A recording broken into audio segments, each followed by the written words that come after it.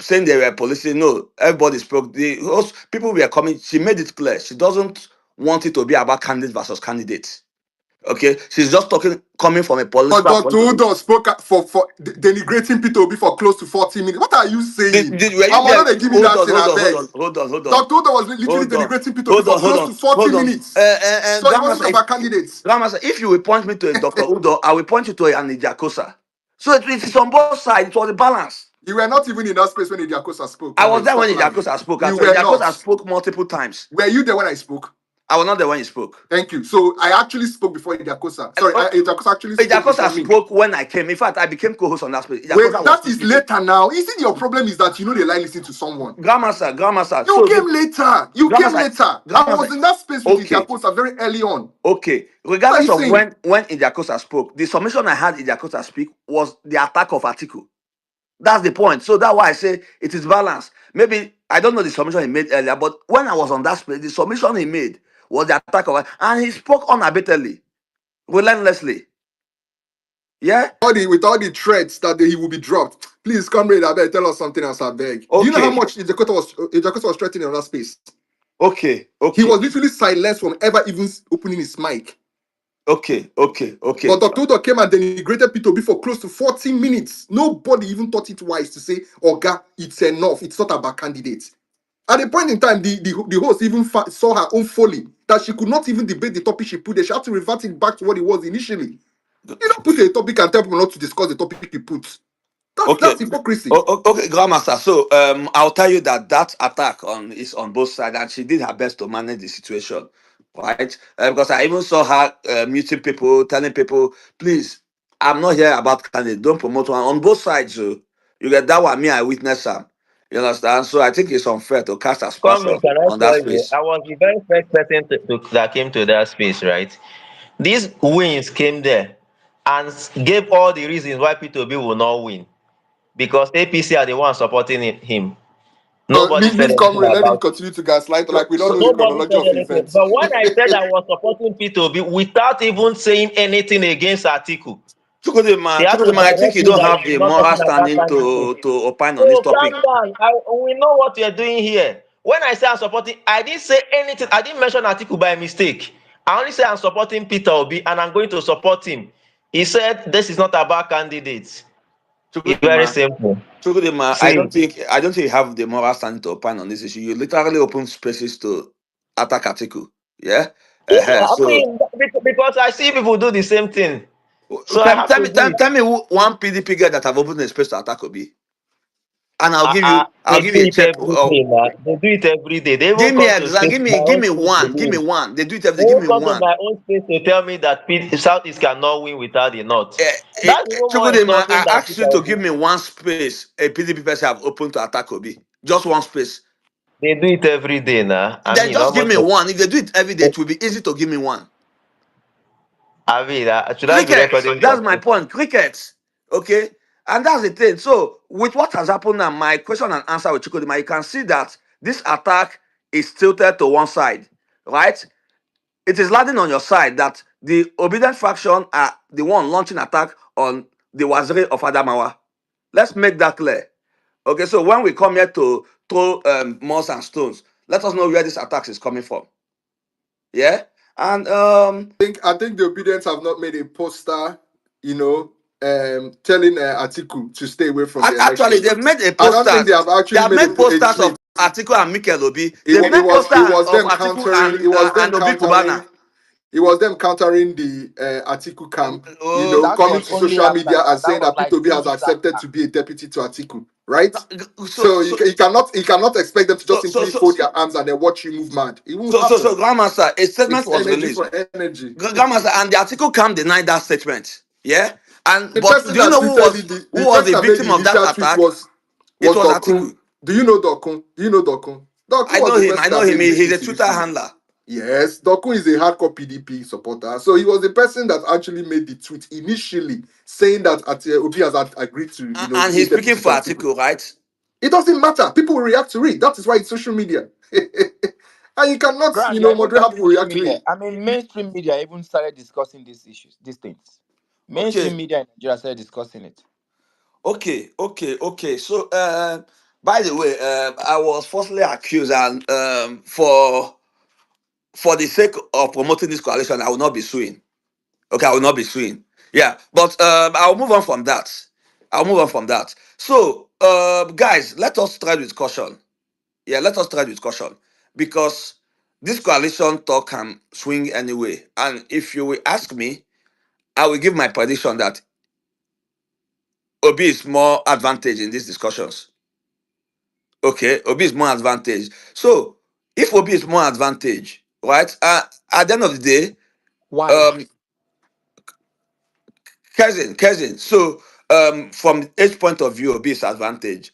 From regional point of view, Obi is more advantage, right? From financial point of view, Obi is more advantage. Yeah, because presidential election costs money; it has to be funded. Yeah. So, but however, Atiku is still entitled to his ambition. The ambition of a man is like wildfire; you cannot quench it in a day. Obi has his ambition. Atiku has his ambition. Yeah.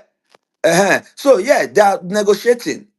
They are negotiating, and it's okay for you to advocate for one, but to the extent that you see that these two Why guys, why is the negotiation looking like horror movie?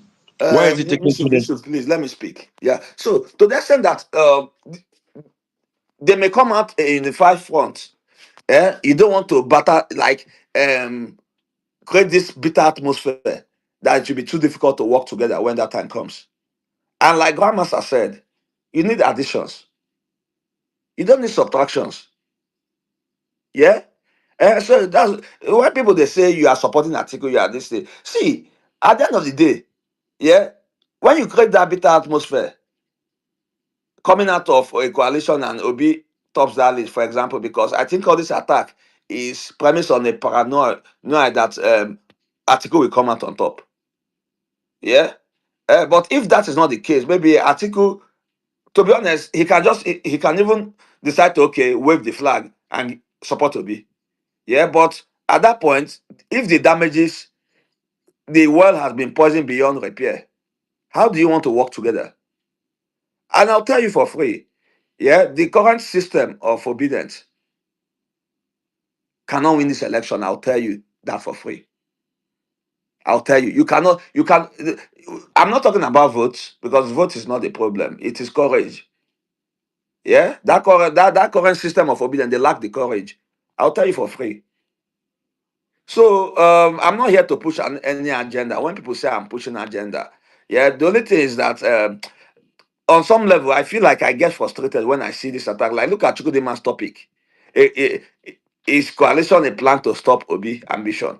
I've listened to Atiku supporters.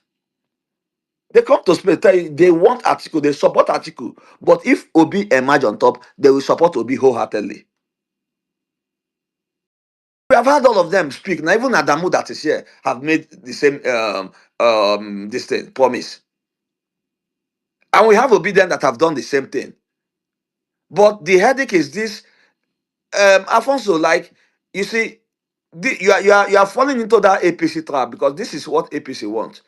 When you see their space opining on coalition, their space opining on coalition is all about telling you guys no grill, no grill. Yeah, because they want that 3 lane again. They want that 3 lane again. And when I came to this, I saw the topic. I was like, Ayo have started hosting this place again. And I looked at lo and behold, it is Chukwudema. And Chukwudema, you being the host, you are in suspect because you have been part and parcel of APC, a card carrying member of the APC. What is to say you are not doing APC bidding as we speak? And you are leading people like Grandmaster along, right? So, Grandmaster, somebody might have been paid, but it is not me. Yeah, it is not me. Okay, so that's it.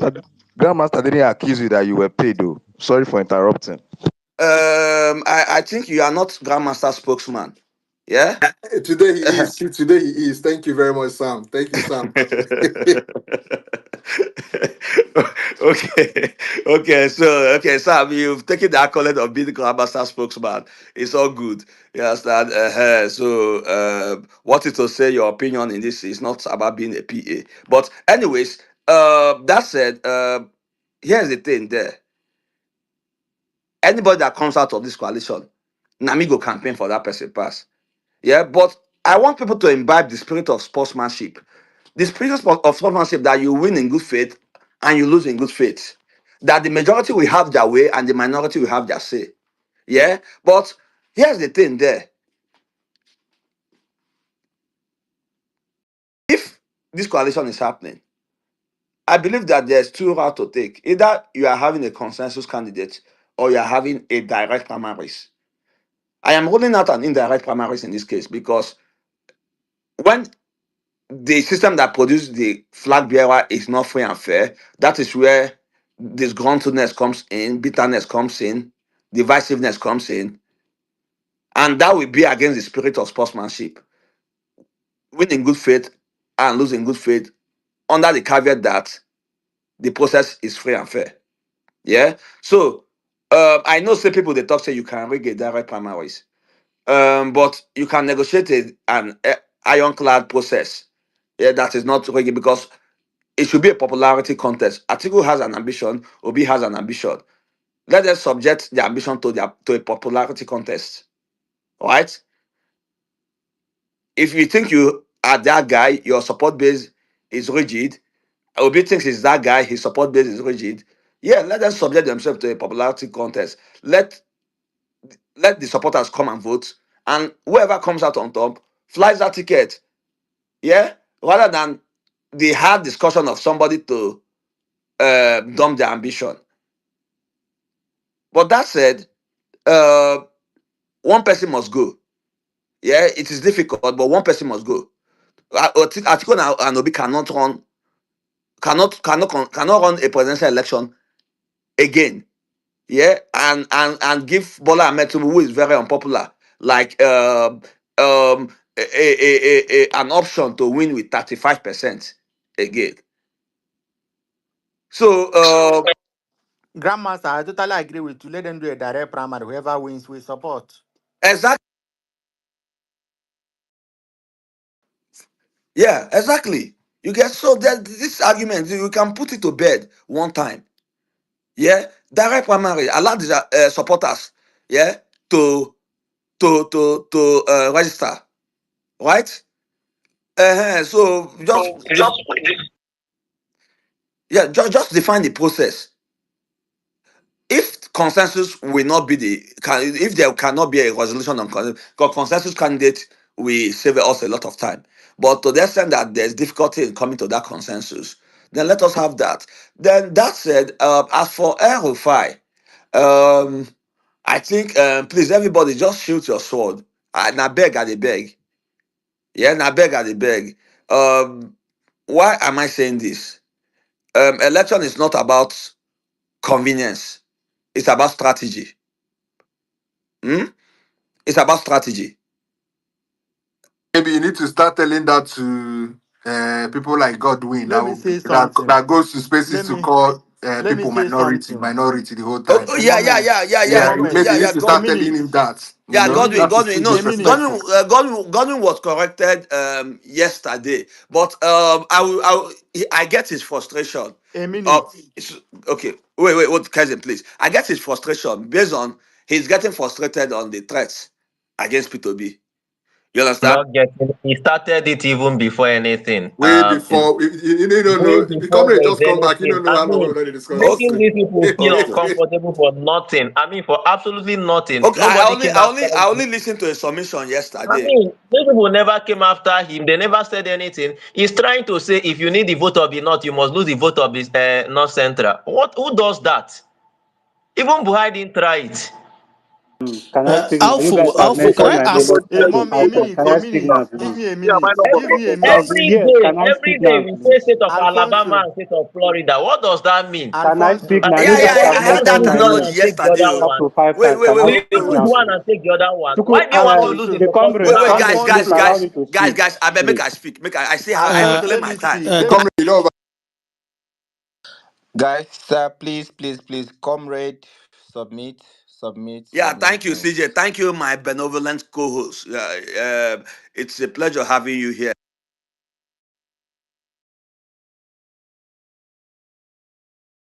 Thank you, thank you. The comrade, add this to your submission. Just a quick question to you, the comrade. Please add this to your submission. You just said now that you think a direct primaries should settle this problem. I totally agree with you. As a Democrat, I will not, disagree with that. But do you think that considering this Nigeria ethnic divide and this trend of ethnic support for their own kind of person, do you think that will not affect the outcome of the direct primaries? Thank you. Let me answer that question. I want to answer the Guys, question. they Oh, know yeah, the answer, then way. I'll continue my submission. Yes. No answer, I beg. We don't need your answer. Go, make one read answer the question. I beg. If you want to answer, but I wanted to speak on that, but comrade, answer the question. Guys, you have your time to talk now, so if you want to touch on it, you can. Thank you. I beg, comrade, I beg you. Yeah, Answer yeah. the To be fair, like I don't think is going to affect because even the support for Obi has not been based on tribal lines. It was not along religious line, right?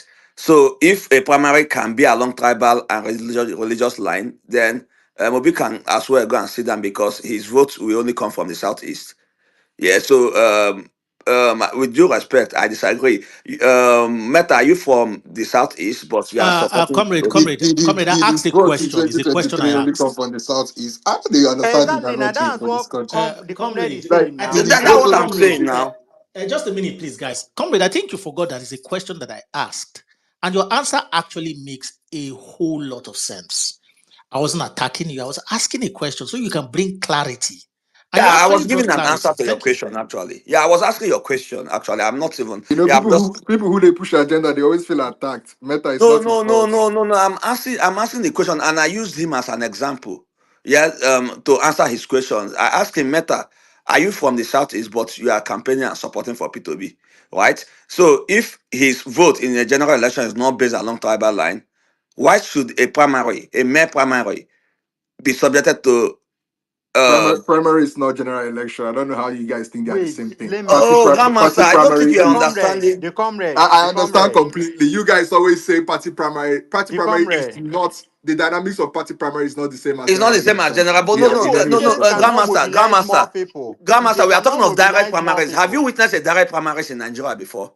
I don't need to if witness they it. witness cannot The one You I you mobilize did more see see, the people to you vote see, for their that's the thing. candidates, wait That's now. the thing. See, comrade, reclaim your time. Just wrap up in 2 minutes yeah, so yeah. that Thank you. So 2 minutes care. I then give Conrad 30 seconds. I want to ask a question. what Grandmaster is doing, he's trying to give the dog a bad name to hang it, right? So discredit the process, so that you will know these tactics. The oldest trick in the playbook.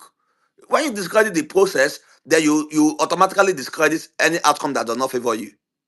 Yeah, and maybe you are not confident on the popularity of your candidate, perhaps. So what we need is an open secret ballot, okay, where we know who voted for what, because otherwise they will rig Gra- it. Okay, Grandmaster, yes, it can still be maybe a that is form what we of. need. It can be. Okay, It can still be a form of direct if primaries.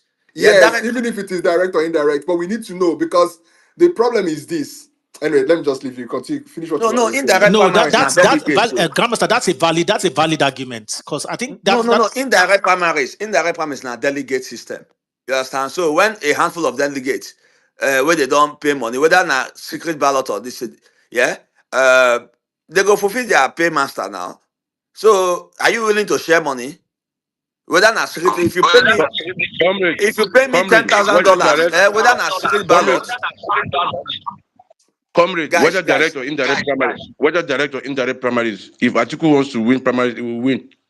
Bone that way they talk. Whether Uh, direct or indirect, bone Yusuf, that thing.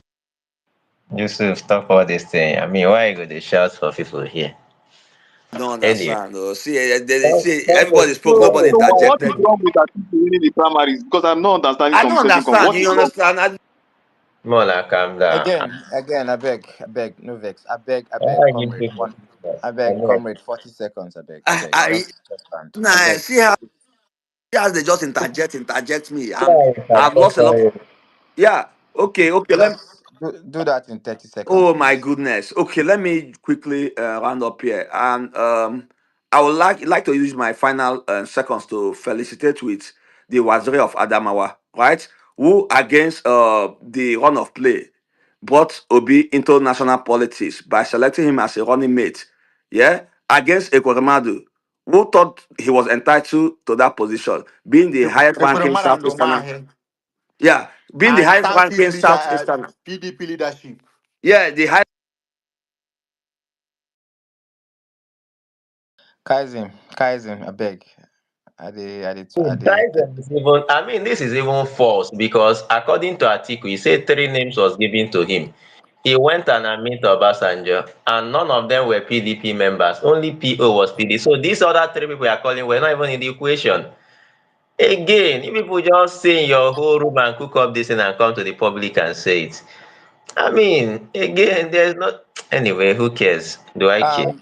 Kaizen, I beg, reclaim your 30 Yeah, But Also, seconds. didn't sorry, you listen when Dr. he said CJ, sorry. Again, Dr. CJ, please, Kaizen. sorry, just a quick one. Also, Alfonso, sorry, guys, let me just a quick speak one. now. Why are you guys dragging me Just 10 now? seconds. Let me add this to what you said, please. Do not also overlook, Alfonso, that after Peter Obi's tenure in Anambra State, Goodluck Jonathan approached him immediately and asked him to join, his government as an advisor on economic matters. I would believe that that is somebody recognizing Peter Obi's, But Alfonso made the So, argument beautifully well that Obi was appointed, he never served. Alfonso, so you Gamasa is contradicting you guys are oh, the opposite. point I'm making Yeah, is that, sorry, you He didn't get the point I didn't was making. The serve, point I'm man. making is that He Peter didn't Obi serve in was that yeah, he did not capacity. serve, he did Peter not Obi was serve, so he approached was by the never. then president. The president approached him to join his team as an advisor on economic Yeah, issues, right? so we have a So lot of we appointees. can also say that Jonathan played his role So in so bringing so him to. Festus Kayemo is a minister of aviation. He's in national politics. Then he's a national figure, right? Who again has been appointed? What is that guy? Nigeria, not FG. He's a PA. He has been appointed. He's a national figure, Are they right? not national Woye, I'm talking figures? of Woye. Are you saying they are not national figures or what? Oh, Woye is a national figure. Okay, I get your point. Because they are working in a national capacity now. What Okay, are you okay, saying? okay, okay, okay, okay, They are okay. working for So the federal government. If they are working for the federal government, they are okay, national figures. okay, Comrade, no okay. school. Iman has been appointed as PA in Goodluck Commission. He's a national figure. Yes, let us make the argument and go. Right? So, guys, let us be introspective in our argument. Just, So, but that said, let me continue with my felicitation with the Waziri of Adamawa. Right? So, against the run of play, Ekwemadu was talking like a kid. The entire Southeast establishment, Ohaneze Ndibo, they went against Atiku for making that singular decision of choosing the trader over the renowned lawyer, right? So if Atiku Where do is people get all this thing from now? I mean, Alfonso, when this thing was happening, you where were do in you get all APC, you this wouldn't know garbage this. from? Wait, Alfonso, when calm this thing down, was calm happening, down. you were in No, no, APC, no. Wait. You are going to do you were me a a favor. capital member of APC. Wait. You are going to do me a favor. I did Atiku Obi more than you did. I even voted for Atiku Obi. You didn't vote. So, I mean, this one you are doing here is boboing.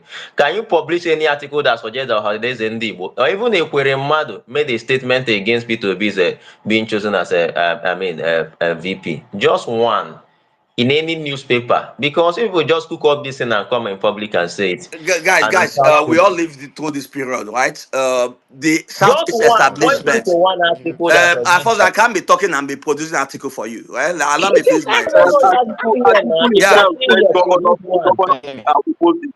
Atiku himself said it that the governors opposed it. He they said it opposed himself. it. You understand? Even Umahi was even talking about giving Buhari 25%. We all lived through this period now. Because you don't like the Wait, man, you are distorting history, revising history. What's all yeah, I this? mean, wait. He said article talked about what? See, Chukwudema, Atiku facts don't said care that the about your PDP feelings. governors opposed it. I will be as VP. Atiku said it that the governors We, from I the think we don't southeast want need to say opposed it. it. I was angry then in great time because of Atiku said it. that incident then. Yeah, You were angry. they sabotaged You that not ticket. represent anybody because article said that 3 names were given to him when he went to meet Chukwudema, I am Obasanjo. not even see And Chukwudema. Obasanjo advised him to pick Peter Obi because he's the only member of the party. Anyways, I will round up here. Yeah, Why That is what Hamas? I listen. That is what the article said in person. So you Chukudema, coming keep here your Yes, and and emotions after in he check. beat Peter Keep Obi, your the emotion. governors Keep will your wind up agenda saying in they're not check. completing Alpha. no. After whatever happened after he picked P2B was not important, right? I mean, before he picked P2B, that's what is necessary. So again, continue. I mean, comrade, just wrap up so that we move the mic immediately. Yeah. Guys, let me round up here. Atiku might be the worst thing after the devil. Yeah. But Obi, in his wisdom, found it noble. Nobody said So that. Yeah, I come no, leave Might, agenda. I said Ah, Might, I why said you, Might, I said you Might. It's like a probable agenda? statement. I Wait, don't wait. think anybody has said anything bad Guys, about guys, Atiku yet. guys, hold on. Let me conclude. I reclaim my time. Yeah, he might be the worst thing after the devil. May. These are conditional statements. Yeah, but Obi found it worthy and noble. Eh, to pair with him under that ticket. Obi found it worthy to go n- nationwide, cross the country on national TV to Yeah, that's defend. why we are asking Guys, Atiku allow to me speak. replicate the Allow me same thing speak. now. Atiku I will have freedom replicate of the same speech. thing now. Please. So that's what we are saying. Atiku should replicate the same thing. He has Guys, never hold on, done it hold on, hold before. on. Let me conclude. This is my concluding statement, right? Obi found it worthy. Yes, sir, in his judgment, noble to defend Atiku for all against all the attacks you are putting on him today. So it is either Obi's judgment is wrong or your judgment is wrong. These two things cannot be true. I mean, there's no attack I've ever put on Atiku. I've always said every single time that at 81, if you are running for office, it's an abuse of elder. So you should hand over the baton. I mean, you can go and listen to all the spaces, a recorded space. So I mean, so if I think that if it was 8 years ago that I should have supported him, but now I mean, it's over age. I don't think there's any wrong judgment about it. And that's what I'm saying, right? If Obi find it worthy to go about answering questions about articles, my watch, and all those nonsense, Atiku should also find it worthy to throw his support behind Obi. I mean, it's as simple as that. If he's not going to do that, then there's a problem somewhere. Thank you. You can wrap up. So, Abi, please, I beg you, comrade. You won't see anywhere where I said anything contrary to what I've said. It has always been about himself refusing to replicate the support and him being too old at that time. These are my two arguments. And everywhere you see me. So it's time for him to support another person. If he's not going to do that, it's very disrespectful that in fact it's even a disgrace that Obi supported him at that time. Thank you. Okay, yeah, thank you. I think we should stop having emotional people hosting spaces. Yeah. But anyways, let me conclude here. Wait, Corey, you dey talk about emotional. You will be Idi Amin, Uh, tyrant for space. no, You go the tyranny co-host, is and you not go a. talk past all the speakers waiting for your Hold listen. on, hold on. Hey, Let me small conclude. And thing, I you don't want don't to make I listen. talk. And You I don't want to make comrade, don't talk emotion here. Make I conclude now. Make I conclude. So, Chukwudema, like a lot of attacks have been launched on article, whether you like it or not, and you are making And another argument. likewise on Obi, what is this silly narrative? Please stop this nonsense, Oh, comrade. Obi Grandmaster, has you been spoke insulted. now. Like, Biko Kusiha, Biko, just stop this nonsense, Grandmaster, please. let me speak. Let me speak. No, you I will can't not come even up take. here and say that a lot of attack has been launched on Atiku. Meanwhile, And the the kind PDP defense, guys Grandmaster, have the been kind launching, defense Grandmaster. wey attack We are post not. until We they are, we don't are all elect on this person. app. We are all on this app. Okay, please let's not revise what is happening here. Yeah, even on timeline. If I can go to my timeline, I'll see it. So, but Chukwudema is making a different argument today, saying that age. What is the retirement age of civil How come we wrap servants? up at bed? We don't hear you. You don't talk It's for close to 1 65. hour. It's Again. 65. And how many candidates going into this election will be less than 65? So if you throw stones, be careful your mother is not in that market square. Thank you. I say again, presidential Comrade, job should not comrade, I want to be for correct something you said here, please. Just give me like 30 seconds to correct what Corey said here. So please, I stand to please no, I do not stand to I'm sure what I'm about to say. I So hope comrade, Grandmaster hold will be on. interjected like me. Hold I on. hope so. No, 30 seconds. I don't fit off past 10 seconds. It's concern me. Me, I come to back and forth. I don't say you be a gender person. You can't push propaganda. So me, I know you follow you join that one. What's his name? Alhaji Balewa was not elected prime minister the first time in 1964. I'm sorry. Oh, he was elected chief minister he was appointed chief minister in 1967 by the then Governor General James Robertson. And then in 1959, he was, reappointed as the prime So we are minister. talking of election, not appointment. Wait now. There was election in 1959. So initially he was appointed as a chief minister, which was designated as the prime minister, if I'm not mistaken. And then in 1959, after the elections, he was also reappointed the prime minister going into independence. So it wasn't any coalition. Grandmaster, before No, now. independence, Make I finish. we have a monarch. I mean, a monarchy system. Now, I try to explain to Yeah. you now. Okay. Wait now. I'm trying to explain to you. You came and you said that it was a coalition that brought him, that made him a prime minister. No, that's not true. In It 1964, was like a Wait coalition now. I'm that trying made to him prime explain to minister. you now. The That's what I'm trying members to explain. voted. It was a coalition. Abeg. Sorry. It was a coalition that it made was him a prime minister. coalition, I'm NPC on and a do dull NCNC. for this app. I beg. There was it was not any coalition. It wasn't a coalition. Allow me to say what I want to say. I beg. That's You saying that it was a fact, like, coalition. He was appointed a chief minister in 1950. wait, the Grandmaster, coalition that even happened in the Nigerian parliament, if you know, is actually the Second Republic of not even the presidency, right? Is actually the what's it called? It's actually the Speaker of House of Reps, right? Where Zig's party, what's the name of that Zig's party? Came into coalition with the ruling party NPN to produce the speaker when he's not from the majority party, right? Because I remember very well, the guy is Edwin Umezoke was not from the ruling party; it was from the other party. Then they came together to form a coalition, and this thing. If you talk about coalition making this guy prime minister, that's not actually true. To be honest with you, I mean, if you look at it, they won the election and they had numbers, and he was appointed because this guy, what's his name?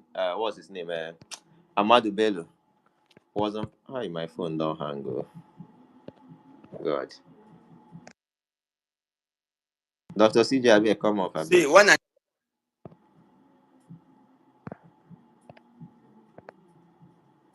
Chukwudema, please leave this your mute button. I beg. when Nigeria became a continental Comrade, republic let in me explain something to you. I 1963, beg. what happened? Okay, Wait, go ahead. comrade, let me explain something to you. It's still my time now. Please, Chukwudema, please, with all due respect, leave this your mute button for some time. The way you always block people when they say something, it's actually off-putting. No, it didn't be It kind say of makes me not just plenty want to when come they and join the talk. It's not discussion. one person they talk. I know Yes, Chukwudema, now you I'm don't have handling the dominion over us, situation. okay? I'm handling the situation. I was engaging comrade. You don't just need to, mute the mic and start lecturing us. Me that was speaking, I know what I'm saying. No, they So you talk should when just they allow talk. me to finish what I'm saying first. And So Adamu was still let me say talking. what I You was still saying. agree, talking. Comrade, Balewa was appointed the chief minister. Read it again, my mouth. In Grandmaster, 1950. Let me wait. finish. You are making an argument I'm not No, making. let me That's the problem I finish. Let have me We here. are finish. talking Let me about prime. finish. What is Let me chief finish. minister Let me again? finish. You say When I'm prime done, you minister can against now chief Like, I minister. don't understand the argument you are let making. me You say prime finish. minister against chief minister. Let me What is finish chief first. minister? Let me finish. Post If you I Republic. don't make I talk, and I don't go talk. Let me I see the problem, right. Grandmaster. You let me finish. Let me get my point across. If you have anything to say, you say it. Let me set the record straight for you. You are coming up here to say something that did not happen. But you can't impose something I not say, But I'm right? telling you what history is. You said that in 1964, a coalition appointed him a minister. What are you saying? It's not true. Hold on. That is what you Coalition of said here. NPC and NCNC after Let Nigeria me became a explain constitutional to republic. you. Come ready, mute your I mind. Make I have the explain to article you. here. I can If you read it don't out. know it, I just can say you actually don't know read it. the Let me article explain it here. to you. Let me explain it to you. Just mute your mic for a moment. Let me explain to you. Jesus. Balewa was appointed chief minister in 1957. That position was designated as a prime minister. The person that appointed him was the governor general then, James Robertson, in 1957. Then there was an election that happened in 1959, after which he was also reappointed and a prime minister again. He continued being that prime minister into independence. He was already called a prime minister going into independence.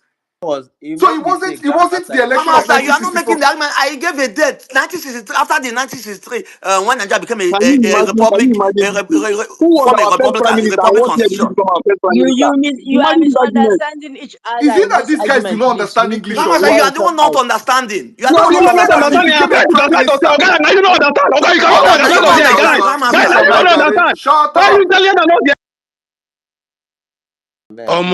I beg, give me Don't, codes, don't, give me I codes, beg, make I mute, make Alfonso, I mute please. people.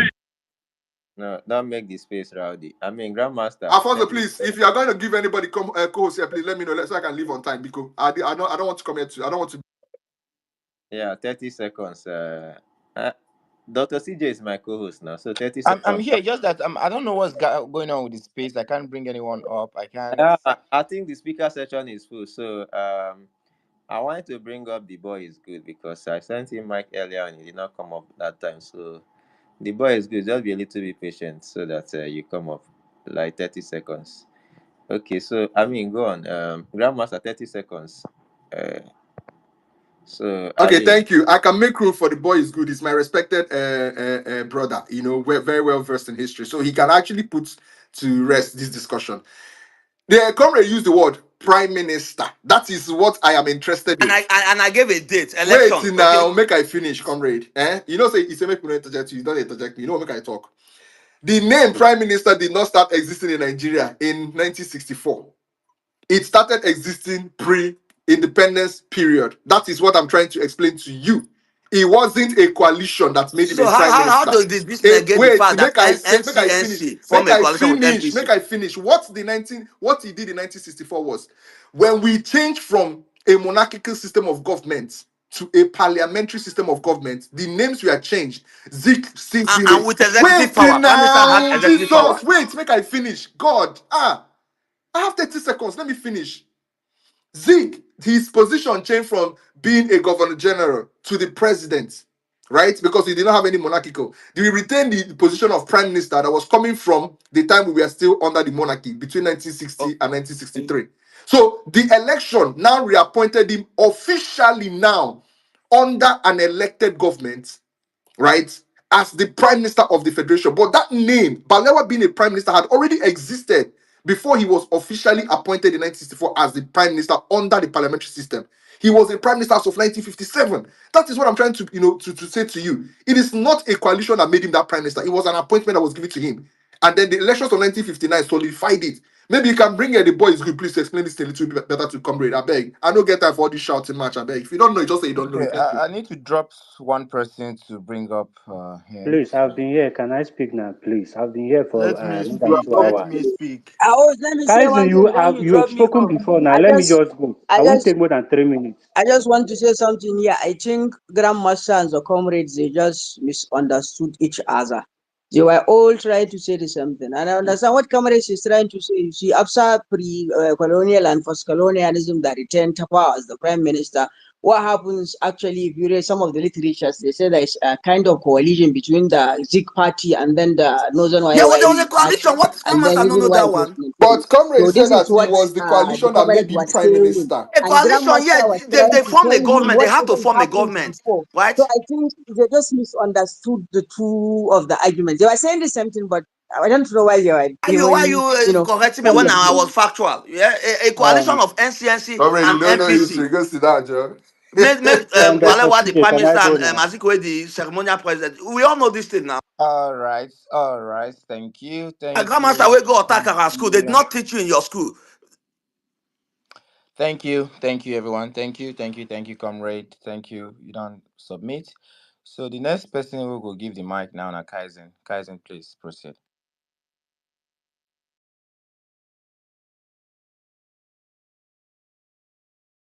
um, All right. First of all,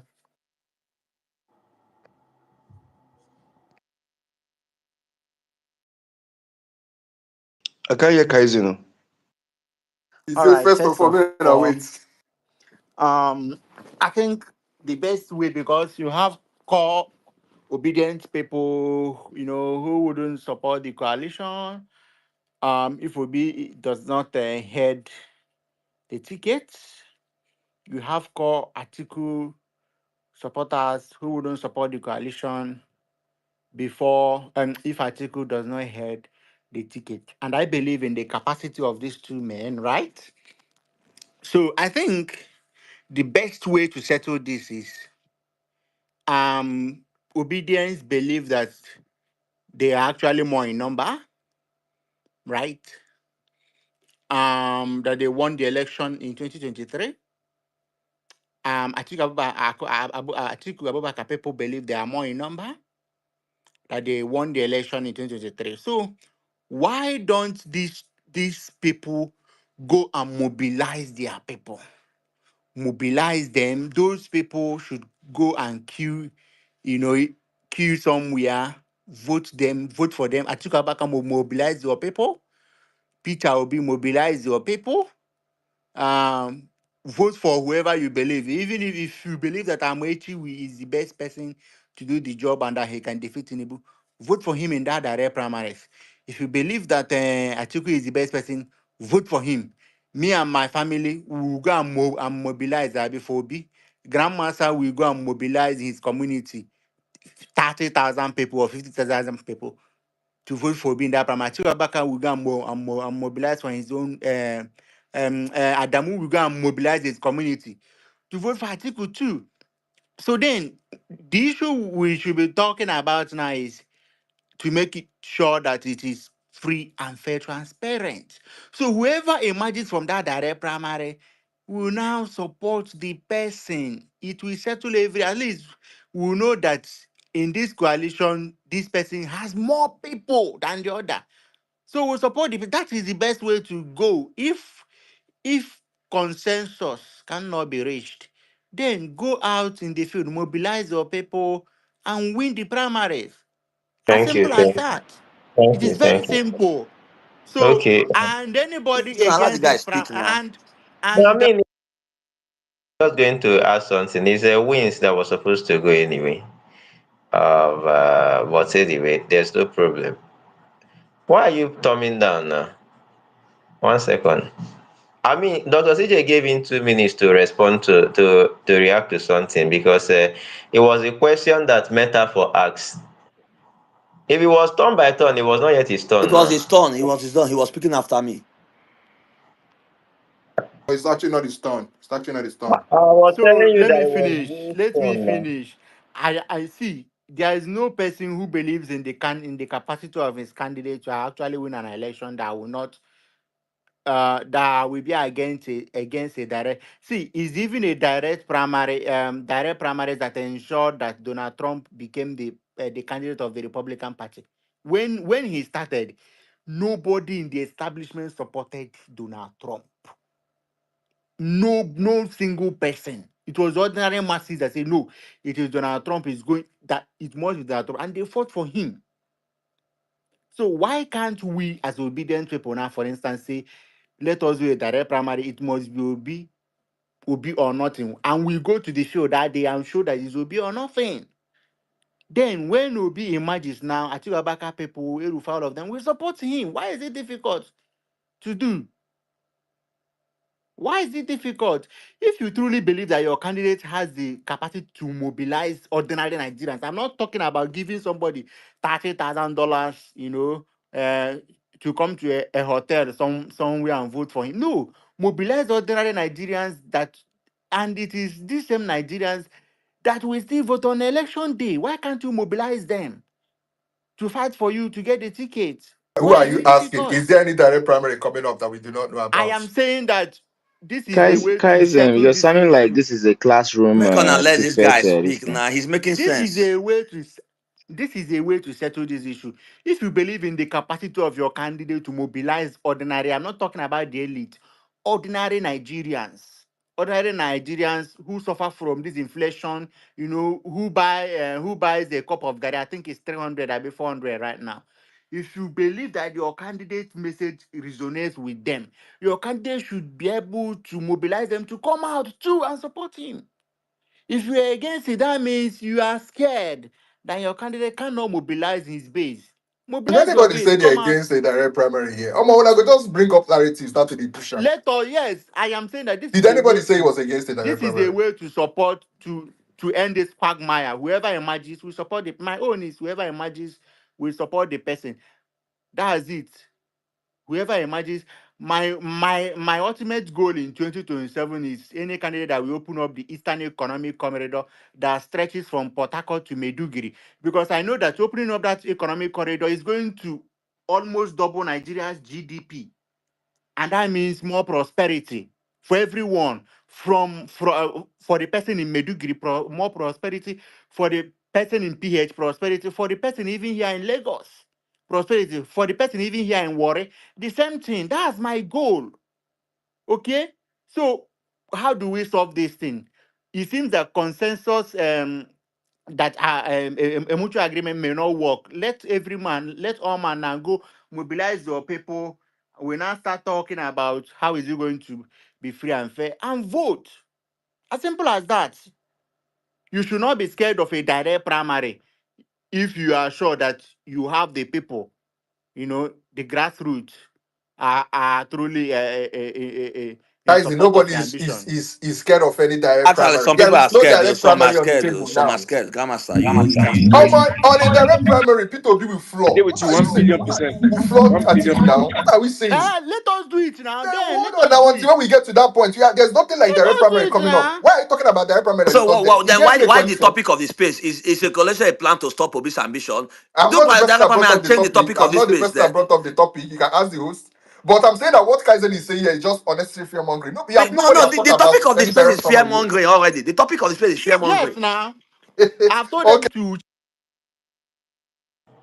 Let's pass the So, mic, please. Southeast versus Northern Alliance is not fear mongering, Abi. It's not Grandmaster, fear we are not Yeah. here mongering. to do what about it. Who? Very divisive We are not here to But do you what about co-hosted this in it. that thing that I space saw. now. Wait, I beg. We push for Brown the no more than obvious. May we go to wins. But for me, in my own opinion, direct primary is not even feasible. I mean, people talk this thing like, you know how long it took Americans before they begin to do it? A new party that is not even formed. You don't even know the political party. How do you decide the members of the political party? I mean, it's not even feasible. If they're already members of a party for a while, that's how the Republicans and Democrats. I mean, the direct primary is not feasible. It's not. I mean, it's not workable. But people just come up and say anything they want to say. The whole thing that I understand the sentiment, right? Most of the people saying this thing, actually, who pretend to be neutral, they know what they are doing. Me, I'm not neutral, and I will say it every day. I am not neutral, and I'm going to support Peter Obi. I'm going to be campaigning for him. He's the only candidate I am going to support. I mean, how this one people do any candidates. I watch all the APC members that we complain about, we cried about insecurity for 8 years come together. And you now have one people, you want me to believe that him alone is there to represent my interests. Why Malami that we complain? I mean, Malami, Erufa, everybody, Amechi, all these people that were just APC versus APC. Then all of a sudden they are there to serve my interest, Eastern Economic Corridor. Okay, I agree with you. It's good. It's fantastic. If they have problem with Tinubu, let them go and settle it. Let Nigerians decide their destiny. Thank you very much. Wins, you have the you mic. spoke All for right, yourself and thank your you. Oh, can I speak? you I spoke spoke for for yourself and myself. your I household, spoke for okay? myself. Yeah. Am I speaking Not for for the you? Nigerian, Am I speaking not for for the you, Nigerian people? people. Sorry, Am I speaking for you? sorry. Am I supposed to speak for you before? Alpha, thank you. Yes, thank you. Like everybody don't agree now. We've agreed that whatever you say here on this space is meant to achieve two things: enlighten people, make your submission very precise, so that whoever is listening will understand what you're trying to say. Because this back and forth, at the end of the day, some people might not be able to understand what you're saying. Make it very precise. Secondly, is to understand that whatever opinion you have here is for you, maximum, you and your wife and your picking for your house.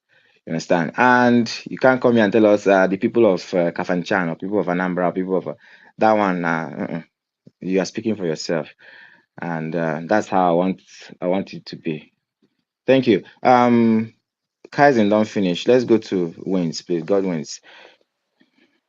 Thank you. Can you Please, hear me? somebody should answer this Oh question. I my beg. God. Can No you stop? verse. Let me speak now. You have been speaking here. Kaizen. I mean, you're a very familiar person here on this spaces. Please, make we just respect ourselves. I beg, right? Make we get that mutual understanding. You've spoken. If you still want to speak, just stay there. You still have opportunity to speak. Godwins has been here. I mean, for the longest of time. Let's listen to him, please. Thank you. Please, I will be very.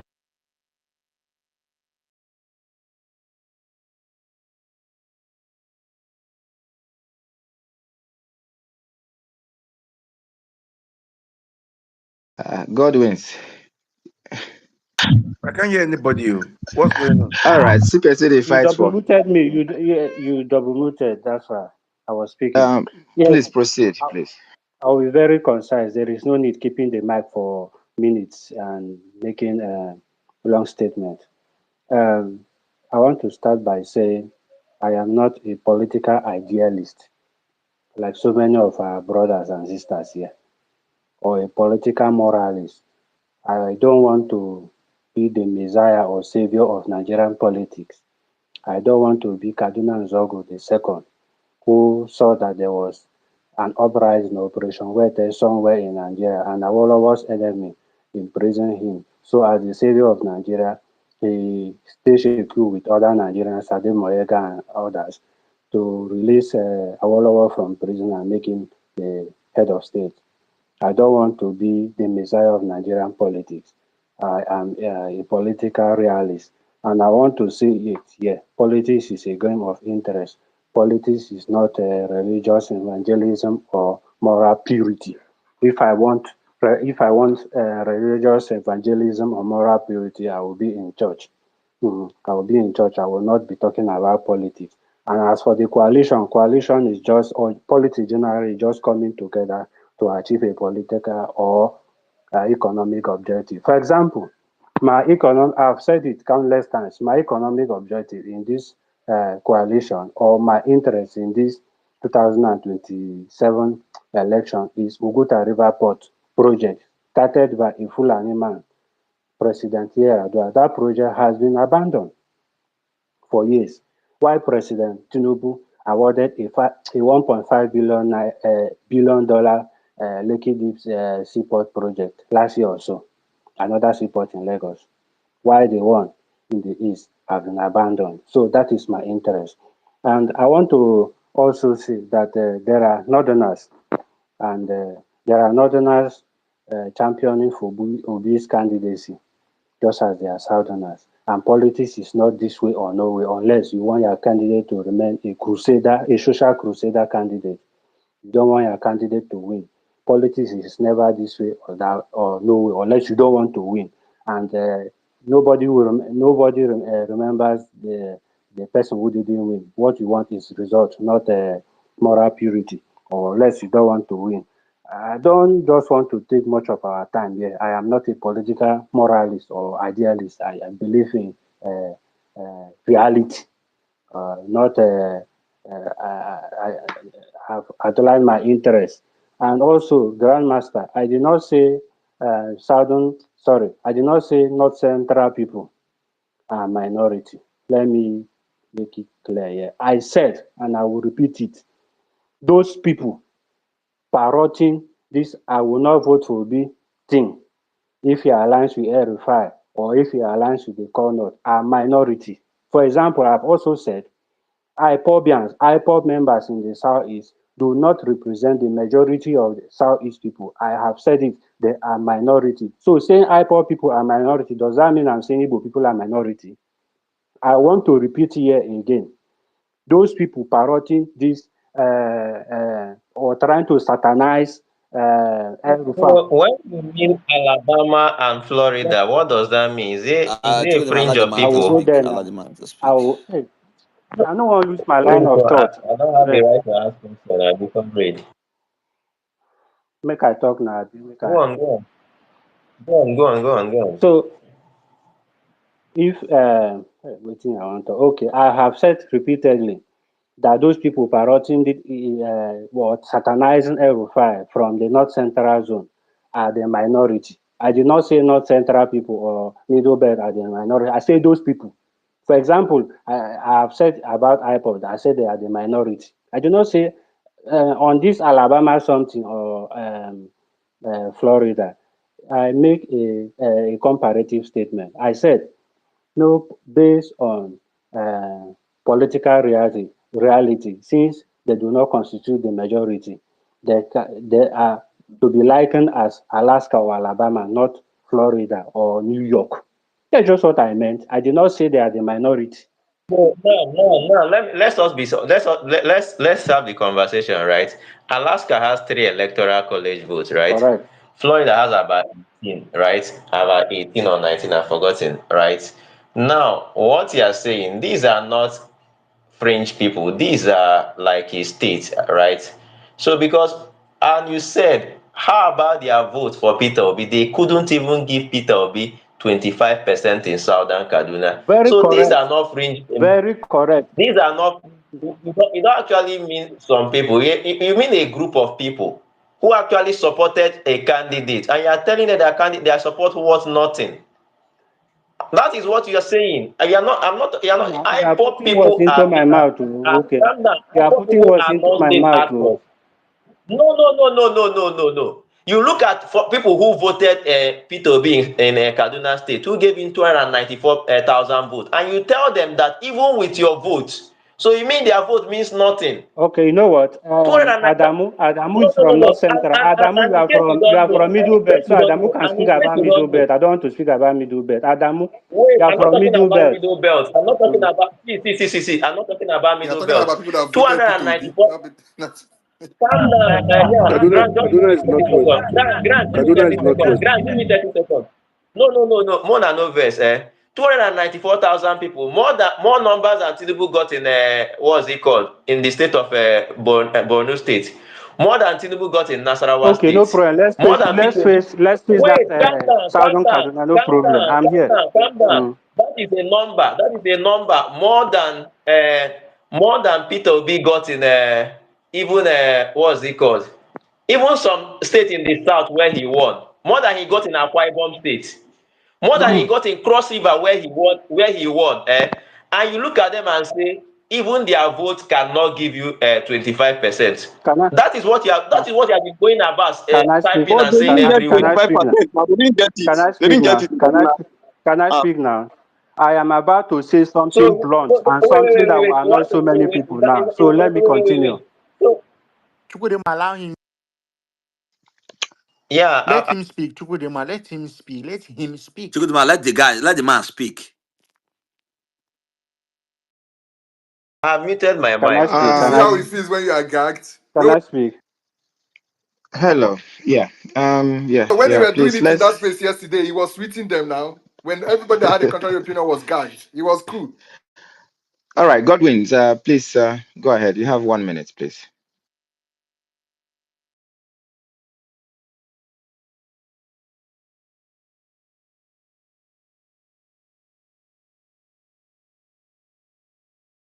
Go ahead.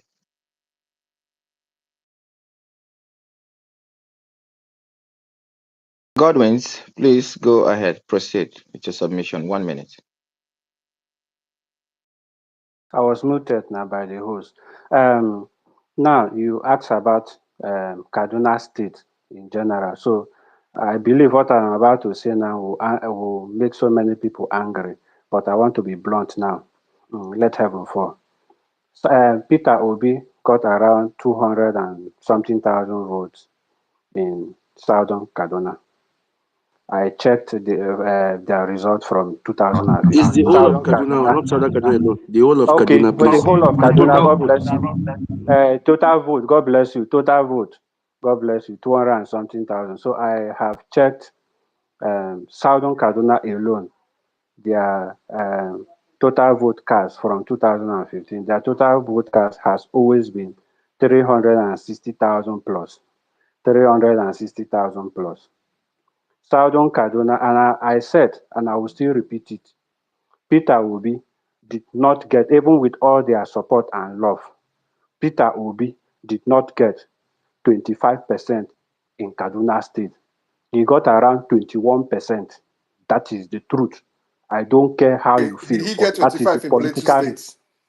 that is the political reality. He No, We no, are won sorry. talking Plateau State. about He Did won he get Plateau we are State. 25 He in talking won Plateau about Plateau State? State. He Kaduna won He State. won Plateau. Plateau State. He I won am not Plateau here State. for Okay, no, we no, are there's a talking reason why about I'm asking Kaduna now, State because the now. discussion is Middle Belt. We're not. and Grandmaster, Did he Tinubu get got more than 25 in Nasarawa 25% in State? Plateau State.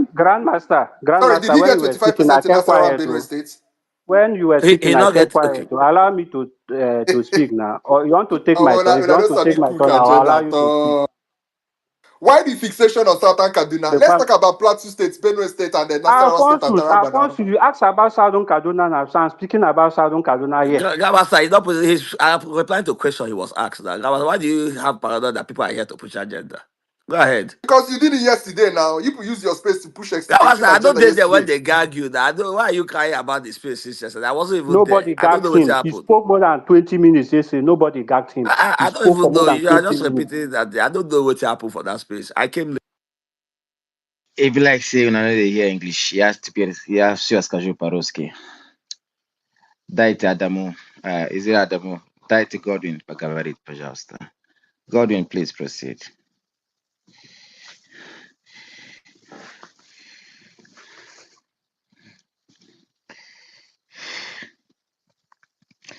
You have the Muted by mic. host.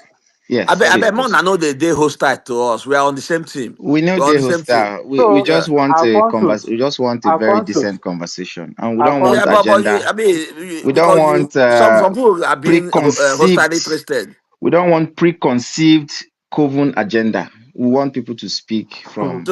So any opinion you uh, don't agree with is a No, preconceived coven no, I'm the agenda. not. Congress, I'm not saying I don't this agree. Kaduna State thing, I beg. Make I finish that Kaduna. I don't be hungry since morning. I did this case. Make I finish this Kaduna State thing. Now, anti-Air Rufai Brigade, who supported Obi, who have been saying if Obi aligns with Air Rufai, they are not going from Kaduna State or Southern Kaduna. Ndi Kato and the rest, I have huge respect for her, by the way. They have been saying if Obi aligns with Peter Obi, if Obi aligns with El Rufai, they are not going to vote for Peter Obi. And I have said, I want to repeat here, votes in 2023 have shown they are the minority. Simple. That is the truth. They got to be 21%. They gave Obi 21%. So that means the people on the other side could give Obi, if Obi aligns with El-Rufai, could give Obi more than 25%, because if people that were for Obi, the anti-El-Rufai people that were for Obi could not give him 25%, and they are saying they will withdraw their support, that means if Obi aligns with El-Rufai, aligns with the other people in the other I house, mean, that means this they is will give him more than actually Allow him 25%. That speak is a I political him now. reality. speak wait. Allow him now. Let's This allow speak is a this guy to political speak now. now. reality. I mean, why are you people triggered? I just wanted to make a sentence. 1 second. This is actually a political naivety that you are trying to show here. Who Don't There made is you worry, no the let arbiter him of guarantee. speak. Wait, calm down. I will talk. Abi, who if made you you the allow me grand talk, patron just of tell. politics? Wait. This is actually naivety because you assume in your mind that if you throw away your supporters, other people are going to support you. I mean, that's actually. I've not seen anybody that does something like that. Even Buhari did not try it. You throw away people who have been supporting you and say no, they don't matter, and the other people will just embrace you like that. Because of what? That's actually I mean, is that the political reality you talk about? You being politically realistic. Is that the being realistic that you talk about? Someone embraced you, supported you without anything. They are not thinking that if you throw them away, people who have never supported you will just support you. Anyway, there's no problem. We are getting there. Chikidima, you are doing grab it and Somebody run Be should away. mute careful. You Now are just him. let They doing her will grab call speak it you and run Let away him emotional. now. Oh. with let it. him. Chukidima, you are doing grab it and run away with it, with the mic. You grab it and run away with it. It's okay. Please, Godwins, please, you have just 30 seconds, please. Please, nobody you know, should. go, you know, No, this 30 seconds. How on earth is that an assumption? If you look nobody at should disturb him, even if he's no. See, but Dr. CJ, look, isn't that an no, assumption no, that Chukudima, when you Chukudima. people What that I'm trying to say voted, is, once you wait, finish, Dr. you go CJ, collect. Dr. CJ, 1 second, Dr. CJ, 1 second. You know they say this in every time, but isn't that which one is a bigger assumption? Isn't that an assumption that those who voted you, right, that you will disregard them and go and start chasing those who have never supported you You never hear to the for call. one or two reasons? I mean, how do people come up with that thing? You never hear Anyway, you never hear bed at hand before. I don't know who is making that submission. What do you mean by that submission? Bed at hand. The one you have is what But is these Um, what. people you are talking They about will said they will call vote you for Chukudima, you. they emotional. have They told said you they will that. vote. And you know the problem is not even that the other people are giving you assurance that they are going to They might support leave you. that And there's no argument. They will assurance call they are you going to give emotional. because They of say you are the emotionally Chibe, All right. Godwin. Make on Chikudema, let you're this guy emotionally speak. Now charged. make on You're let this guy. emotionally charged. All right. I'll continue muting. Until Let the man everybody. speak now. Let the man, then you can counter him. I'll mute you again. Godwin, please, 30 seconds. Please let's I beg keep our emotions in check. I beg make we allow Godwin speak for at least 30 seconds. Please land in 30 seconds so we'll move the mic. You know. So but Chukudima, you get the space. So if anything, if he wants him finish, if he grab the mic, counter anything when they talk. The ones you think is right, the ones you do, and just counter him. So just let him land. I beg. I need and they beg you. See, we need to Okay. discuss about Chukwudima's emotion on this space. He's not capable of keeping his emotion in check. You don't come again, comrade. I beg now. I don't beg you. I'm not gonna allow Godwin speak. I beg, how And much you why? drop, comrade? Just bring 5 naira. Can I speak Suppose now? 10 naira. I think this Southern Kaduna thing is a very uh, dicey issue, and I wouldn't want to speak on that again. But I also think Peter Obi's dilemma now is relying on his base, on the base that could not give him 25%. Um, uh, Relying on the base that could not give him 25% over the base that is ready to give him more than 25%. But Adamu is from Middle Belt, the area called Middle Belt. So Adamu can speak on Middle Belt. At least he knows his people more than me. So Adamu, at least you are from Middle Belt. You understand the demography. You understand the demography of your region. So you can tell us about Middle Belt. Thank you and God bless you. I have a question for you. Can I ask a question? Yeah, thank you. Thank you. You're too kind. So the question is this. You say that you are much more, interested in sorry, how did you even say that? That it's a game of interest, right? So your interest is for Oguta to be dredged or whatever it is they are building there. I can't remember exactly what you said, right? And then for that, we should disregard the base that campaigned for P2B, that voted for P2B, and then pitch our hope on a people that saw P2B in 2023 and completely ignored him. My question is this. I'm not saying what you're saying is wrong or right. My question to you is this.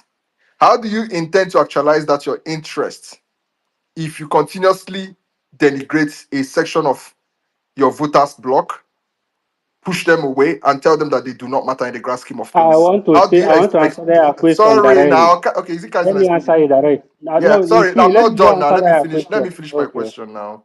So, how do you intend, you understand, to get yourself to the point where that your interest will be represented without actually, first of all, getting the votes necessary to get you to that position? Thank you. Grandmaster, stop putting words into my mouth. Um, I Not said putting words into your Adamu, mouth. You've been doing this Adamu, now for the Adamu, past 1 month or Adamu, two. So it's not Adamu as will if speak. everybody, no, but everybody knows you here. Adamu knows their demographics from that region. But I want to say No, this: but you've been speaking that on the region issue. you You call can't just Middle Belt, delegate to that him. region. Let me You finish have been now. speaking That on the region. issue. So I'm asking you based on the things you have said here Okay, and in let other me say now. spaces. Let me finish. That region you call Middle Belt, I want to say it here that Tinubu won it. It was not Still P2B stands. that So won do you Middle think Belt. that the better Mm. way now to go forward is to completely disregard the region and their I votes want to and say, go I and want pitch to our say, who they mute me One They have now? second, I said Make that I they beg. finish will what they support ask. Tinubu. Their leaders say they will I support want to Tinubu. finish my question, Their Kaizen. leaders, You are not their answering leaders my say they will question. support Kaizen, Tinubu. mute your So mic now. let us. Mute your mic. Make I ask my question. I beg. I'm engaging wins. I beg. You are interrupting me. you are So, engaging me. Allow me to finish now. I want to say that that all region right, go is ahead. not your stronghold. The votes in 2023, 2019, 2015 has shown that that region is APC stronghold. APC won that region. That is the truth. So should we Tinubu abandon won the that region region. completely now and go for a If you region want that's to, never if voted for P2B before? Work with people that want to work with I'm you. asking a Allow question. the okay, Kaizen, person please vote allow for me who they to want to have a vote discussion for. with Wins now. Waiting be all this one now. I'm asking you a simple question, right? So okay. since you If feel you, like, okay, hold on, grandmaster, if Wins, you want Wins, to just a bank, moment. if you want to bank on 20, if you want to bank on 21%, there is no No, I am problem. asking you a That is what simple you want.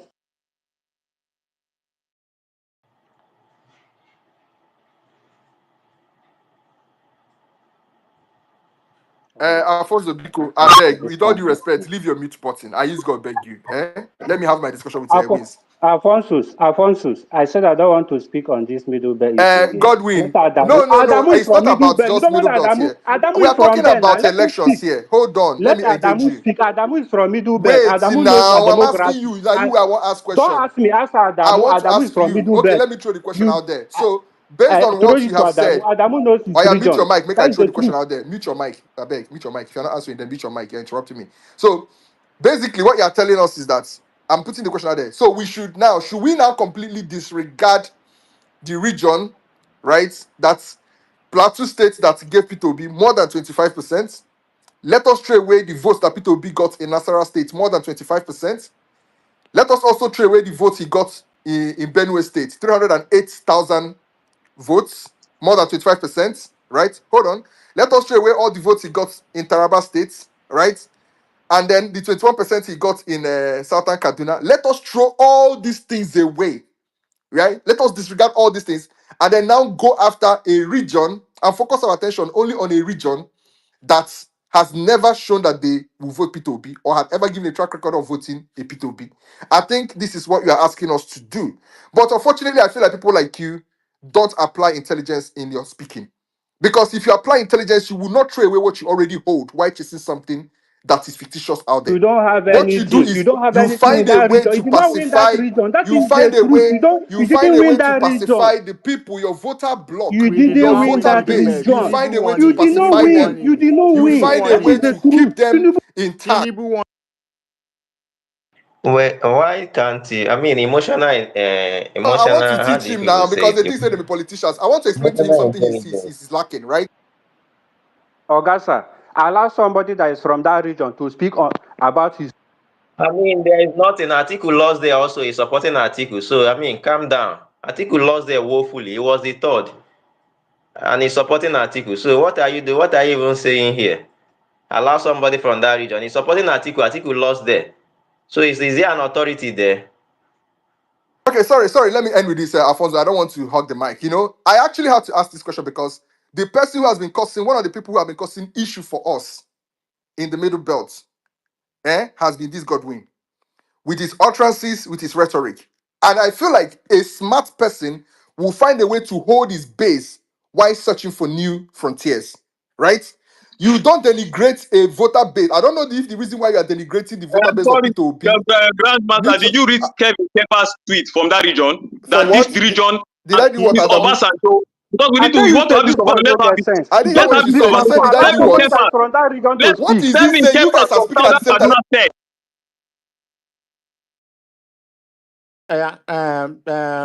Grandmaster, have a conversation with Adamu.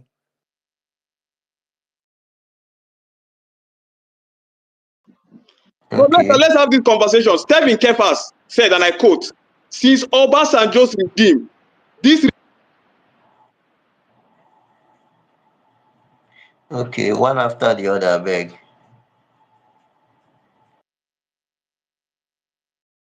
Okay, I was no, not I'm done speaking. initially.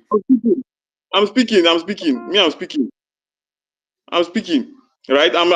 allow me to read what No, Kevin I Kefa. wasn't done. You have to wait for me to be finished. Then you can now rebut. Calm down. Let me just round down in like 30 seconds. So the point I'm making is this. I don't see any,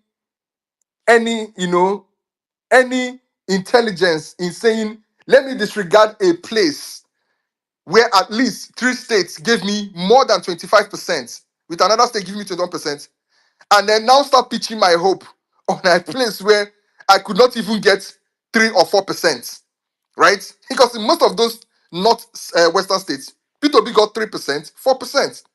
You understand? Excluding Kaduna, where he got 12%. So I want to understand the Even smartness, the political. Hold on, Grandmaster, even the people you are going after will not even trust you. How you did Alfonso, I'm not even how going you there. did I'm keeping an open mind. My only problem is this. I'm not saying that we should not go for new frontier. My question is what this. I'm saying, Why if you do are we need going to to trust the denigrate the people who voter base that we supported you, already have on lock? Why do you need to speak condescendingly of them? Why do you need to keep on consistently trigger them and say some kind of crazy things about them by telling them they are irrelevant, that their votes do not matter? These people literally gave When you did I say you three are irrelevant? states.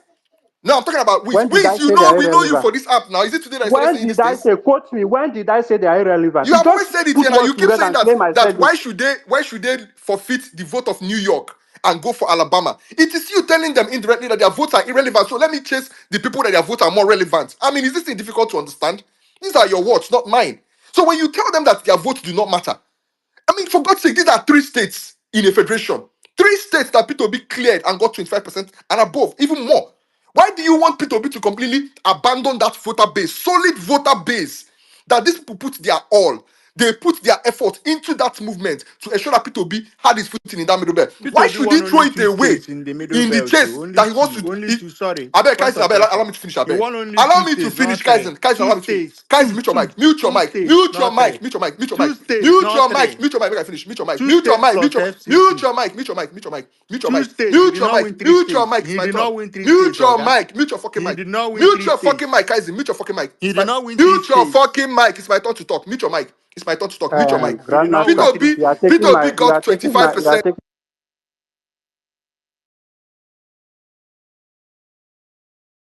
What's going on this place now? I'm not since we've not had any conversation. I People want just to can shouting. What's going grandmaster on? What's bring going back on? accountability. Let me What's tell you going what on I in this want to place? do. Why are All of people us will scared of shout. me putting the opinion All of of us people are. before the people? See, I beg, let me go.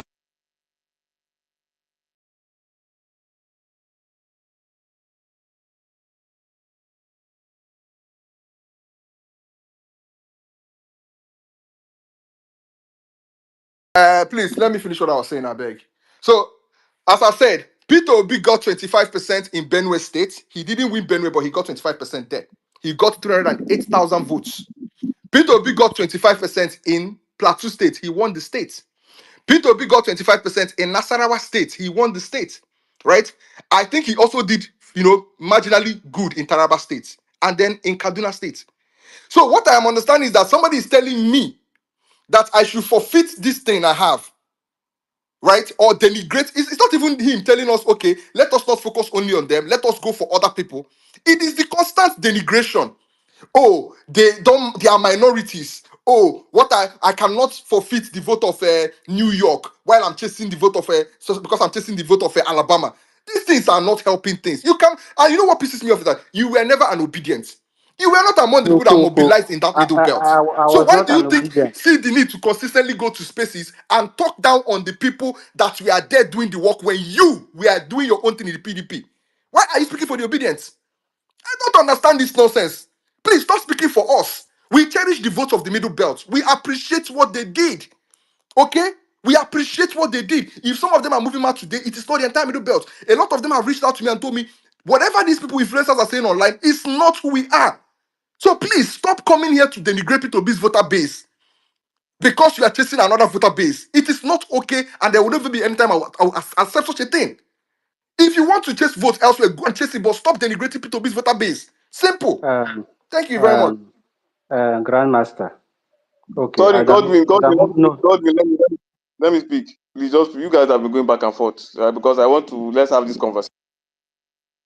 Thank you very much. Thank you very much, Godwins. Thank you, Grant. Godwins, we understand your submission. Anyone who listens to you know where you stand, and we don't need to go further with that. Grant, okay, your questions.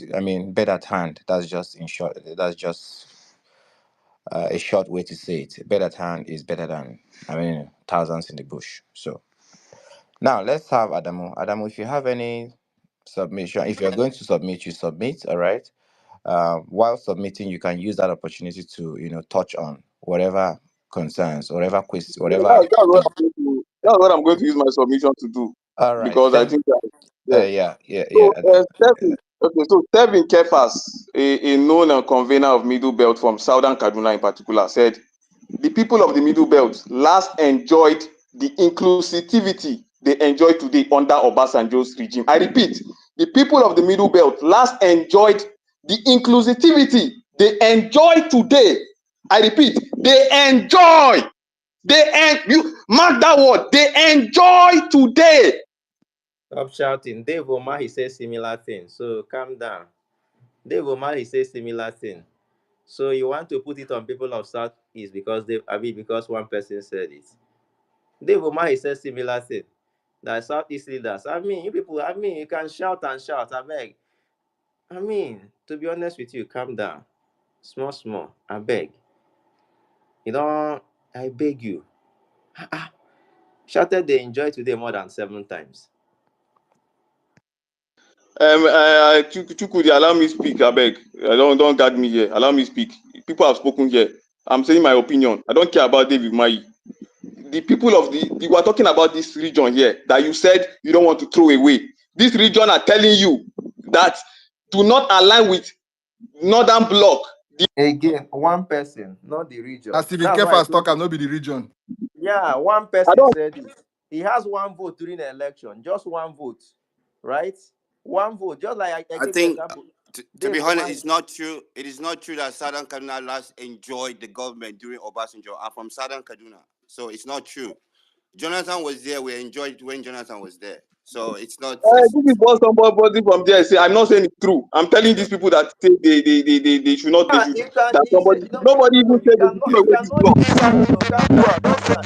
You cannot use the opinion of one person and rub it on the whole middle belt. Don't do I am that. not using an opinion of one person. I'm reading what one person said. Yeah. So Okay, it's me to one allow me to person. speak my opinion. I am one Yeah, person. Am I one 10 person. persons? One Me person. to I am one person. Allow one person. Me to I am one person. Allow me to speak my opinion. Am I 10 Yeah, persons? yeah, yeah, Oh, yeah, God, if yeah. you don't know how to hold a say, fuck out. I beg. Speak your opinion. Oh, God, Yeah. are you stupid? Again, you know why? You Okay, know why? You okay, know why okay. what you said is very. Alfonso, I beg. You know Alfonso. why you're saying is very important because you say this is the region. He's not saying this is the person. He said this is the people you are going after. So you are using statement of one person. Just like Dave Oma, he said something. You want to use the rub on the entire southeast. I mean, that's actually not acceptable. Okay. Yes. Thank you for pointing that out. Again, Adamu, that's Adamu, why. Adamu, calm down, Adamu, calm down. I suffer, I suffer. Yusuf. I'm co-hosting.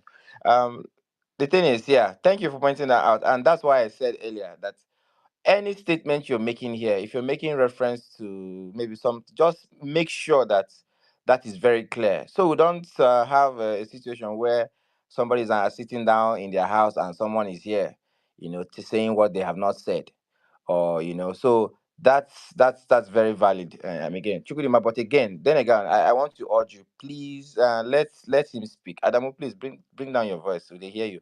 Let him speak. All right, when he's done, we get our memory. I can remember everything we in the talk. So you remember it, you poke, then you can start to counter those things. I beg, make we no come the shout. I beg. Adamu, I beg, please make your point without. First of all, there have been a lot of handles from Middle Belt that have said that Obi should not align. It's not only one person's opinion. That is even a force to start with. A lot of them have said this, that they have mentioned some certain people's names, and some of them have even said that the North does not love Obi. They have said it many times here. Nobody is saying that they are the, and that is why you see how you are contradicting Godwin. You are contradicting your own point because Godwin said these people are in the minority. You said, why is he saying they are in the minority? At the same time, you are saying it's one person's opinion. Are you not contradicting your point? Godwin is telling you that no, the people threatening Obi are in the minority. Leave them. You say no, no. That is The not same actually what you are now Godwin has been telling me, saying here. Thunder, fire you there if you interject me. Thunder, fire you there. Again, that wasn't what I counted. So you can, emotional intelligence. I beg you, eh? What Godwin said, he made reference to the voters, right? He said Alabama and Florida. He said, if you're a Republican, will you trade the vote of Alabama over? And that is actually very insulting because you look at the people that gave you 294,000 votes in a Plateau State, almost the same number with Ebonyi State, right? You come out and say, no, no, no, no, no. Will you trade the votes of these people with these other people? Do you necessarily need to lose those votes before you start getting votes from another place? I mean, you shout. Tell you Atiku Abubakar is not making any inroad there. Adamu, I beg you. Godwin I corrected beg. himself here, said, and he never said the North Central Minor. He corrected himself, and he said he's He referring to said certain it. people. He said it. He No, they came talk here. what you don't He know. Now came we here. wait know and they tell you You say he talk understand? am. If you don't The know, say truth you of the don't matter know. is, and you as well, they are advocating for Obi ticket. They have told you, don't pick El-Rufai as VP. If they born you, pick him as VP. They have threatened you. I dare you. You that say Obi should get the ticket. I am telling you, the so-called people you are scared of, they have told you, they are ordering Obi that if he dares pick El-Rufai as VP, they won't vote for him. Let us see how you Obi play is out. not picking Since you want any. to play Obi out is with the not picking emotion. any R5 for Now, VP, so no need for concern. Okay, calm your nerves, my brother. You go bust your vein. Obi is not picking any R5 as VP. Okay, everything is fine. Calm yourself. All right, Adamu, please, if you need to drink a glass of water, please do that and make your submission, I beg. Thank you. Adamu is paranoid. I don't know what's going on. I want to enter that mood. Adamu, calm down. Calm down, I beg. Can I speak now? Wait, let's be sure Adamu is there. Adamu has not finished now. I mean, Yeah, it's that's actually yeah, yeah. triggered. So that's why I want him to really, really speak. I mean, it's very Thank you. triggered. Make it relax more. Uh, Adamu, if you're there, please go ahead. If Atiku win this election, you know, find out Adamu something. I mean, I go personally carry a protest. Go, No, Asu Rock gates. you go personally find out something. To God, I say, oh, the guy don't put in work, man. No lie. Adamu has dropped too. Let's move the mic. Adamu has dropped. All right, all right. Oh, this is what we're talking about. This is what we're talking about. When we come on spaces to speak, let's just try to, not get our emotions on that level where we cannot control ourselves. I beg, I beg, I beg. We're here and people are listening to us at home. I just sent a Chukwudima the link. People are listening to us. We might think this what we're doing here is just, basketballs, but there are people who actually listen to us and, keep on Kaizen be the listening. problem for this place. Now Kaizen. So Let me the no, if mute I away. once I notice a person dey problem, I go start to dey drop people. I just get respect for everybody here. Now why I know they just dey drop people anyhow. So I beg, make we get that one for mind. Say people they listen, and we know our It seems Adamu wants to come back, right? yeah. I don't I know. will check. Let me just finish speaking It's before. my turn. But we know our how Facebook audiences are. We know these people. We know say na people where we say So make we just try to talk the way they go understand. I beg, make the things they clear. No con dey shout here before they say people wey there na mad people. I beg, I beg, Okay, I sir. beg. So again, Can I? Eche, Yeah. wait. I beg, make we still agree. Your points here where they make everything they talk. Now what do you think? Now same suppose go now before H is on No, Abi. no. I mean, he just he picked up the mic, so I'm No just be telling him to wait. I beg. So, any opinion you're making here, you can make references, yes, but any opinion you're making here is solely yours. You do not have the authority. Nobody has bestowed upon you any authority to speak for a group. If you have a group, maybe your family, if you're representing a group or you're representing a student union or something, let us know. uh So, but again, please let's keep it at that. Let it be your opinion. Let's just make references and references that are factual, that can be cross-checked and fact-checked. I beg. So Adamu, I beg, if you're there and you're listening to me, when you come back, I'm going to give you the mic. Please and please make your submission and answer maybe questions here and there if there's any question for you. But again, this whole thunder fire you, I beg, I beg, I beg. Never expect that. Uh-huh. Who is going Okay, can I next? speak? Who is going next? It's me. I don't It's think me. it's you. I don't think it's you. But is it not I've him? been here for over. it's Sam. Sam. I mean Siam. Siam. Post. Yeah. Please, Siam. Um, I beg. okay. Am I audible, please? Yeah, I've been liking the conversation and I Yes. appreciate how you really, Big I man, appreciate big how man, you. big man. What's going on, mate? What's happening? How you doing? Yeah, I good wish. man. I Been wish a I was. while, though. Been a while, though. How far now? Sure, yeah, my account has been going back and forth. This is like the 16 Twitter account. I don't know what's wrong with Twitter, so I'm fed up. I really Grandmaster, I need to commend you, yeah. And I appreciate everybody who is supporting the obedient movement whatsoever. And I just hope Obi no go grief for anybody and he will use his common sense. We know because we really respect him and we appreciate him. We are not saying Obi must be president of Nigeria. Wherever he goes, we will go because we know he has the interest of Nigerians. And if he really wants to be president, we will vote for him again and again, even if loses. We just want a progressive society. Who saw the convoy of the president 2 days ago when he came to Lagos? I count over 30 whatever that was going by just for one person. What is the meaning of that? You understand? And these are part of the things we want our leadership to come and cut. Truth is, coalition is very, very important.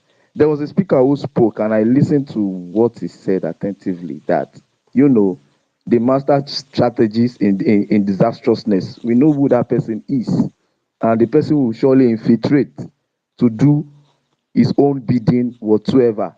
So I believe Atiku and Obi can really merge. But is it for the interest of Nigeria? That is another thing. I really respect the opinion of Meta, even though it's very difficult that if Obi is not the presidential candidate, he will not vote. That's a big thing. I know everybody has their own opinion, but I bet wherever Obi goes, because we need people. Somebody mentioned Adesina, that is the former president of African Development Bank. We need people like that. You understand? We have the likes of Obi in this country, but the corruption is not letting them go anywhere. Even a lot of people who are well to do in this space are really corrupt. You understand? Who are well to do in this space, who have served in one government or the other, but they are a bunch of corrupt people and they want corrupt leadership to continue leading us. But we don't want that. If not, I bet you, a lot of people know that, yes, I don't believe in any God whatsoever. God exists, fine, but it is woman who rule this world. And as far as this country is concerned, if you don't have good leadership at the top, forget, Nigeria is not going anywhere. Thank you very much. I appreciate the host of this space, how you are handling it. I hit the mic for now. We will keep campaigning. Thank you. I hit the mic. Okay, thank you. Eche, just hold on a second. Grant, you don't chase out Adamu. I no see him for request though. That's bad. That's bad. I wanted to hear Adamu speak. But You again, may drop Adamu, me. anyway you did, just know you're welcome anytime on this space to make your opinion. Nobody's chasing you, please. Um, Eche, please, if you're there, you have the mic. Okay, thank you very much. First thing first, Grandmaster, you are saying something before, and it's like people didn't understand you. I think I saw you in a space yesterday, in Master Shi space yesterday, and you are trying to correct her on this thing she put up there, but she pretended like she didn't understand you. To be honest with you, she understood everything, but it's just that you are not thinking towards her own direction. She did the same thing to me. She did the same thing to Anfu. There's something I understand from these PDP guys. If you watch their pattern, they have the same pattern with APC people. And this Adamu that has been shouting all this while, go through Adamu profile. You will see where he's mocking P2B, abusing P2B. The same P2B you want to form correlation with. I don't understand. This correlation of a thing, which people started it? PDP people, Atiku people. There's an agenda now, so what do you And expect? the motive of that, the motive of this correlation from onset, what I understand from is that Atiku want to use obedient to get to the seat of power. You understand? He never envisaged that he's going to get this pushback like this. If you take close look of what is happening, he started this coalition because he want to ride on popularity of P2B to become the president. It's very, very, should I say, unfortunate that on his own side that is getting this kind of pushback now. That's why you see all of them, all these Sanko fans trying to tell you politics 101 that you have known even before them. Not everybody is Sanko fans. Not everybody is selfish. You understand me? Because I've tried to draw a line between this guy, P2B, and Atiku, where you clarify by Atiku ahead of P2B. I've never seen. You understand me? You are talking about middle belt and somebody is trying to talk down on them. It's not necessary. Even though I should say, like this media war they started, I think for me, I'm suspecting that thing is a kind of paid PR, paid this thing against P2B. because the president is there, who's supposed to be. Now APC they run now APC they run the You are team. not fighting the president. Let them vote for whoever they want. If You they are not want fighting the APC, let them president. vote. It's their right. Muslim ticket, you are not fighting them. This Rufai, this what does it call? All Wait, of them so we are there before. You are not Kaizen, you fighting want them. me to wait, All of calm a down. sudden, Wait, calm down. Echezona, 1 second. You want Middlebelt to vote for whoever they want. Will you say that to any other region? Even Kaizen was the first to start it. He does that like every subtle way. Anybody, if you are looking for votes, you won't tell anybody to vote whoever they want. Let them vote for whoever they want. Let us align Will with you say whoever the we same? want. Will you say the so same to Northeast and I'm should I talking Northwest? about continue? as I am speaking as an Igbo person now from the southeast. No, will you say the We because you are align with looking for whoever we want to See, align with. and wait, we are not grandmaster, aligning with anybody. you made a vital point where you're trying to correct the Godwin of a guy because he voted for Atiku last election. Now the obedient base, he tried to talk down on them, which is unnecessary. Because the way these PDP guys are operating, I don't even understand. You want coalition, but the ones you are pleading to form coalition with you don't even like them. It's just that the only thing that is in mind is how to grab power. That's the only thing in their mind, how to pose selfish interest, nothing is gain. Because when you try to counter them with fact, they got triggered, like the one that shouted and left. You understand me? They don't have anything for Nigeria. They don't have anything for masses.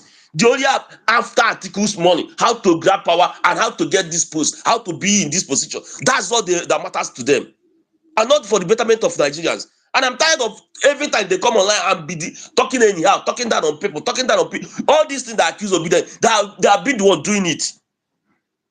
Go and check some of the obedience. Have you seen I them talk down beg. like that? Godwins did not vote for Atiku. He I, supported I, I Obi. I don't The care. You vote in his polling booth. Even Kaizen, you that have corn in your pocket. Very big corn like that. You are showing the corn. And I know we know what you are doing. Like, we understand your own plans. But anyway, it won't work. All these things, you see this scheming, nothing will stop. Anyway, let me not say anything. We'll meet at the poll. All right, proceed. Okay, let me finish. Just proceed. Like, Okay, okay. Now they coming up with like if they push P2B go this side, they will I push just wanted to P2B go. correct something that Godwin did not vote for Atiku. He supported P2B It's okay, fully. it's okay. I've Kaizen, had it. Eh. Kaizen, just hold on, I beg.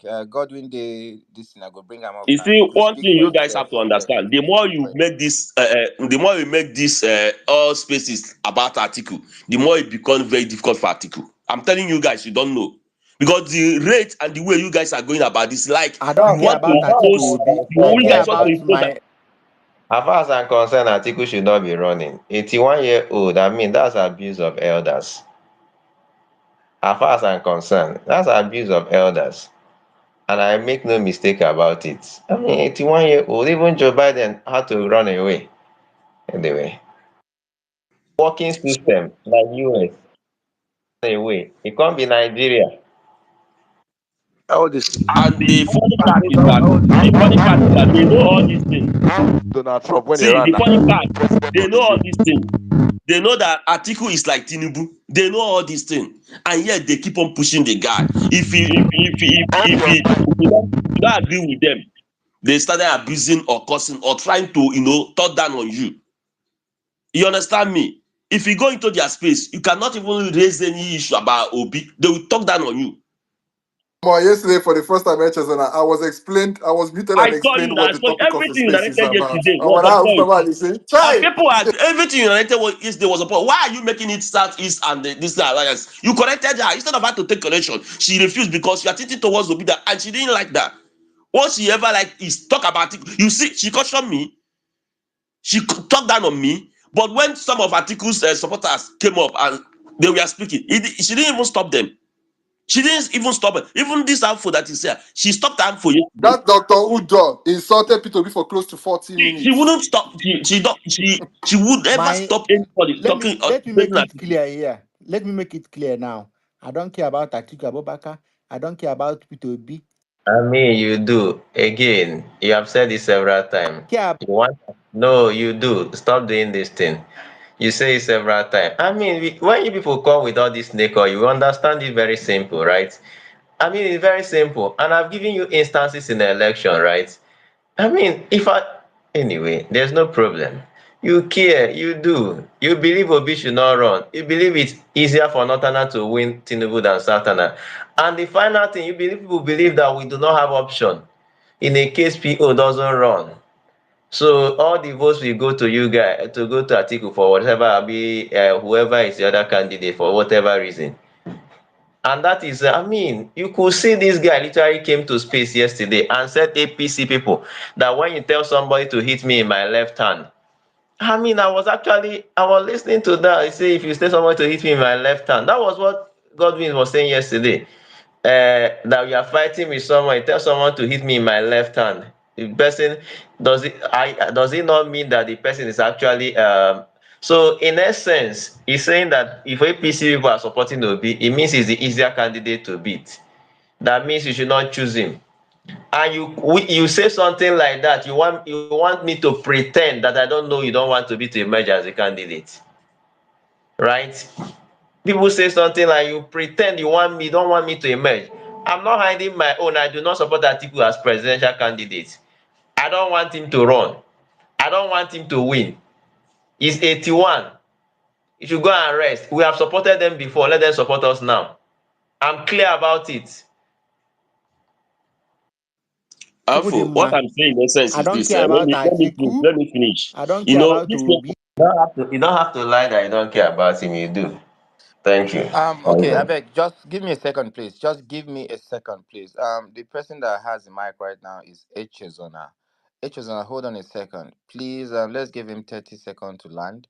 And after that, please, if you're on the speaker section and you've spoken and you still want to be on the space, right? Please, you can drop so I can bring other people up. So if there's anything you would like to say, you can also request the mic after. So, Echezo, please proceed, I beg. You Thank you can. very much. You see the funny part, they know all these things. They see all these red flag. They know that Atiku is not sellable, but yet they keep on pushing him. You understand me? And when you refuse to accept, they come with a kind of abuse, like the same format APC people are using. Okay, last 2 weeks there was something that people used to do on this space. APC people, they will come, they will now say that P2B will not be president, will never become president. Let them give the article. So when many obedient try to, because these APC people, they are playing a psychological game. When they understand the kind of psychological game these people are playing, they say when these people are saying like this, that means Obi is their threat. Obi is the threat they have. Now, they now notice that we are trying to understand the game they are playing. They now came up again with another issue that let them give them Obi. And some of these APC, PDP people, they are falling for it. They are falling for it. All these things are psychological games. You understand me? So what I'm saying in essence is this: all of us know. I keep on saying this. We shouldn't be deceiving ourselves every time. As Nigeria stands now, at its is right now, nobody, as you are mature, you don't need to deceive yourself. Let's be honest with ourselves. Article ticket is not sellable. You understand me? They send this middle belt that are saying that they don't need article and verify. Now you are pushing for article where obedient are pushing for PO. Then in matter of VP, then we can look at maybe somebody like Kwankwaso. You understand me? Just to balance the equation. Instead of you to be reasoning towards that direction, you are reasoning towards article. When the same people are saying they don't want article, they don't want to verify. Eh? You people don't even want this thing to work out. The way I'm seeing it, you people don't want it to work out. And somebody talk about primary election. Everybody know. I think is casting. Everybody know what entails, what happened during primary election. Everybody know. Then why are you pushing for that primary election when you know what is going to happen there? Why we keep on deceiving ourselves, trying to to push one narrative that everybody must accept this time? It doesn't work that way. Even 5 years old boy or girl, their eyes are opening. Or yeah, They are let trying to Obi run understand what is alone in happening. 2027. Let him run alone. I can't wait So my to see issue the is this: diary if at the letters. end of the day, Again, you see the problem here. So why is this guy not saying? You see, this thing is very simple to understand, right? This thing is very simple to understand. Why is Kaizen not saying let Atiku run alone? Why are you not threatening Atiku with running alone? Why is it only Obi that you are threatening? I mean, Kaizen, we know your snake oil. It will not work, right? I personally, I am supporting Obi, and thousands of people are supporting millions, not even thousands. see I what am I'm saying. from the Let me round up. Let me round southeast. up. Let me round up, please. Let me round up. What I'm saying, if you look at this guy they So call Tosin, there's one statement. It's not Wait, a crime, eh? Just like Adamu, with your full chest support Atiku. I mean, this sneaky nonsense you do every day. Oh, it threatened. There was and the other day you came out. If Obi runs alone, I will categorically campaign against him.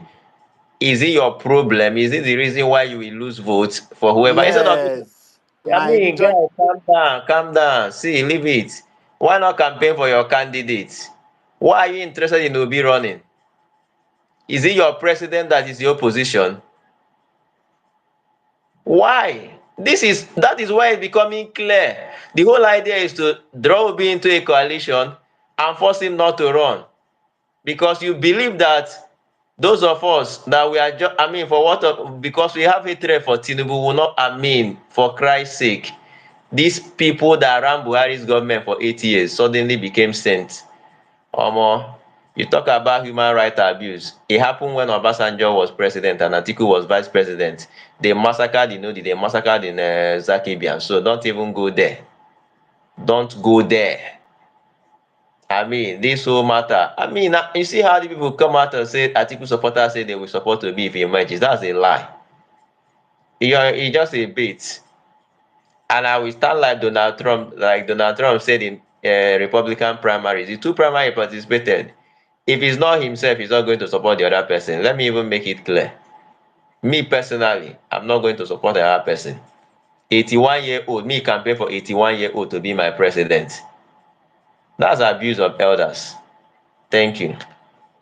All right. HA, please round up in 30 seconds so we can pass the mic. Is it crime if these people support us in the first in ticket? If you want to talk as Southeastern and you pretend, is it crime if they support you? Even Jonathan they didn't support.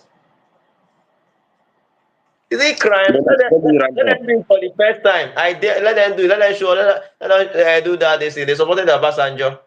Let them do Let it me for us round for the up. first time.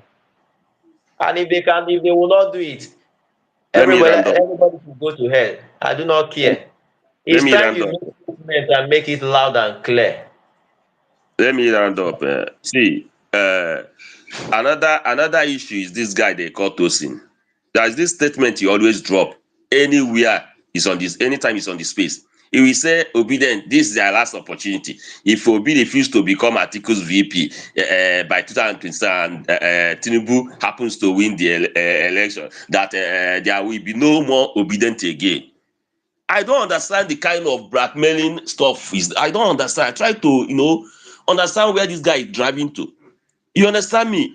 I think last time I told him that, see, let me tell you the truth. People that are supposed to be pushing Obi are not somebody like Atiku, Erufai.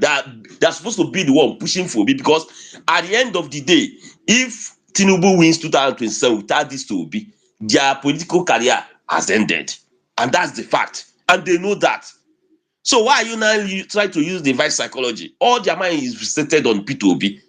And I will say this, and I will drop the mic. See, the truth of the matter is this. It's very simple. If Atiku know that he's going to go it alone, he wouldn't have been pushing for this coalition. He know that one. He know that it's going nowhere. I know the person people want. Then why is he coming through the back door to corner the vote? To corner people to vote for him. It's not going to work. The only way I will be against P2B, I've said it before, and people say we still have time. The only way I will be against P2B is in 2023.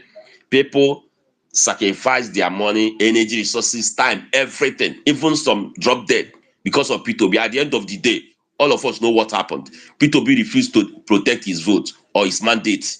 So this time, what I will say, if P2B is still going to play that gentleman politics, which we don't, which is not aligned with Nigerian politics, if he's still going to play it, let him step aside.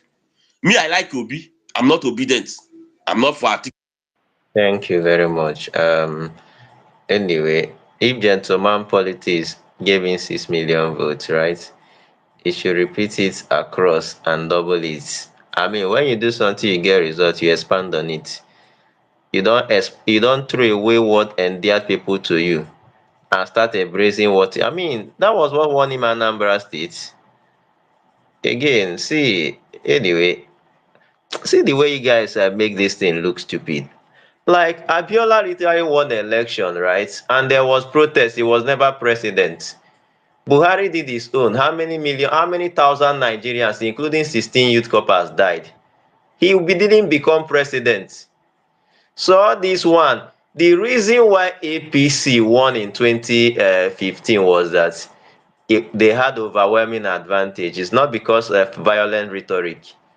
If they didn't have a overwhelming advantage to win the election, they would have lost.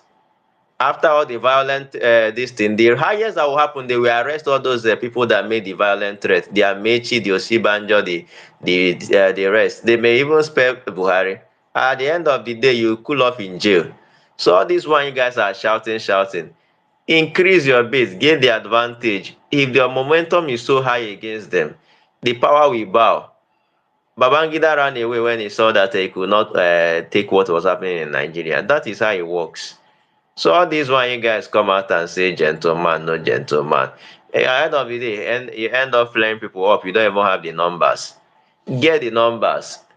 Have the numbers in Northeast, have the numbers in Northwest, have the numbers in North Central, have the numbers everywhere. And let the people defend their vote. And if the majority of the people overwhelmingly do not want you, and they show it, Tinubu go comot. You don't need a P2B to call and tell you to start carrying gun up and down all those things. It doesn't have to happen. Like Amechi will say, the Shekarau template. Yeah, thank you very much. I think the point we have understood your point. Thank you. God bless all of you. Please, Ahmad said I should give him 2 minutes. Please, any other person that's supposed to go, Ahmad, if you are here, just give the.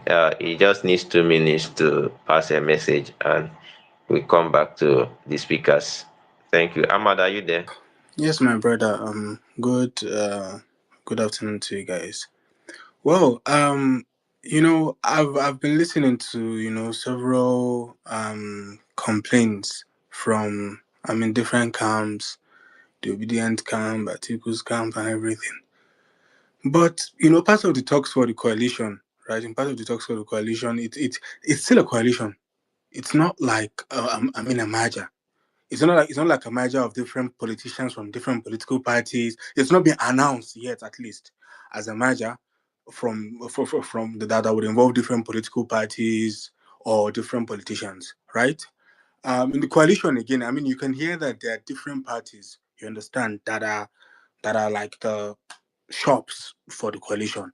You are hearing SDP, you're hearing ADC. Many people are even, they're still scrutinizing PRP. They're still talking about a new political party. There are different ways to win the election. There are different ways to win the election, and Obi doesn't necessarily have to be off the ballot. To be very honest, nobody has to be off the ballot. It is possible for us to run a campaign where Obi still runs, Atiku still runs if he wants to, Rotimi Amechi runs. It's possible it's possible many people run. And all what we will do is to make sure that at everybody's base, the person should make sure that he stops Bola Tinubu from getting 25% at his base. That's all. You focus on your base. You run an aggressive campaign. Everybody just goes back to his base. You run an aggressive campaign. You stop him from getting 25%. Clearly, just that's the target. Stop him from getting 25%. There's a clear run. You all come together, merge back because it is a coalition. it wasn't a merger. Then you run back and come together and you form a government. Fine.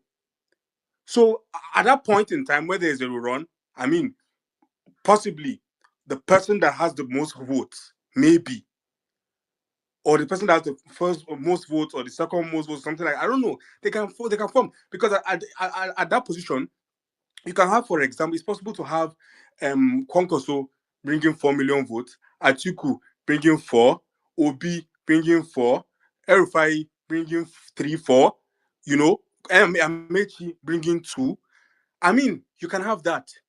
And then if you have that and they sit down, then that's where, so at that point in time where everybody holds his base and insists and runs, you understand what I'm trying to say? Then at that point, after, that's when they can now, at that rerun, that's when they can now negotiate.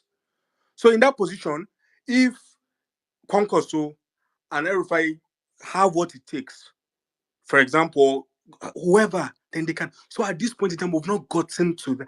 I don't. That's why it's called a coalition. You understand? I don't. I assure people that in those talks for the coalition, there are talks like that. There are suggestions like that about people still running on their. There are different ways to win these people.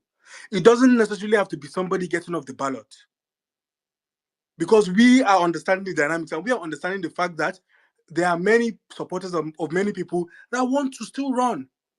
So, you know, at this point, it hasn't reached that stage. It hasn't gotten to that stage. And even if it were to get to that stage, I think politicians listen to the people and they've been listening, and this coalition is not necessarily coming all to jump into one party. It might not be like that. In fact, I assure you that there's a high probability that it's not going to be like that. As I said, the target is just to stop him from getting 25% in your base. So if Obi runs, we expect Obi to make sure that in South and Southeast, he doesn't allow Bola Tinubu get 25%. We expect him to do that for us. That's where he will just focus on, for example. And other people will focus on other places. We might also get many candidates, in fact, from the middle, but we might get many people to run. I mean, the target is just to make sure that he doesn't get 25%. So that's just observation. I want you people to talk about that, continue talking about that, because I would want to listen to you guys, deliberate on that, and let's see. All right. Thank you very much for that submission. And again, yeah, in the it's a very good submission, a very good point you've raised. But again, we also have to discuss that and see the pros and the cons of that kind of arrangement. Yeah. So I mean, if you're on the space and you're on the speaker session, you've heard what he said, and if you have one or two things to say about that, please make a comment on that. And please, if you have spoken and you're on the speaker session and you might please, I don't even know who to remove, so please do us a favor and please go down. If you still want to speak, you can still request the mic after, so we can bring new speakers. Okay, thank you. Who is next? I would Aminu Ibrahim has been here. After that, we have Dotun. If Odun, sorry, Odun Tutu. After Odun Tutu, we have KKA, then we have Decency. I'll take that again. You missed 10 over 10. No, no, no. Let me bring him up now. Yeah. Okay. We have Aminu Ibrahim goes. After that, we have Odun Tutu. We have KK, Decency, then 10 over 10. Can I quickly respond to the last speaker, since you said if anybody has All anything right, about please, what the last speaker 1 said? minute, please. Yeah, I'll be very, in my own little understanding anyways. If you make the race a three-horse race, then it's as good as giving it to Bola Tinubu as a breakfast, dinner, or lunch. The best option for me is a party that is standing alone and facing Bola Ahmed Tinubu. That's just my own submission. The moment you start fragmenting all this, like the way the last speaker explained it, it's it's see it's just a straightforward failure as far as rescuing power from Tinubu is concerned. It has to be everybody, every Tom, Dick, and Harry coming together and facing the monster headlong. That's my own submission. And when it's my time to speak, I would put my All right. submission forward on All right. the. Thank you. That's Dr. that's CJ, 1 second, 30 seconds. I don't totally agree with that because if you ask me, there are voter bases where probably, um, for example, where it will favor you, it will be vote away from the ruling party if another candidate is running. It happens like that sometimes, right? Yeah, totally. I do not accept him saying having 10 different candidates or 5 different candidates. Let me say, if you have Obi as a leader of the coalition, right, running, and you have Bola Tinubu running, right? If someone else decides to run and the person is from Northwest, for example, that is actually a lose for Bola Tinubu and not a lose for the opposition. If Obi is the leading candidate, right? If you have Atiku, right, as the leader of the opposition, right? And you have Bola Tinubu running. If a candidate emerges from Southwest and that candidate is going to win some states, or even let's say Kwara State, and is going to make inroad in Southwest, that is actually more win for Atiku Abubakar than it is for Bola Tinubu. Why? Is because that candidate is going to take away votes from the ruling party. So there are people that if a votes, if it's a two-horse race, they will vote for the ruling party. But if it's a three-horse race, they will vote for someone else. So that also happens in some election.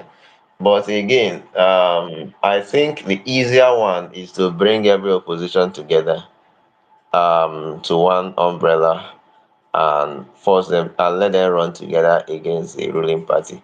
But in a case you discover that that will not necessarily work, you try other options. And so you're not ruling out anything anyway, in my own personal opinion. But again, the problem with this thing is that you have so many people who have said that if there are more than one opposition, right, um, they already lost hope in it. So that makes it easier for you to come as a united front and go against this guy. So in Alfonso, sorry to If you have to if you have someone like quickly. Sheyi Makinde running from the southwest, it will that's good Alfonso, news. Alfonso, let me say this, right? From what I just heard you say now, or from what I've listened from you, he makes it look like is we are expecting a free and fair election. See, I don't really think, in my own, no, I no, may no, 10 over 10, 10 over 10, 10 over 10, not necessarily a free and fair election, right? exactly. So The, you need no, no, no, every wait, one apparatus second, to one come. second, 1 second. Let me explain something to you, Okay, right? okay. If Obi is the leader of the coalition, me being honest to you, except maybe something change, I don't expect him to win Kano State, for example, right? If Rabiu Musa Kwankwaso decides to throw himself in the ring, right, he will win Kano State. That is a loss to Tinubu, whether I like it or not. And he may also win any state he wins is a place Obi is likely not going to be the primary winner. He's not going to, if Rabi Musa Kwankwaso throws himself in a race where he doesn't have clear path to victory, right? Uh, most of the places he's going to win, right? Whether by in any way, shape, or form. Who Uh, told you he's going to win Kano State? Who told you that? Maybe he's contesting today, he's going to win Kano State. Who tell you that? You and who sat down and agreed that he's going to win Kano State if he elects? This is the Haji extension. this guy don't vex. I am not from Kano State. I just give you an example. I say if. I mean, so that's so why. so so so, so this example should not be Yeah, see, sir. Not Alhaji being, just not being agitated because of Kano State. I mean, if you Alhaji win Kano State, extension. Just you're not Chidima, just hold on a second, I beg. Alhaji extension, I beg. Just I just brought you up, and you know what happened? I actually dropped someone to bring you up. So please and please, I need you to respect that. All right? We're taking turns, and when it gets your turn, you have your time to speak. All right. You listen to the last speaker, you listen to what he said, and that's what we're deliberating on. And we're just making references and examples. If I mean, so and I need you to listen at it because I've listened to you speak on spaces. You're very, very aggressive when you speak. Please don't do that here. All right. I put down someone to bring you up because again, I believe you have some valid points sometimes when you speak, and I respect that. So please do not come here and shout us down. We've been here trying to have civil and decent conversation amongst every Nigerian, north, east, west, and south. I beg, no vex. Just maintain decorum. Thank you. Let's just quickly deliberate on that and let's move on to what's his name? Aminu. All right. As we're Yeah, deliberating on that, please, that's just Chukudima, yeah, just hold on a yeah, bit. CJ, that's just what I have to say on that, right? And all Um, right, we've noted not that. necessarily in a free and fair election, right? If you have a place where a candidate can hold on to his base, right, with any means possible, right, that will deny if he's going to take away votes from the ruling party, you should allow him run, right? But if you are sure he's going to take away from the opposition party, that is why his opposition coming together. So those are the things that we do, right? I mean, when you do your permutation and combination and everything, but again, I don't really like doing it that way because we are talking about human beings with emotions, with feelings that you can convince and all those things. So using mathematical terms on human beings is not my thing. That's just the problem. But so many people don't understand it that way. So they look at numbers. Oh, when you lose this number, at this, I mean, we are human beings, and we shouldn't allow anybody see us as just bag of votes that is up for grabs somewhere. Thank you. Thank you very much, host. Thank you very much for that submission. Yeah, you're right. We should not allow people to see us as bags of votes. We should make our voice count. We should make our needs to be heard. So let me recap again. Aminu is going. After Aminu, we have Odun Tutu. Then we have KKA. Then we have Decency. Then 10 over 10. In that order, please. Aminu, you have the mic. Ah, finally. Emilio Con. Ah, I've waited now. You said it was my turn, and then you people start a whole new discussion all over again. All right, Mr. Chukudima, good afternoon, Dr. CJ, good afternoon, and every other person on this space. I would want to make some observations regarding the discussion that has been going on so far. I would like to start saying that, as far as I'm concerned, if this election turns out to be a three-man race or four or anything more than a two-man, just APC versus another strong party, my money is going to be on President Tinubu winning this election, 100%. And then there are some people that keep saying that this election for them is not just about grabbing power. I understand the reason behind that statement, but if we are going to face reality, it is about taking power first, because that change that you want to make, you cannot make that change as an opposition coming to spaces to criticize the government that does not care about what you say. If just being on the sideline and criticizing government in Nigeria makes our government, the ruling government, to take those advices and implement them, then we wouldn't have been here. So yes, it is about taking power. If you want to make change, and you have to make it your priority first, take the power before you can implement some of those changes that you said you want to make. And then another point I heard people discuss is that there have been a lot of influencers, especially from the belt and southern Kaduna, that of recent have been coming to so many spaces and telling people that if the coalition give El Rufai any important position, that they are out of the equation, they are not going to support Peter Obi and all that. And then to defend them, I notice that some people come here and say, oh, it's just one person that said it. Well, that one person that said it is an influencer. Why is he an influencer? It's because we have noticed that his words or whatever he's writing or his opinions are supported by a lot of people from those areas that he or she comes from. So that means that sentiment is expressing. There's every likelihood, very high likelihood, that a lot of people from that area also agree with him. That's why when they make some of those tweets, you will see hundred and thousands of likes and retweets. That is to show you that a lot of people are with them. It's not just their opinion alone. The people of the Middle Belt or Southern Kaduna, actually, a lot of them share that sentiment that once there's El Rufai or any other person they don't like close to the coalition, they are not going to support it. So, and if they are not going to do that, that means Obi is still going to repeat the same formula he repeated last election. He probably win the Middle Belt, win Southern Kaduna, and then Tinubu will still be president. So I'm still trying to drive us back to my initial point that first it is about taking power. After we take the power, then we implement all the changes that we are talking about here.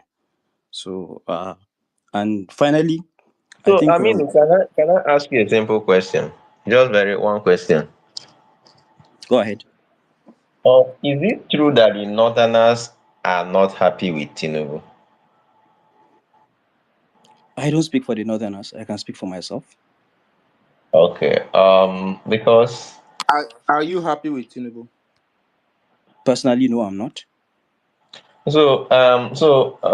in a case, right, that I'm not imagining it because it's not likely going to happen that Obi is the candidate, right, and he goes against Tinubu alone, right, and he doesn't choose some of those candidates that people feel concerned about, right, and he chooses another candidate, or he chooses even he repeats the dirty running mate. This is just imagination because I know it won't happen, right? Eh, Why is that not? Why is the anger against Tinubu not enough reason for them to vote for him? Why would they rather vote for a Tinubu to continue and win the election? Because there's no way Obi will choose a Southerner as his running mate. So why does he have to choose certain people? Because if at all, from what I know, if you look at the votes that Atiku got in 2019, right, you can tell yourself one thing that is clear, that the people of Southeast and South South are not happy with APC. So if he had chosen, it doesn't matter who his running mate was, Buhari was going to lose those regions. So if at all these people were actually not okay with Tinubu's administration, it shouldn't have really mattered who the running mates will be, per se, in my own opinion. He doesn't have to choose someone that will not cause him to start losing votes or start turning the North Central into Tinubu's base. That is just my own personal opinion. I don't know what you think. okay. Chukwudima, I did not mention anywhere in my submission that El Rufai must be part of the Uh, coalition or he I must be a didn't face. actually mention El-Rufai also, but I'm just looking at it in a case that. Well, who is the person that Southern Kaduna critically said once he's in the coalition they will not support so far? Who is the person that we know? Okay, now let me make it this way, right? In a case, for example, the I remember the Tinubu Buhari era, right? When Buhari wanted to choose Tinubu and he later chose Oshibanjo. Let me say in a case that there is a protest vote coming from somewhere, right? If per se, right, if he needs a particular candidate before he gets a vote of certain people, then we can confirm to ourselves that actually it is not that people are not happy with Tinubu per se. It is not that they want power out of him. It's actually that they want something else. Because if people actually want this man out of office, at every means, right?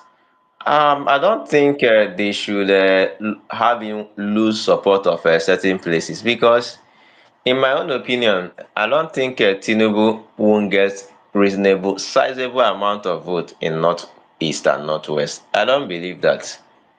No matter who is the presidential, even if Buhari is going to come back and run against him, right, in opposition, let's say they amend the constitution today and allow Buhari to come back, and Tinubu remains the president with the level of APC presence in Northeast and Northwest, I do not think he will not get at least 25% in most of the states. I don't believe that. Okay, so you can go on, I mean. Okay. I like the last analogy you made, that if the people of the north, or is it northwest or whatever part of the north, are not happy with Tinubu, then it wouldn't matter who the coalition takes. It doesn't have to be a particular person that would cause Obi to lose his base. And I think if we can twist this thing the other way around. Are the people of Southern Kaduna also very happy with Tinubu?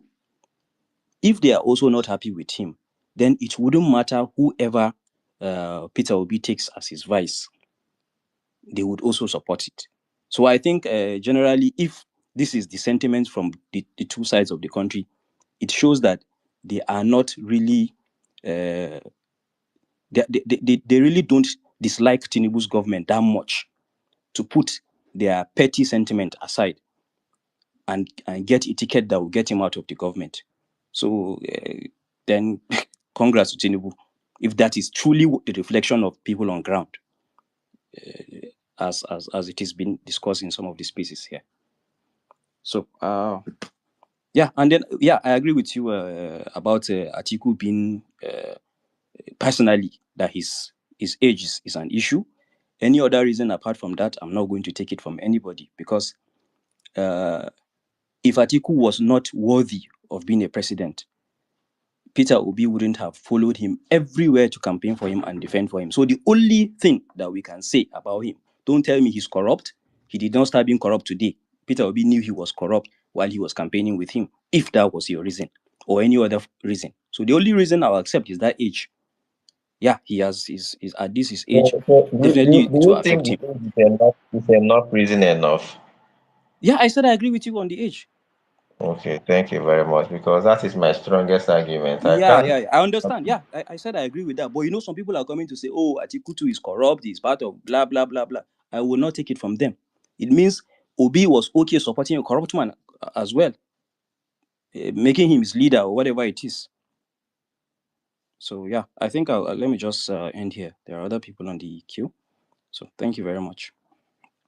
I think the queue is Odun, after Odun, right? Decency, right? Is that the queue? Yes. Okay. Okay, sorry, can you hear me? I can hear you. Dr. CJ, please Oh, come back. If you are still, I can't see him. okay, but you can I go on? I can go on. Okay. Good afternoon, everyone. Happy Sunday to everyone that's listening. Well, I didn't. I don't. I'm sure you guys have gone a while before I joined, but where I joined, I've been hearing discussion back and forth. Let me say this. I think some of us we pretend we are living in ideal gas situation, and my little knowledge of chemistry will tell me that ideal gas does not exist, where every conditions is according to the book.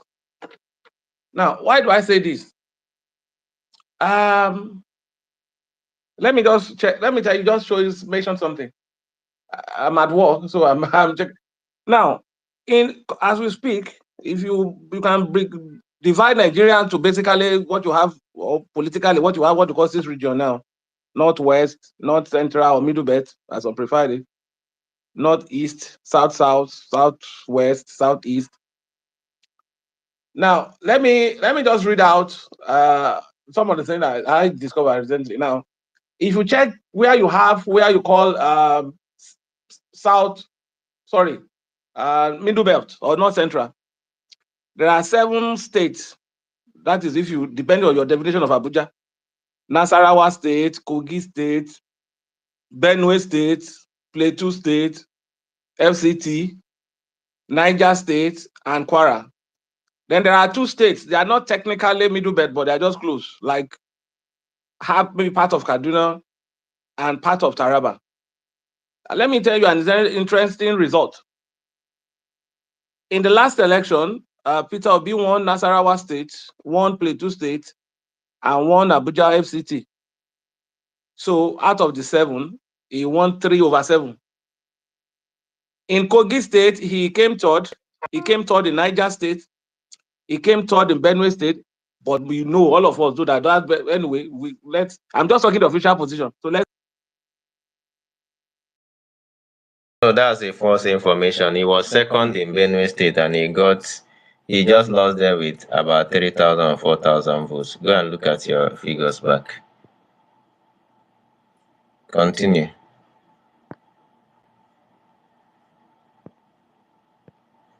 Yeah, I can go on. He didn't come third in Benue State.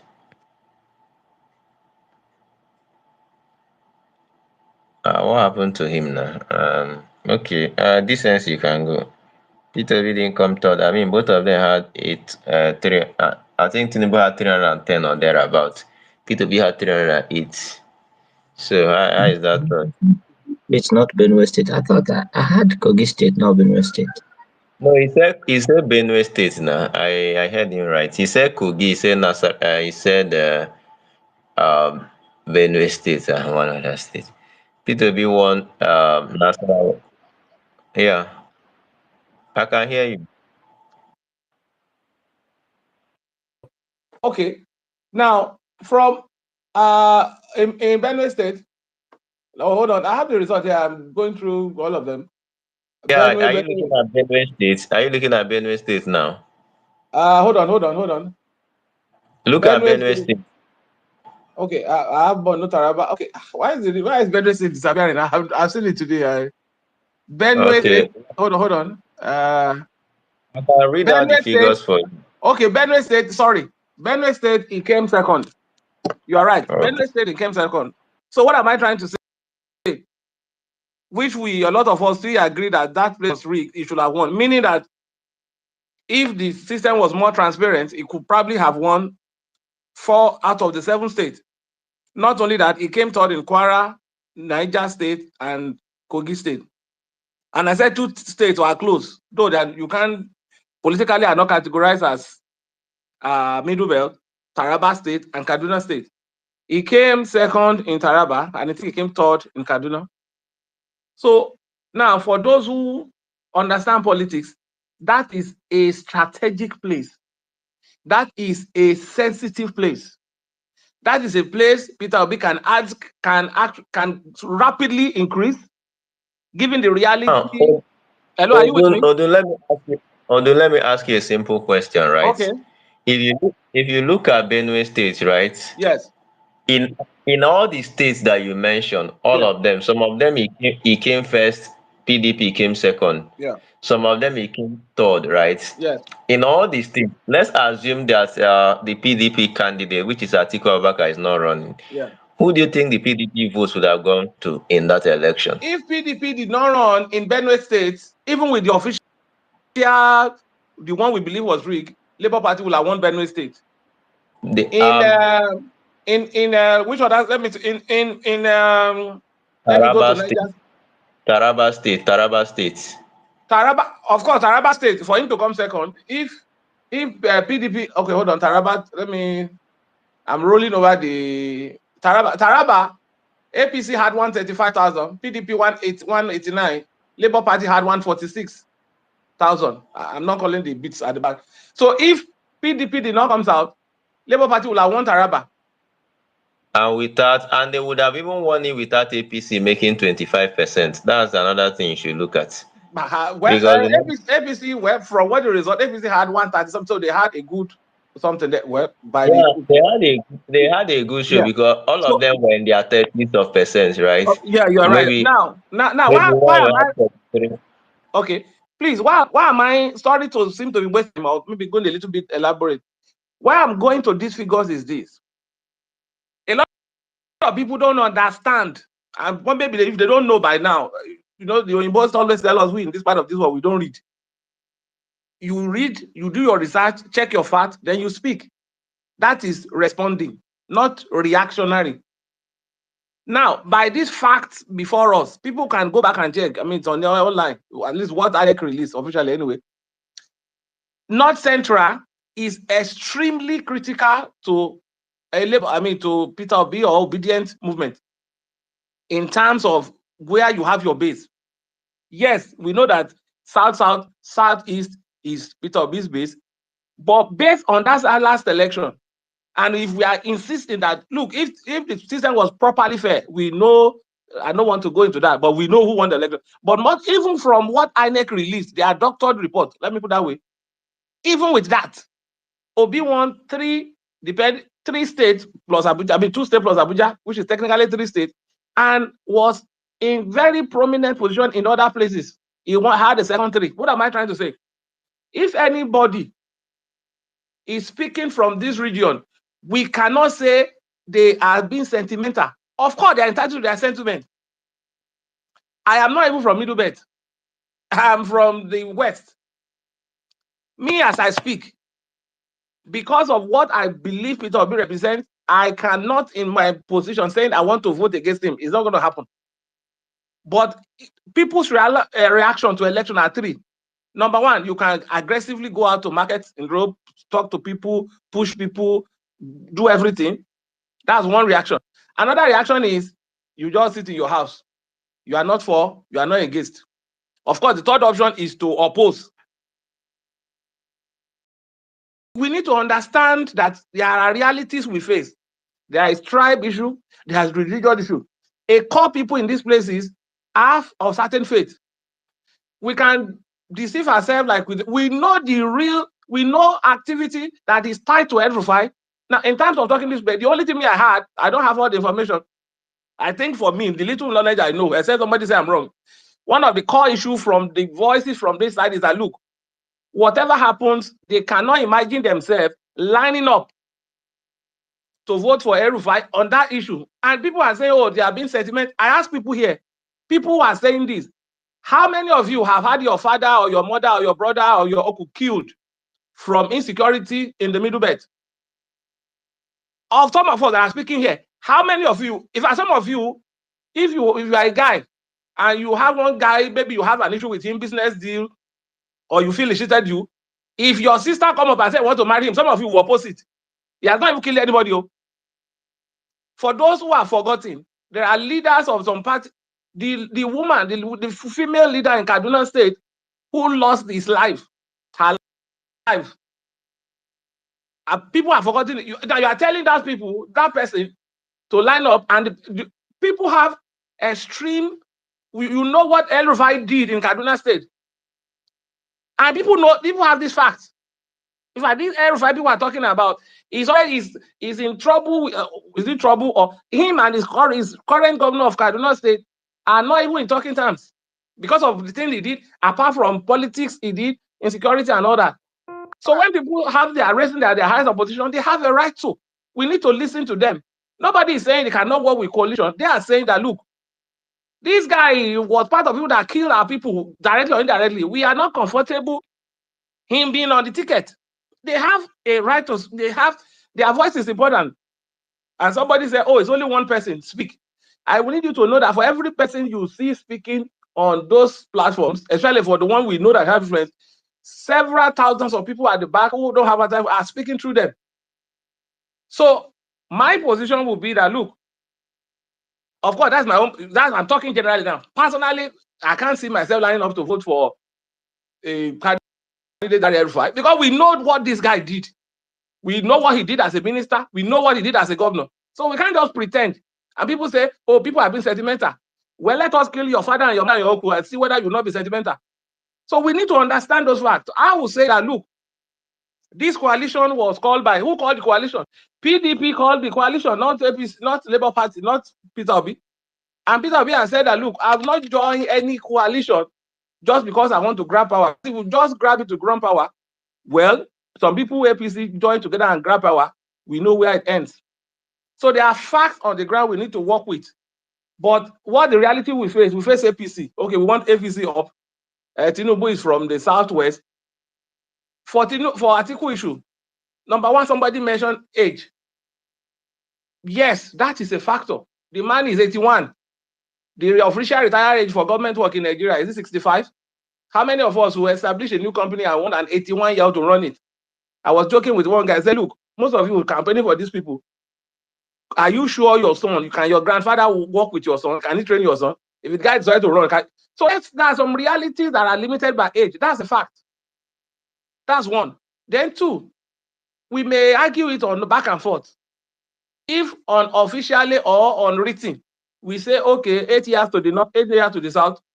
People have said here severally, one of the reasons, apart from maybe PDP failure of Jonathan losing the second election, that was that, oh, they believe it was the turn of the north. That's what an issue, which is a fact. But we come here and pretend. Do you know if one of the breakdown of everything we have right now is because PDP refused to do what they should have done in 2023? They will have knocked APC down without even breaking sweat because they refuse to follow what is in their program. So if you say that you want to push, or Atiku want to push Atiku right now, like somebody said, if Tinubu doesn't need to campaign, because number one, some group of people will just say, I'm not interested, they will go back to their home. And you know what happens? Open door to manipulate. Because they will tell you that, look, they will spin it. Oh, it's the turn of the south. They don't want us to have our turn. And there's nothing you can campaign. Look, sentiment run in Nigeria, that's a fact. It is not everybody in Nigeria that can come to Twitter space and be speaking English and all that. So we need to work with everything we have. And that will say that, look, can we form a coalition? Yes. But the people who are forming the coalition, number one question I keep asking is this.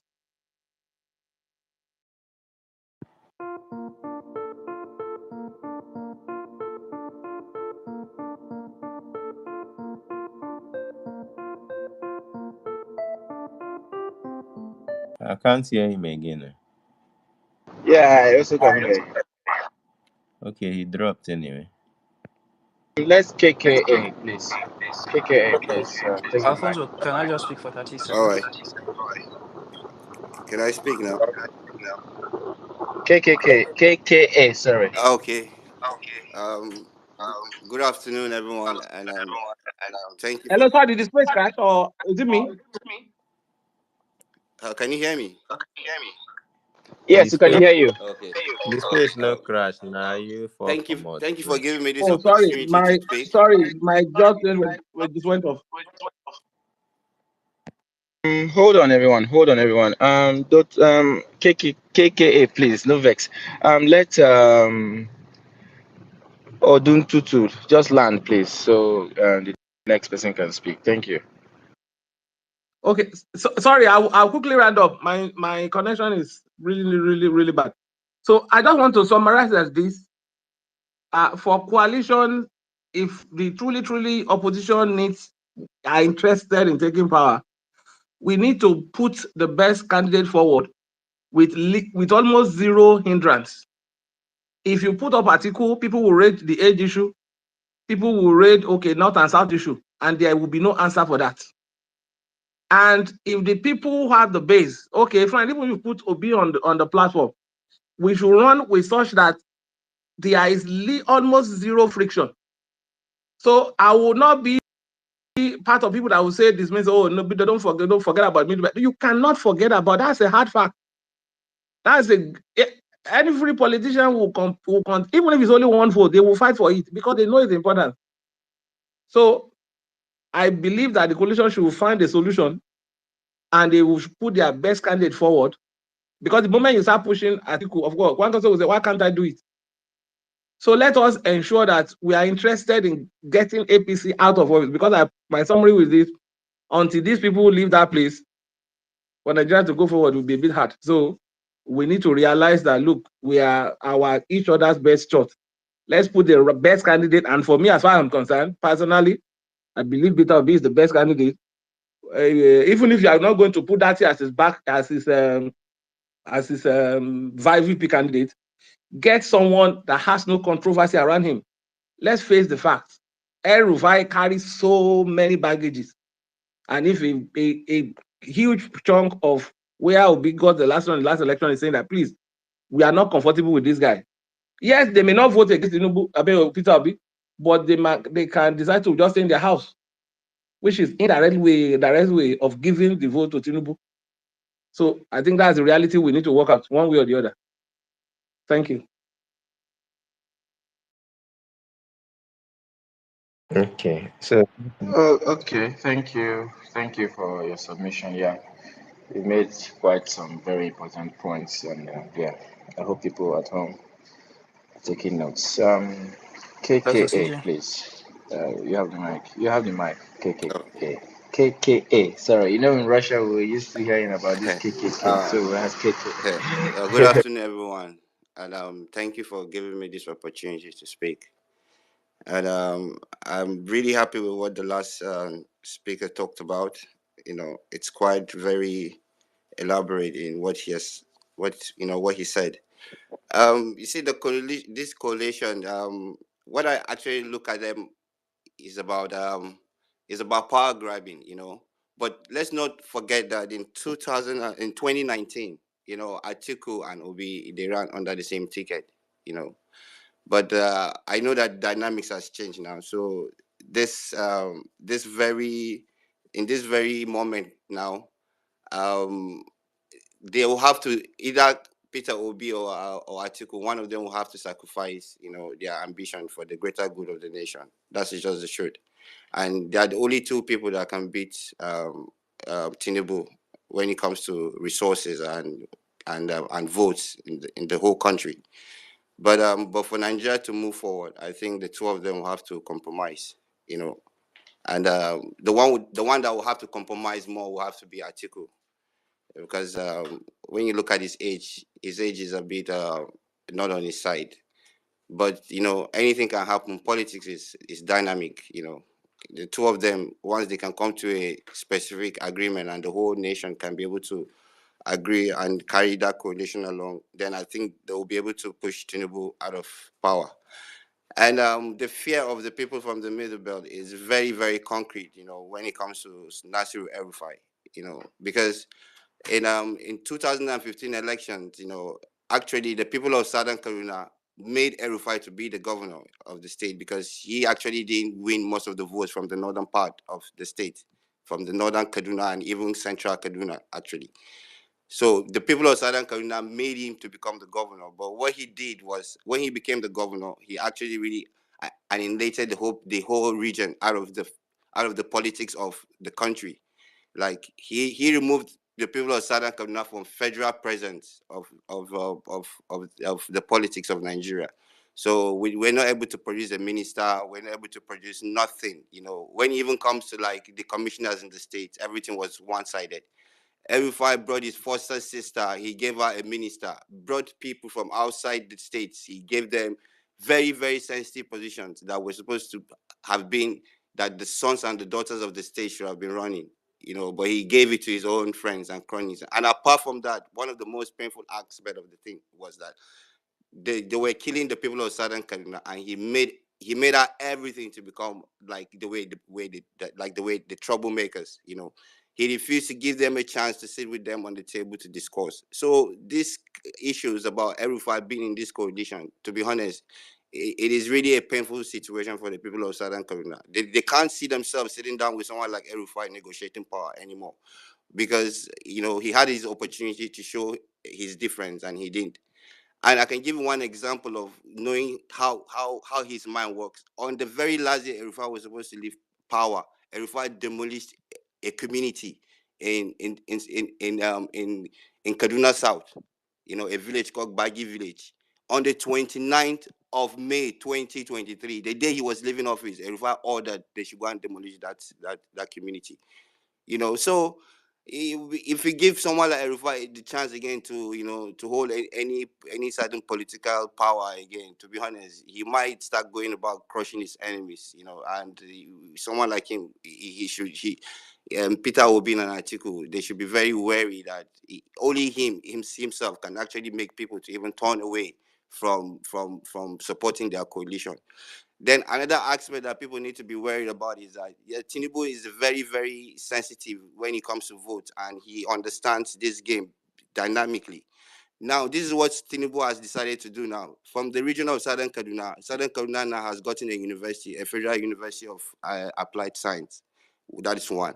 And then there's a medical federal center. It was just a university. It was just a hospital, but they've now upgraded it to a federal medical center now. So you see, and the people of Southern Canada are very, very, very grateful, because imagine for the last 8 years during Buhari, nothing about federal presence. They were literally just killing our people. We couldn't even go to our farms to even farm the basic trade that we do to feed families and pay the school fees for our kids to go to school. We couldn't even do that. And in fact, during those times, Erufa was even putting like curfews in those areas, blaming our people for being the ones perpetrating the killing.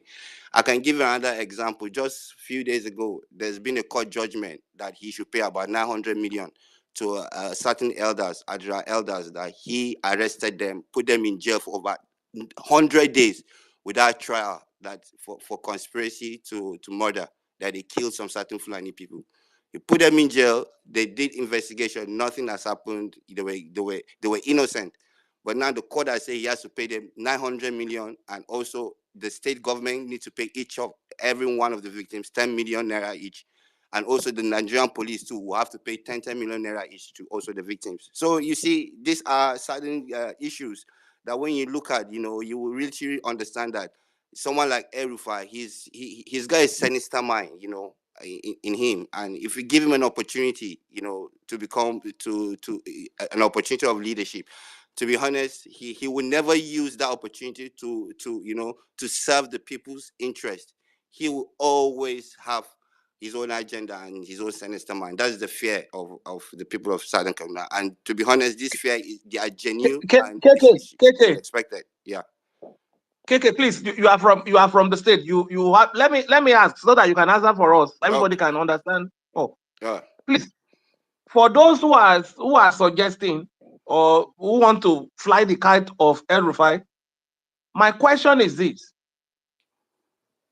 what is the political capital of El-Rufai right now? Does he, apart from Kaduna State, does he have any influence in any other state? Because, correct me if I'm wrong, he is not in good time with the governor of Kaduna State right now, or is he? No, he's not.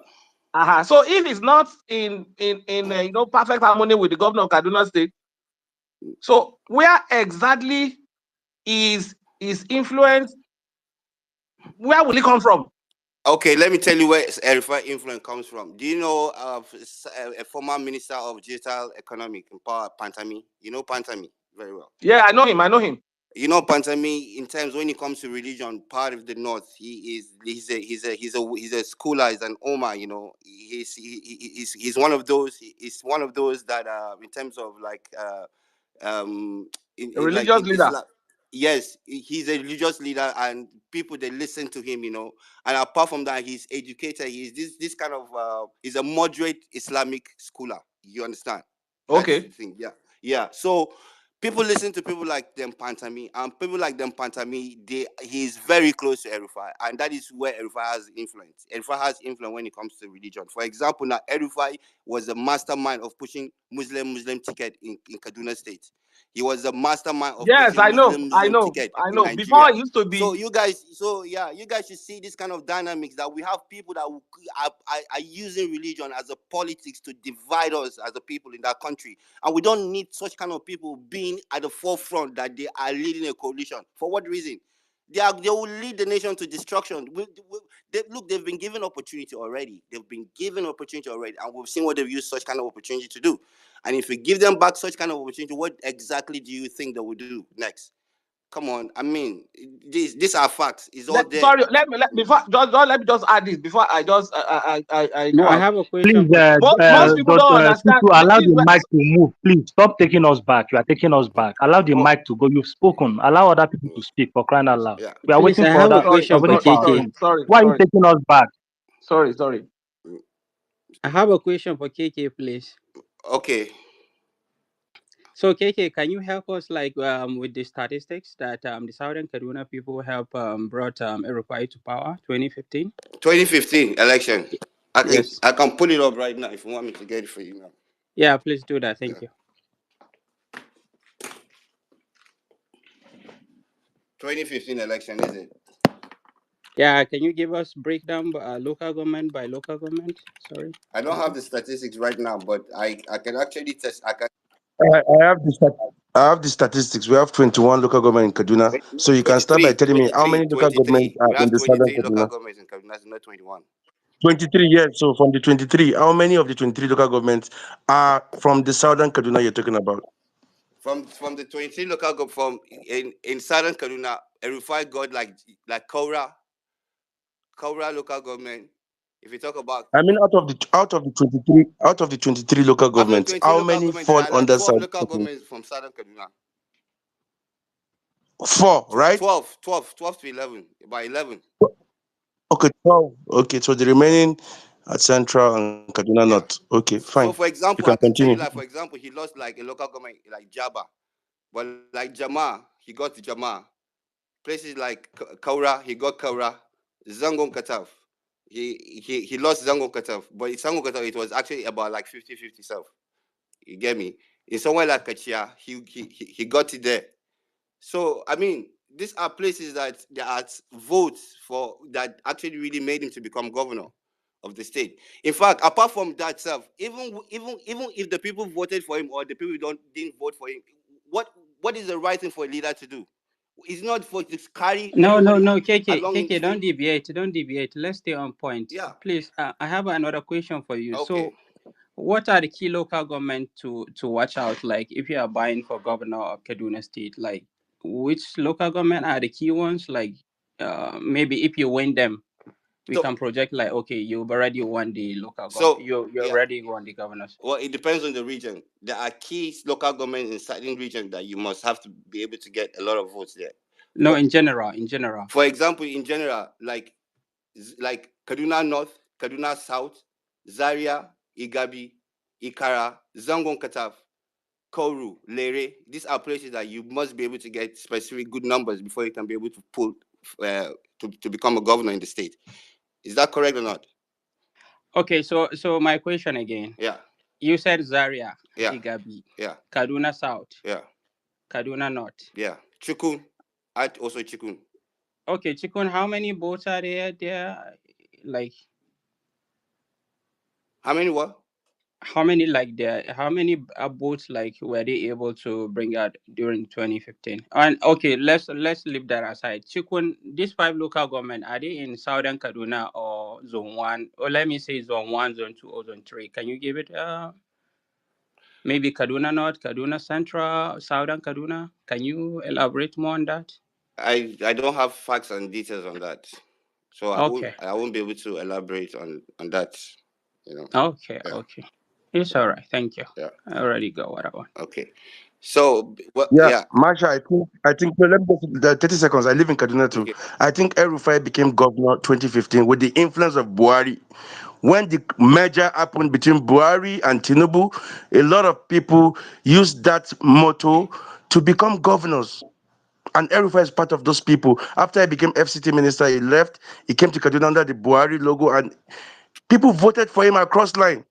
Kaduna North, Kaduna South, Kaduna Central, because of the Buhari train. I want to put that fact out there. No, Thank you. no, your fact is correct. Yusuf, I what agree. KK is trying I to agree with like your facts. shy away from Your the facts is chunk of correct. the Your the facts are chunk. correct. But don't forget that in Kaduna State, at that particular point in time, the region of Southern Kaduna was really, really a stronghold for PDP. So you tell me, how were they supposed? Who was the governor that contested against El Rufai Yero, under PDP? Yero. Governor Yero. Thank And you. you know, So please put them side by and let side. me tell you, do you actually Put know? them side by side. No, Do you even know why? Do it you was know an why the election people that of Southern everyone. Kaduna refused to vote for Yero? Do you know why? Do you know why they refused to vote for Yero? There were killings in Southern Kaduna at that particular point in time. El-Rufai came. But architect Balabantex was El Rufai's Yes, deputy governor, yes, right? that's correct. Yeah. So what are you telling me? The El Rufai You come to see, Kaduna with a Muslim ticket. Yusuf, He ran under the APC with the crowd, with Bro, the cloud hey, of please, Buhari. please, please, don't change Don't facts, come and be please, my you misinforming see, brother, people. my Yusuf, brother, please don't Yusuf, You are change misinforming facts. people Don't change facts. certain people put El Rufai El-Rufai brought Muslim ticket in the politics of Nigeria from 2019. after his Please, first after please, his first from term. 2019. After his first Yes, term yes, in office, 2019. Yeah, he dropped please. yes. Don't get me wrong. I didn't say. And you Yeah, are telling me that and he most of also his brought it. commissioners, what's And this he guy's also name? brought it in What's 2023. Again in Nigerian politics. These are facts. Are facts what not there? what Dr. what's this CJ, my guy's hand is name? up when you're ready for me. What's this guy's name? I'm trying to remember this commissioner of, is this the guy in charge of security in Kaduna? Is the Southern Kaduna Oh, guy? Yes, Susan who's Aruana. What's that? Arua? Arua? Arwan, Samuel or is Samuel, it? Alwan. Can you? Samuel Arua. Yeah. Is he from Kaduna North? He's from Southern Kaduna Is Samuel actually. Arua In from fact, actually, Samuel Arwan is even actually a what betrayer. was he doing for He's everybody? a betrayer. What Samuel was he Arwan You, is a you doing see with this word betrayer, everybody? betrayal. my brother. Everybody that He's is a not This is It is politics. politics, my brother. Anybody that is not with See, you, you can call that person a politics is betrayer, about right? service to the Samuel people. Arua is from It is Kaduna, not about did survival. fantastically well.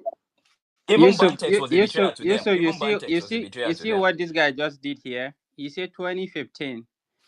The people of Southern Kaduna made sure Malam Nasir Rufai get into office. Yeah.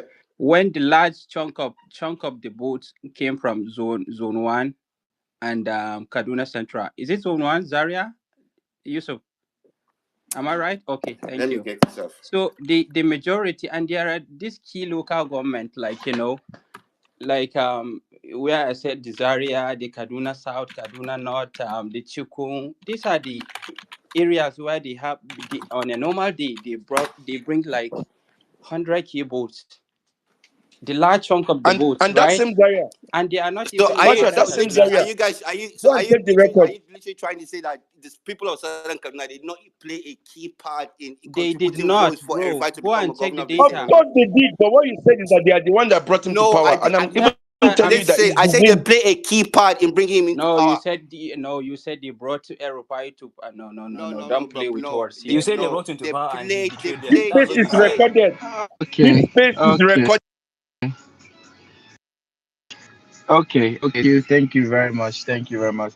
Um, like I said earlier, I mean, let's be very, very, very intentional about the information we spread. Like I talked about factual information.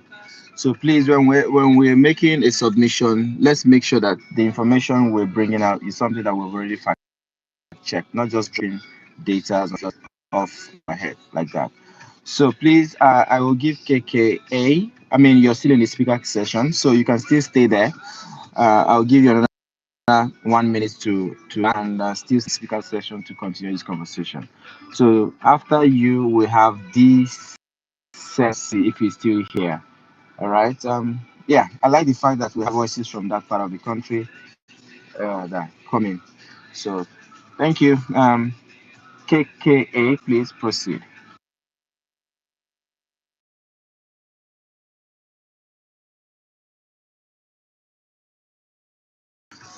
KKA, please go ahead. Land in a minute, please.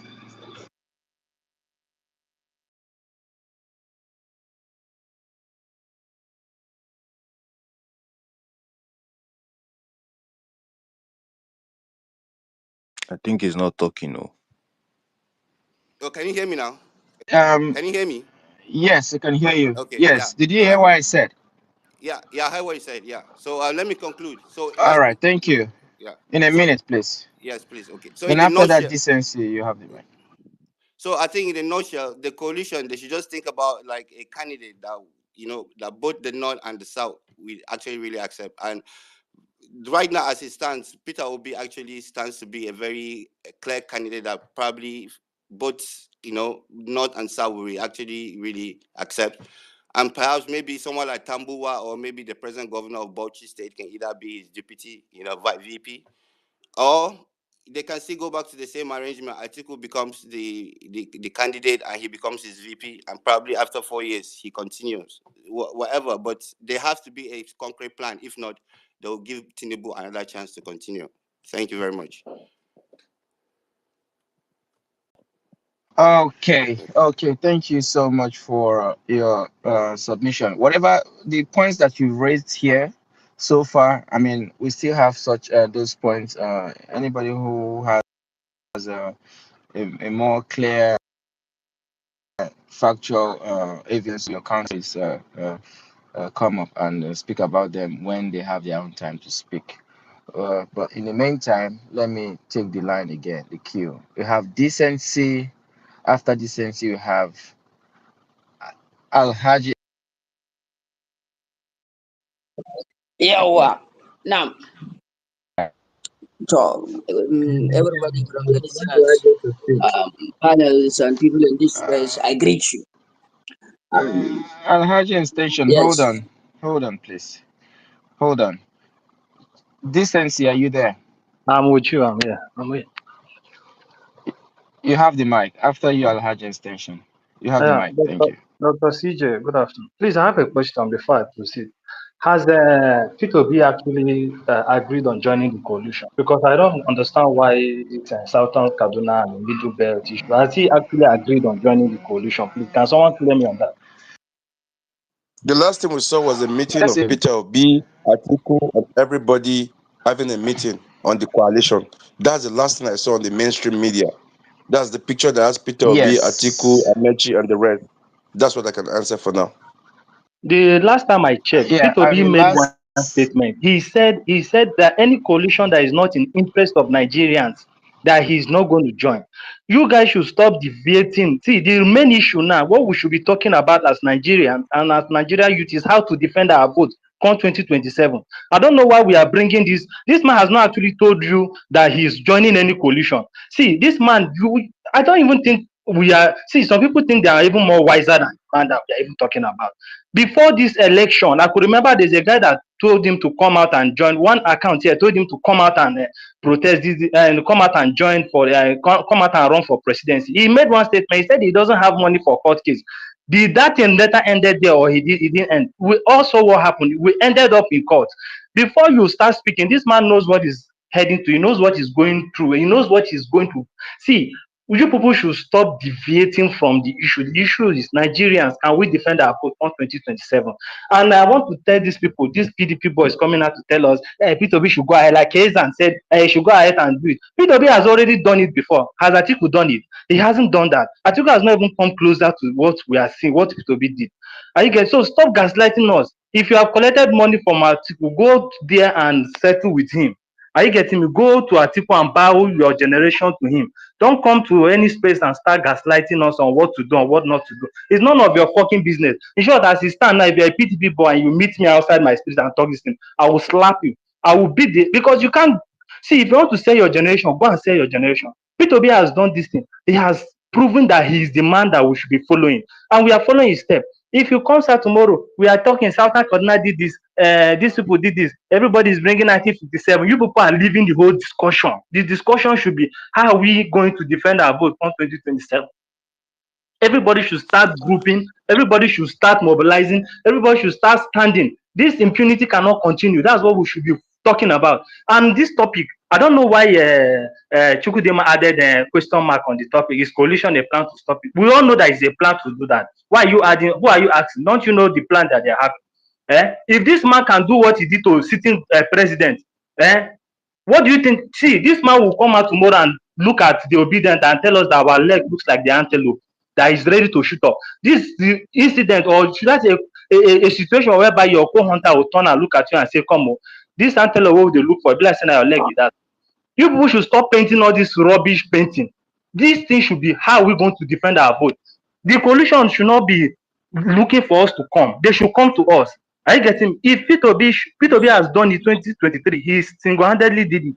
Are you getting me? And let me tell you, if these people are having 90, if they're having 70% of supporters come 2023. I'm categorically telling you that they have lost about 15% out of that 70 because of hunger. Are we not in town? We are on ground. We know what is happening here.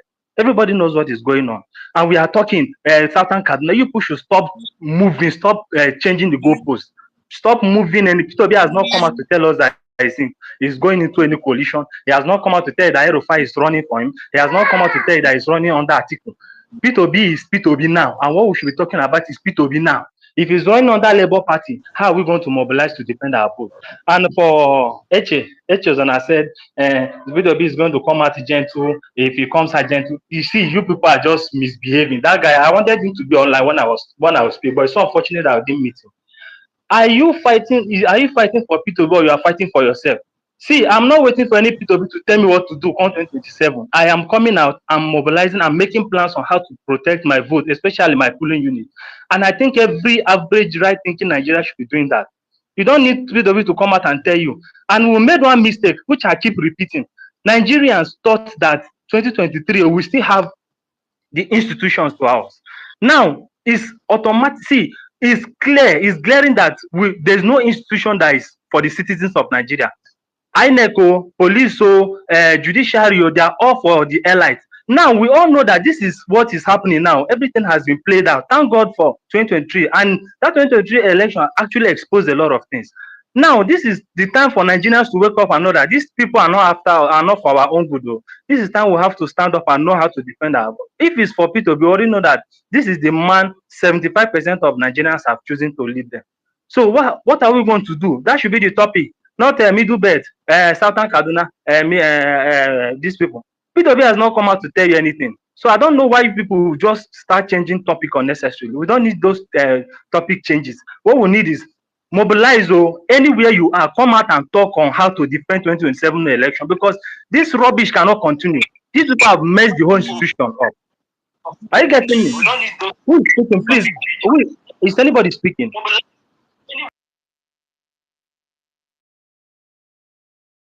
Please continue, please. So what we should now talk about is 2027 is here, is coming. I cannot come and start talking about 81 years old man that will come and look at. This man messed Jonathan up now. Are you people not seeing what is happening? I don't know that coalition is something, and he's a very greedy man. He can come out and do anything. If he can do what he did to Jonathan and PDP, what makes you think he will not repeat the same thing under P2B? And you are looking at coalition, you don't know that it's a trap. And what makes you think that Atiku is a man, or PDP as well are the people that will give you transparency? Are you people dreaming? Let's stop that dream, please. Everybody should wake up and fight and defend their vote. Mobilize within your unit, and let's know how to bring a better Nigeria to play. Let's stop all this gaslighting all these people. They know that they cannot do without P2B. So they should stop instead of humbling themselves. See, it's not even time of coming to tell us coalition. You people should stop painting armed robbery with that name coalition. If you are interested to make Nigeria work and you want to start with P2B, come and join Labour Party. Let's know that we are starting from there. Are you getting me? You people should stop all this controversy up and down. If until for now I'm following Obio. Anytime Obi wakes up and tell us that he's joining the coalition, then I will change the topic. But for now that he has not actually said anything about that, we are all going there. And we are going to fight and defend our vote. He came and he did it. We all know who won 2023 election. Now, it's time to know that this institution are not for Nigerians, and everybody should wake up and do the right thing. That's what we should be doing. So people should stop all this English and historical events, all this thing. Everybody should stand and know what to do and start working now. Let's not look at the whole institution. Look at Nigeria now. Are you people not in this country and you're on space is speaking English? See, I hit my mic. You people should stop taking us to Southern Kaduna and Middle Belt. He has not said anything there. Anybody that is saying anything there should go and sleep. What we know is that 2027 is coming, and we need to fight and defend, and that Nigeria will come, whether they like it or not. So you people should stop all this thing. What is even happening? Every time they come on spaces, you people keep changing the topic. Article at 81, what will he do? How many of you people can carry your children and go and drop it for your grandfather? You will believe that he can't train them well. You will want to stay with your child. They only go there to visit them. And you people are here talking everything, misplacing priorities. Please, everybody should wake up and stop all this rubbish, please. The next topic should be how we're going to defend our vote come 2027. What I pass through, my children will not pass through that. I don't have any other country. All these people you are seeing, their children has they are dual citizens. They have different passports, VIP passport, living large in other countries. I don't have anywhere to go. This is the country I believe in. And that's what we should be talking about. Everybody should stop all this middle belt. P2B has not come out to say anything. And now we cannot assume what he has not said. So let's wait for him to say. Are you getting me? So P2B know who Atiku is. People should stop gaslight. We all know who Atiku is. And that is that dream he's looking for actually died a natural death the day he betrayed Jonathan and PDP by joining APC. That dream, because if this man was a patient man, my brother, if Jonathan come out, that man for enter there. But he, out of that, his selfish interest, he joined other, and you think he will not come out and wait for credible primaries and everything. You people should forget that thing and think on how to defend 2027. I eat the mic.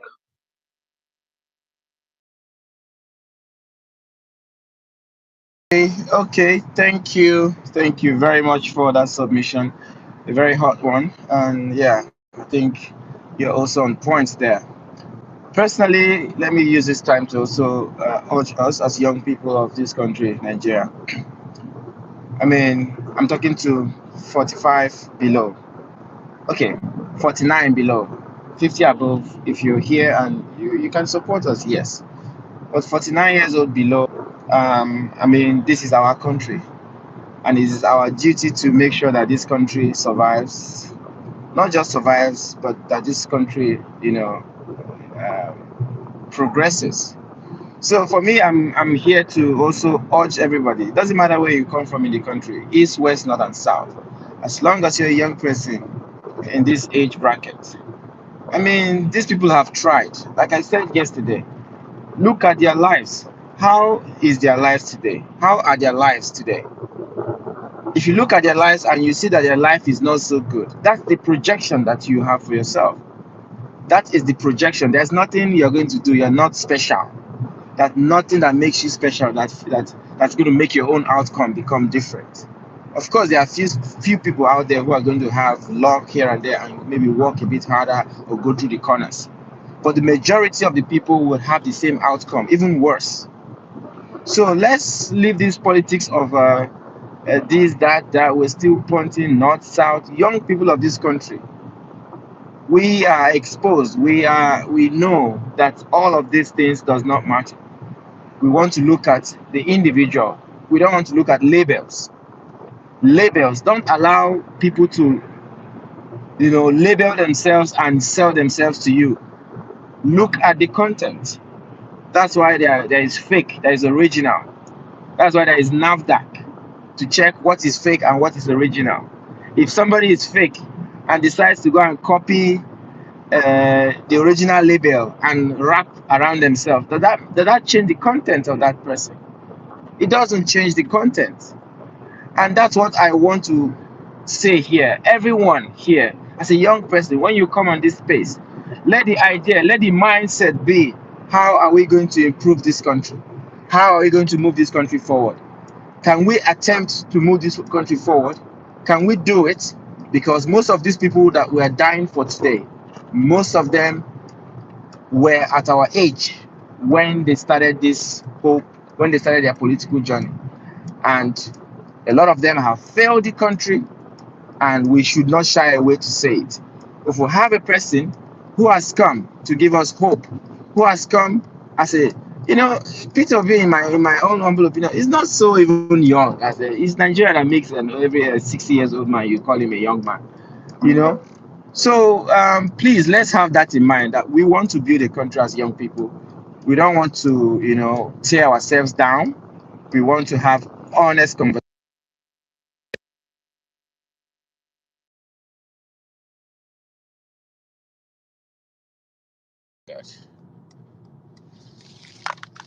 Hello, is someone speaking? Is someone speaking? No, I don't think anyone is speaking. All right. No one is Apache speaking. extension. Well, It's your Apache turn. yes, is it Please, is speaking. you my have the mic. okay. Yes, When yes. But yeah, please, go before you ahead. speak, Go. just give So, me 30 seconds, okay? All right. I didn't know I was on mute. So, what I wanted to say is, as we converge here on this space from different part of the country, different part of the world, east, west, north, and south of Nigeria. If you're 49 below, I think we should start thinking differently. I think we should start positioning ourselves for leadership in Nigeria. I think that is what is needed to be done right now. So let's make our submissions very, very decent. Let's not call ourselves out like that, you know. So I believe we can push this country forward. Now, I made a comment about projection. When you look at people in their 60s today, people in their 55, what is their life? What is what do you see? All right, if you whatever you see is the projection of what you're going to be at the end of the day. So let's has that kind of politics. Where has it brought us? Has it brought us to a very good place, or are we still struggling? Everybody knows the answer to that. So let's start to find a way to not just say east and south, north and no. Let's build a country for ourselves. If you are able to fix Nigeria today, if you're 40 years old, you can still enjoy Nigeria for at least 40, 50 years. So you don't wait until you're in your 60s before you start thinking about building Nigeria. Most of the leaders today that we see in Nigeria that have failed us, we believe that they have failed us. Most of them got into politics at the age that most of us are at the moment. So please and please, let's not just come here to fight. As we fight, let's also know that we're fighting not individuals, we're fighting for a country. All right, and let's try at the end of the day, so you don't fall without a fight. You know, so let's fight before. Let's try. That's what I'm trying to say. On the road right now, Alhaja Extension, please, you Yeah. have the Okay. mic. Okay. Thank you, host and everybody.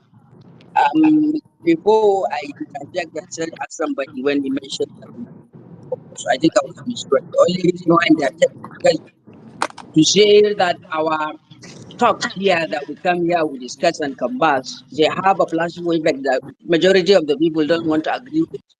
People have that sentiment and disseminate it to the grassroots. And that is drawing us away from what is going on and what we expected to have as a country. You see, if we draw from Abil's submission, he made one thing that is very clear. 2027 is all about power. It's all about how we are going to take back the power from these people. And I do not care who are going to come and have a coalition, especially if it is not that of everybody, the side of this country.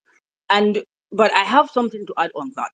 Like when we are talking about it is all about how we are going to power grab that send these people back to Lagos. We have to consider one major factor here, and this is we shouldn't repeat what Nigeria, yeah, what we do in 2015. It is all about end of Boko Haram insecurity. PDP was frustrating a lot of Nigerians, and then the ticket came. It was Buhari. We couldn't see beyond taking away the power, benchmarking on certain blueprints and what is expected for a country at that time. So we just voted based on that nature, and we get to see what we have today.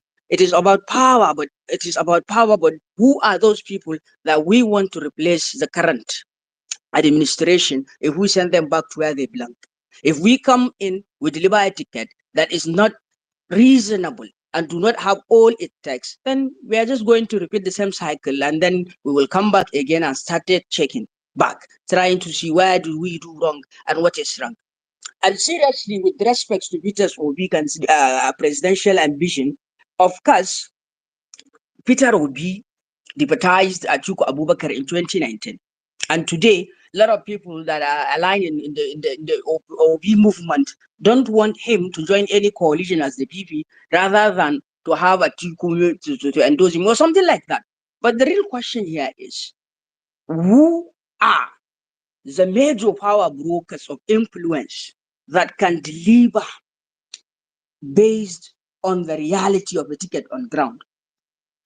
And it isn't sentiment. I'm not being emotional here. That if we are going to have another, maybe we have Peter Obi on his own, you have Atiku on his own, you have Konkoso on his own, perhaps you have Kauram Bocho on his own, or everybody a mixed ticket on their own. It is going to be very difficult for the people to bring these people out of the system. And I think this is where the talks should be looked into. We have to allow ourselves, open up to the better truth, no matter what is going to come. In as much as we are sending these people back to Lagos and we are having people that can deliver, then that's all. In one space, it is my belief, in my opinion, that it is only Atiku and Peter Obi ticket that can send Aswajubula Ahmed Tinubu out of Abuja. And if you are having a Peter Obi or any other person, and then the ticket perhaps they reach conclusion, Atiku say, and those things all compromised, it is going to be a top sell. Not because of anything, but if you look into the pattern to which Nigerians have already established ourselves that we bought, you will agree with me reasonably.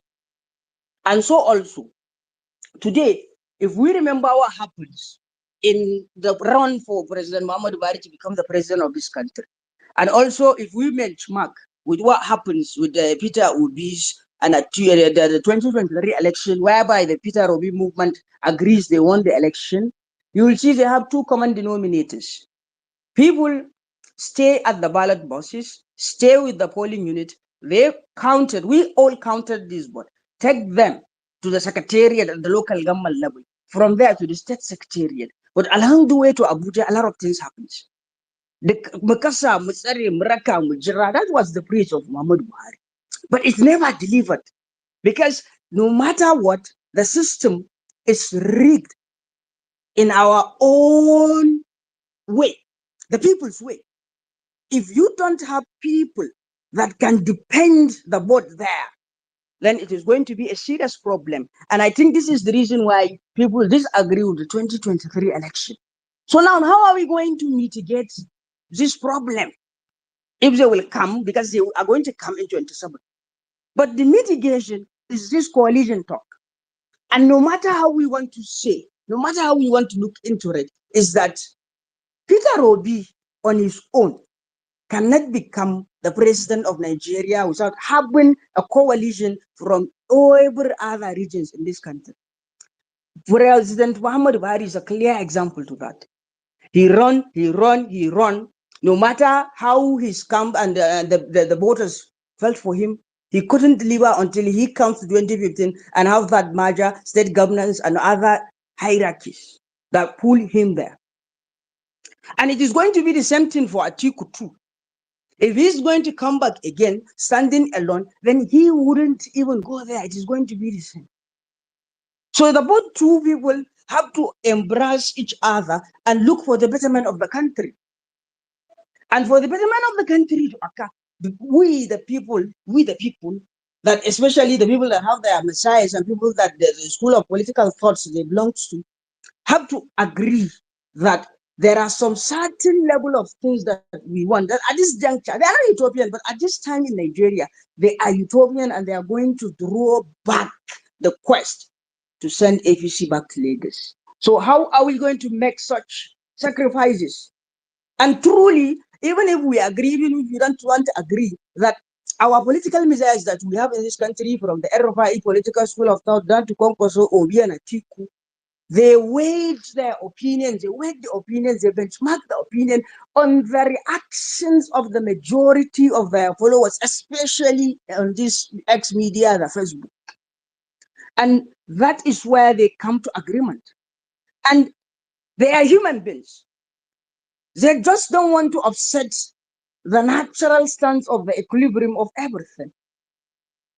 And now if you said Atiku should draw back and endorse Peter Obi, people from said, no, you are not going, you are already used there. And now if you said, Peter Obi, you come and no, you have it, you are going to make it.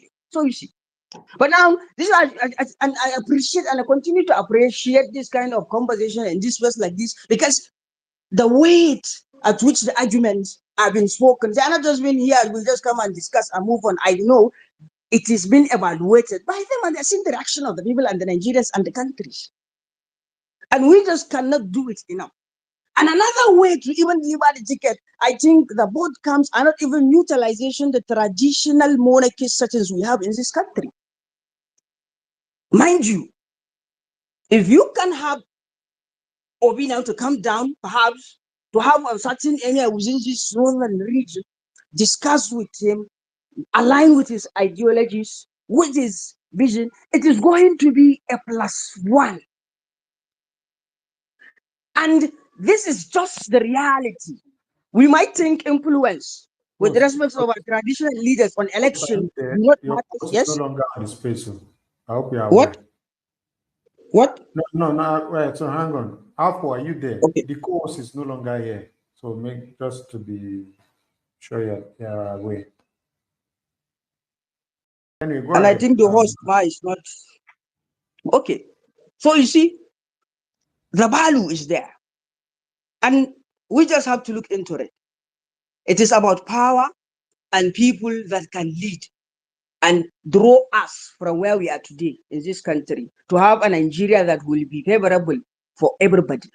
But the consequences, in my opinion, is for Obi to deputize Atiku. I think this is the only possible way for the ticket to fly. But certain agreement can be reached. Perhaps Atiku should do a first term and then give it to Peter Obi and continue. Please, And this is Elijah, my opinion also. I'm coming to conclusion. I'm can just you trying to wrap up come to in conclusion. so that Yes, others can yes. speak as I'm, well? I'm, I'm just trying to conclude here.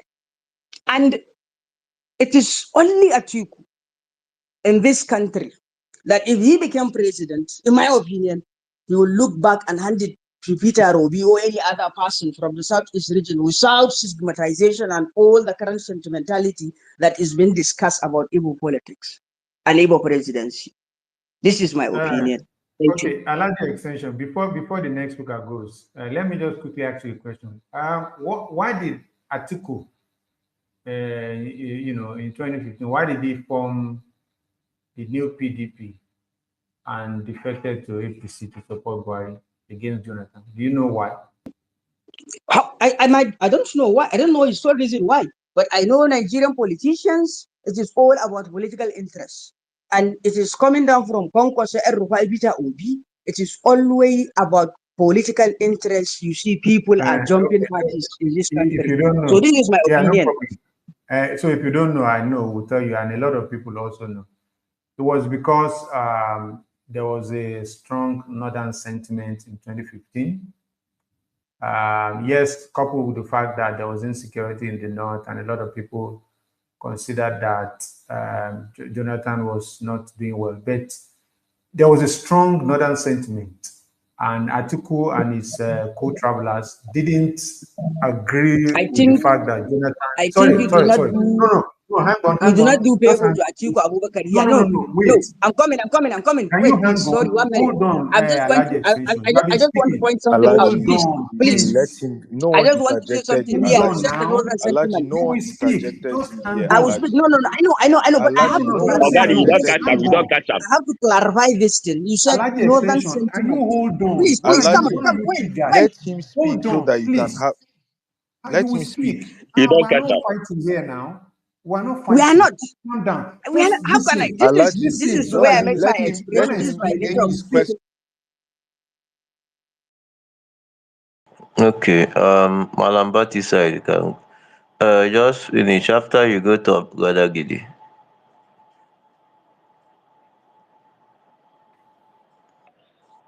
I was not even making a submission yet. I was just reacting to Alaji extension that is just trying to question the logic of his submission, and by extension to every northerner that is suddenly trying to pull a wool over our face and thinking that some of us don't know what we're doing well, like we're children.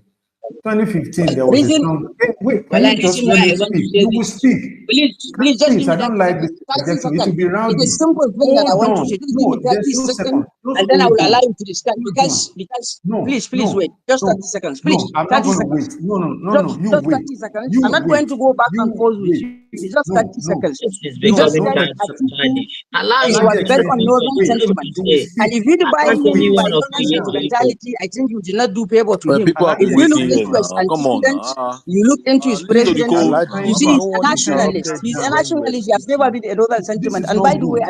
This is I not do not good. support him in my life for This does once. not. But This there is is not no way. good. If you said If you are not there willing to is be no way, if patient, you said it Atiku doesn't look good Abubakar on you. Can you joined just mute your APC, mic for please, crying out please, I loud? have to say this Alfonso, because please No, mute you everyone. are trying to mislead the you don't need to argument. say it. You are Please, misleading host, the listen to argument. this guy, I beg. Now Oga, You you slow are down, you slow spoke We down, can't misleading hear the slow both down, of argument. you. That's guys. why Listen I'm to just yourself. Come clarify on. this We and can't I hear move anybody on. speaking. No, you are not clarifying anything. Just mute your No, mic, please. You spoke, nobody interrupted you. And why are you doing that? Be maturely This here is now. not Come good on. now. Sorry, guys. I mean, you obviously you knew that you were just trying to deceive people, and this is all hypocrisy. And this is why every time there is an opportunity to speak, when I hear these people, I don't only feel that it is unfair. I feel irritated. It's actually irritating and insulting when some of these people speak the way they speak.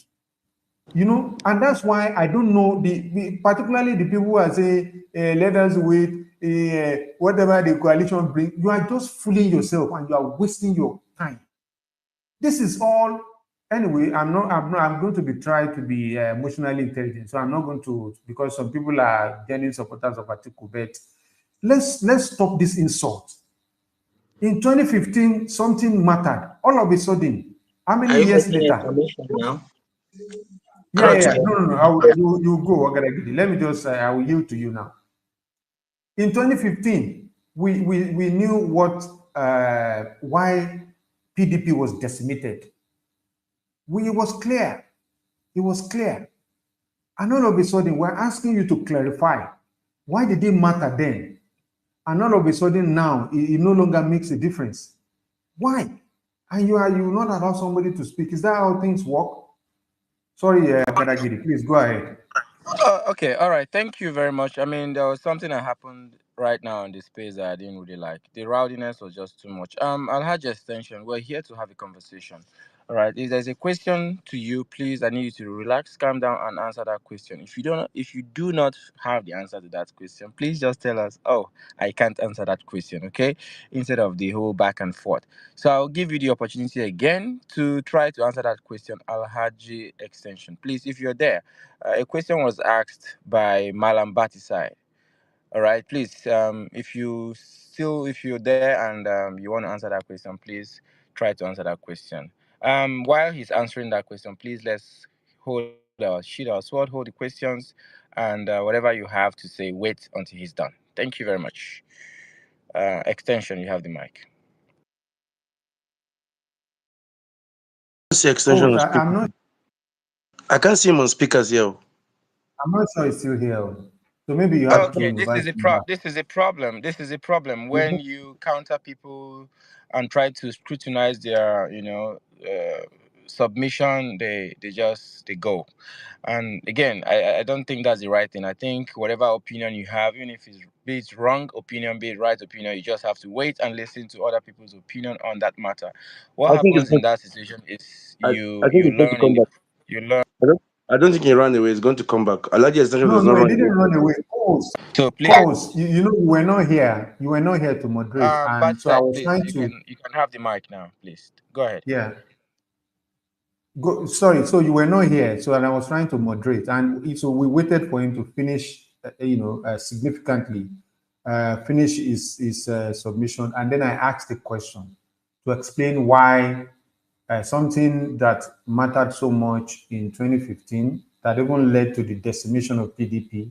That one of the main characters in question actually moved to the APC because of this same ideology. So my question is, why did it matter in 2015 and it no longer matters now? But it was not everything just got out. It was not, it didn't even allow me to put in the question properly. But I would really like him to answer honestly. Let him come here and explain to us. Thank you.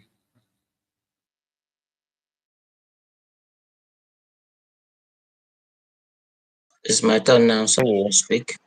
Yeah, we can go. Okay. Um, I don't like how everybody was putting it as if that guy was disrespectful. I don't think so.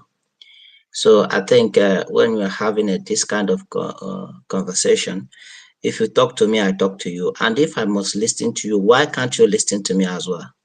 So I'm not defending his opinion. I'm just saying.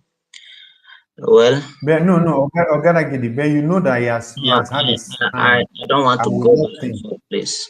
Do you So, understand? Yeah, we left him. um, okay. So, I'll start by talking about this Southern Cardinal sentiment that is suddenly on the timeline that people have talked about earlier. Um, Before now, in fact, more than 6 months ago, uh, that was when I began to realize that this was the case, that there is a kind of realignment. And that was not because of anything I heard on Twitter. That was because of people that I meet practically and people from that particular zone talking to me. So, and now that it is becoming more and more evident and the people are talking more about it, the way that I see all this thing is that the people that have masterminded whatever is happening there and the opinion that is now coming out is just looking for a leeway to legalize whatever will be the reason that they have not to campaign for who they campaigned for in the last election.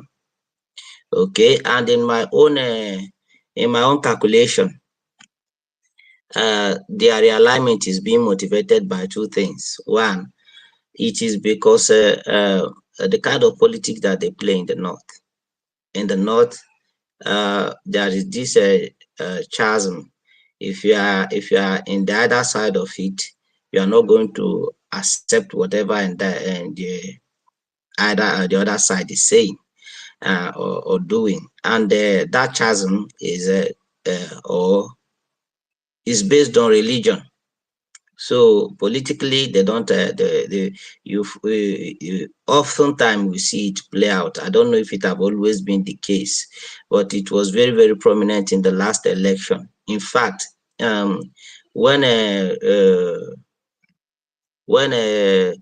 Tinubu campaign recognized this as to be the case, that was when they moved in with that their Muslim ticket. It was a strategy, as they said. It was a strategy, and as would have been predicted by the people that planned for it, immediately that they use that card, you see sudden realignment you see Dogara, you see Buala, you see Babacho Lawal, and some other key figure in the northern Christian enclaves. You see them pandering and coming to the P2B side. And what that created is a kind of sentiment. Okay, you have picked a side, so we are on this side.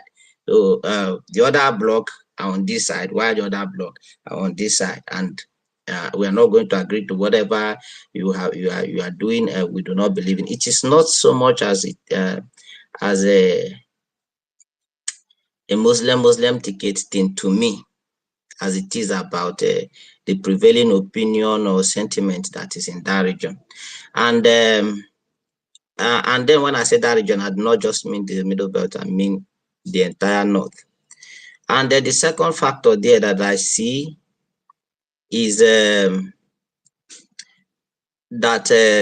when Tinubu came to power and first of all, he appointed Christopher Musa. And when he appointed him and El-Rufai was not given the position that he was promised, it a kind of created this kind of sentiment.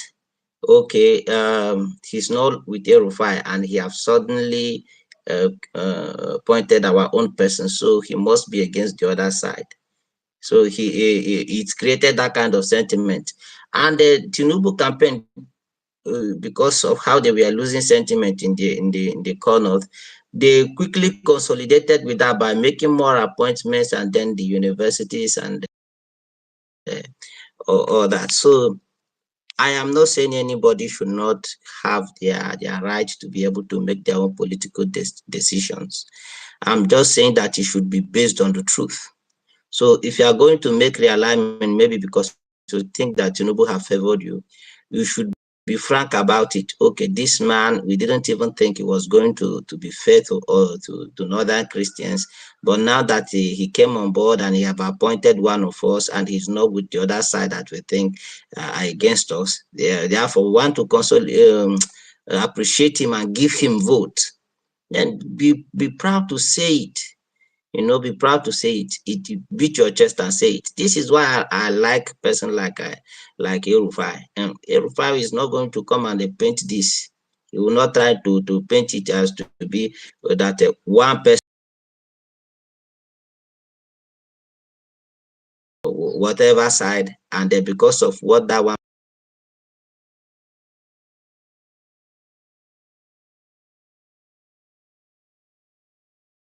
person said, we are now going to make our political decision based on that. So be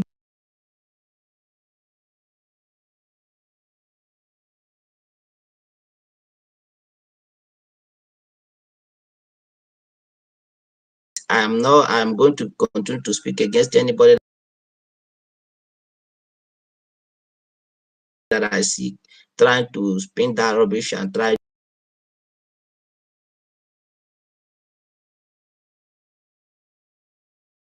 to gaslight me or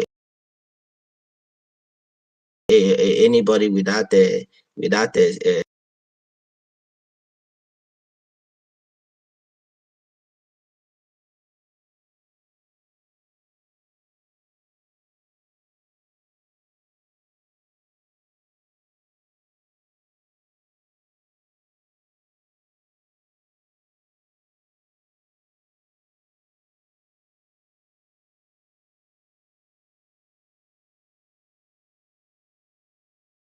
was conflicted on how to view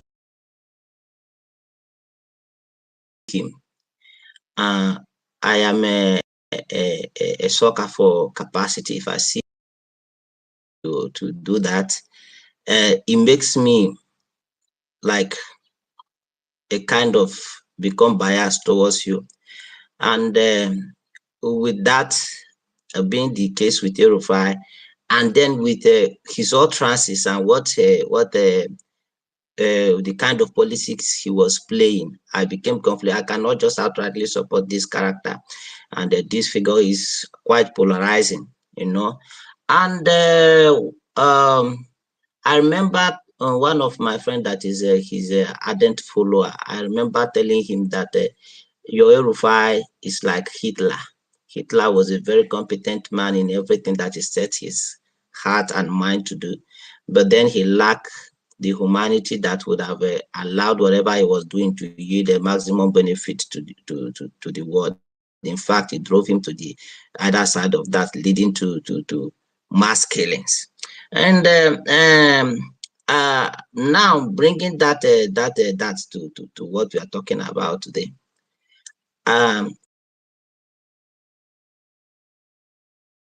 Erufai is a leader that have his own follower in Nigeria.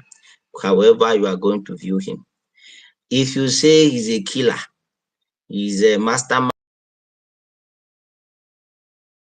of the country as it is at this moment, and nobody have picked him up for questioning, and nobody have tried to do anything from the federal government against him. It makes me want to ask where the problem resides. Is it with the Erufai or with the people that are in government? Or if it is just mischaracterization and character assassination. So I am not saying that it is, well, but then I'm not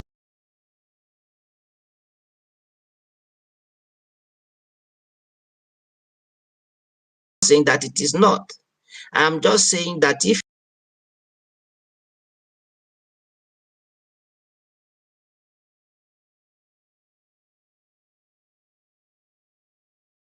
as a free man, why is he working as a free man? So why have they not tried to put him behind bars?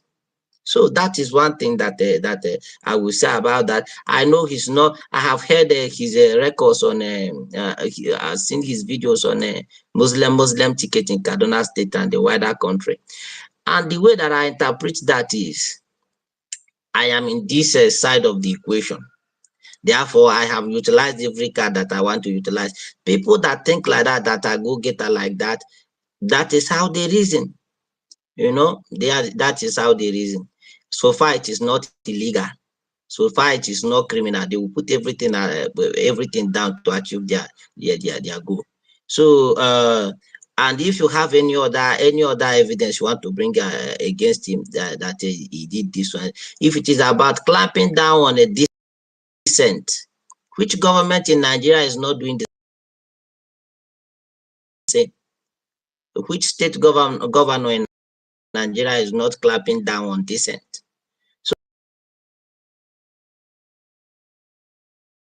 having said this, I don't want to see him in the ticket.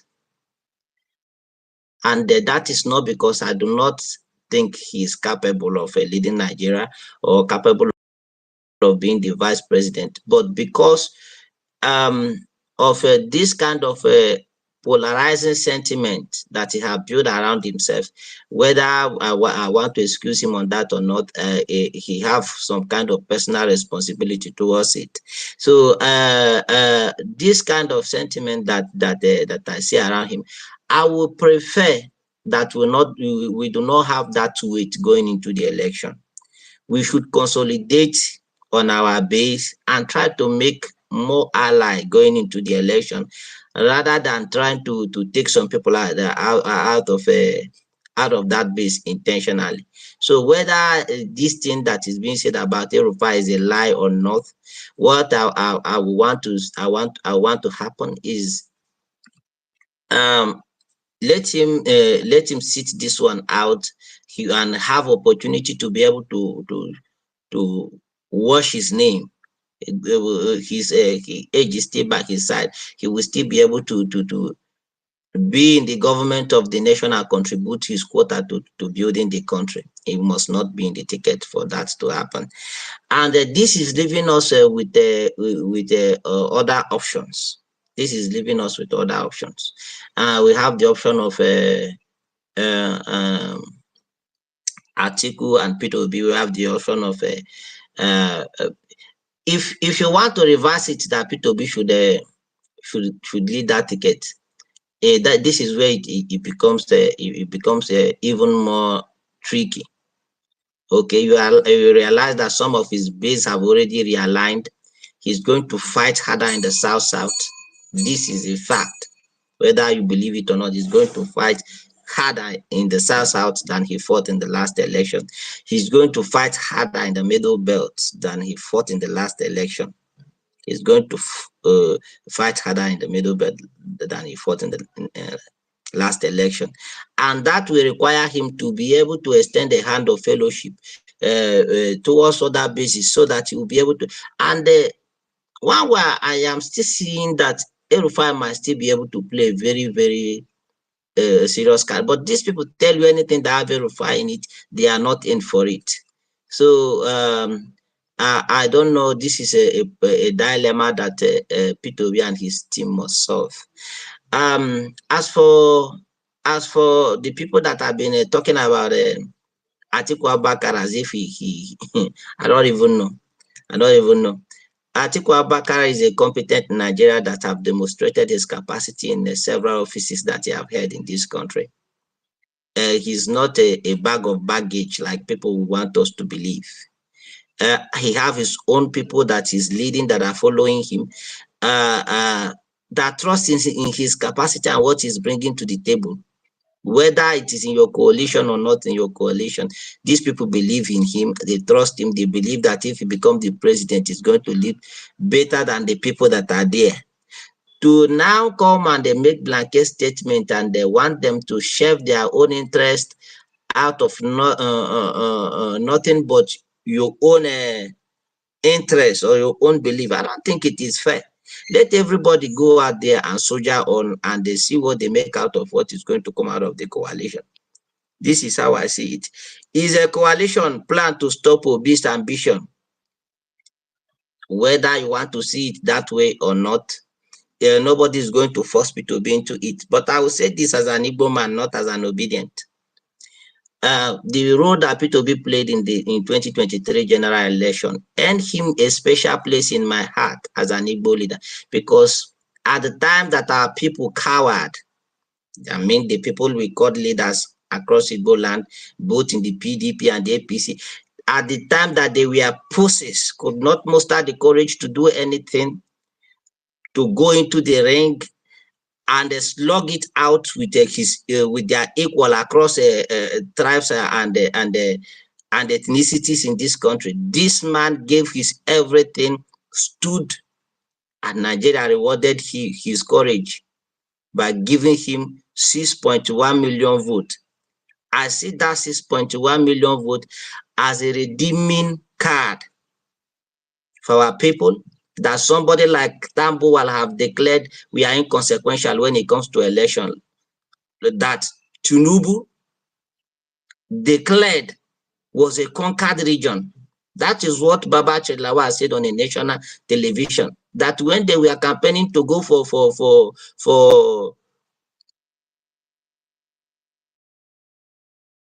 told them that they shouldn't go to the east, not southeast, but east. That is entire east, southeast, and south, that those places are conquered region.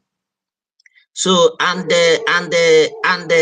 for P2B to have come out from this place and without one state governor, no senator, no House of Rep member, no local government chairman, no councillor, and fought bravely.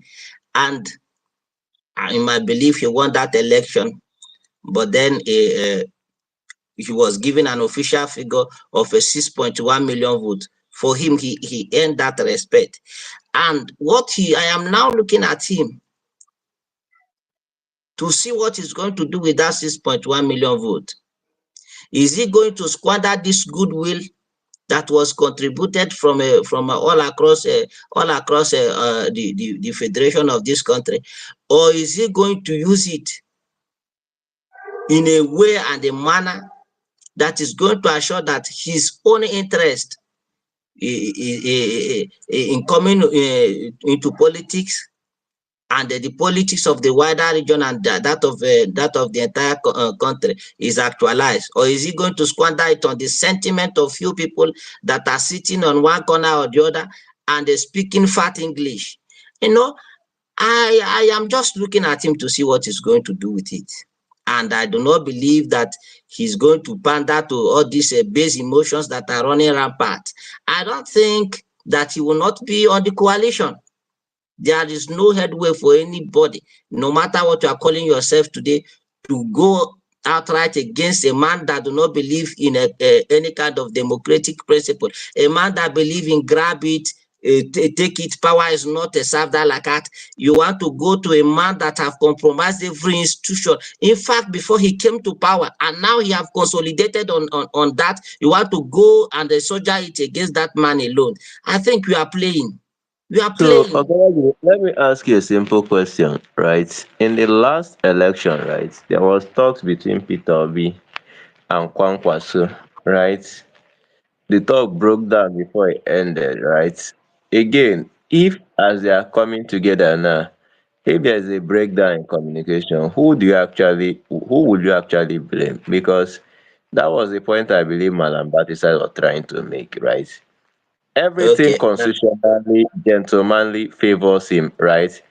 For one reason or the other people are invoking their constitutional rights, and they want to use to override every other thing. Because if you make any argument, because election is always about sentiment, any argument you want to make favors him and nobody else, right?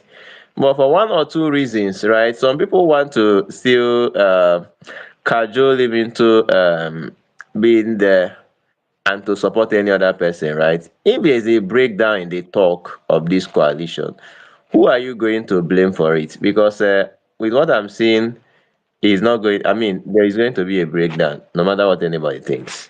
There's going to be. Alpha, thank you so much for this question. I Uh, love it so much. Thank you so much for it. okay. If there is a breakdown in this coalition talk, it is going to be premised on something. And I think before you even set up on wanting to have a coalition, first of all, some modalities have to be put down. What are you sitting down to talk? On what basis are you sitting down to talk? P2B have said many times that his own is that Nigeria must be put in focus. That the interests of the country are not just power grabbing. Should be the point of a beginning to talk. And Atiku Abubakar came out some weeks ago to say that they are talking, and their talking is not just on how to win power to win power. That they are also discussing on how they are going to use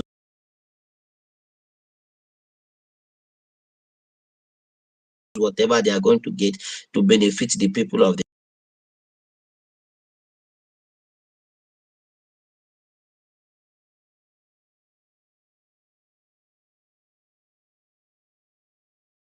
out. Yeah, let me Atiku ask will if have they the didn't final. meet Sorry, his sorry, Alpha. conclusion.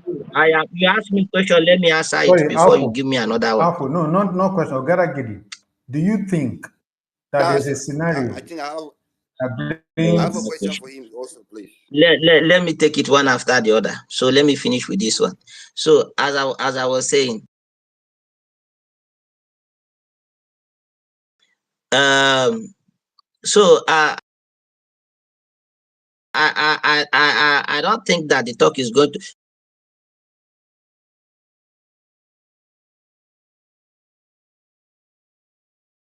agree on a power sharing formula. That is that it is the turn of the South. That if that is not established, then there will not be further talk. And then Atiku Kwankwaso did not agree to that. So there was no further talk. Do you think that P2B's Okay, position which on I power see as sharing? an ambush, Wait, which I was seeing, which later I was seeing that as an ambush that was coming from Tinubu, because when Doyin Okupe realigned with the Tinubu government, and he was talking about how he had talked to Bat in 2022, and he thought that he would be a fantastic president and all that. Then I know that this man had just that interest to have a southerner sitting as the president, and he thought that any of these two persons would have been okay. So going all out to win wasn't his this, even though he was giving it all according to the people that were around him, that all the strategy he was putting in were working. But then when I check what informed him pulling out of that coalition, I see that they shouldn't have pulled out of that coalition wait, that back. are you They would saying have laid that back and gave room Ogadagidi, for more negotiation. wait first, Are you saying that Peter Obi would have agreed to deputize Kwankwaso in the last election and because No. You saying that there will not be basis for that. We have to come in as equals. If we come into as equals, then we can negotiate. This thing is So, very but direct. you put in a what are you saying? This thing is very direct. Engineer Rabiu Musa Kwankwaso made it clear that he was not going to be running mate to Obi. I mean, it was very clear, right? So But that was not the basis on why the talks broke down. no, he The made it basis clear on now. why the See, talks broke down was that some people wait, want to calm down, come in and calm he down, must calm recognize down. them. Sometimes these are why I'm not sure he can hear you. Ogara, can you hear the yeah, host? yeah, I hear everybody. yeah, calm down. This is exactly why talks break down, right? For example, Peter Obi knows that if Peter Obi wanted to be running mate to anybody, he would have stayed in PDP and be running mate to Atiku Abubakar, right? He probably saw the potentials coming from Kwankwasia movement and wanted to work with him because, yeah, by every sentiment is the turn of the South, right? And as people said, right, people who are close to Kwankwaso, they said that Kwankwaso was hoping that the two parties will put up Southern candidate, that's PDP and APC. So that will be the sole candidate from the north. So when that did not happen, he still stayed with his own this thing, right? And even Buba Galadima made it clear that Kwankwaso is a bigger politician than P2B. So anything that they are discussing, because when Buba Galadima, 84-year-old man, I 89-year-old man, comes to national TV to say that the reason why the coalition they are working together failed is because of of the ego. We easily know what happened. It was because Kwankwaso is not going to deputize P2B, and of course, by every means necessary, P2B was not supposed to deputize him, because he was going to deputize anybody would have stayed within PDP. So again, my own opinion, right? If that was actually what happened in that last election, because I don't want to blame. I think everybody. I mean, if you, Alfonso, yeah, Alfonso, the way that I see it, I don't think that they should have done that. That Peter should have just decided, I am not going to deputize Kwankwaso. So Kwankwaso have his own ambition, legitimate ambition. Peter have his own ambition.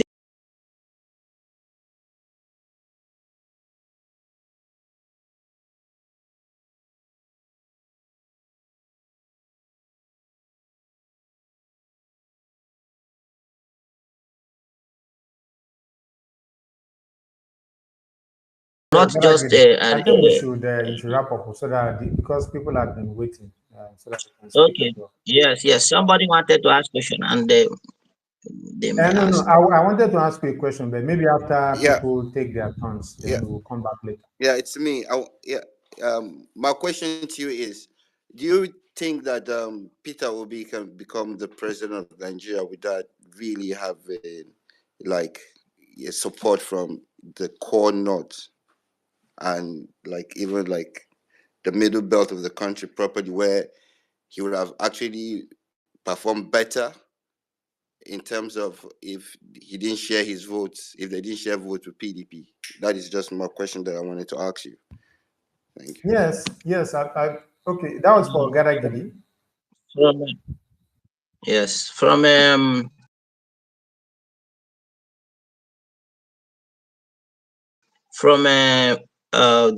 calculations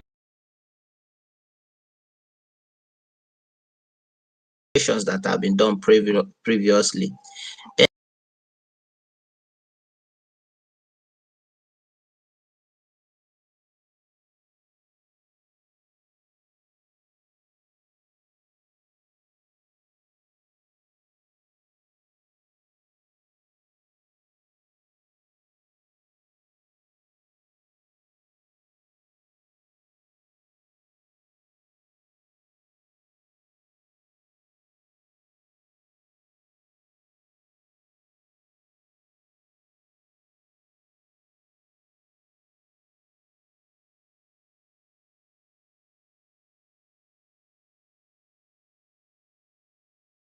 he would have won that election. So, in fact, with the way that everything happened in that election, eh,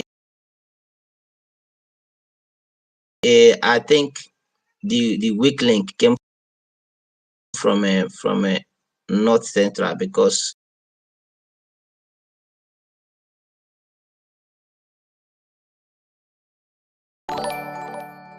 Lagos State, the rigging, and we saw what happened in a Plateau State. These are the places that they were heavy rigging. So, and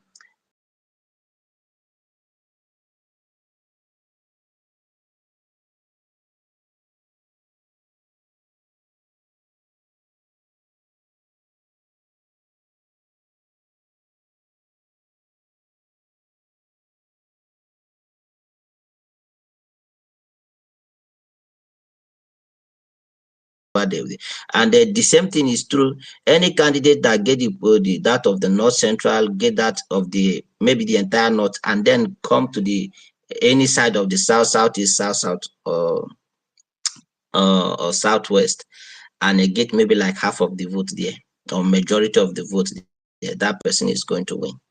So yes, I think P2B can win an election without the core note, which is just two regions. The same way he can get anybody can get elected without vote from two regions of any side of the country.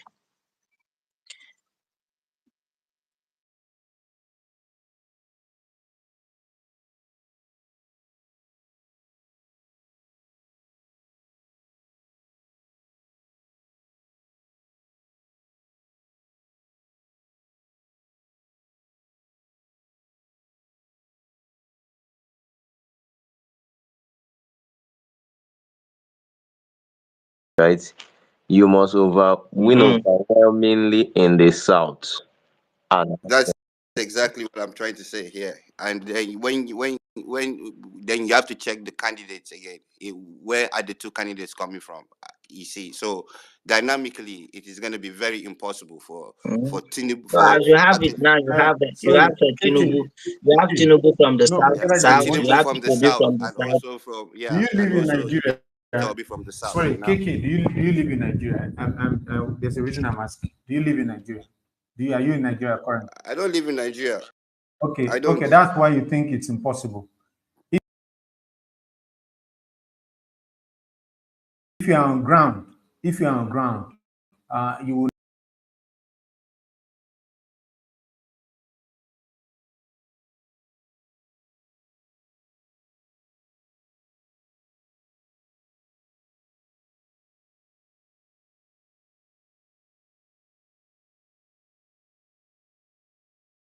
election is for the opposition to lose. And that's what we're trying to protect. APC and Tinubu, they've already pushed Nigerians to the wall. So all this, oh, somebody is strong in the south, it doesn't exist.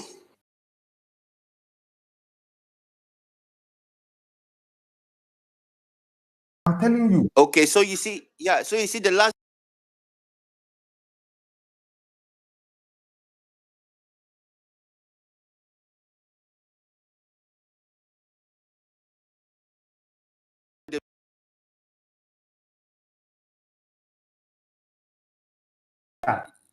APC is destroying this so country and people want exactly. So something you see, else. yeah, That's what matters. If you yeah. are So not on ground, honestly, so I think people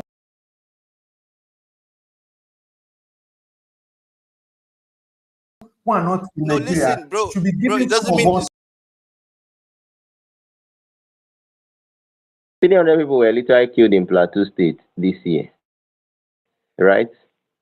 Not making this in a week, not making this thing up. That is fact. Plateau State.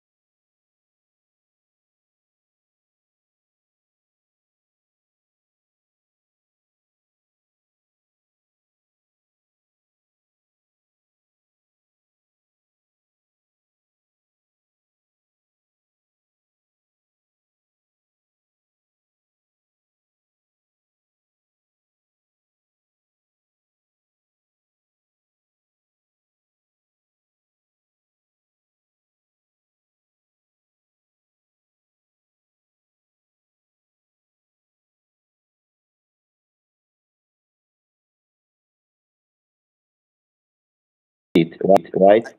I know that. Yeah, Yeah, I yeah, know. I'm coming.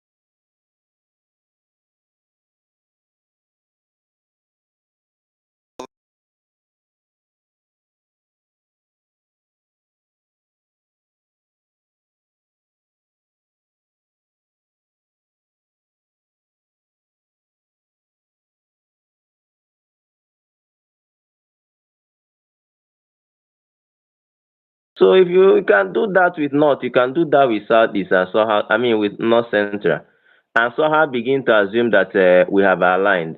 The truth of the matter is this: the nation is boiling. It's not about, I mean, this assumption that, oh, North Central has aligned with Tinubu, let us abandon them and focus on Northwest. It's a trap. You need votes from anywhere.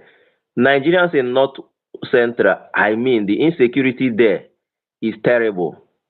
So they need new government. You are going there to campaign. You are not going there to tell them that you are a minority, you don't need your vote.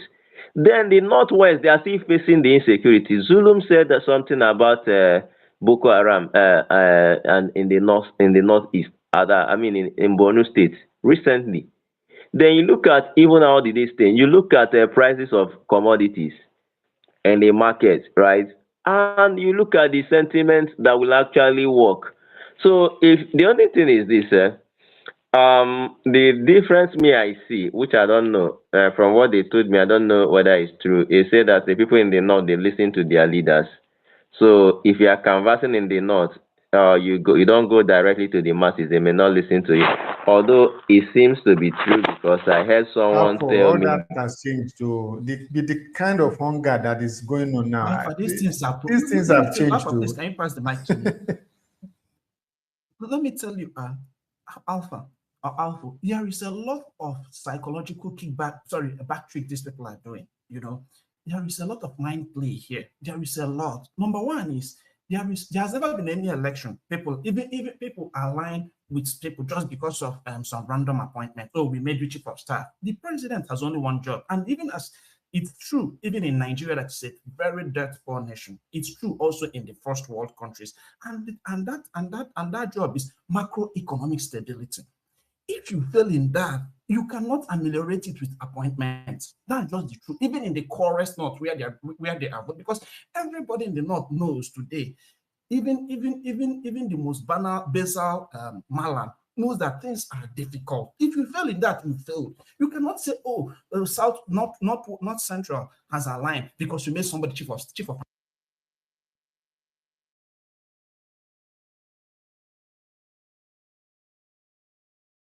Need to continue. That was a mistake. We are in Nigeria, we are telling you and you don't want There to is believe something it. Okay, now. You apply the there is policies something I of feel any other country about in Nigeria that Nigeria. makes me sick.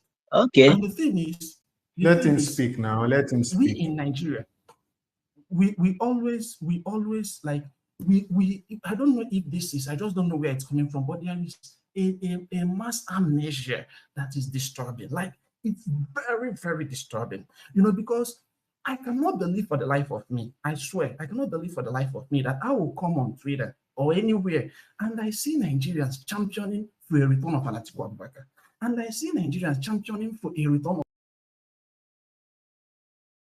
of El-Rufai. Somebody was trying to excuse El-Rufai from being guilty of all the mass murder that went on in.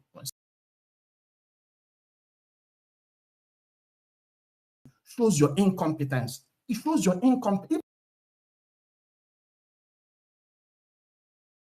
Even if you are not guilty today in the South, one of the reasons why I'm proud to be a Southeastern.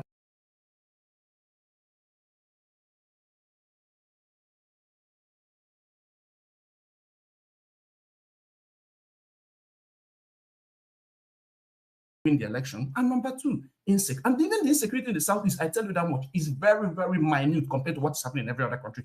The only reason why, every other part of the country, the only reason why it is actually exaggerated is because it was exaggerate everything out of their region. Whether whether everything, we always make noise about everything, but he's very, very, very he's very, very unpopular.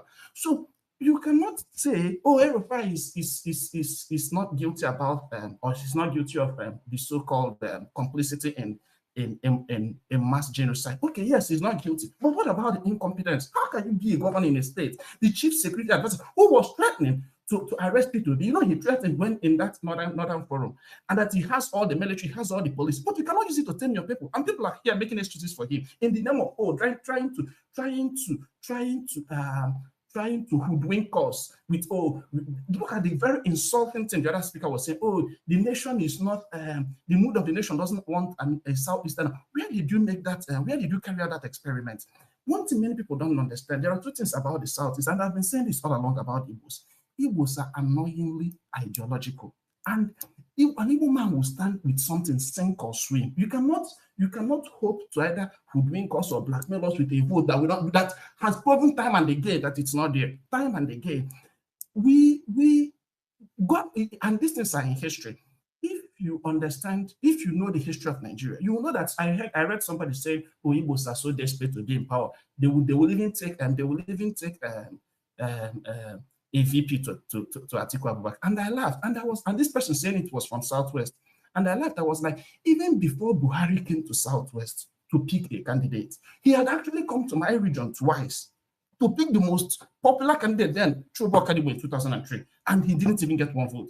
2007, there were 4 running candidates. Number 1 was December. Number 2, Atiku Abubakar. Number 3, Ojo Zokalo. Number 4, Yaradua. Each of these tickets had an Igbo person in it. Each of them, except Yaradua's ticket, Igbo stood with Yaradua. Even in 2011, Buhari came back again. Igbo did not vote for him. In 2015, Buhari came back again with all the paraphernalia of US media, all of it, including the president of the US, was supporting Buhari. Everybody was campaigning for Buhari. He was to sink and swim with Jonathan. And people said, oh, what Buhari is going to do to the Igbo, blah, blah, blah, blah, blah, blah, blah. Now, who is more fucked in Nigeria than, who is less fucked in Buhari's government than Igbos? Igbos were not fucked anyway. In fact, if you count the amount of projects Buhari did in a region, I tell you that much, he did more in Southeast than in Southwest. All the projects he did in Southwest were projects that terminated in the North. And I'm not trying to dunk on the Southwest for it, but there is something about it, people who are freeborn, people who can look at something and make independent decisions, people who can look at something, who can look at the leader and say, hey, this leader is not good. I cannot vote for him. Because the person is not, every person, I campaign for P2B. I've spent a lot of money on P2B that I'm even getting so angry about it. I'm not looking for P2B does not know anything about me. The only thing he may know about me is where I come from in the Southeast. So you can't come to donkey people with that very cheap black money. It's not going to, it has been tried and it's not working. So what we are saying is this: Radio Obedience did something that marveled Africa. It marveled that the whole world had something called obedient movement, because some group of young boys came and say, hey, listen, we are tired of the way Nigeria is. Today in Nigeria, the poverty in Nigeria is like, it's beyond crazy, it's beyond evil. Like, there are things you see, you say, no, this is gonna stop. And yet, these young boys came, they had a leader. This leader had held offices of trust. The best people Nigeria has ever seen, number one, or like the most powerful Nigerians you could say, number one is a guy called Olusegun Obasanjo. Obasanjo today is the one that, if the world has anything to do with Nigeria, he's the one that will record, because Obasanjo handled some offices internationally. Don't forget, Obasanjo is a 2-time chairman of the World Ex-Presidents Association. Ex-Presidents Association, an association that has people like, that has somebody like George Bush in it. An association that has something like that's George Bush of the United States, Tony Blair of UK, and Stephen Harper of Canada.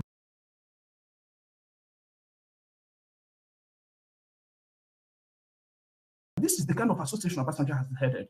You have somebody like Okonjo-Iweala. You have all the best people Igbo. So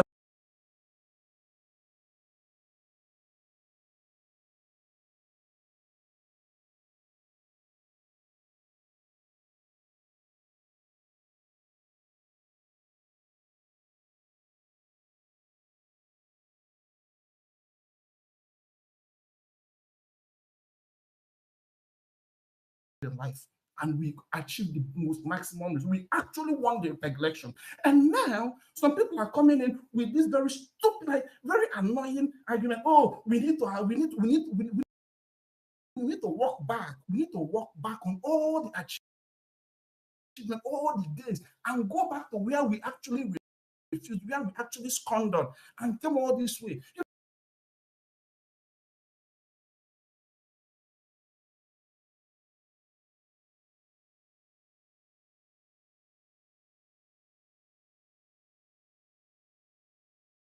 Even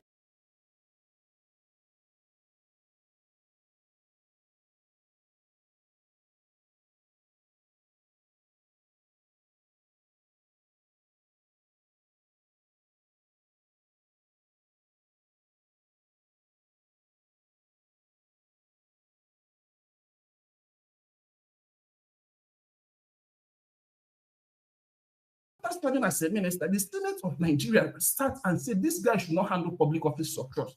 So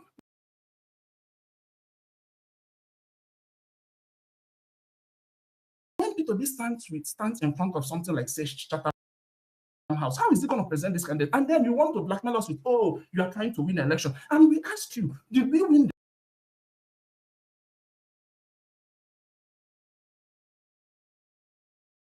empirical evidence that points to the fact that this person is that popular? Oh, Aerofire will say something, and what the South, Northwest will align with him. And then you're not even able to quantify why Aerofire did not win Kaduna. You're not telling us, oh, because Kaduna has a North and South divide.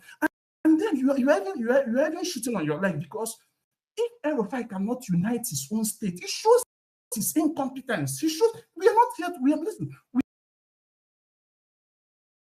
not here. For me as a person, Tinubu has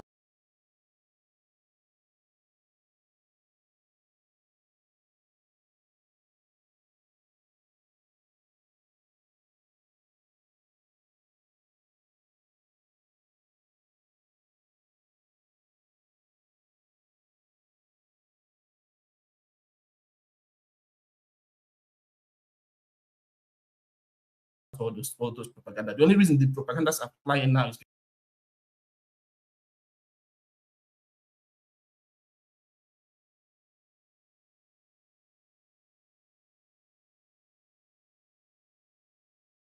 because we are not yet in the game, But I see a lot of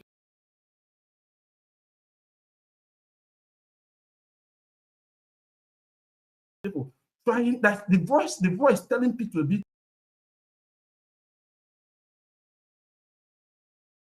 trying that the voice telling people to be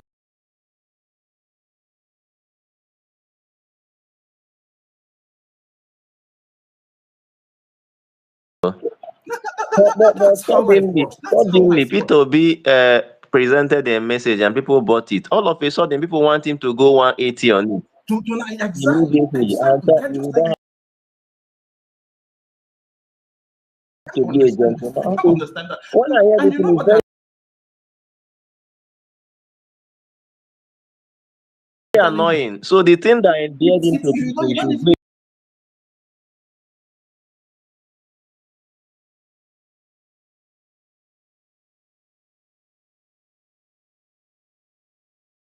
even in almost West Africa that you want us to start. No, it's not. This is just stupid. So the point is this: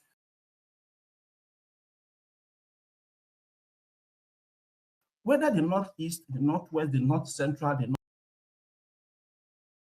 anybody who wants to believe in our messages should come. If you don't want to believe in our message, fine. It's campaign. That's what campaign is all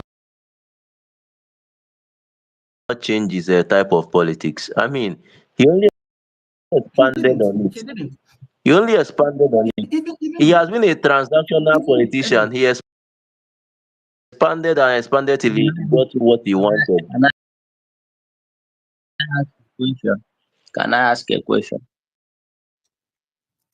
Yeah, you can ask me. Okay.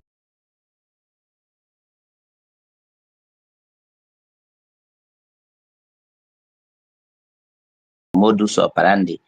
Okay. If you as an obedient, you want to go to Aso Rock with the way that you have been since 2022, what is the pathway for you to be able to go to Aso Rock following that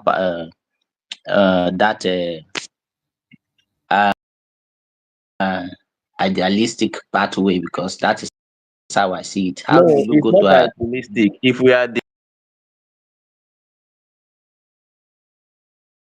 Tell you something. I'm not just give trying me to. 30 I'm not seconds. trying to Just give me twist your 30 words, seconds. but I will.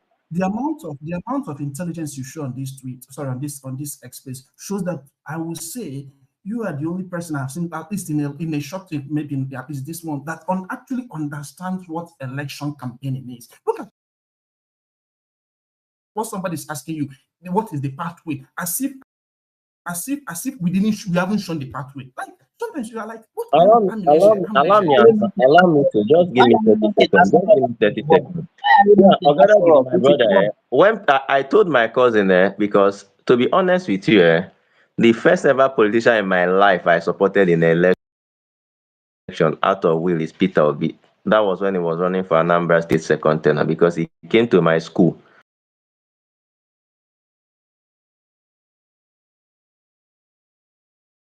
before we moved to Edo State, right? So he was the first person I supported with my mind, even when any other person was swayed. I wasn't up to voting age, but he had my sentiment, right? But again, at the time he was declaring to run in a PDP, I said this guy is not serious. That was what I said, and not missing word. I was like, how will you attend that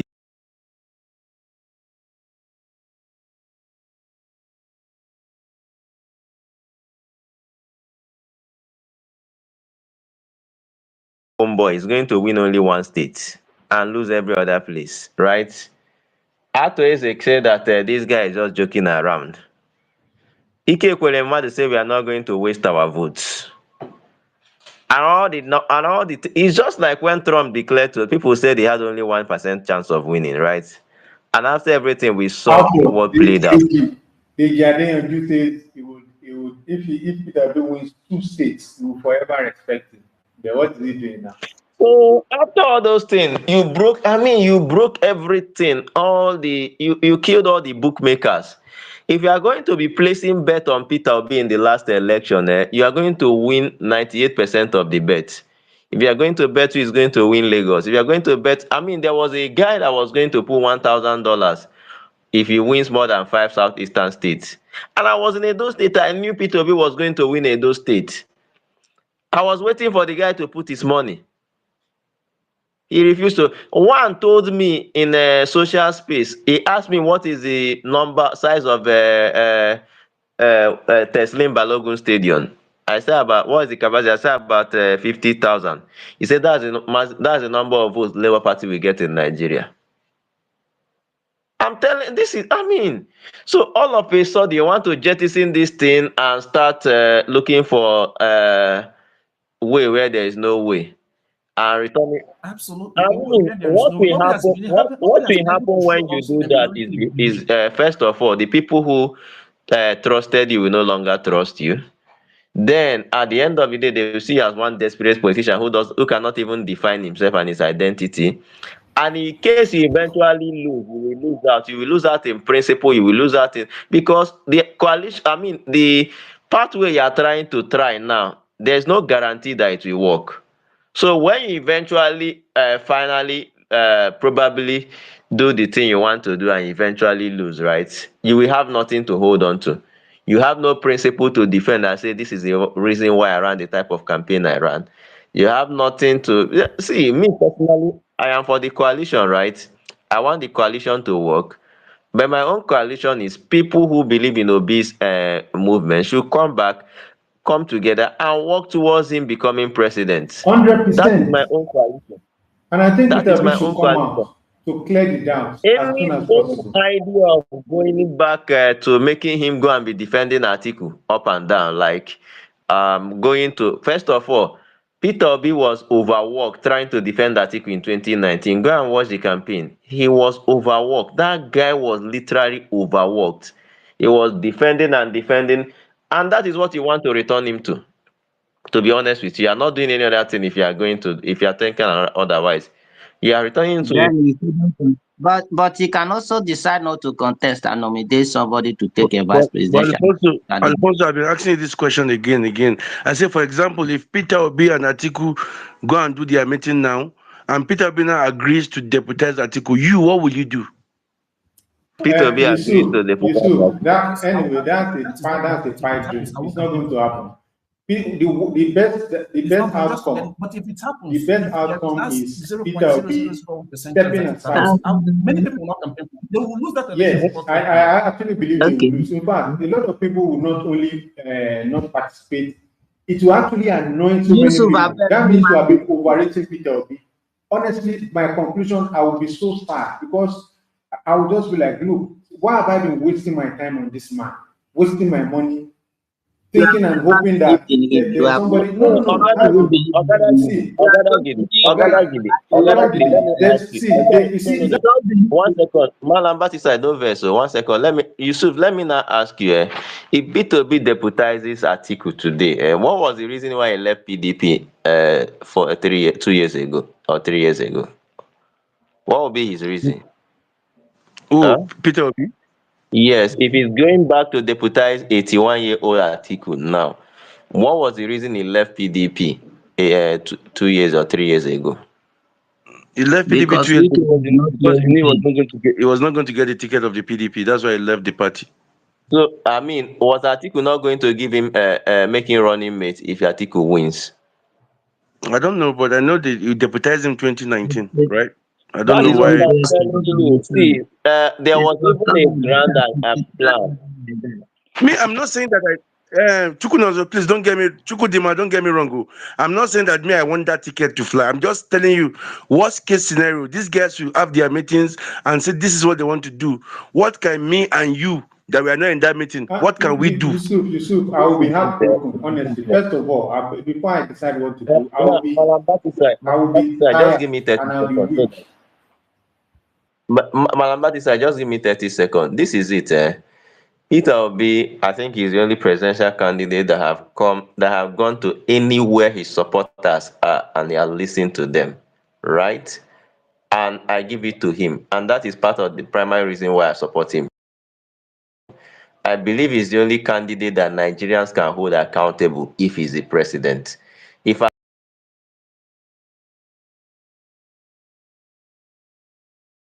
Atiku is the president, he's making anti-people's policy, you cannot hold him accountable.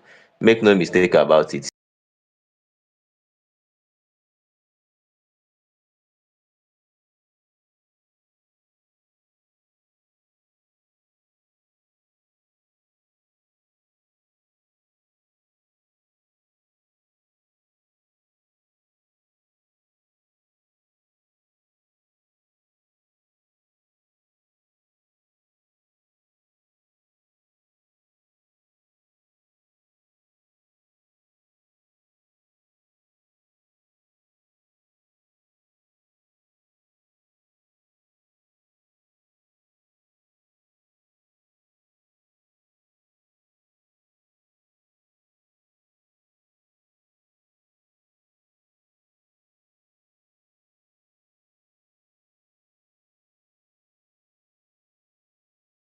Because I think there is this thing within some people who are trying to make it look like just accept whatever happens so that we have a united opposition and fight APC. And I want to say categorically, me personally, I am not part of that because I've looked at the people, right? If you are bringing in these 100 people, P2B is just one person, and he will have no influence in that thing if that actually works and is not the head. If he's the president, I think he can override certain people, right? Yeah, But if I think you are yeah, giving me. Rufai, who is going to be a minister, who may even be more powerful than him, you have Amici, and these are the same people who were crying under Buhari's regime that these people were not doing well. Apple, What difference will it not make? and this is my problem with our people. I don't know why suddenly all these things have gone away. It's like our brains have not been completely reformatted and we're starting on a clean slate. We're just looking away. If you remove Peter Obi from the conversation, you will see that Tinubu will close the gap automatically with how terrible and how bad we think he is. If you just shut Peter Obi down today, that okay, Peter Obi says he's no longer interested in politics, he's just going to be an observer. They'll automatically be on equal footing. And Tinubu will have a smooth run in 2027. Because when you look at which of them is really inspiring, which of them comes with anything different. Amici, was he not under Buhari? Did he not serve as Minister of Transportation? What's so special about it? Almost half of the people there were people who worked with Buhari. Even El Rufai, he was with Tinubu up until recently. So I don't know why people just suddenly, I don't know where these people are getting this for all of a sudden. These are the people that will now rescue Nigeria. And they suddenly tries a new Nigeria is possible. If you go today and read the Labour Party's manifesto, you know that represented a new tendency.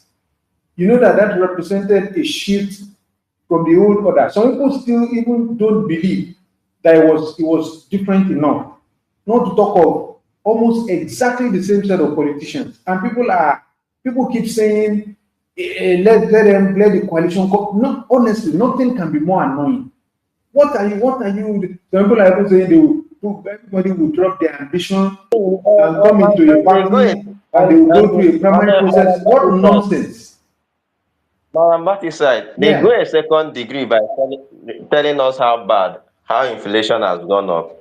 These were the same people who did this same thing. All of a sudden, You understand? They will because complain they about quarrel with their because they insecurity. quarrel with their master, they run to another place and they start telling us that we should consider inflation.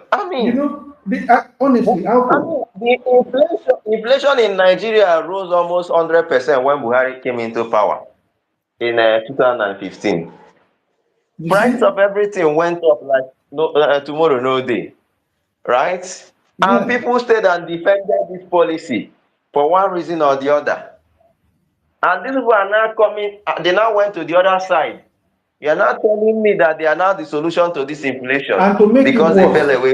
to even now make the matter worse, what we are already suspecting is what they are now even trying to do, saying that, okay, look, it doesn't matter if a northerner leads the coalition. Honestly, I don't know why people are wasting time even listening to people who are peddling this kind of nonsense. Because you just play completely into the hands of APC. They will say, you see, these guys are never patient enough. They will even say you are the one causing all the problems just to make sure this government looks fine.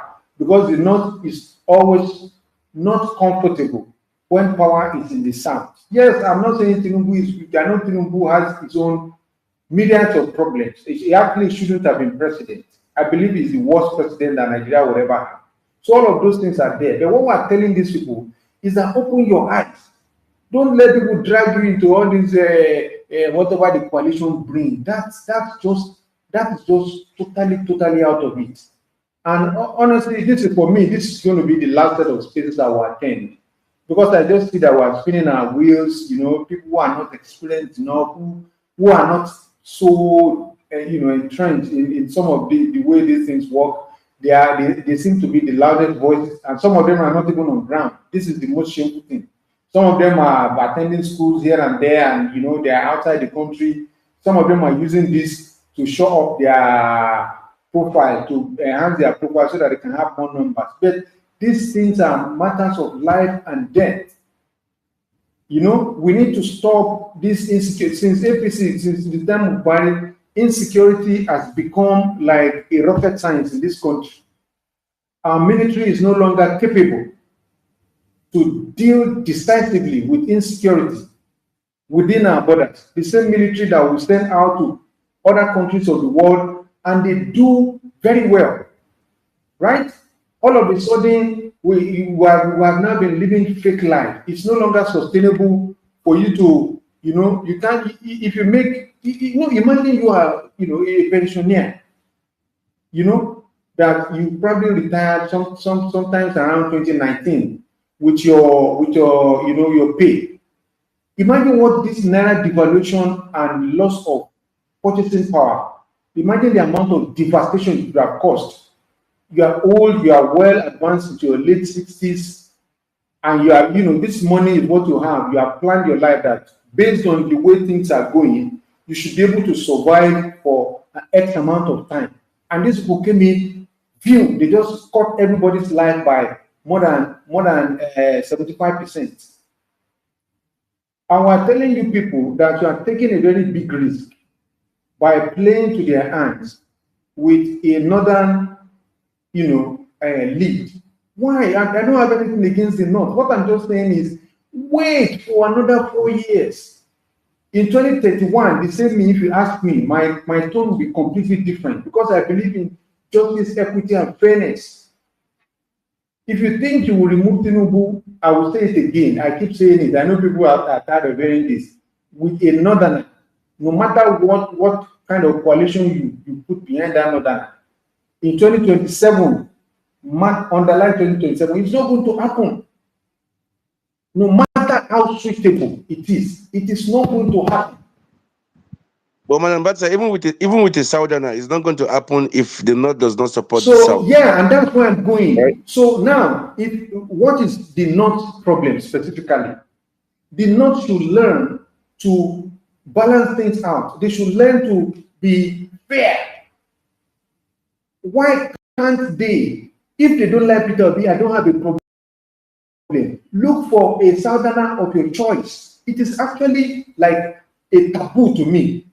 If you say, okay, you are coming together, you are forming a coalition, and I can, from what I can see on ground, I'm not a fool.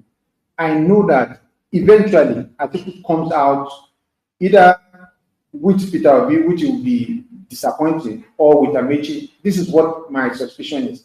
I think Atiku comes out with, I know Peter Obi will probably not agree, so it will be Amechi, and then we'll How do you discuss know? with Peter. How do you know we will not agree? That's my question. How do you know Peter B will not Because agree? I see him These are as, politicians. see, Peter Obi, no. Peter Obi has said severally that he's not desperate to be president. So if he's not desperate to be president, then he should find it very easy to say, look, I pass. If all you are offering me is to come and be VP, he should find it very easy. Because he says he's not desperate. You can just pass the manifesto to Atiku and his camp and tell them, please extract the main points from here, and I wish you the best of luck. But I can guarantee you, I can even place a bet. That ticket will not win Tinubu in 2027. We might say, yes, Peter Obi didn't go far enough in 2023. That's also debatable.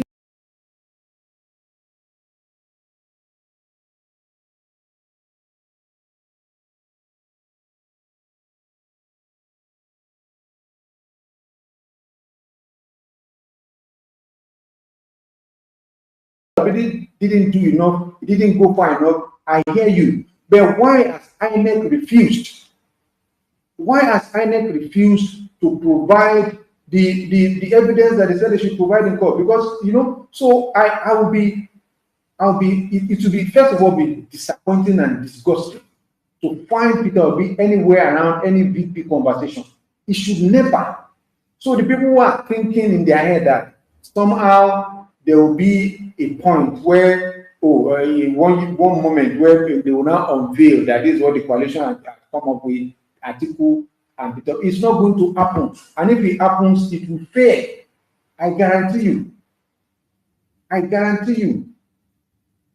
And don't Thank you. KK Adam. Hello, KK Adam. Yes. KK Adam. Yes, hello. I'm here. Yeah. I'm here. You are the one speaking, right? Or is it Malam side? Sorry. No, I'm the one speaking, and I'm just about to wrap up now. I just wanted Okay, sorry. Yeah, continue, so continue. Yeah, I just wanted to wrap up. So my point here is that, I'm really struggling here, because it does seem like a lot of people have forgotten where we started from. We wanted a new Nigeria, we wanted a new tendency. There's a reason why somebody like me left, though of course Oshiba didn't win. I was in APC. I didn't even know all these people of matter. It was an afterthought for me. So there's a reason why I now became a very strong advocate. I even put a lot of my money in 2023 elections. I did not only vote, I got a lot of people to vote. INEC did not arrive at our polling unit on time. People were getting discouraged. I took my money, took them to some place because it was in an estate. We bought drinks and biscuits and started buying stuff for people, just to make sure people don't get discouraged and go. And the only reason was because I thought that, look, with this guy's antecedent, if he gets into power, yes, he might not be an angel, he might not be perfect, but I think things will be different. Because he doesn't appear as somebody who is so materialistic, who has this insatiable appetite for amassing wealth and upon wealth and scheming and scamming and just stealing our money with double hands and deceiving Nigerians. He looks like somebody who will be willing, even if he doesn't know, he can reach out to people who know. He looks like somebody who will get into power and say, what is wrong with insecurity? I don't want to hear. I want to solve the problem. No political considerations. If you like, don't vote for me in the next election. This insecurity must stop. Our people must stop dying. What do we need to do?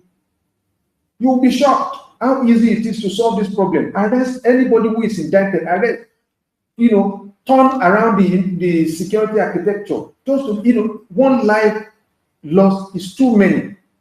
I see him as somebody who will come in and say, look, our senators and all this budget party nonsense, I'm not going to take it. Just imagine for a second that there was no the 6 or about 7 trillion that budget discovered, recently was not included in our budget. Do you know what that means? It means that we would have borrowed less. It probably means that our naira will be stronger today, right? It means so many things. I mean, look at people were counting President Tinubu's fleet of cars. Some people got tired of counting. This is the same president that says things are difficult. He took bold and hard decision. People are suffering, but we're not seeing anything around the government. So for me, the idea of who can make a difference, who can make a difference. I see Peter Obi as being different.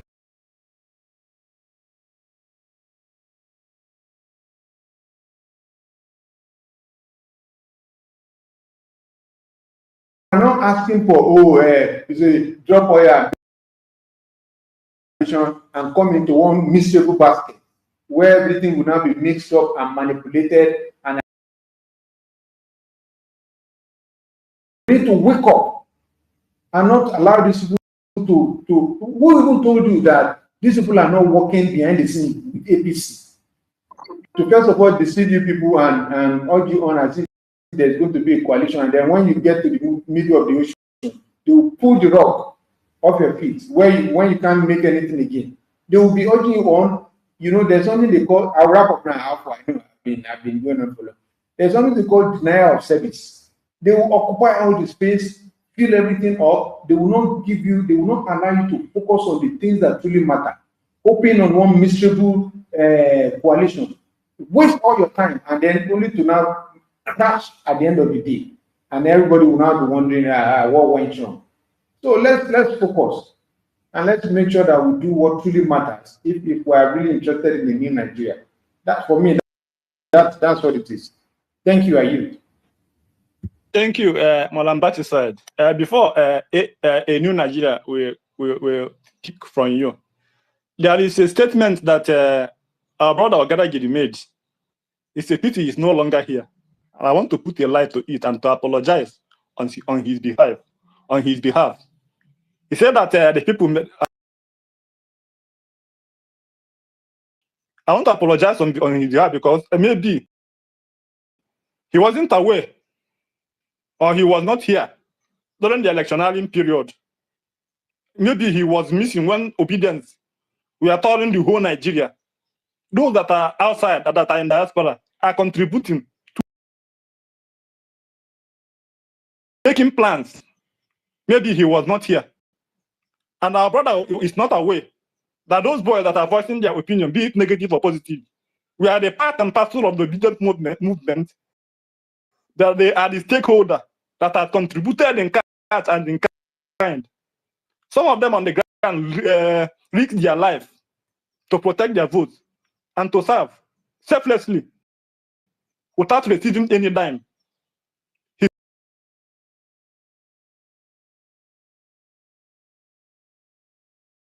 And I want to beseech us, please, we should resist from making such oral statement.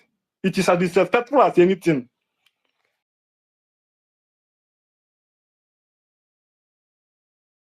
It may not exist or to praise them, but they deserve respect because they contributed immensely. So I want to apologize on his behalf. And again, to warn, please, we should respect everybody. Every single obedient contributed in the last election. Some of us, I wanted to, if he's here, I want to ask him how many of this thing he attended. Let us post our pictures. Every Saturday, we will leave our businesses.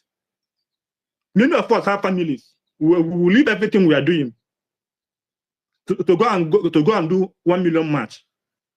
In that 1 million march, we have to give things away. People were happy. Young men, even the elderly ones. Here, so him coming here to say that those obedient that are saying that the P2B must contest are inconsequential, that they are just in one corner of their houses making noise, should not be tolerated. Thank you. Then KK Adamu, I listen keenly. Can I keep you here, please? With this thing on your points about middle belt. I will come to that later. But I would like our brother, a new Nigeria. Is it a new Nigeria? That's fine. A new Nigeria, are you there? Hello. I want to say something. Yeah, I'm here. Who went through this campaign. Yeah. Can you hear me? I'm not bothered Yeah, with go ahead, please. any side comment. Yeah, about mine the is media just very movement. short, We've been very through short. this and we won it. So let them say whatever thing they want to say. It's not going to change. Someone is on the mic, Anybody right? can say we went through this thing. I'm getting Yeah, feedback. one second. Is it not Jack that is supposed to go, or is it? No, it's not Is it Jack. not? Jack just came. It's not Jack. It is a new Nigeria. Okay. See, the collision. The collision should take place quickly now, so that we know who they present, so that we can we'll go back to our Labour Party and manage our thought force, or the way we handled it 2023. Because I believe that, look, a true a Nigerian that want progress, you will see APC, Labour Party with Obi, PDP with Atiku. You will vote Obi. I don't know. Even in the north, Obi will get more votes in the north. Obi's vote will not reduce. Votes will add more to Obi's vote. Tinubu's votes will reduce. He didn't even score. He scored about 37. Most of those votes were rigged. Who will rig for somebody that is making your family, or your extended family, buy expensive things? People are suffering. People are dying because of hunger, food. You know, Sammy. So, the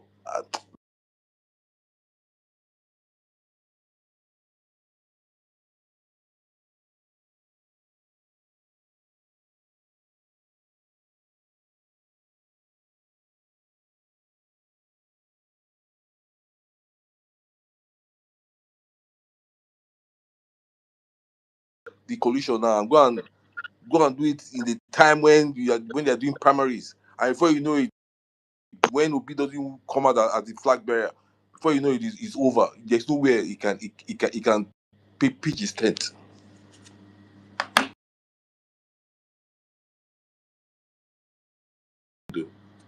Thank you. Yeah, thank you, my ever ready brother. Who is next? Nedu, please, in a brief I description. think for the coalition, I would just want to say for the coalition, to be honest, let's be fair to them. It is too early. It's not yet election time, and so when we start talking about all those things, it even affects performance of the government. Are you pretending that you're not seeing that the thing is geared and favored a particular candidate, and is actually doing it? I mean, skimming it. Yeah, but it's quite.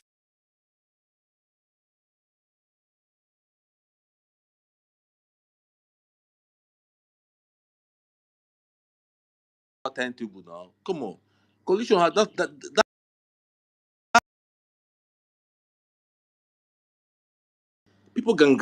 Yeah. Groups can gather anytime. I didn't even know. Look, Yeah. immediately after the American election, Trump started campaigning immediately. By now, Peter Obi should be holding rallies, not even coming to. Yeah, I don't think KK, I don't think it's too early.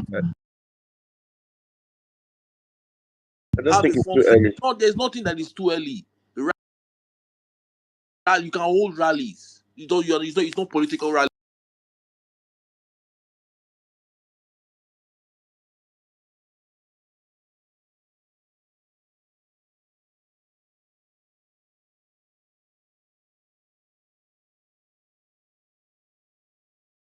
mean, I'm just being honest about that. There is nothing wrong with the But Tinubu is showing his cards already now. They're already Yeah, showing but their the cards. opposition, the opposition cannot show their cards They open right already now because they already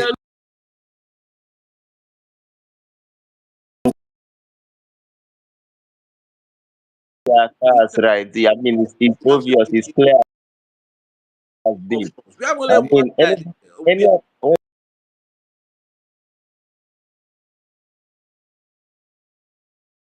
want to choose a particular candidate and they want to make another one his running mate. It's as there's nothing anybody pretending not to see it is actually lying to himself. They have shown it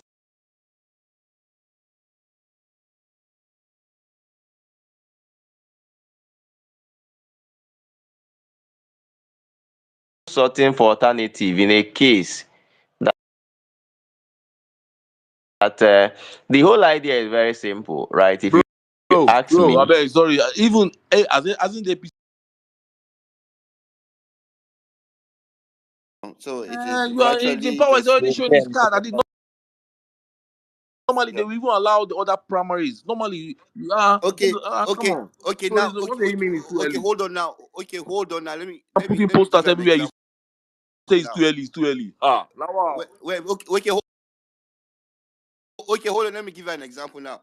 If Peter Obi, if they declare okay, Peter Obi to be his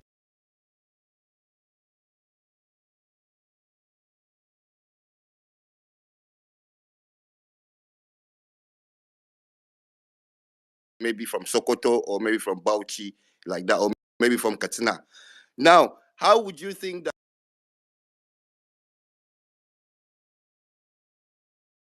Going on now? The person that will yeah, be we choose. yeah,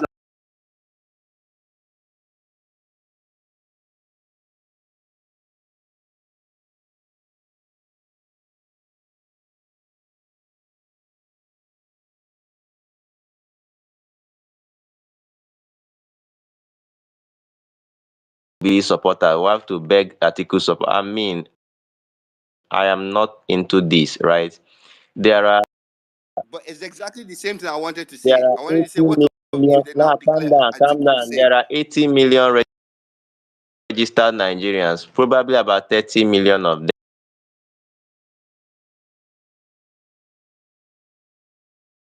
Someone are not ready to change. We sought for other people, right? At least another 10 million people will turn 18 within now and 2 years time.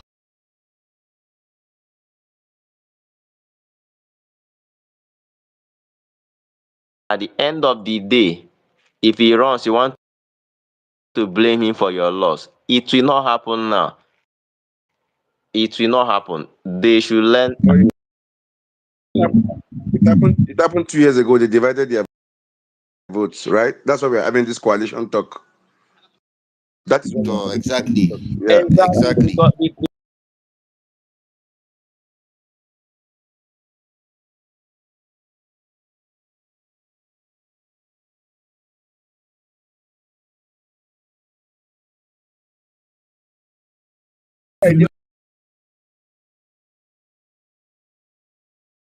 This is like a shit show, all right? So they are placing something before us, which is what Alpha is saying. Now, what they are placing before us is not what is underneath, and we all understand. We are not kids here. We are not kids. But let me I'm tell you trying to something. look, I've not, for the past 2 hours, I've not supported I'm KK. rounding up.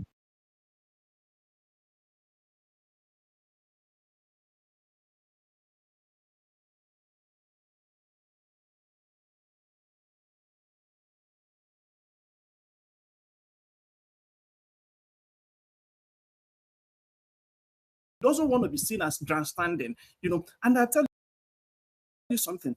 Obi tweets out almost everything he does. You can read it. You can read his tweet and know what he's supporting and what he's not supporting. Almost since after 2022. In fact, since I've been tracking it since after 2022, he has not said anything.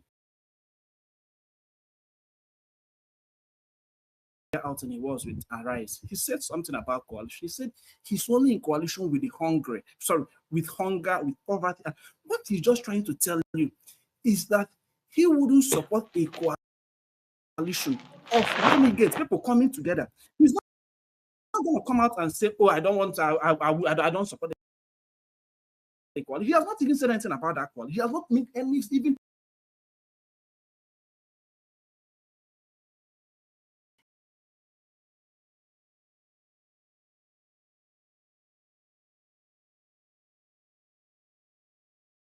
sorry, 2015. You have to have people who want to compromise on their principles. That's the only way you can have it. You have people who are ready to make some strategic compromises, some tactical compromises. But Obi is not making any of those compromises. That's just the truth.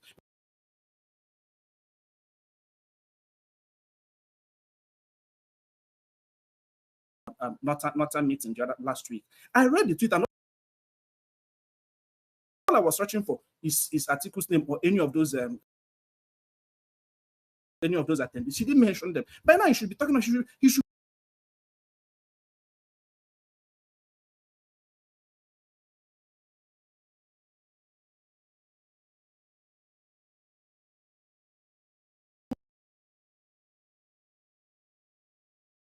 this guy is not in for this thing. But he's just playing along, so nobody will say, "Oh, Obi did this." That's just what it is. If you understand politics, you know this is true. And I want to say this thing to Alphonso. You see, there's something that's been going on Twitter for the past 1 month.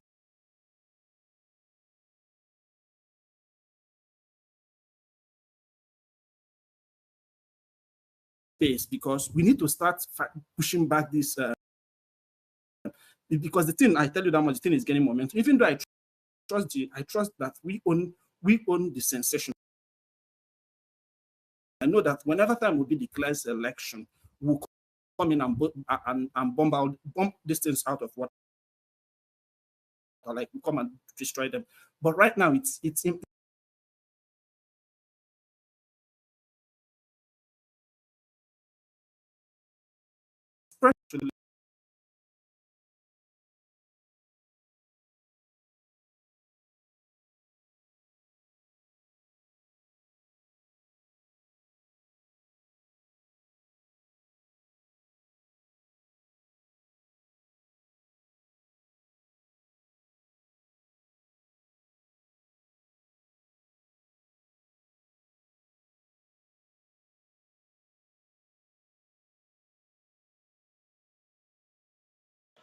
Keeping open mind on whoever wins this thing. I am not part of it. I have my candidate and I'm supporting him. Simple. Thank you. Go on, Jack. Thank you, Chukudimma.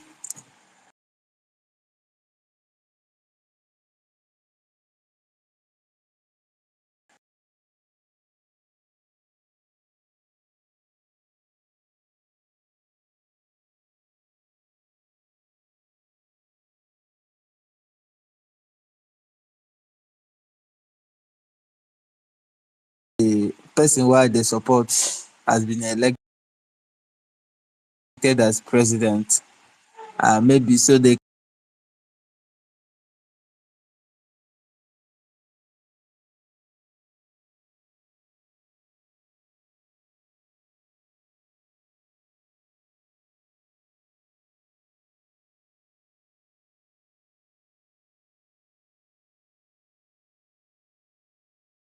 where to where. It doesn't make any sense. You see, let me explain because it appears that some people don't understand what 2023 was about. For some of you, it's just about P2B contesting an election against APC. What happened was that Nigerian young people got tired of the current status quo and started saying we need a new political culture in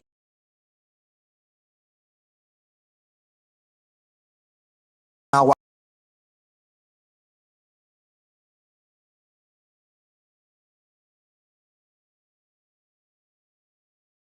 charge. It's not about him as an individual, for goodness sake. Why is this difficult for a lot of Nigerians to understand? Why is it difficult for you people to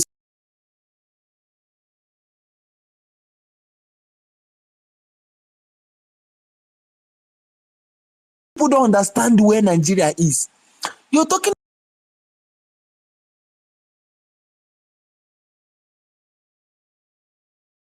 about a country that has just sought for permission to borrow.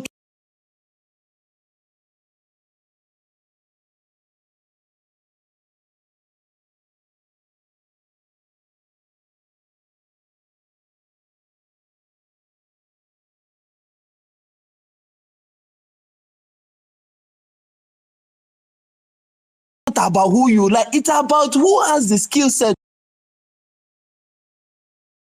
to actually shift away from where we are used to.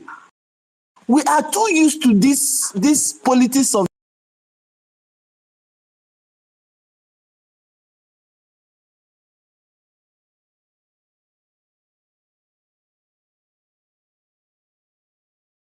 mortgage as young people, and most of you come here on social media every other time to tell me why P2B should leak articles as. What does that even mean? Are you like you want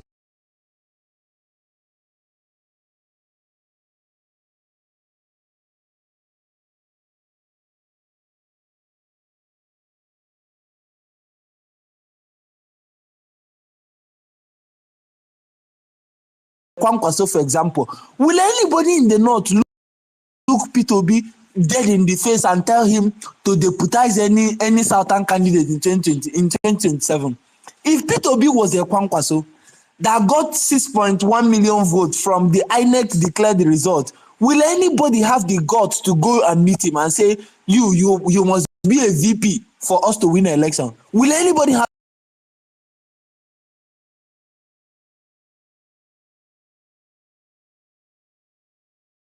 One, I feel that a lot of people didn't understand the level of hard work that went into 2023.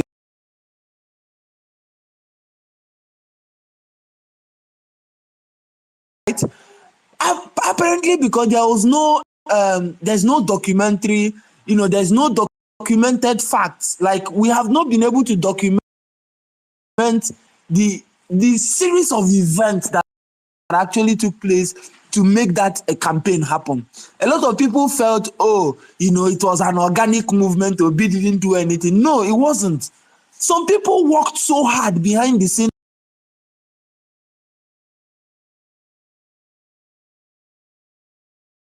People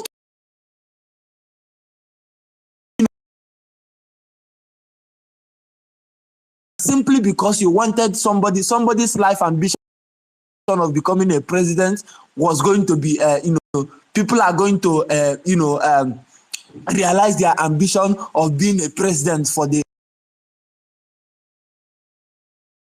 life. It's already some people's lifetime ambition to even be deputy governor. For goodness sake, why should an 81-year-old man still be coming out to rule Nigeria in 2027? Are we daft? Are we mad as a people? What is wrong with us in this country, for goodness sake?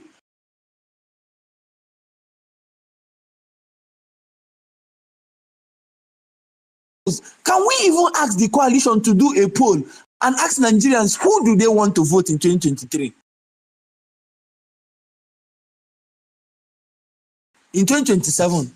Why must everything be sacrificed?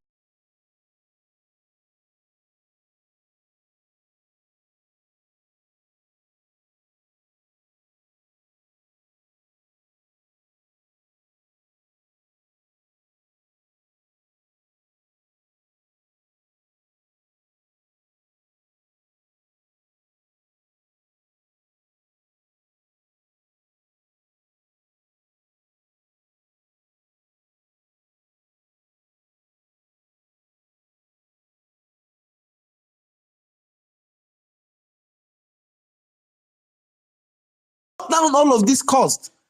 Look at just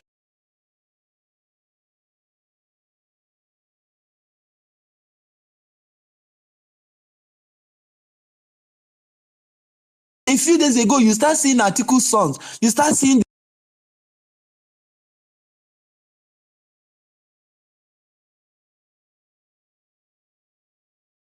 three again.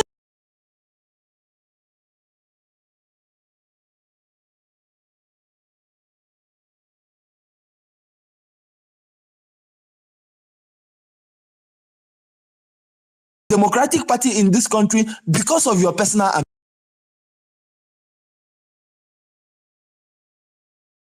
ambition, and then you're coming into coalition again, simply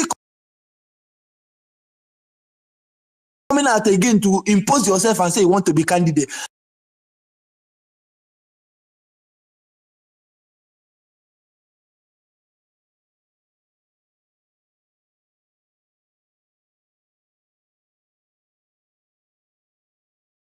If you put an election between an Atiku and P2B today, who will win the election?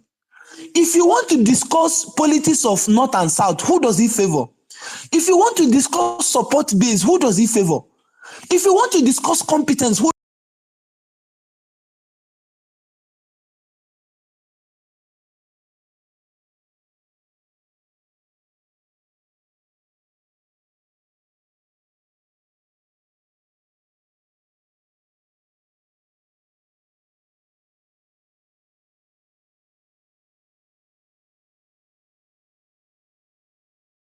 let's leave Bola to continue to destroy the country. That is my argument. Let's allow him. But if anybody is serious about actually moving Nigeria forward, then Atiku's name should never be in the picture.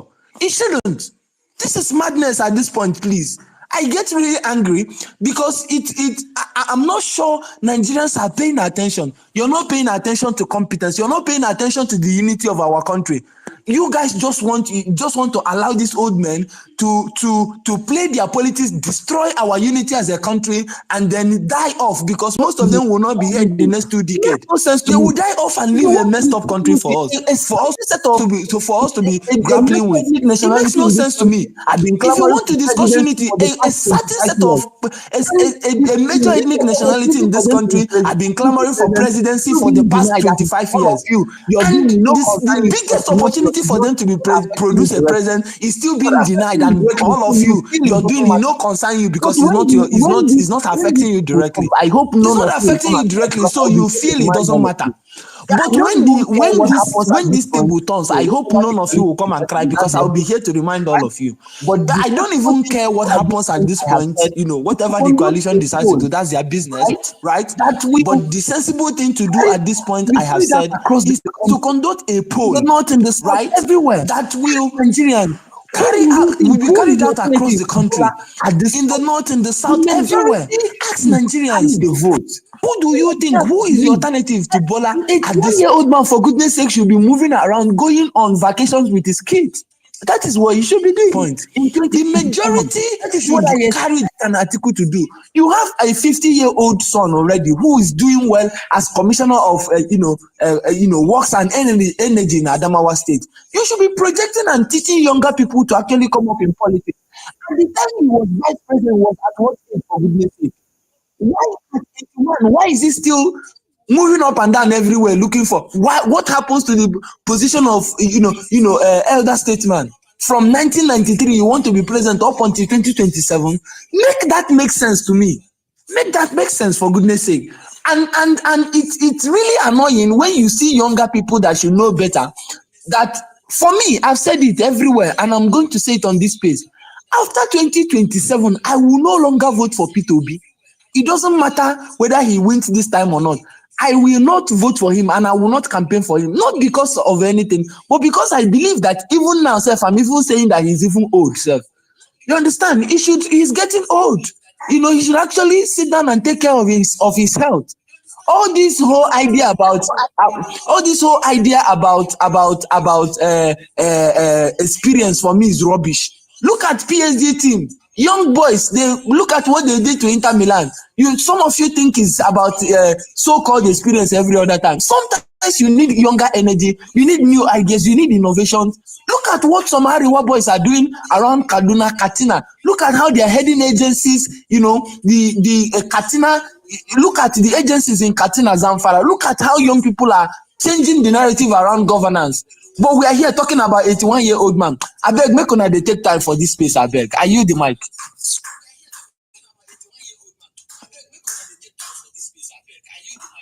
Can I just ask you a few questions? Maybe if you can. Let me just ask you a few questions. Like from the last election, what do you think?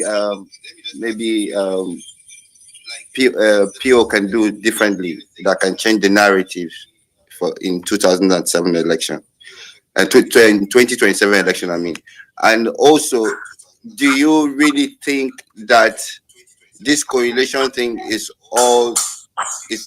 just an avenue that is not going to yield a result, comparing like the kind of strings that Peter Obi pulled in the last elections? So this coalition should not.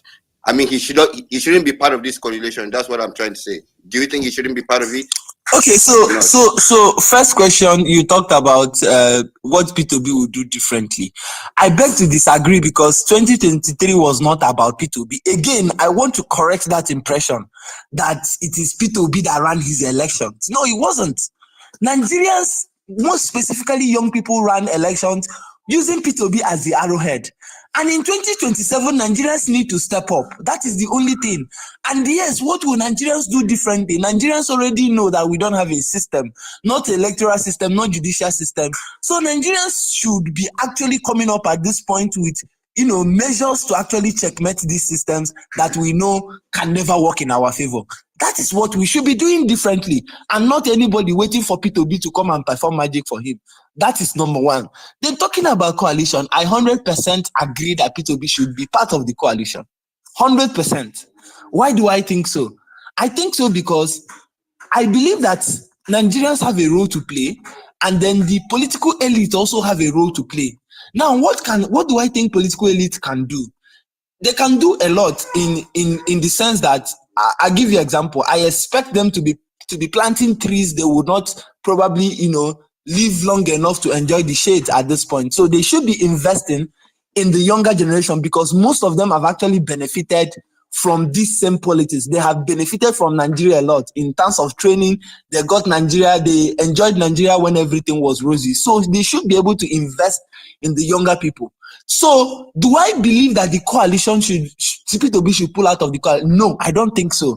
Because why do I not think so? I think that the coalition will serve, if it works out well, it's actually the best thing to do, because you need a system to protect your vote across board. And this is where I think you need some of these elderly people. This is where I think you need some of these leaders.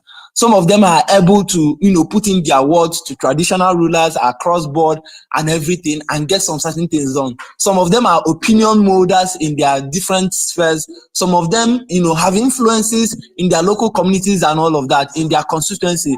So they are able to actually ask people to do the right thing. So for me, 100%, I believe that the coalition is the right thing to do. While the leaders are doing theirs, I also believe that Nigerians should actually step up, specifically younger people, right? We should actually step up and also play our own role. One of the things I recommend is in information war. I believe that young people that are innovative, smart, should actually, take up serious information war against these people. One of my brothers, Christian, called it NSAS 2.0, right? Information war. Some of you can Google that and maybe check it out and, find out what he said about that. Now, that is what I think we should also be doing. So, should P2B be part of the coalition? 100%. 100%, I believe. I don't see any other pathway for him outside the coalition anyway. That is me personally. Some people might see other pathway, but I don't, right? But should I don't understand. You don't see any other pathway outside the coalition that Atiku is already leading or hijacked. No. Hold on. Chukudima.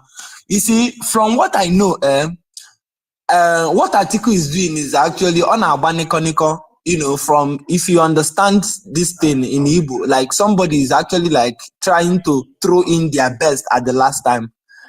I don't want to believe that the coalition leaders I know will settle for Atiku as the person that will pick the ticket, because it is way beyond Atiku as an individual to actually make the decision in that coalition. There are a lot of people, a lot of sound minds I know that are part of that coalition, and I want to believe that they will not settle for Atiku at the end of the day. So I encourage them to do the right thing, which is to put Nigeria first as against anybody's personal interest. And if they put Nigeria first, talking about our unity, talking about competence, talking about moving Nigeria forward, then if they go around all of these major things I mentioned, they will all come down, and then the boss will stop at P2B's table at the end of the day. That is all I know. If the focus is about moving Nigeria forward, there is no two ways about it. You can't have an article leading that ticket at the end of the day. I yield the mic. I think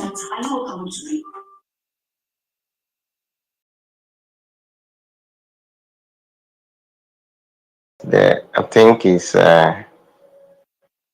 okay. Very, very, very nice submission from Jack there. Like I would always say, it's this responsibility falls on the shoulders of every young person in this country. Doesn't matter where you're from, east, west, north, and south. And if we're still going to, as young people, play tribal, religious politics, then we have ourselves to blame. So I always call upon all well-meaning young persons, 49 below, all right? Because Jack, a question, please. I mean, I don't know. I think he's Jack. Are you there? Yes, I'm here, please. All right, Okay, please go good. ahead, Kaizen. Good. Jack said that why not put a poll to Nigerians to actually decide who they want to lead them in this coalition, who they want to be the candidates. Yes. So, Jack, that means would you accept a proposal of a direct primaries whereby whoever wins we support the person, because they're kind of similar. No, a primary is different from a poll, brother. So no, direct primaries. Direct. Hold on. Like I said, primaries is Primary different. or political There's no. party in the Hold first on, place. Alfonso. Hold I on, mean, Alfonso. Hold yeah, on. this guy is talking. Alfonso, hold This on. thing, we trash it in the morning. Guys, in direct primary, under which party, please? We don't have a Under political which party. I'm party? talking Who about are direct the primary. members? Stop this now. I mean, you do this thing every time. More. Alfonso, hold on. So primaries, there's no party in Nigeria that has the capacity to do direct primary in this country. So let's not go there, except you don't know the meaning of direct primaries.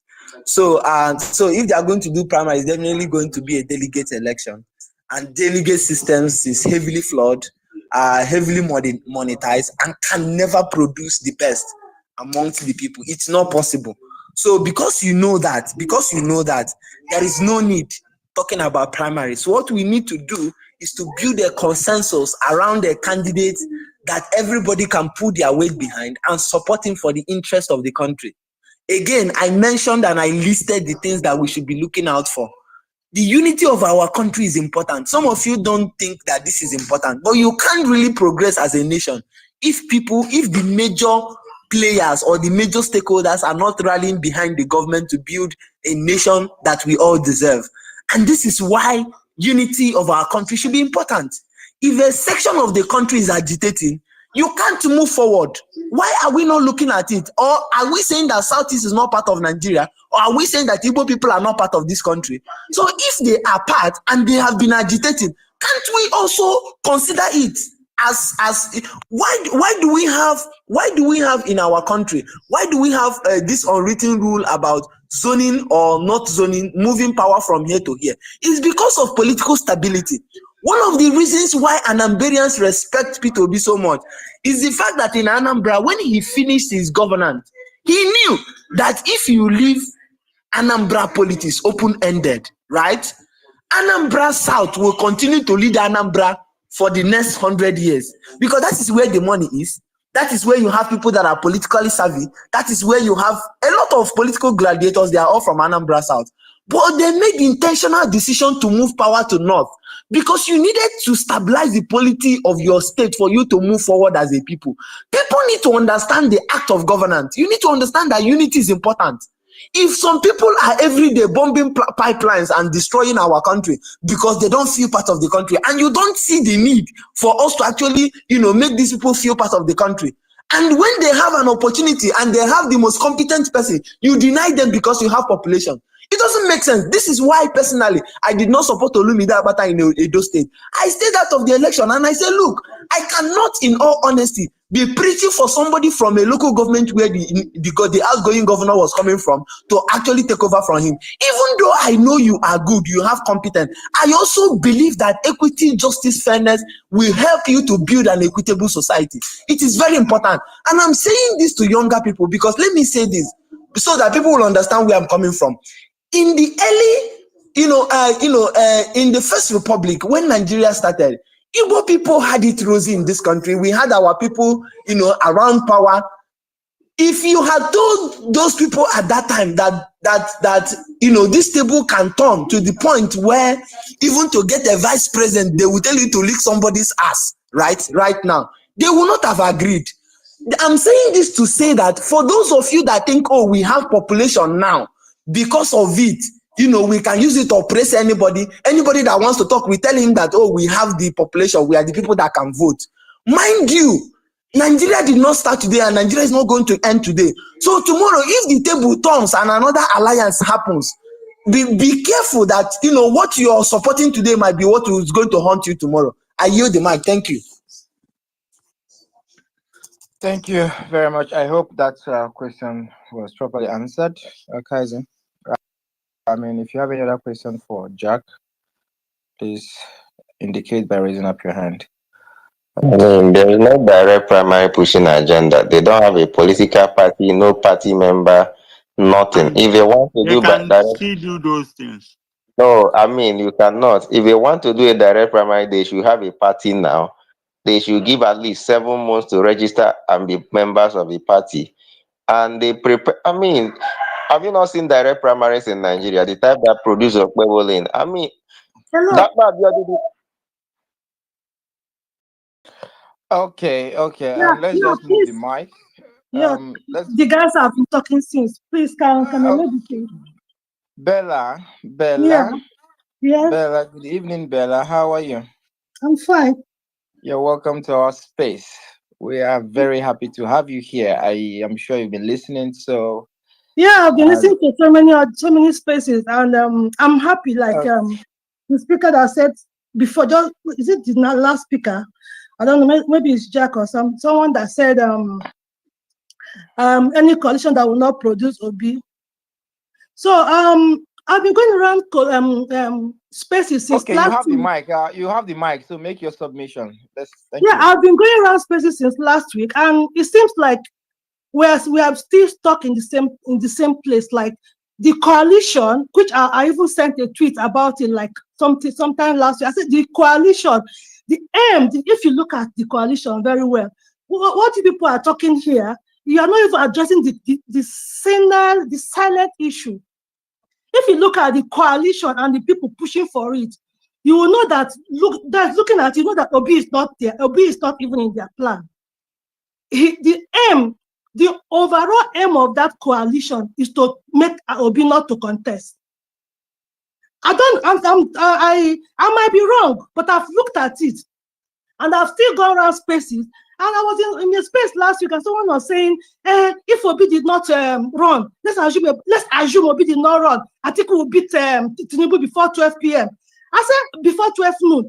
I said, if Obi, why are you guys saying if Obi did not run? If. So so they have already assumed, both the supporters and the coalition, they have assumed that they need to take Obi out of the equation first for them to face Tinubu. So that's the purpose. If you check all the coalition, Northern coalition, this coalition, their overall aim is to kick Obi out because one, Obi has this youth base. And they know that if Obi is in the ballot, the youths are definitely not going for Atiku. Majority of the youths. Atiku might have some youth behind him, yes. But majority of the youth at this point in time, since 2023, will not want to go for an article because we are solidly behind Peter Obi. So they have done their calculation. You know these politicians, they do their plus and minus. They know that if Obi is in the ballot, article, they will still be sharing the vote. But why would you blame Obi for sharing a vote? Why we marched around the country, we marched to every PDP secretariat in 2022. We begged and begged and begged. We sang, we tweeted. Even PDP people were PDP Twitter was accusing us of bullying. We begged PDP to give us Obi. We were begging and marching across the country. Give us Obi, because it can also have a Buhari handing over to Atiku. It doesn't even sound, that is, looking at Nigeria as it is then, you can't even possibly have a Buhari that did 8 years handing over to Atiku. Then people were just doing this, their funny calculation. PDP has been voting Southern and since. Now, PDP should vote for North. So, okay, if you do that calculation, Nigeria did not start 1999. Since Nigeria started, what if we said the North have been ruling us since 1960? What if we said the North has been ruling? Okay, or since they started grabbing power by military, they have Gowon, Murtala Mohammed. Then even when they decided to enter, they gave to Obasanjo. It didn't rule for long. They gave it to Shagari. From Shagari to Buhari, Buhari to Babangida, Babangida to, this did not. I don't even think that these people should be talking about even ruling Nigeria in the next 40 years. Look at where Nigeria is. Just look around you. I don't know who even agreed that power should be moving from the south to the north. Is it for 4 years or 8 years? Who even sat down and agreed? Did you agree on that? When they were hijacking power, military power, and handing over from their brother to their son to handing over to themselves, what did the South do? It's now based on ethnicity. Nigeria did not start 1999. That is the argument I'm putting, because they said PDP has been given to the South, that PDP should not give it to the North. That the PDP, I saw an argument. Somebody came to TV to say PDP gave to Obasanjo 8 years. Yar'Adua ruled for 2 years or so. Then PDP gave to Jonathan. They were just counting how many years PDP has given to a Southerner, and they want to say PDP should not give it to a Northern. That is why Atiku was still able to hijack 2023 PDP ticket. Okay, if you go into this coalition now, and now open it again to money backs and dollar rent and everything, that is, they kick Obi out. And once you have contested in any party for their ticket, you can't contest in another party. That is the rule. So they just want to bring Obi out from maybe wherever he is and put him in their group and now do a ballot and kick him out. ADC did it to, what's his name, Mogalu. They brought him, and before you know it, somebody, I have not even heard of the person's name before. Maybe I don't know, maybe it's not popular from my end, but I don't know, somebody kicked Kingsley Mogalu out of the ticket. Kingsley has gone around the country campaigning. We all know Kingsley. If not that Obi came out, people were just seeing Kingsley as an option. But they went to the primary, and before you know it, somebody that had not even spoken to us campaigned anywhere. I don't know how he did it. Bam, he won the ticket. So if somebody wants to kick you out of the race, they'll bring you into their group. Ask Valentine Ozibo what is happening to him. If they want to remove you from the actual race, they will bring you to the group and kick you out from the primary. Once they kick you out from the primary, you cannot go and go do primary elsewhere, and you are out of the main race. So that is the plan for Peter Obi. Once they bring him in and not kick him out somehow, you think Peter Obi will not go into the coalition, put into a ballot, and Peter Obi will win? Who? All of us talking here, sir, cannot even be, will not be among people for voting and choosing the candidates in those coalition. Nobody will call us. We are just here talking and giving advice. They will not even listen to us. They have chosen who they want to choose for the coalition. If you ask me, I will say everybody should just go and run. We have over 93 million voters. Let's convince our people to come and vote. Anybody can say they share vote. Share vote, fine. Everybody should run. If this thing should go back to an article that will be 81 plus, by 2027. True, it doesn't. We should just keep eating our corn in peace. Eat the corn in peace for the next 4 years, than letting it go to another 80-something-year-old. We are suffering from an 80-something-year-old already. Yeah, and that's how we jumped from Buhari, Buhari, that we are praying to people. Do you know how I plan to celebrate if Buhari leaves? We all plan to even be texting, we survive Buhari. We plan. I even typed my test to keep, only for people to come in the very first day. I shout subsidy is gone, and we trekked. Imagine, we could not even type our text that we survive Buhari. He did not even allow us 1 week to even jollify that we survive Buhari. Nobody, we started missing Buhari from the very first moment he left. So imagine jumping from Buhari to a Tinubu, then from a Tinubu to, no matter how good Atiku is, at 80-something, he won't be that vibrant and good and smart the way he thinks he is. Even if he's telling himself that he's smart, he won't be that. Because age, you cannot fight age. There's something you cannot fight age. Someone said that, they say, wait, after 2027, we cannot follow Peter Obi again. Yes, even me, I support that, because even looking at Peter Obi right now, sir, he's even gradually passing the age of me, the age I'm looking at to be our president. Because if you look at some other countries, you see the younger people coming up for vote, for campaign for presidency. Our 40-something-year-olds are in SSAs and everything. Why the 80-something-year-olds are the one campaigning for presidency? But other countries, you see 40-something-year-olds actually picking the ticket and campaigning for presidency. So please, if it is this coalition people are talking about, to put it into a vote, do whatever it is, I don't support that. My opinion might not be needed, yes, but I'm have to put in my voice. I don't support that, because there's nothing we can do to allow people to be going to the coalition and be voted, because they are going to kick him out. You'll be shocked that he might not even get up to 10 votes from what they all come. They have their own. The coalition has a purpose. That they have one aim, to go and grab power, and that power, they are not looking at Peter Obi to do the grabbing for them. They are not looking at it. If you people are not seeing it, I'm seeing it. So, and I've been going around all these spaces. I'm so shocked at the youths that sensible ones that are, even when I read their tweets, I just follow them. I'm shocked that when I hear their voice in spaces saying, if Obi is not in the picture, Atiku can beat Tinubu before 12 noon. Who told you Obi doesn't want to be in the picture? Who told you Obi doesn't want to be in the picture? We have so many people that registered for votes. Let everybody go and campaign and look for voters. Yeah, you say protect the vote. Let me tell you, 2023 we voted. Nigerian youth came out en masse and voted, campaigned and voted. It's not that the problem is not that we did not protect our votes. That is not the no matter how you protect your vote. Are you going to put a gun to an INEC chairman's head? They're not going to put a gun to their head. You're not going to put a gun to the Supreme Court's head. If imagine a written something and Abuja, they now remove that clause. The clause didn't mean anything again. So that is not what we need. What we need is to look for electoral reform and fight for it now. Because no matter how you say you will fight and protect your vote, if they announce something else in the middle of the night and it goes to Supreme Court, will you go and wait for Supreme Court there with a gun to make them announce your candidate? No.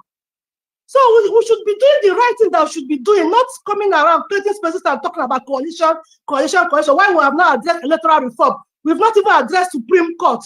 The youth should be asking for real change. That's why I like this Peter guy that is always talking, Peter Anka, that is talking about electoral reform. So we should be following him. The guy is out there protesting alone. We should all be following him to protest, to ask the National Assembly to put a must on the. Madam, we are not following him. It's a dead agenda. We are not following him. Forget the agenda. Okay, how do we ensure that our votes are counted? Because we are here awake and live. We can change results. And he even said it by himself. He said it. He wasn't even hiding it. He wasn't even hiding the fact that he made Tinubu win River State. How can Tinubu win River State? How? Why? How did he do that? So how do you, even if you protect your vote, will you be there midnight when they are changing figures with their pencil and biro? Will you be there? So how do you expect to protect your vote? Are you coming out on that night with a gun and cutlass? So when people are saying rig and die, how many people will you kill on that day? How many people are you ready to kill, or are you ready to be killed too? No. What we need is to push for the main change, for the something that will ensure that this rule must be taken, not like no glitches. If there's a glitch, then the election must be repeated. That is what we should be fighting for. Because no matter how you people do coalition and the INEC chairman announce midnight result of something else, there's nothing else we can do because the Supreme Court is there to stamp it. And National Assembly, forget about those I don't know. I don't know what to call those yes and no people. So Supreme Court is there to sign whatever it is that INEC chairman read out in the middle of the night. So this our meetings and spaces and everything means nothing to people that are doing their plus and minus of 2027. So we should be addressing the real issue. Addressing the real issue. How to check, how to vote and make sure our votes are counted. How? I ask myself, how? I don't know, because any style you bring, Nigerian government is there to counter it. So we'll sit down and open space and be discussing how will our vote be counted and be sure that it is counted. So I won't go to the IRF and be seeing somebody in the toilet. Big picture of motor cars, everything. You can see so many funny pictures in the IRF. You'll be asking yourself, where did they get the figures to mention or to call a result middle of the night? So this is what people are doing now. We're just wasting our time here. We should be addressing Madam, the main we are not issue. wasting our time. We are not wasting our time. We should be addressing the main issue. Unless we don't have any job else to do, whatever we are doing here, we're wasting our time. Because the main issue Madam, I take exception to that too. I take exception to that.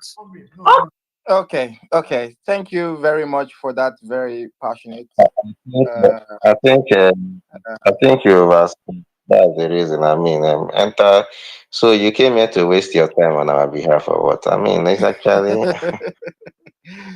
So I think you're just too passionate, or maybe just too emotionally, Yeah, but again, we're not wasting our time. It's in these conversations that we're going to find solutions. It's in these conversations that we're going to make headway. It's in this conversation that we can also begin to unite ourselves as a people, as young people of this country. Is here on Spaces I've met a couple of very wonderful people and sharing ideas. So we're not wasting our time, no matter how small, no matter how gradual the process might be or might seem to be. It's not a waste of time. At the end of the day, the good thing that it's a platform. There's a platform where Nigerians can connect from all over the world and speak on whatever that's their problems might be or are. So at the end of the day, madam, please, your submission was well taken, very passionate. I wanted to use the word grandiose, but yeah, we are here. Dr. CJ, can I react? Just a second, comrade. Yeah, I'll give you the mic now. So yeah, just give me a second. Just give me a second, please. So please, yeah, do not undermine us here. By saying we're wasting our time. Your point was well outlined, and we understand where you're coming from. But that you need to take back that last this thing that we're wasting. No, Dr. CJ, and that's what I wanted to quickly touch on. So let's not misinterpret that. I think what she's saying is I understand. Yeah. Are you her mouthpiece? Are you her spokesperson? Comrade, speak, please. Just a second. After a submission, sometimes I take my time to at least point out something so that we will have a direction. So please, that's your submission is very, very passionate, and I enjoyed it. I like it because you echoed the minds of a lot of people here and on Facebook and maybe on YouTube as well, because this space is streaming on other platforms. So that's why I want us to always be very, very precise when we're making our submission, because we have people on Facebook listening to this space, and you don't know what you're going to say. All right, to change the mind of one Nigerian somewhere in Sokoto, somewhere in Bayelsa, somewhere in Enugu. So let that, because I see young people. For me, my own idea is to have Nigerians from 49 below, 50 above, just do your thing. 49 below to start to come together somewhere to find a way, to push these countries forward. These people that we're supporting today, all right, most of them started their political journey in their 30s, and some of us are already in that age bracket now. So at the end of the day, let's not think that what we're doing is waste of time, or that we're too small, or we cannot begin to aspire for some of those positions. Because that's what I want to say. Let's start talking to ourselves. I don't want to see all those political divisive statements, north and south. I was born in the north, schooled in the west, and I'm Igbo. You understand? So at the end of the day, I want young people, young Nigerians, to begin to have that understanding, because this thing is it's possible. It's very possible. All right. So thank you very much for your submission. And comrade, yeah, you wanted to say something. Please take a minute for that. It's not your time, but just to say something. Yeah, thank you. So I just want to address one of the points Mrs. Bella made, okay, about electoral reform being the potent option as against defending the vote. And in being honest, I don't think that would be in an ideal situation. Yes, you understand, because if I look at everything that happened, the present electoral act as it is a good enough to give a good election. Yeah, so like I keep saying, like electoral reform will not solve any problem. It's we still be subjected to interpretation, yeah, and implementation. So even if you have an airtight electoral law, yeah, they can implement it however they deem fit, and they'll tell you go to court, and you go to court, they interpret it how they deem fit. So and that is only if Bola Ahmed Tinubu will even sign anything into law, and his rubber stamps on it. Yeah, they will not sign something that we make them lose re-election. So let us be practical in this discussion. So it all goes down to the inevitable, yeah. Whether you call it protect your vote, whether you call it defend your vote by any means possible. So yeah, I think the whole rig and that 2027, it is in line with the reality we find ourselves in the electoral space today in Nigeria. Yeah, thank you. Let me just leave it here. Yeah, Okay, Dr. thank you CP, very much. I was I also trying also, to repeat something in Dr. yeah, just a CP. second. I also want to buttress that. Yeah, the electoral system we have now, all right, if done correctly, I think is good enough to provide to do the job. I mean, if it's like without any compromise, it's good enough to do the job. So whatever you do now, even if you improve it, if they compromise it, then I mean, it means nothing. So let's have Malambati side, please. Yeah, thank you, and apologies to the next person. So I just wanted to say something that I think I agree with Bella when she said waste of time. I don't think she's referring to what we are doing on this space. I think she's talking about this coalition conversation. I 100% agree with that school of thought. For me, I think it's a ploy to keep all of us here, spinning our wheels until we run out of time, right? And in another, dimension, we need electoral reform. In fact, a lot of people are not aware. There's a bill currently. I think it has passed the second reading. There's a bill for electoral amendment. So we are going to have Electoral Act 2025, and they have all kinds of proposals there already. This is besides what's his name, Peter, the guy that is pushing that other. So this is beside what he's doing. There's a bill by the committee within the House, and I think it has passed the first reading. And that bill is seeking to address some of the immediate lacunas that were in the 2022 Electoral Act that a lot of people complained about. For example, they want to make it mandatory now, electronic transmission of results. Yes, I know nothing will be a silver bullet going into 2027, considering the personality that is behind it. He might not sign it, but so if we push for it and it's not signed, that's good data for you to know, your next strategy. So it makes some of these things become more obvious in the sense that, okay, it's very clear now. There's no doubt about the fact that it is you know, in 2027, you know, it's going to be whoever you have to win at the polling unit. You know, don't expect anybody to come to your rescue. You have to win at the polling unit. If you don't win at the polling unit, there's nothing. And that's why I believe that these coalition people need to just, they are taking too much time, in my opinion. We don't have all of that time, because I feel that we still need to go through the strategy about the 176,000 polling units in this country and how we're going to have, you know, strategy around each polling unit to make sure that, you know, you have a main agent, you have a spy agent, and then you have a couple of persons within the locality who would make sure that, you know, any INEC official that is compromised does not have too much room to do anyhow, you know. And for me, this is really why I want this coalition. This is, you know, the coalition that people are talking about. I don't really understand it the way people are talking about it. I just want something that would make sure that we have a strategy that covers all the polling units and whoever you need to reach out to make sure that, you know, votes can be protected. We already know that if Peter Obi comes out in 2027, is going to get a lot of votes, much more than he got in 2023. The people who are saying Peter Obi will get less vote than in 2023, I don't know what planet they live on.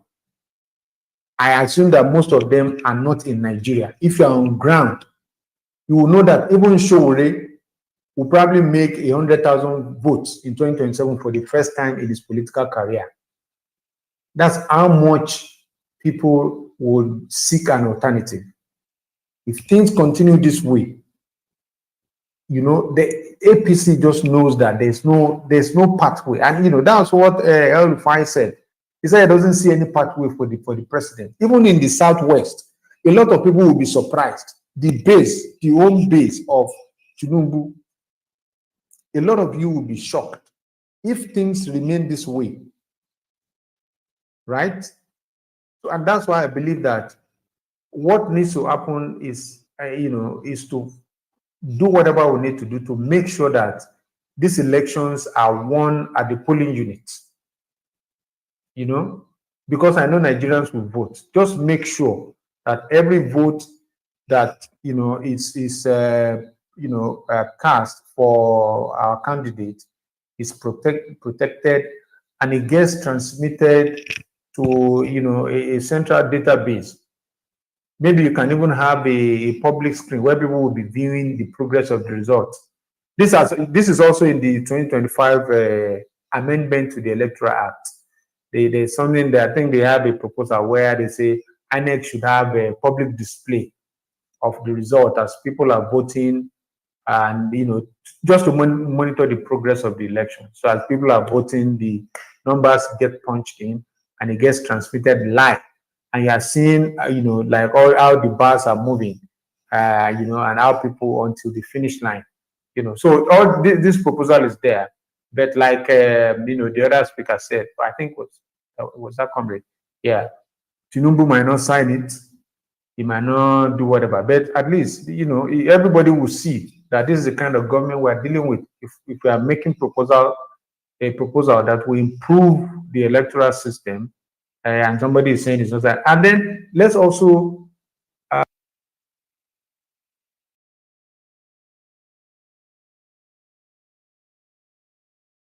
not be oblivious of the fact that if there is a law that is unambiguous, that is well put together, does not give the judiciary the wiggle room to you know, to have different interpretations, then they won't have a choice. For example, if the Electoral Act says that the result must be electronically transmitted, that is the law.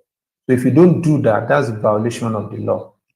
So then again, I don't put it past the government. This government, they can find a way uh, to circumvent that and justify it. And that's why I believe that no matter what happens, the election we must plan to win the election at the polling unit. So that's why I believe that what we need to be spending our time on now is how can we make that happen? How can we make sure that another candidate apart from APC gets declared on the election day?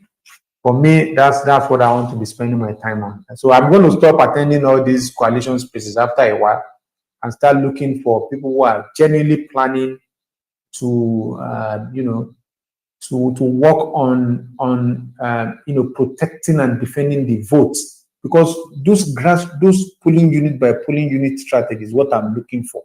How everywhere, that's the kind of coalition me I'm looking for. We are talking to people. This is the political. We don't even necessarily need to come to go on TV. It's just kind of behind the scene grassroots work on the ground. Just be, connecting with people and negotiating and making sure that you have loyal people that will man, the polling unit across. If you need to, get into an agreement with another political party for this, I don't know. And that's why, another thing I'm worried about, when it comes to this coalition is PDP. Because PDP is the largest party in Nigeria in terms of reach, I believe. And that platform is going to go to, I don't even know what because obviously Atiku is not getting PDP's ticket in 2027. So even if this coalition forms and they have the best candidate, what will PDP do? Will they not feel the presidential candidate in 2027? Will they? I mean, it's just not clear to me what will happen. Yes, I know the Wike factor is there. So I don't know what PDP will do. But PDP is also another party I'm looking at that, it will not be bad if we can have that platform. If you can imagine somebody, PDP yielding the platform across the country that, okay, don't worry, we'll use our structure to support you. That might even be much more important than all this noise that these politicians are making. If PDP, not oblivious of the Wike effect and the Wike factor. If PDP decides to yield their platform to a candidate like Peter Obi, for example, I think it will be a game changer. If provided Wike is, I don't know, Wike, I don't trust Wike, but I think if we find something else, he will betray APC. I know. If Wike finds something else somewhere that also gives him this, he will betray APC. I know him. So that's also another food for thought, because everybody talking about this coalition now, they have forgotten that there's one big elephant that we are leaving behind, which is PDP. The structure of PDP can be very useful. Anybody that gets that structure will be a contender. Yes, I yield. Thank you, Dr. CDM. All right. Thank you. Just a second, please. Thank you very much, Ambassador, for your submission. Yeah, thank you for that. And please, let's go back to the queue. If you want to speak, please put up your hands. So I'll take the queue. We'll have Itumo Madu. All right, you have the mic, please. Yeah, good evening, everyone. It's a pleasure to be here. The question is coalition a plan to stop Obi's ambition? Personally, I don't think it is a plan to stop his ambition. I think the conversation we should be having is, in the course of the negotiation, what are we going to accept? Are we going to accept that Atiku should be the flag bearer, as most people are postulating? So personally, I think the negotiation is what we should focus on. In 2014, leading to the 2015 general election, a coalition of this sort happened. So if we should look at the history of elections in Nigeria, coalitions has occurred in the course of our political history. So I do not think this is a plan to stop Obi, but I think that there are people who are power drunk. Two more. Let me ask you, do you think that 2015 coalition or 2014, that thing that APC did with Atiku and the rest, if someone tells you that it was a plan to stop Atiku from running, will you agree with me that it was actually a way to do that? Yeah, there is such possibility. We know Because that in Nigeria. will you agree with me that if Atiku had run on another platform, that APC would have lost the election? In fact, to be very honest with you, they did that to scuttle his chances of becoming the president, because even Atiku himself regrets. So why are you not seeing this also another plan to stop the person who they don't want? Have one person and actually the same card that they are playing. So you put any candidate in the card of being the Atiku Abubakar, who was the biggest loser of 2015 coalition. Okay, the thing first of all involved in this coalition, who have fallouts, either in the build up to the 2023 general election,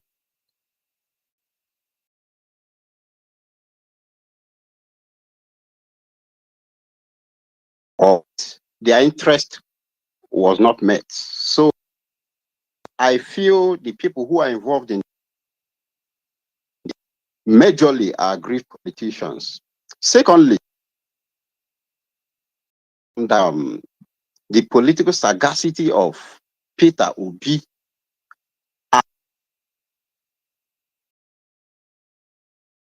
who are leading the obedient movement. I don't think they are fools. I equally believe that there are other grounded politicians who are not pronounced at the moment, who are not showing themselves. Quick question, let me ask you. Those who fall out with Bola Ahmed Tinubu, right? Yes. And they are in for this coalition. Do you think that if they fall out of Bola Ahmed Tinubu because of interest, do you think that they will trust Peter Obi to carry out their interest in joining coalition with him? Okay. Do you believe that? That is where Peter Obi's comments is coming from, when he said he is not interested in state capture. He is not interested in a coalition that is meant to. So when these power grabbers come together and they are calling him inside, what do you think they plan to do? That is why I said we should focus on the negotiation. We should focus on the negotiation. We should follow Peter Obi's comment, which he has maintained on several interviews, that he is not after state capture. That is why I said we must not underrate or underestimate the ingenuity of someone like Peter Obi and those people that are behind him. That is the truth. Because the truth is, I was in there was this Twitter space I was part of yesterday. And I said, coalition is very important. We must not be emotional or sentimental as far as this coalition of 18 is concerned. The truth is, Peter Obi cannot do it alone. Peter Obi won the 2023 election. So why is he not there? I also believe that he's there. But why is he not there? So there are usually a pattern. This is Nigeria. It's not like every other country. There is a pattern as far as Nigerian electoral system is concerned, as far as Nigerian political system is concerned, there has always been a pattern by which a particular president emerges. So P2B needs all these political colossus or heavyweights from the north. Because most of these people, if we all agree that there was a rigging in that 2023 general election, Tinubu did not do it alone. Some people believe that Buhari didn't support Tinubu to be president of Nigeria today. And I asked a question yesterday when we were having this discussion. Could it be possible? Can it ever be possible that election will be going on? DSS is getting their intel, all other security agencies are getting their intel, agencies that are in charge of data in Nigeria are getting their intels, and they are reporting to the president. He knows who won the election. He allowed the rigging to take place. So, obviously, my brother, if you believe Buhari did not support Tinubu in the last presidential election, I mean, I don't know how naive you can be to anybody that believes that. That is what I'm saying. How can somebody say that Buhari did not support him to become the president? Imagine the president of Nigeria, a rigging took place and he's not aware of it. It is not possible. So I'm trying to say that there is a pattern. There is a pattern that we must agree that always takes place at every electoral cycle in Nigeria. What P2B is doing now is what he should do. That is to see how we can coalesce with people with other political parties and other individuals from the north, even from the southwest. Because I have seen that they want to bring somebody like Arebe Sola into the picture, and somebody like the former governor of Ekiti State seems to be part of what they are doing too. So I don't think that we should jettison the idea of this coalition. What we should be focused on is, one, the electoral system. Some have said here that no matter how no matter the changes in the electoral system, they will do what they want to do. But we can't just sit indolently without doing anything, keep complaining. No, we have to do something. Our democracy is just like a work in progress. Let's keep effecting changes. Let there be electoral reforms. Those loopholes that we noticed in 2023, we have to make sure that they do not exist anymore in 2027. Let's do our part, even if they decide not to abide by it, but let's do our part. I believe that there are a lot of reforms that we need to do as far as I'm concerned. So we should focus more on what are we going to accept as far as that negotiation is concerned.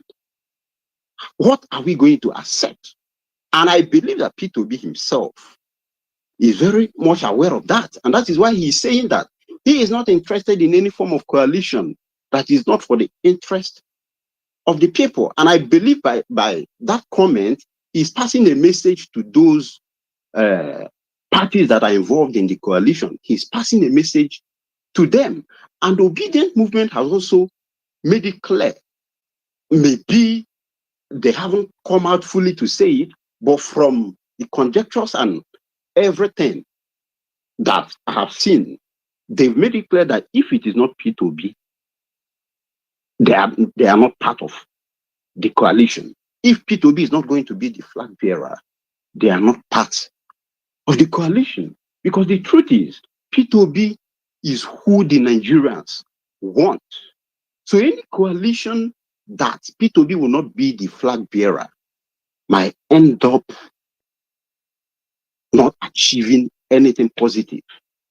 So this is my opinion. I believe every other person is entitled to their own opinion. But I think we should focus more on what do we need? What do we want as far as this coalition is when it comes to the issue of this coalition, what do we actually want? Because the coalition is, the negotiation is taking place already. It is a work in progress. And we are hoping that that very soon, that they should be able to come up with something. So for us to be here arguing whether it is a ploy to stop him from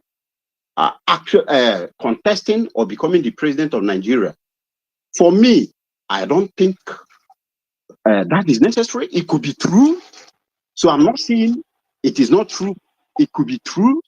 But then, P2B himself, I was in Anambra when P2B was the governor of Anambra State. I was in Anambra as early as 1999 until he finished his tenure as the governor of Anambra State. People actually think that P2B is so soft. I don't, even some people feel he is naive, that he doesn't know what he wants. But I believe that P2B is one of the strongest politicians in Nigeria. The only thing is that he believes in that things should be done the right way. He believes he's a true Democrat.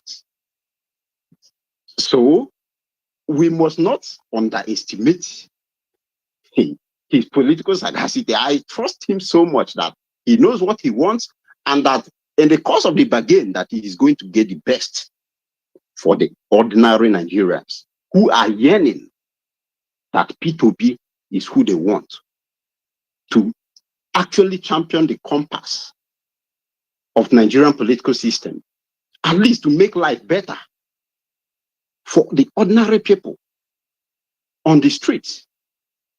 So this is my own humble opinion.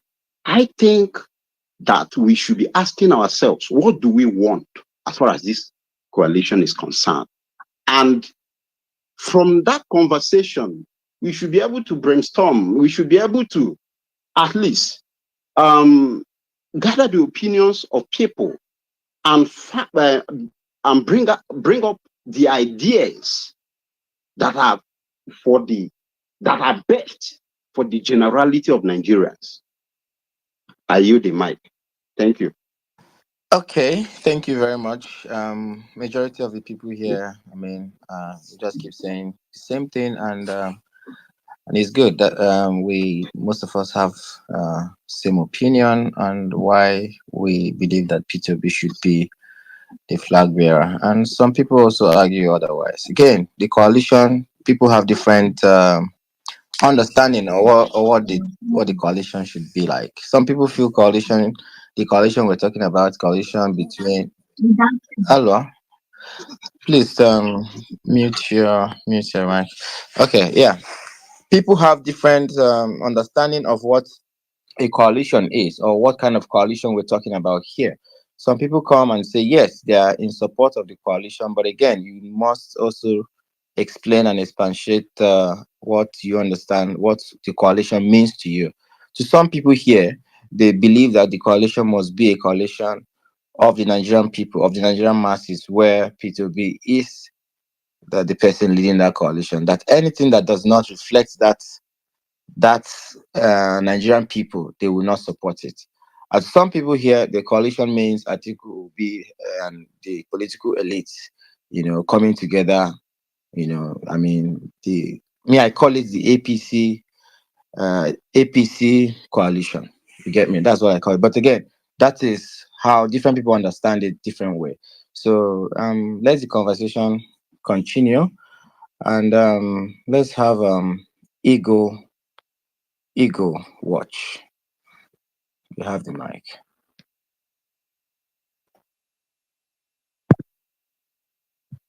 Okay, I thank everyone. I'm sorry. Sorry. I mean, just a second, please. Just a second, As please. you're making your submission, As you're please making your also submission, try to explain please to us also try to explain to us what you understand by the coalition, and what you expect from your own type of coalition. It's something I just want to get people's opinion on that. Very important. So thank you. Okay. I do understand you. Um, as for me, I think Labour as a political party is not healthy as a platform for Obi to recontest again.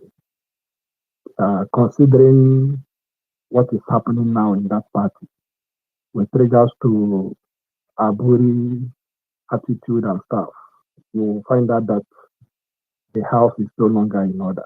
It's a kind of shaky. And also PDP as a political party has their own internal issue, which I think the platform has been bastardized also for anyone to stand on. And when you watch the whole scenario, you will find out that the president is also frustrating the registration of new political parties through INEC. I think INEC is not giving any room for that for now. Obi as an individual, excuse me, Obi as an individual is doing things that he's supposed to do in terms of sensitizing people, although campaign has not started fully. He's sensitizing people with regards to his presidential vision, both locally and in diaspora. I think that is what every reasonable and potential aspirant should be doing. The coalition per se will be a very good one if being built on trust and sincerity. It will go a long way because politics is a game of number. Haven't considered integrity and accountability. Number comes in, and for we to have that number, I think coalition will go a long way. When we talk about number, we are talking about voting strength and also the capacity to defend our vote. So I think the coalition will be a very good one, but we should also be talking about having a second thought or a kind of an alternative. If Obi happens not to emerge as the front person of any coalition, if he's been offered to deputize or to come up as a deputy, what would be our fate?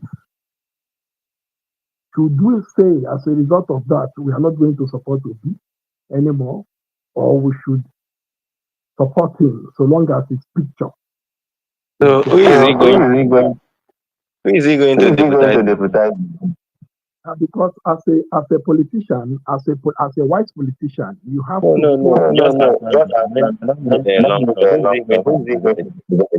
No, in a situation whereby Atiku is there in the picture and Obi is there in the picture, and it happens that it has been resolved that Atiku is going to be the front. Obi should deputize him.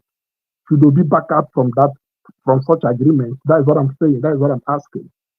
Because we shouldn't say it can never. 1 second, because of your mic, let me ask you, do you believe in retirement age for anybody? Do you think anybody that works deserves to retire and actually go home and rest at any point in time? Yes, I 100% believe in retirement age, but Nigerian structure doesn't believe in retirement. What guy do you want me, right? To go and campaign for someone who is 81 because Obi is running behind him. That's the only reason. Is that enough reason? It's not enough reason. If things are to be done properly as to how we visualize it I think Obi has no rival in this. I mean, he has no rival. He's the number one person. But considering how corrupt our system is, you understand? I'm not saying we should have a plan B. We should never say never. Anything can happen. In a situation whereby Obi and Let me now ask you, since we should never say never, if Kashim Shettima falls away with Tinubu and moves into the coalition and becomes the coalition candidate, we should not say never. We can also support him, right? no, that was not what I mean. So long as We we are should, talking we about should keep open mind to whoever wins the coalition ticket, right? no, what I'm saying is since Obi will have since we are with Obi and Obi is in the picture, so long as any picture, if Obi should accept, what if Obi should accept to be the vice to deputize Atiku? Are we going to say no, we are not going to support him since he has accepted on his own willingly to say, okay, let me deputize Atiku? You should be when you're saying things like this, you should also try to, I mean, include some certain things. You shouldn't say no, this thing can never be possible, this thing cannot work this way. If Again, because of your mic, I would have even asked you easily, but because of your mic, 1 second, let me put a clear question. Now, the coalition may not have only Atiku Obi running, right? Um, are you saying that if Atiku gets the ticket and Obi is in the picture, we should support him? But in a case if someone else, like Kashin Shetima and Amechi, and they pick the ticket, we shouldn't support him because we don't like these people. Let me understand what you're saying. Thank you.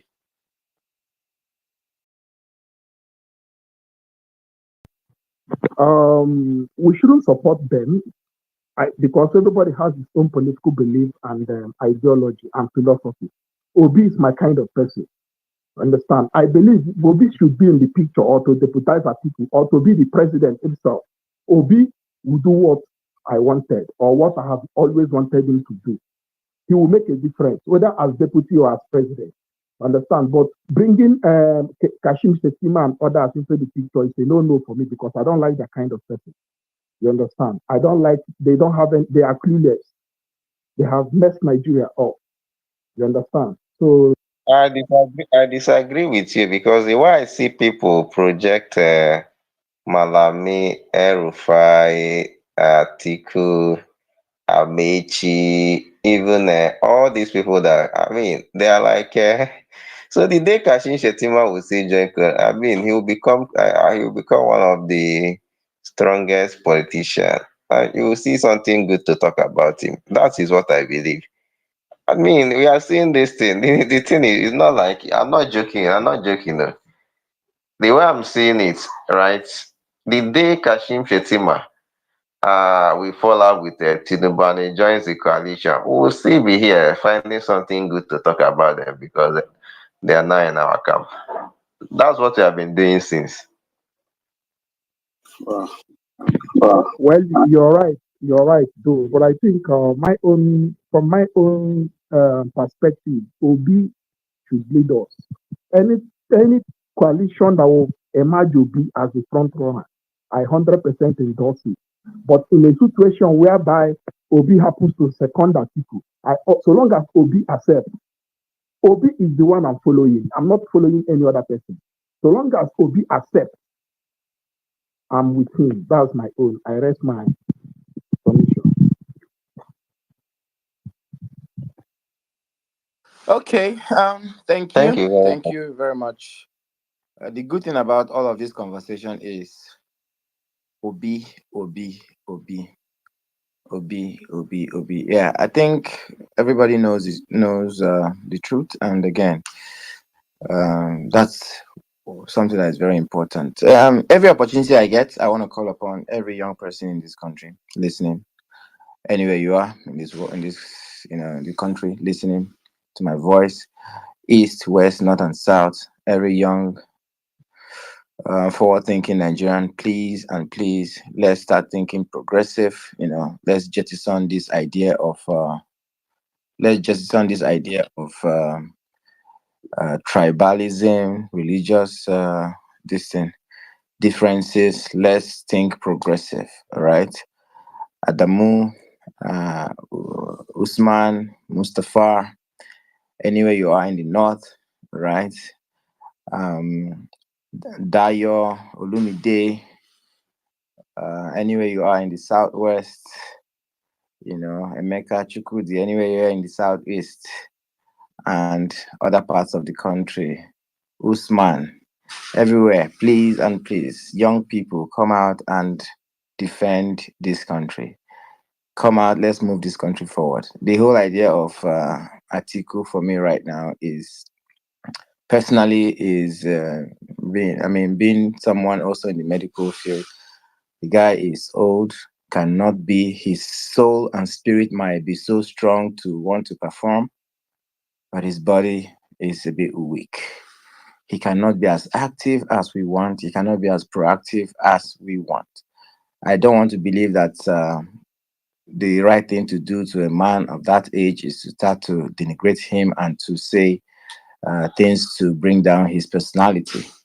I just want us to appeal to Atiku to listen to us as young people of this country to help us start moving this country forward. All right. I believe we had the opportunity with Goodluck Jonathan to transcend from that era. But again, somebody took us back to 1983. And here again, we have another opportunity to, move into a new era with somebody who is not an old order politician. People might want to argue that, old order, I mean the military boys, the boys from the military era. That's what I mean. So please and please, anywhere you are in the country, any argument you're making, please, let's be very rational. Let's be very compassionate. Let's be, a bit understanding. Let's try to build that cohesion amongst ourselves. Because as someone earlier mentioned today, Jack, without unity of purpose, there's nowhere we're pushing this country to. All right. That's why I would not at this point want young people of this country to start going in loggerhead with each other. So, Blaze, if you're there and you're ready, please, you have the mic. Thank you. Good evening. I'm Blazer. I'm Comrade Blazer from. Actually, my contribution about if this coalition is a plan to stop Obi's ambition. For me, I will not say. I don't think if that should be a weak. If those that are thinking of such, that should be a weak suggestion. But for me, I believe coalition is even an opportunity for Peter Obi to have a broader look, because where I want to concentrate more on is on the structure, where you see PDP as was that had a larger structure, but today they have crashed. Likewise, one of my brother here mentioned Labour Party. Labour Party is having a problem now too, but the only thing that is still standing is obedient movement, which I will even want to use opportunity for every obedient movement, since they are keen for Peter Obi to front the coalition. I will advise obedient to work. See how obedient movement will be broad. Will go around into every grassroots in Nigeria, and because that's the only thing that the coalition group will be looking at to see reason why Obi should be the front burner of the coalition. Because as it is now, even in their own mind, as Elfa is that Elfa does not have structure compared to what we're having as existing obedient movement. Article that we mentioned that we always believe that they want to front does not have that structure, which everybody knows about. Any other person that you mentioned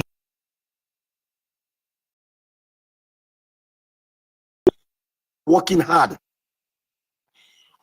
before the coalition will be able to stand very well. With that, they will see reason why Obi should be in front. Should be in front. But like for me, yes, I prefer Obi.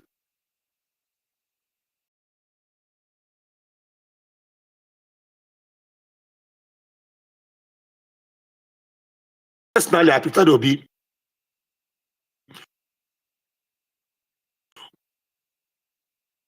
But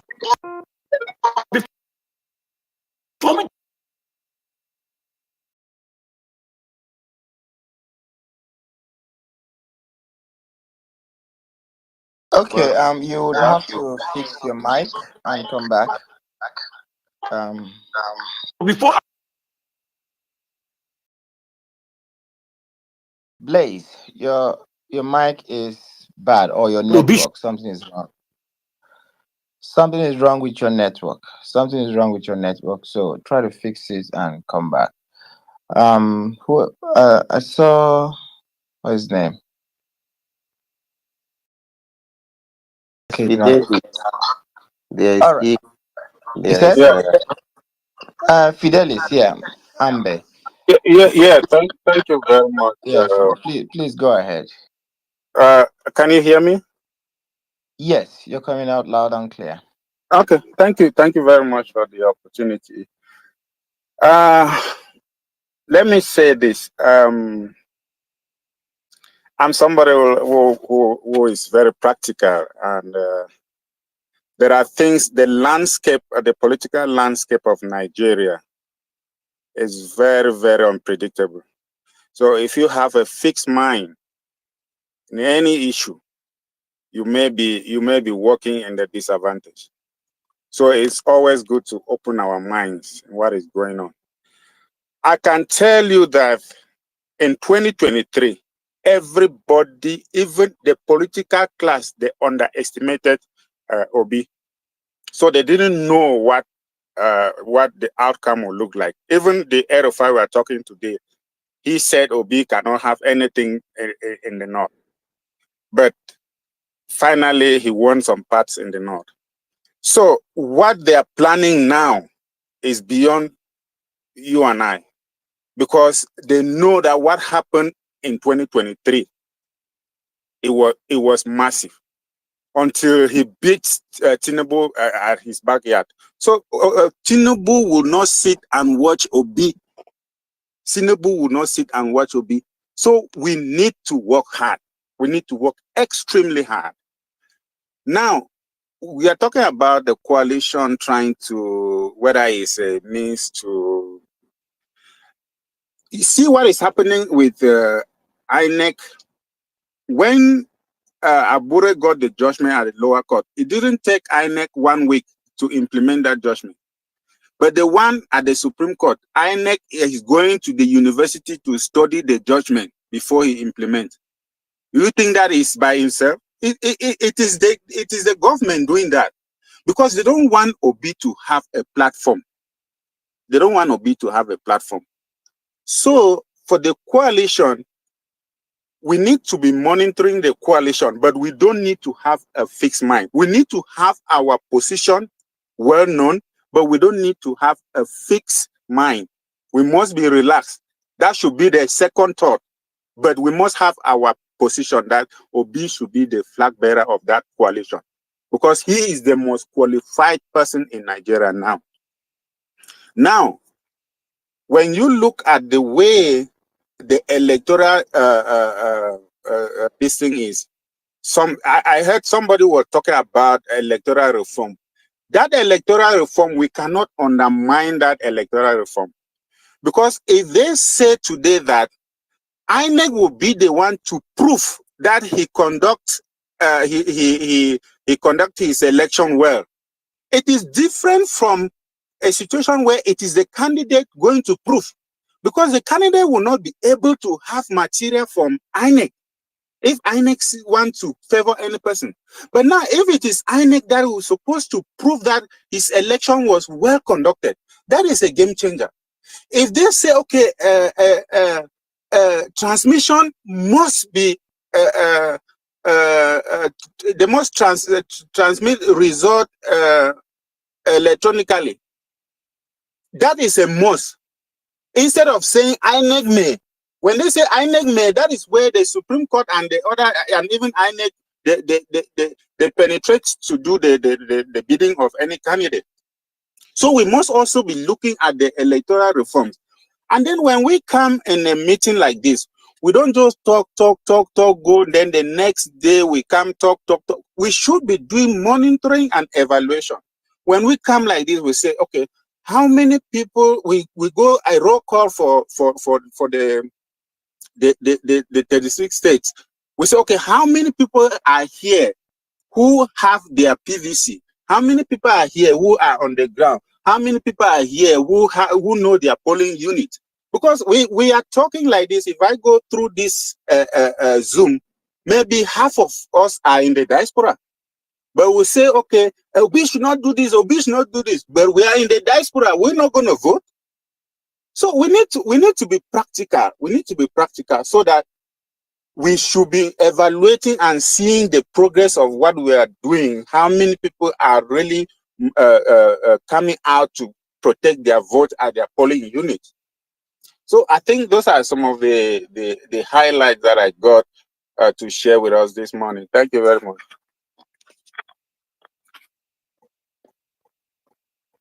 Okay, thank you. Thank you for that submission. Thank you. So, Checks Njenje, are you there? I mean, you've not been here.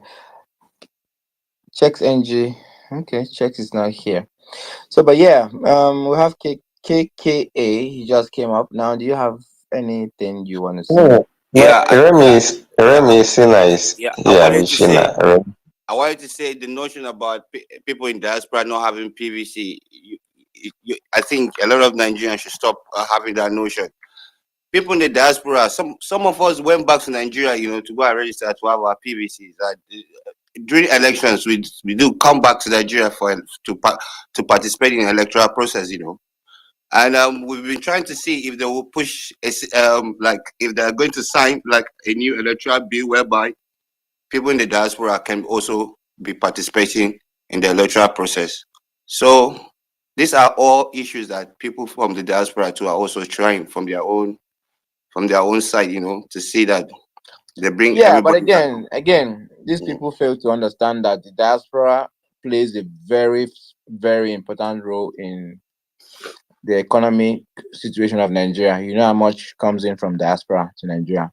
Yeah, absolutely. They also fail to understand that the diaspora also have a lot of influence in shaping the minds of the people that they are sponsoring. Like if you're sponsoring someone, to an extent, you have some kind of authority to help shaping their mind. Idea. Yes, you're right. So Yeah. that is very, very pivotal. Diaspora is not just diaspora just there. No. Yeah. If I can be here and make sure that 10 to 15 people vote for one person. Very possible. Easily done. So so that's that idea of the diaspora do not vote and all that. Yes, it's something that needs to be done. But again, we have our own influence as people who are in the diaspora. Right. I know, even though it wasn't so openly done, when people were contributing money for buses and all that last year and during the election, I just stumbled on the space and I did contribute for a bus, for one full bus to carry people. So at the end of the day, someone in Nigeria might not be able to do that, but someone in diaspora can easily just do that to push the thing forward. So Raimi Sina, if you're there, okay, he has gone down. Mr. Justin, are you there? Justin. All right, Justin is not there. So yeah, we've been having a very, very important conversation this morning with ideas bubbling, here and there, people coming with different opinion. But again, one thing I can take away from all of this is that Nigerians are very passionate to see change. The Nigerian people are eager. The energy is off over the roof. They want change. All right. So the problem right now is it change towards the right or towards the wrong direction? So what we're going to do here is try to shape in the minds of people to make sure that they are enlightened enough. They have enough information to make the right choices. They have the right information to choose the right candidates on the forthcoming election, and also to raise political consciousness of the people so that people become politically conscious, politically aware of their environment. Because in a country where you have over 200 million people and you have less than 30% or you have about 35% of that population coming out to vote, it means the political consciousness in that country is still very, very low.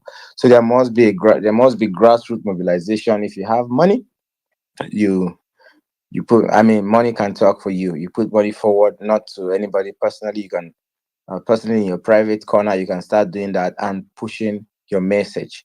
If somebody asks you for money, ask them question. What do you think about this coming election? Do you have a voter's card? Are you going to vote? Just like that. Last year you can even organize small essay on Facebook or anywhere on your social media platform and make young kids, people who just graduated or just finished their secondary school or people who are in their first years in the universities, they can write essay on Nigeria and all that. From there you can start to make headway. These are some of the things that I did on a, I just did it on the side last year, 2 years ago or last year. So these are things that people can do, young people around the globe in Nigeria, in and outside Nigeria, to start to promote unity and progress. Again, I haven't seen anyone who can come here to argue otherwise. Why it shouldn't be OB. You can have arguments, yes, but are they something that is logical? Are they factual? Are they, the age bracket, we've talked about age, we've talked about somebody who is proactive, we've talked about somebody who, as of today, has the capacity to, handle Nigeria. As of today, has the capacity that we believe has the capacity to handle the Nigerians' problem, Nigerians' complex problem. All right. So coalition, people have come to speak about coalition in different ways. Some people feel and think that it must be a coalition between the political elite. They have to go into a room and decide who the flag bearer is going to be. And some people have also come to argue and say that no, we are the electorate, we are the Nigerian people, we are the ones who are going to choose, and our demands must be uh, our demands must be adhered to. So they feel that if their voices are not reflected in that coalition, that is not the people's coalition. And I totally agree with that. Any coalition that is happening that does not involve the people, that does not reflect the wishes and aspirations of the people, that is not a coalition that I personally would want to participate in. So whatever the political elite or the status quo politicians are doing right now, they should make sure and work tirelessly hard to make sure that the coalition that they are planning, represent and reflect the minds and the aspirations of the people. So that's the argument today. Some people have come to say that the the northern Nigerians do not believe in P2B, and they cannot vote a P2B. They would rather a P2B deputizes an article so that they can remove the current president, Bola Ahmed Tinubu. And a lot of people some people from the southern part of Nigeria have come to say, yeah, no, we cannot agree, we cannot allow that a northern Fulani just left there. How come is it that in the whole of southern Nigeria we cannot find somebody who is capable to replace Tinubu? So this is the north and south question, the unwritten rule that the north and south, the presidency has to move, not have to swing up and down, up north and down south. So these are conversations that we have been having today. And again, let's not forget, somebody came and mentioned electoral reforms.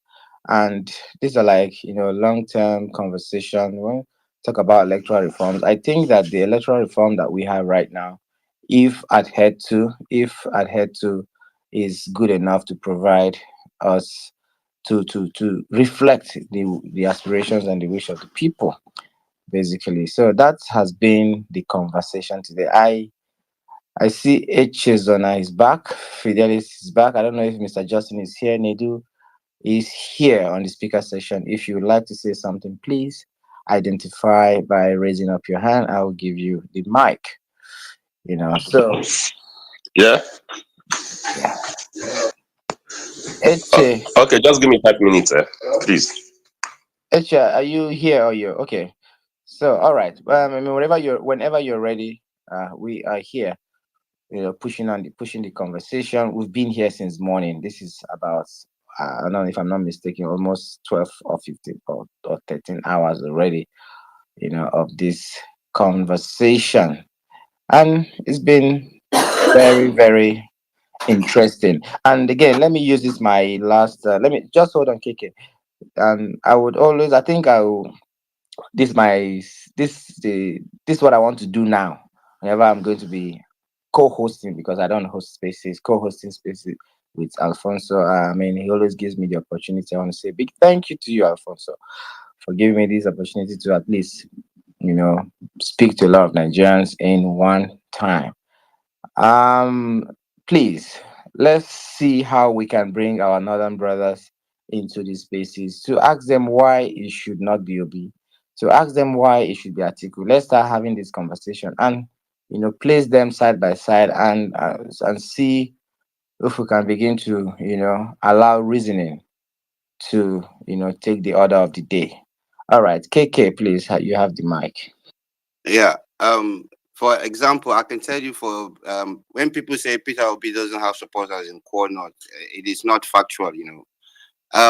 Peter Obi has been one person that he's been going around the country, doing like kind of like philanthropic projects, in different communities in different part of the country. So he's done that in different part of the north, and I can tell you this that categorically, yeah, there's like some core northerners, they actually really feel that whenever somebody is actually from the south, it's actually in power, that they do enjoy more better than even when a northerner is in power.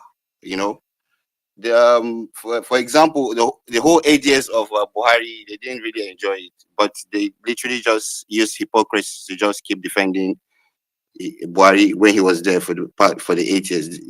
Things were not actually really right in that country at that time. But the only other person that that they actually really missed was Yaradua, because life was too short for him to actually really do what he actually really wanted to do for the whole country. The only president that when he was there, he reduced fuel price, things like that. All these things about subsidy and all those things that people were talking about. He actually really just showed like a different ball game towards governance. Actually, he showed that governance was all about the people-centered needs. He was able to resolve the issue of this Niger Delta, created a Niger Delta Commission. If they've actually really taken advantage of that Niger Delta Commission, believe you me, Niger Delta would have been like Florida today in Nigeria. Whole billions of naira being pumped there, and imagine it's a region where there's oil companies there. So we've not been actually really, we've not been able to take advantage of those resources and economic advantages, to harness all these things for our people, And then when you come also to the north again, because Peter Obi is trying to make people to understand in the core north that, look, you people, you are too rich to be poor. You understand? And one of the things that they can actually really fix the problem of the north first is about education. So many kids are roaming around on the streets. No education, and once you don't educate this generation, it's like a time bomb for the whole nation. So I mean, he's been able to lay a clear path for the whole northern country, the whole northern region. They now understand that, look, my education is necessary. And apart from that, what do they have? They have resources right beneath the ground, and they've not been able to harness this, these resources that they have, to the advantage and the abilities of their own people.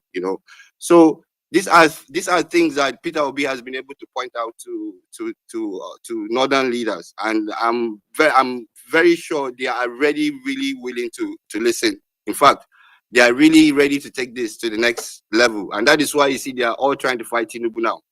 For example, you see, like in Kaduna State, there's a place called Bindingwari. There's a gold reserve there, and that place, since Buhari was in power, there's been like banditry there. People there can't even go to the market, to to shop, to do whatever. And in that Bindingwari, there's also a cattle market. It's a real large cattle market that people come to buy cattle, to breed. And so because of that banditry, it literally collapsed the economic activities in that region. And so you see a lot of people, suffered for literally because of that problem. And apart from that, the gold reserve that is there, that because of the banditry, they've been stealing those golds, and they've been taking those golds out of the country itself. There was a time that they actually were talking about people picking resources using private jets, traveling out of the country. It's all these things that's happening in the north, where you see there's banditry, there's like all these kidnappings happening. Is because of the resources that are there, and they are actually really stealing those resources through those chaos.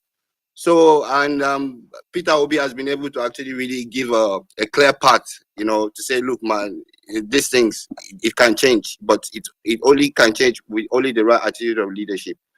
And I hope that, more Northerners will actually really, key into this. But they actually really believe that someone from the South will even do more for them than someone from the North. That's one of my submissions. Thank you. Okay, thank you very much for being part of this wonderful conversation. And KK, I mean, I remember you mentioned that. Yeah, HIC. Hold on. I remember you mentioned being from the Middle Belt or somewhere around the north. Kaduna. Yeah, you're being from Yeah. Kaduna. Is it Sabongari or? No, I'm from Kaduna South. Oh, okay. Yeah. So yeah, the idea is to find me personally. I want us to not just come to spaces and speak, and maybe as we leave the space, all every time we come on spaces, we should also have an agenda, personal agenda, where we speak to our people, young people. I don't want to talk to people 50 and above. I don't want to have anything to do with those guys. 50 and above, yes. If you want to support this, whatever we're doing, yes, you're welcome. But I believe that the young people of this country are so smart, they have a lot of energy to move this country forward if we really want to. So if you're from the north, I think you should really start talking to the people. Not even, and not I'm not even talking about outside. Just start from your family. Let's start to understand where they stand in all of this. From there, you start to understand where your wider group of friends, where they stand in all of this. Let's begin to argue this from the family outward. All right. This argument and the conversation starts in the families all over this country. So I do that. I do have this conversation with my family, my brothers and my sister. We talk about these things from time to time. So whoever has maybe a misinformed information, and if you have a superior argument, you always present it to them, and they will listen to you. Why? Because you are their brother, and that's how you start to move these things forward. So east, west, north, and south. You're a young person who is thinking progressive, who believes that there's a chance that this country can move forward, that this country can move from where it is now into a very good place. I think that should be the barest minimum. Eche, please, you have the mic.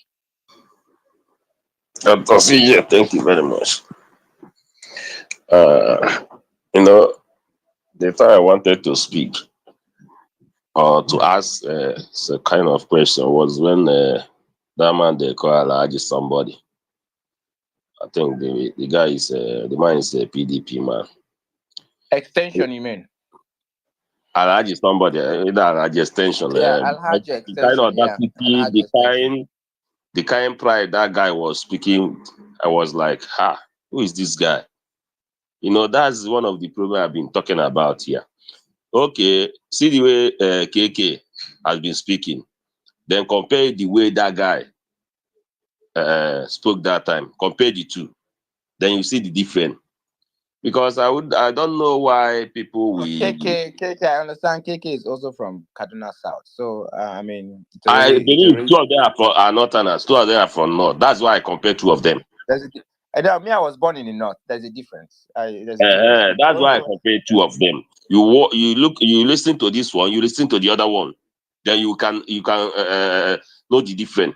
You understand me? And that's one thing with these PDP guys. They have that ego, that pride. Like, you know, they are above every other person. Anything you are saying, you are talking to yourself. It's none of their business. Like, at the end of the day, you must come back to them. And they are the ones championing this coalition we are talking about. And if you look at P2B body language, you don't even stand them. You understand me? They are the one pushing for this thing. See, I took the other day, anything, His Excellency PO, and I'm just coming with PO, I'm just entering with PO. All this kind of thing. PO don't even stand them. They are the one pushing. Say you are the best, you are everything good, you are the best. Why are you forcing yourself on somebody that doesn't even want you? And now dictating for the person that doesn't want you, you are dictating for him. You must want me by force. In short, you must be under me by force. That's exactly what they are doing. You say you are good, you are the best, you are good to go. That's the reason why some people last week, I think, tried to give article Mikel Obi. Shane Obi he wants. Or you take Mikel Obi. Or if that Mikel Obi is not enough, then we still have some Obi. Ebuka Obi is there. Honestly speaking, I'm trying to even look deeper into all this correlation of a thing. And in as much as all of us want this, but there's some message some people pass across here, and I try to look deeper into those messages. And I try to figure out. One person I liked her submission very well is Bella. When Bella I came, think she said it's a trap. She cited a couple of examples how they did to Val? Is it Valentine? They dragged him into APC and kicked him out. All right. And No, that was they know they will very not good do that example. one. What I even they know they will not do that one. What I even said initially, I think last month, I said something on this page last month. I said, what if at the end of the day, Peter Obi agrees to become Atiku's vice, and Tinubu dishes out to Atiku to sabotage their this thing, so that 2031 he hands over to him? What if it happens that way? Because their own trade, the trade they have now is PO. So any plot APC people are doing, their number one priority, their major priority now is to remove PO from the equation. That's their number one priority now. So what if PO or this thing these people are pushing, PO accept, okay, even as much as I know it's not possible, accept, okay, let me become your vice, let me be your vice. At the end of the day, Tinubu reaches out to Atiku just to sabotage PO, not to be there. Then I will hand over to you 2031. What if it happens to be like that? Yeah? So we have to be thinking, if you think right, we think left, think up, think down, because from the look of things, all these things these people are doing is very disgusting. Like what Jack said here. All these their their blackmailing and other things is looking suspicious. Honestly, it's looking suspicious. Because even Jack highlighted everything. He said in like 10 things, 10 characteristics like this, P2B is ahead of you. The same person that is ahead of you, you are pushing, forcing to become your vice. Does it make any sense? Because I'm trying to figure this thing out. It's not working. It's not working. These people, they're up to something. You understand me? I'm not even pushing for article, because I've said this countless times. I'm not pushing for article, because whether they like it or not, they can shout at people. They can shout. Anybody shout at me, I will give the person times 20. I don't even bloody care. I don't even send them. Some have collected money that are still on their payroll. Some are collecting money, so are doing it for their selfish interest, and they will come on the space and be gagging people for what? They don't want anybody where to come on any space to gag me, except you take me out of the space. If not, that was what the lady was trying to do yesterday evening. Once you didn't concede to their demand, once you say no, this is not going to happen, it's not doable, you becomes their enemy. And you see, there's this guy they call Adama or what? You see that guy is a very, very dangerous crook. Adamu. If you see the way this guy is mocking, belittling P2OB, talking down on P2OB, And still the same guy is looking for coalition with P2B, and now the thing is busy saying now is that okay, now you know I'm supporting PO now. I'm supporting PO now. Let him go there and lose. I just want him to go there and lose so that I will have my last laugh. He made this statement, was it yesterday? So he's not even supporting him with his heart. He just want to laugh. You understand me? They are pushing for primary. They are pushing for primary. They know their game. They know the game they are playing. And mind you, let me tell you something. You see this primary, like what you said, Bella said. He said after primaries, then if they will sideline P2B, you know, that kind of a thing. Let me tell you the truth. They will never do that. You know why? Once they sideline P2B will withdraw. And if P2B withdraw, they are not backing on P2B, they are backing on P2B supporters. That's the truth. And what I'm trying to let them understand, to open their eyes, is that P2B supporters are organic. They are not like as article supporters that yeah, follow this person, they will follow. No. You have to convince them. Not with money. You have to convince them. And with what they are seeing article as Tinubu. They refuse to understand this thing. Okay, just hold on a second. Just stay on the speaker session, all right? There's somebody who just came up. Let's see if he has a different dimension to this conversation. You shall know the truth, and the truth shall set you free. You have the mic. Yeah. Sorry, can I just quickly say something real quick? Yes, please. You have the mic. Yeah. Okay. For example, yeah, before 2023 elections, you remember what people came out with? 10 over 10. I see you. You know, people were like, someone like Erufa was saying that Peter Obi can't win even his state in the whole election in the whole country. Now, these are the same people saying that that Peter Obi didn't have senators, didn't have what in other part of the country, and he didn't have governors, but he was able to pull like a large amount of votes during that election.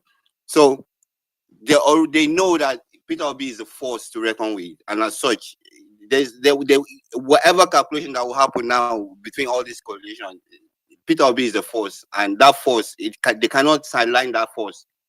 They will have to make sure that whatever it is necessary, they must accommodate that force, or to create a balance where the force will literally just increase. You know, that's just that's how I see it. Yes, because look, the whole country is tired. KK, we've been here together, all right? So just stay there. We've been here together. We've been here together for hours. So just stay. Let's have you shall know the truth. Then after that, we'll have 10 over 10. So let's get a new dimension to this conversation. KK, please stay here with me. Let's push this conversation forward. Martinelli, just hold on. You shall know the truth. Please go ahead. All right, thank you, Dr. CJ. From here, good evening. And also, honestly, I'm not permanent somehow because of Sunday service and all that. It's morning. I'm following the space, and many have said a lot. So it's when HS was saying something that prompted me to let me say request for the mic. So I can say one or two things regarding the topic. Is the coalition a plan to stop Obi's ambition? I will say yes, I will say no, because it's a two-way side. Reason because most of us, even not all, none of us, has been attended the meeting of the coalition. But their draft, they are pushing draft here and there. They tell you the angle they are going. That's why Obi stand on his ground. Anytime he was opportune to be interviewed by press, when the press people make him and ask him questions about coalition about that, they have been saying it, tweeted it, that he's not coaliting to grab power. That his coalition is for betterment of Nigerians. So where I'm standing on that is to whom it may concern. I'm not even care. I have been in the space every day listening to whatever they are saying. Any topic they bring concerning coalition, I will go and listen to know the mind of some people like me, Nigerians. So what I'm saying here is Obi is not a fool.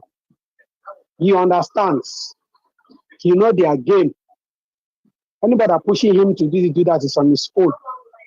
Because if I put it, regardless the age on who has been the presidential level right from 1999, we say Atiku has been there. But let us come down and see what is presented on our faces. Since 2023 election, after the judiciary have done their university and come back and say they are project their certificates that and there's no more English in Nigeria. That Abuja now is part of 36 states, 7 states of Nigeria. Obi hasn't rested for one day. He has been to so many places, putting smiles in some places in Nigeria, donating his own personal money. But this Atiku they are pushing because Atiku has been the face of the North. Atiku is this. I can never and ever say Atiku is bad, Atiku is this or that. No. But as whoever he is, I haven't seen him once enter his motor or enter his flight, whatever he had to go close to play to his Adamawa, play to Benue, Kaduna, go pretend to show love. But no, he sat down, Obi went and do everything and come back now. He will gather those and carry and give them because say, Mama, na mumu, and him too, na mumu. No, it doesn't work that way. Whatever you sow, my Bible say that shall you reap. So Obi has an organic and has people standing by him. Whatever they are saying on the north, I know Obi is their life wire. Otherwise, now Tinubu continuation, no, there's nothing they're going to do about it. The man is on the way out to do whatever they want to do to stay in power. Obi is their problem. So the coalition, they were, on the other hand, like I'm saying, maybe they are planning in order to use him. Like somebody said, when they go to primary night, they use the dollar they kept since. Obi has been using his phone, been donating to nurses, education, health, IDPs, and what not.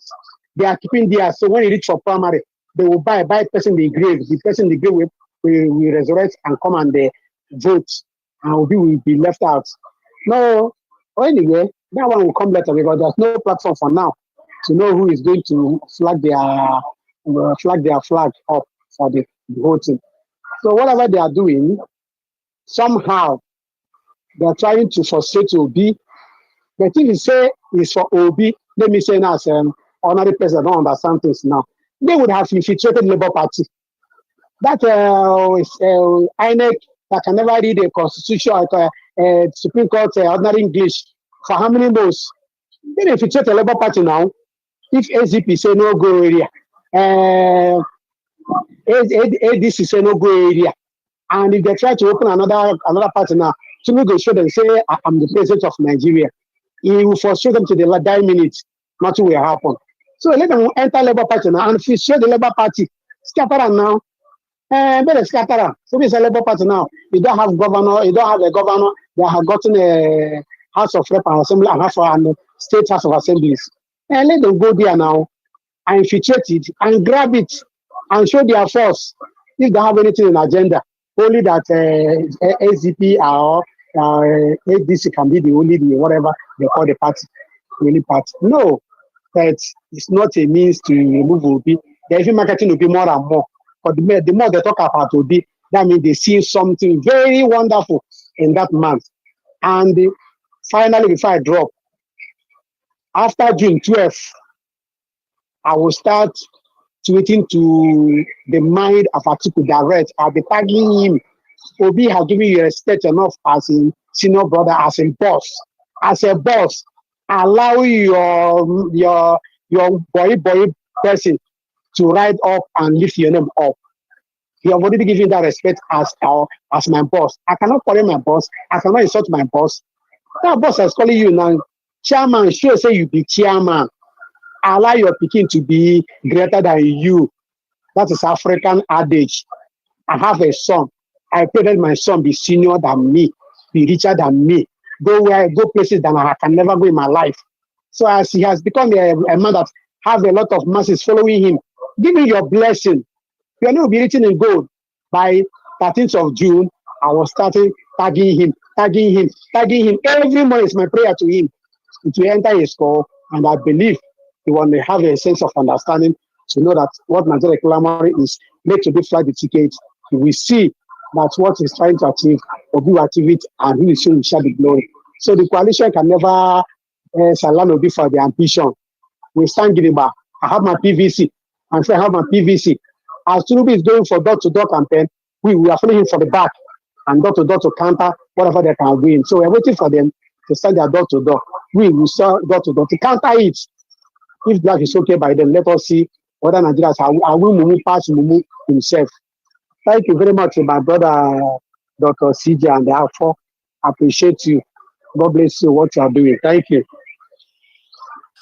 All right, thank you, thank you.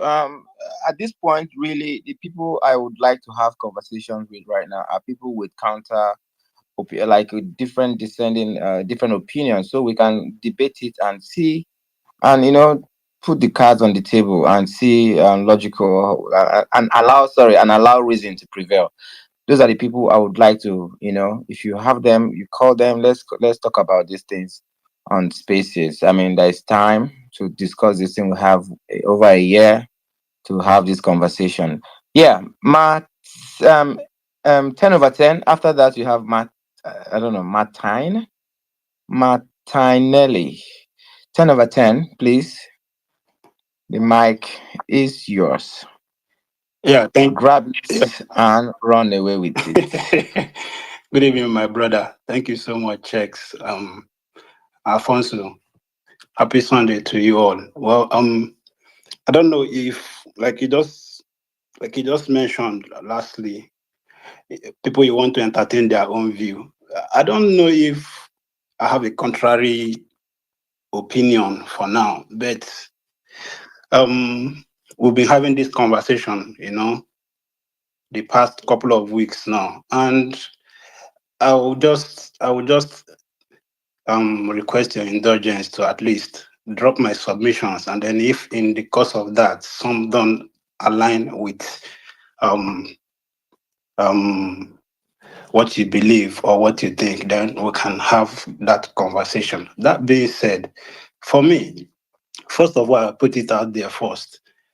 I am happy that the coalition is not. I mean, I am happy that what we're talking about is not coming from the Southeast as a region. It's coming from every nook and cranny of the country, and is caused by what everybody is complaining about: hunger in the land and suffering. So it's not as if we are trying to push for our brother to take a shot at the presidency, regardless of how we can as well argue for if one has to. But it's just unfortunate that the person that is taking the turn of that south is doing a lot of damage to it. And we believe, for someone like me, I believe somebody else from that region should be able to give it a shot, right? And it's not coming from a regional or southeastern or primordial sentiment or whatever anybody wants to call it. Now, let me also go this way again. If anybody remember, I don't know if it was on this space, I had to call somebody out, and I've paid. One of the things I've done within the last 2 weeks, I've paid very, very close attention. This is how I do my own thing, because every day on Spaces, people that believe in His Excellency, former governor of Anambra State, P2B, people that believe in him, you seem to see them more on Spaces, talking about, because they believe in the capacity of this guy to get the job done. Now, that being said, it now looks like they are begging for chocolate or they are begging for candy, You know why I said so? Like I said before, I've paid a very, very close attention to some of the rhetorics and narratives I've heard from a couple of people. Some have had to break protocol on spaces to call them out. Now, I've heard words like someone from the east. I make sure I took note of those words I've heard. I've heard words like someone from the east. I've heard something like there is seniority in this thing. I've heard something like you don't have anything. You've not had VP, you've not had the president, you don't have a Senate president. This one, down one, whatever. Right now, whatever we give you, you should be able to take it like that. Right? And my Igbo people will tell you, Atoboto, if me and you were claiming to be friends, don't try to be corny. Don't try to be corny. So I'm looking at this thing. First, let me even put it out there. I believe in P2B's capacity to begin to change the damage this set of leaders have done to Nigeria. I so much believe he can kickstart that trajectory for us, right? Now, like the last speaker said, let me also put it, I also believe and acknowledge the fact that he cannot do it alone. And I am saying this based on somebody at least that has experienced election results and their outcomes and what the candidate should have done. You know, some you've heard talk about it personally. So I believe what P2B is doing is what somebody that really knows or that has acknowledged where those numbers came short of, kind of, and is trying to make some inroad or inway. And that's why I believe the coalition is very, very necessary. So if you're listening to me, you believe in P2B's capacity to become the president of Nigeria, and you don't think the North is the marriage between the North and the Southeast is necessary, then you're just deceiving yourself. For me, I believe it's very, very necessary. Looking at what Tinubu is currently doing in some parts of the country, then he needs to look at it and see where he can pitch his tent, right? But one thing I don't like and what I feel uncomfortable with is somebody feeling you're doing me a favor. Oga, you know they do me a favor. Without me, you cannot get it. And I acknowledge the fact that without you, I cannot. But let's even look at it, which a lot of people will acknowledge. PDP person can come and argue with me otherwise. P2B left a full-fledged political party with a structure and built something for himself from the grassroots. And he got 6.1. And then his boss, like the last speaker said, ran under a structure that's been in existence since 1999, and he got 6.8 or 6.9. If we look at it, considering the realities and what is happening in PDP right now, to be honest, I wouldn't even advise P2B to go and contest the election under that party. That's my own opinion. Looking at the damage, who can you even believe? Are you going to believe the G5 that all of a sudden Wike and Seyi Makinde are fighting themselves, calling the if truly that's the truth anyways? Or are you going to believe the governors that tell you, oh, we are not part of the coalition? Who are you going to believe? So for me, it's about the Seriki Adamawa himself playing the elder statesman role. You know, I really don't think he needs. For me, like I said, or like I've always said in other spaces, both of them are very, very important in this coalition. If anybody is saying Atiku should just go to hell, we don't need him, then you're just deceiving yourself. This is me trying to look at possibilities.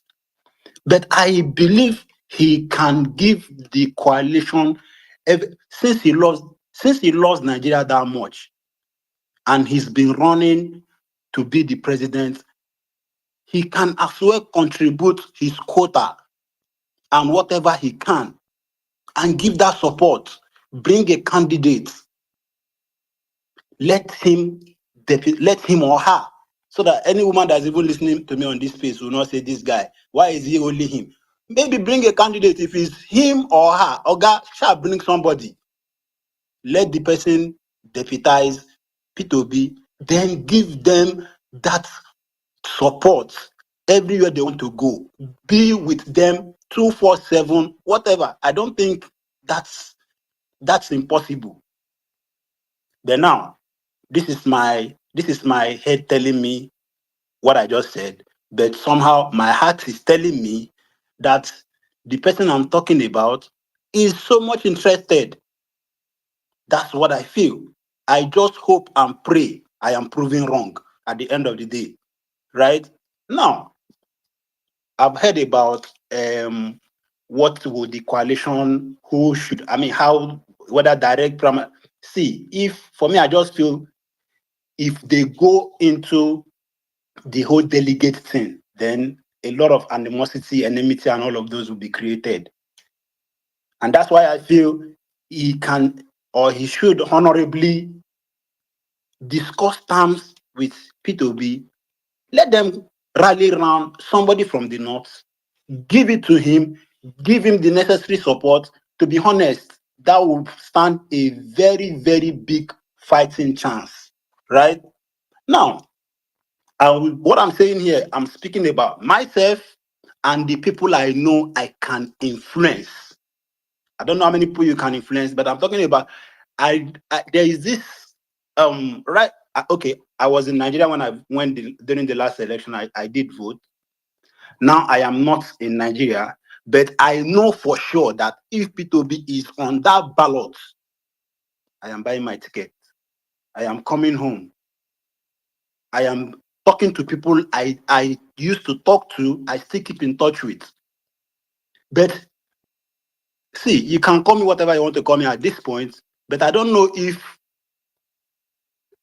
that coalition discussion happens, P2B is not there, and he comes out to tell me, okay, you can support this person. I trust him.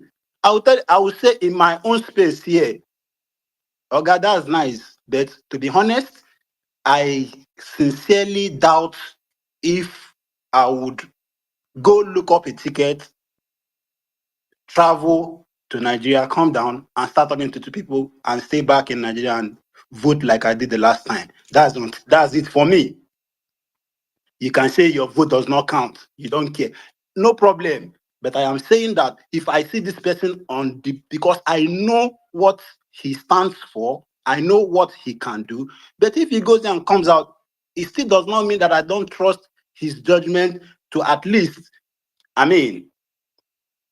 be on the table while conversations about my welfare, the welfare of my family is being talked about. Now, that is it on that part. And then I'll finally, when I came in, I heard some stuff about people talking about electoral reform.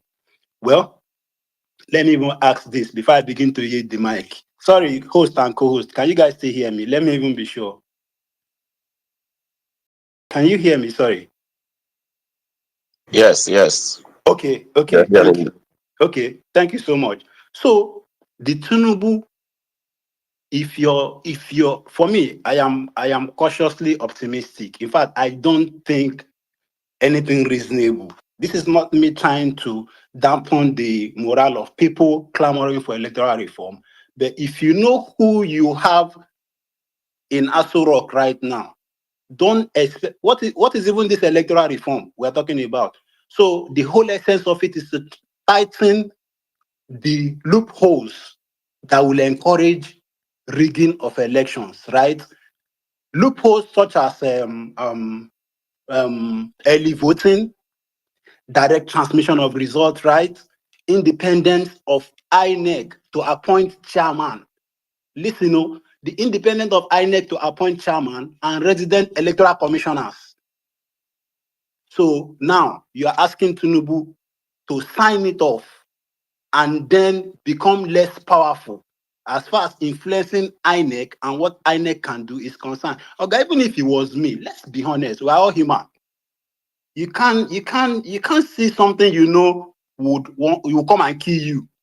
The only person that did that, and I still salute his courage, remains that late Umar Yaradua, who acknowledged the fact that the process that brought him to power was flawed, and still had the courage to bring I think it was Justice Uwais, former Justice Uwais or something like that, to draft an electoral reform, blah blah blah, and all of those, But this current Tinubu cannot give you an electoral reform that will make INEC independent, that will make INEC less dependent on the funds that, not on the funds anyways, on the whims and caprices of the president and the presidency. So another thing again, you're even talking about this same electoral reform. Do you know one of the things this electoral reform is saying? This electoral reform is also telling you that the president should not be sworn in until all litigations are concluded before he can be sworn in.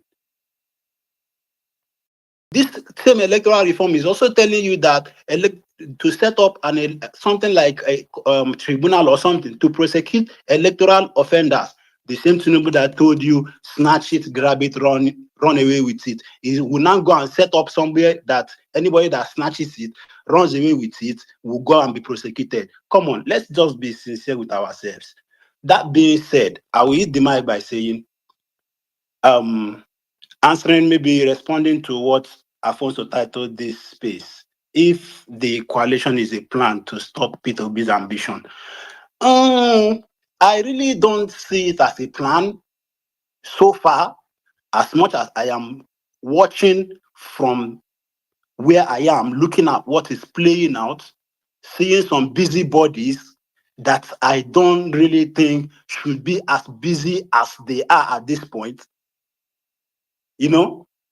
But another thing again, to answer the question, when we say is a plan to stop him, it looks like the person we are talking about cannot man up and make rational decisions and say, come, no, I don't agree to this. This one, give me this one, this is what I want. If not, this is what we can do, right? Two-time governor of a very powerful state too, right? Former VP candidate, former presidential, not just presidential, one of the, in fact, the acclaimed, I would say, the acclaimed winner of that 2023 presidential election. So I believe he has seen a lot as far as the political circle and conversations that comes with it is concerned. Then on the business, how best can you be a negotiator if you've not been in business circles and negotiated for your companies and as a CEO or as a rep for your company? So I don't want to start calling it a coalition to stop him at this point. I still believe, and I'm giving benefit of doubt, right, to people he's discussing with, that they can, their intention is genuine so far, as much as there are some I So 10 feel. over 10, what do you actually mean by the intention is genuine? Is it that they are working for him to become president, or I just say, as much as I am optimistic that I feel their intention, I'm giving them benefit of doubt for now. I've not said in 100% their intentions are genuine. And like I said earlier on, looking at how it's playing out now, I started by mentioning some of the things I've heard so far from some people I don't feel represent the North. a simple direct question? Do you think Yeah. calling on him to deputize Atiku is actually planned to stop his ambition?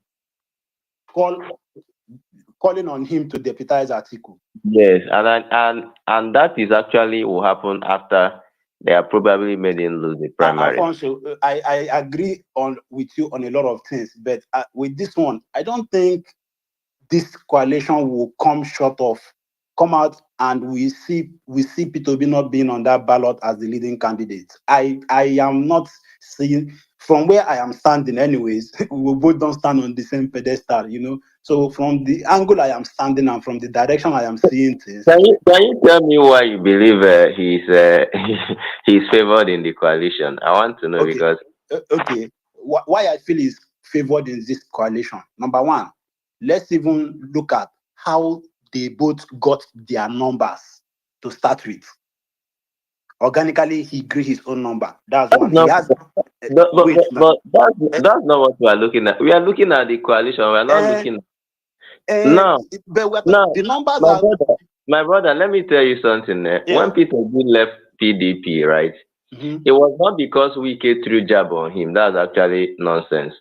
What happened? Because I know someone who was involved. We ran for House of Assembly and another platform and won, right? What happened was that the delegates that were supposed to stand in that election, they were all changed and replaced with other people, right? So he knew very well that with these people involved, it's going to be bad for him going forward in that part, especially for people from that state, right? Anambra State. And all his loyalists left. I mean, all, not one of them remained in PDP. The likes of Ekunife remain because they know that they can get their ticket and sell Odua. But the ones who are not in office already left. All of them, not one remained, right?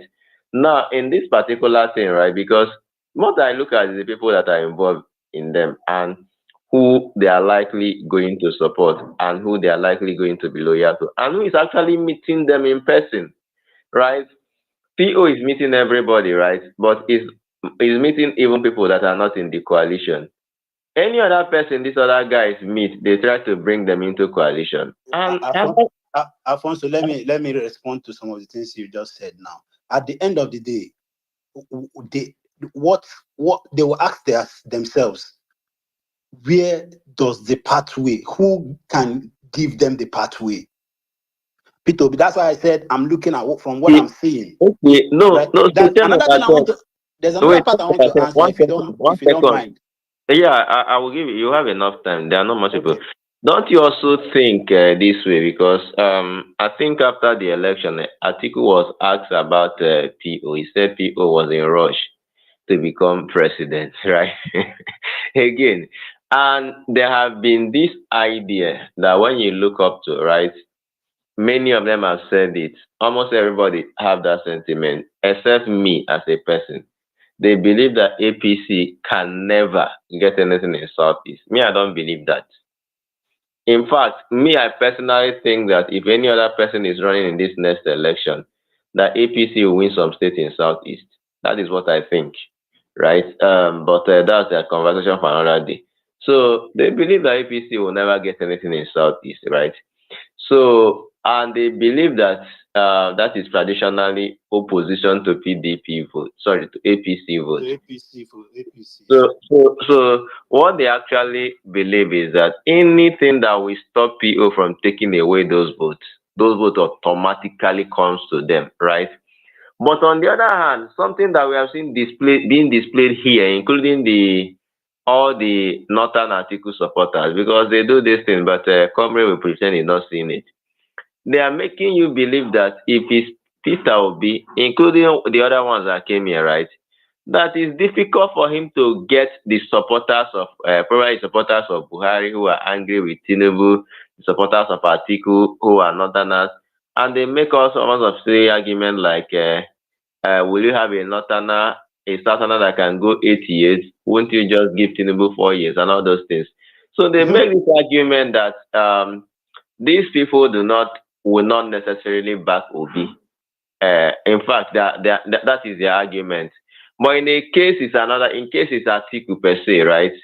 Automatically that vote swings to them. And they have been making this argument and they have been standing on it. So, and they are bringing in people who have that mindset. You look at them, you look at the likes of the former Minister of Transportation, Rotimi Amechi, who supported Atiku in the last election. Raul Faregbesola, who probably supported Atiku in the last election, I don't know. What is his name? Malami, who was supporting Buhari and hoping that another candidate emerged, but he didn't emerge. But now they are going full blown, and they are all supporting Atiku. And even probably Brata, these are former Buhari boys who are coming to this coalition, right? And their whole this thing is all their support is for Atiku. The only person who is seemingly supporting Obi is El Rufai. But me, I don't trust El Rufai because he betrayed Amechi in the last time. He pretended to be supporting Amechi, but when the time came, he turned. I mean, those of anybody in APC will tell you this. People were hoping that that guy was supporting Rotimi Amechi in the primary, and they even did ticket of Amechi El Rufai. But again, when time came, he switched, and people now gave him credit for standing for Tinubu and all those things. Alfonso, So when you look at all these things, you still feel that Obi somehow is going to pick the ticket because of the truth that we know, or the things that we see that is playing out. I don't know what you think anyway. To be honest, it's not as if I've not put not all of what you just said, some of what you just said, as if I've not also had my thoughts around them. But I still somehow I still feel they know what the temperature of an average Nigerian voter is at the moment. And if they go contrary to that, it wouldn't give them the numbers they are looking at. I just feel what P2B has for him going for him now is his ability to still galvanize the same support base and even more, considering the damage that Tinubu has done already. I feel it's easier. I don't think, to be honest, I don't think these guys will be. That's why I'm only calling on at least that Atiku should just look at it and do what I think is the right thing. But for me, I am not saying calling him out like some people have been doing, calling him names and stuff like that. That would also me condemning. Harboring or bringing myself at that same stand. I condemn people because I've just condemned people that come out to say they are entitled to this person should get this. But if we are realistic and we are seeing things the way they are, bro, me, I don't really think these guys will sit in a room and look at Obi and tell him you cannot lead this coalition. I don't think so, to be honest. I'm not seeing it. That's why I said, like, from where I am sitting, I am not seeing a coalition that will come out. I mean, to be honest, I don't see that. I'm not seeing it. It's easier. The job will be easier if Obi leaves that ticket. It will be harder if he's not. That's just my point. It will be harder if he's not. That's my take on it, anyways. But whatever the process is, another thing again is the fairness and the transparency of it. Because for the core P2B supporters and for people that believe in his capacity to do something, the moment they feel he's been shortchanged, na second time for Tinubu be that. That's my own opinion again. Like I said, they also know that whatever the process to bring somebody from that coalition, whatever the process is, number one guarantees that it must be transparent. And that's why I feel consensus conversation and getting somebody out. 10/10. Do you think that the PDP primaries last year was not consensus? Was not transparent? I don't think it was. What made it not transparent? the fact that they kept mentioning the whole amount that people were shopping delegates and stuff like that. No, that's not. Those things are actually different conversations. Then that's The one most again. important thing is that the number of people that voted, right, is actually the real thing, right? This is Alfonso, put under camera, and their numbers were recorded. And Alfonso, permit me to even drop this part again. See, another reason I feel Alhaji Atiku Abubakar needs to look at the whole thing and give his entire support to P2B is to at least clear that, because there's this allegation, let me still call it allegation, that he was instrumental to what happened to the PDP when the whole zoning thing came up.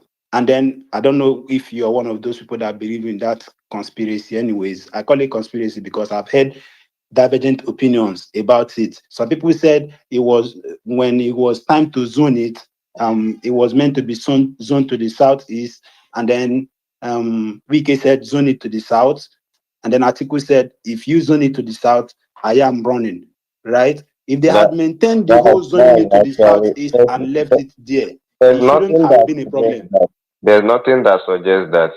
The only person who even came out publicly to say that he fought to leave the ticket open was Olisa Metu, who said that because he knows that if he's zoned to the south, Wike will pick it. Or so in fact, he did not say Wike will pick it. He said that Obi will not necessarily get it. At least even, and I'm very sure that if it was zoned even to southeast, Obi might not also get it. To be honest with you, because I saw Anyim Pius Anyim able to hold his Ebonyi state, the 18 local government, he took all of it, right? But again, Obi, even in Anambra State, was battling this tyrant to even have a hold of his own delegates in Anambra State. And those type of things is actually very bad, right? So for me, in my own opinion, and before, and I hope Atiku Abubakar proves me wrong this time. If Atiku Abubakar does not have interest in this election, he will not be doing what he's doing. That's what I'm saying. This body language does not He seem like he somebody will who not be wants to looking just around support. whether coalition or not. I mean, in fact, 2 years into Buhari's tenure, I knew he was going to become to PDP. I knew he was going to run against Buhari. You see the body language, you see everything. And we are seeing the same template is playing now.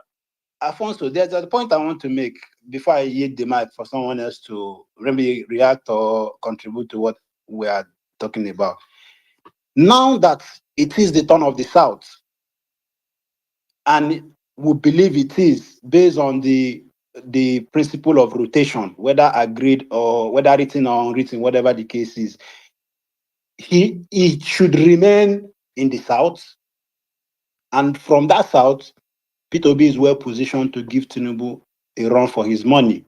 So if we want to talk about the turn of which of the regions now, we can bring up that argument. That's it for me anyways. I can bring up that argument and say, why don't you leave it in the region where it is supposed to be, and let's shop for a candidate there. And I know Amechi cannot, except somebody is telling me now that if you put P2B and put Amechi side by side, that Amechi will clinch the ticket before P2B. I don't think I don't think anybody will argue that. So he should look at that region in all fairness and say, okay, yes, it should still remain there. I don't know if you agree to what I'm saying anyways, but I feel it should just remain in that region, which is the South and Southeast especially. As much as I've downplayed the whole is the turn of the Southeast, as much as it's a valid argument again to bring forward in this time like ever before. And this is the best time to bring arguments like that forward. But we are not even, Tinubu is even making it easier for us not to even talk about that part, to talk about his incompetency, what he has changed, made the country become within the last 2 years and stuff like that. So for me, I just feel Atiku should just look at it and say this power, like is supposed to be, should remain in the South by virtue of them being entitled to that 8 years. Let them get somebody else again which makes P2B more positioned to take it. I don't know if you agree to my position. Anyways, that's just my thought again, because I've also heard people expressed this sentiment over time. So I still feel that's. But for me, I don't see. To be honest, I don't know if the motivation, the there is the ginger. Let me use the word like that. There is this ginger that will be on the face of that ticket if P2B is leading it. This is just me being fair on the argument. But with an article, there's just a lot of cleaning to start doing and remarketing and rebranding and stuff like that. But sell this market is already a brand on its own. That's my position, and that's my submission anyways. Thank you very much. Martinelli, you can go. But just in 1 second, I believe that, and it has been at my position, particular Abubakar has does it. If he doesn't want to run, I mean, he won't be doing all these things. Yeah. To be honest, he won't be doing all I these don't things. think he's doing this to just support someone. But like I said, That's not I don't think possible. I mean, so. it's I do practically not think impossible. so. I don't think he's doing this to just play an elder statesman and then bring somebody and Yeah, give that person his blessings. as long as you are seeing what he's doing, right? And I believe probably that is why Obi does not feature in everything he does. And Obi is also meeting people who are not with him, right? Because to be honest with you, if he actually doesn't want to run, he won't be doing this. And if as far as he's doing this, he wants to run. And if he wants to run, I mean, not it will take you will have to overwork yourself to actually defeat Yeah, him. I mean, you have to overwork yourself yeah. to actually And this defeat might him. So to add finally, this might just be the reason.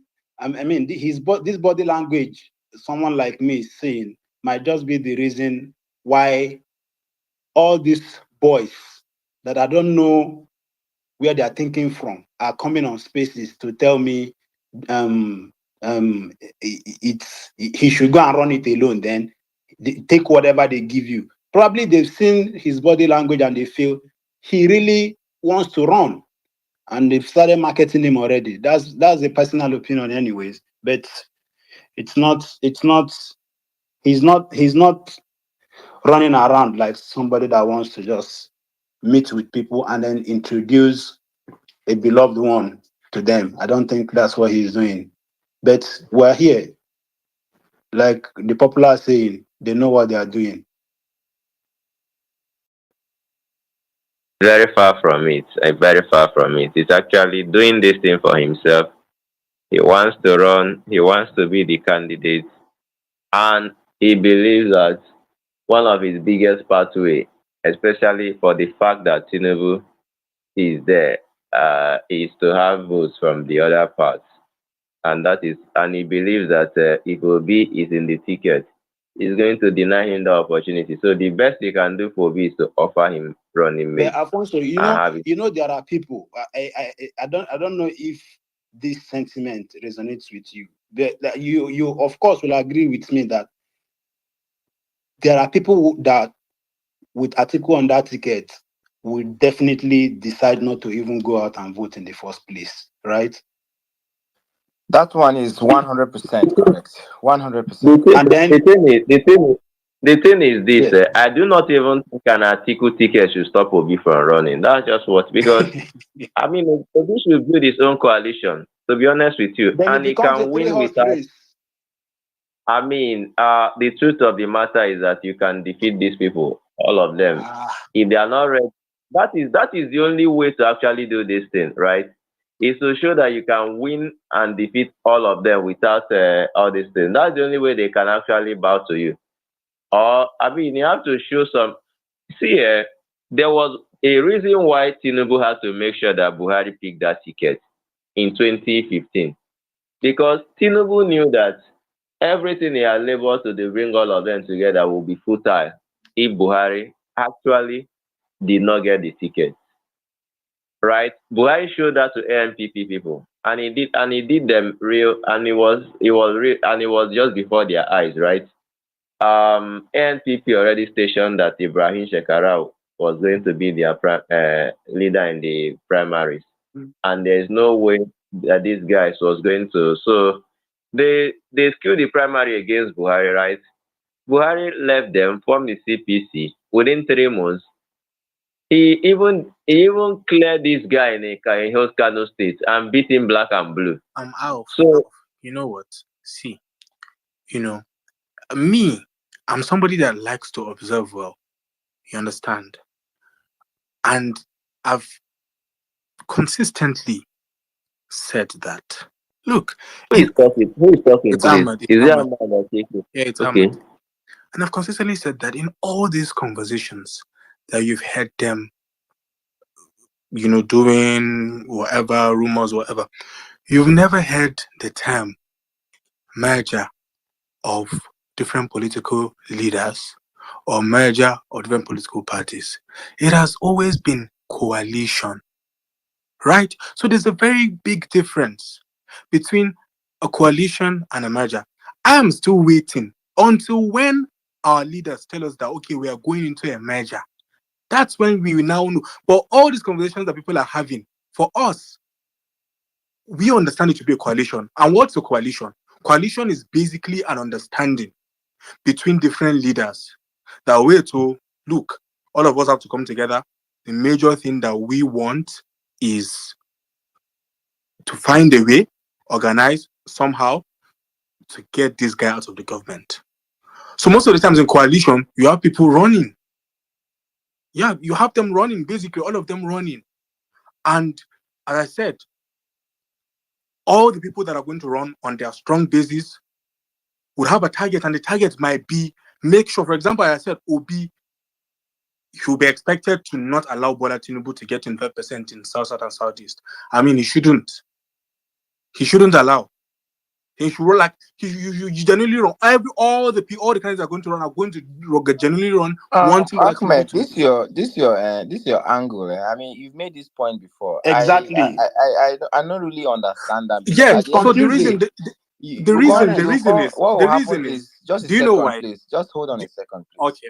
What will happen is, I don't know. Are you saying you want to split the votes into 6 regions? Is that what the plan is? Okay, I am not. Ahmad, see, I mean, coalition happens. Let me answer you. For Let me example, answer him. wait, 1 second, because to be honest with you, a Kenyan actually explained the difference between coalition and merger to me in one of their elections, and it's very simple, right? Yeah, coalition happens like this, right? They remain in their political party, right? But they have agreed to work together depending on the tactics they use, right? Yeah, so the tactics could be let us all run or let all not field candidates, right? And allow one person run. For example, you will remain in SDP. SDP will remain their political party as they are.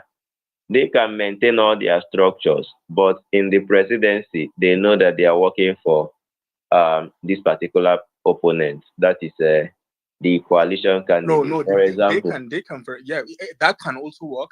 But another one that can work is they can fill their candidates, and then a week before the election, they can step down. I mean, they can step down. There are many different yeah, ways. there are so many There are things. many The different ways idea of is that coalition. the, Yeah. the, the, the idea is that they maintain their identity, but they have agreed to work together, looking at the best tactics that work for them, right? The major own is what happened with APC, right? All the political parties 100%. coming together You understand and, it. You understand. and becoming defunct, right? Because today all those political parties no longer exist. But again, I don't really know the one that will happen, right? I don't know what they are planning. But again, I think that For me, from their body whatever. language, from the body language, I can assure you that I've not heard any authoritative, statement from our leaders. But I can assure you personally, from what I've observed, from my gut feeling, from the body language of all of them, I can assure you, I probably think this will be the step.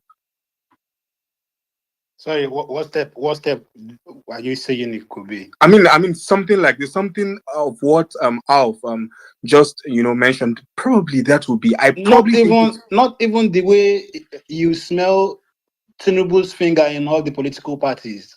I no, mean, no, no. it will be uncomfortable for some people too Well, when well, dying well, well. minute. We know how. This is my position, anyways. We know Yeah, 10 how. over 10, but you never know. The truth of the matter is that you never know if for example, you never know if the coalition actually already have three parties or more in the bag that are ready. I mean, you Ahmed, might. Ahmed, I want to say something. Wait, Yeah, yeah. wait, I'm just saying. But personally, wait. it's just my opinion. I'm not a I'm not I, an official I know, Ahmed, spokesman wait. here.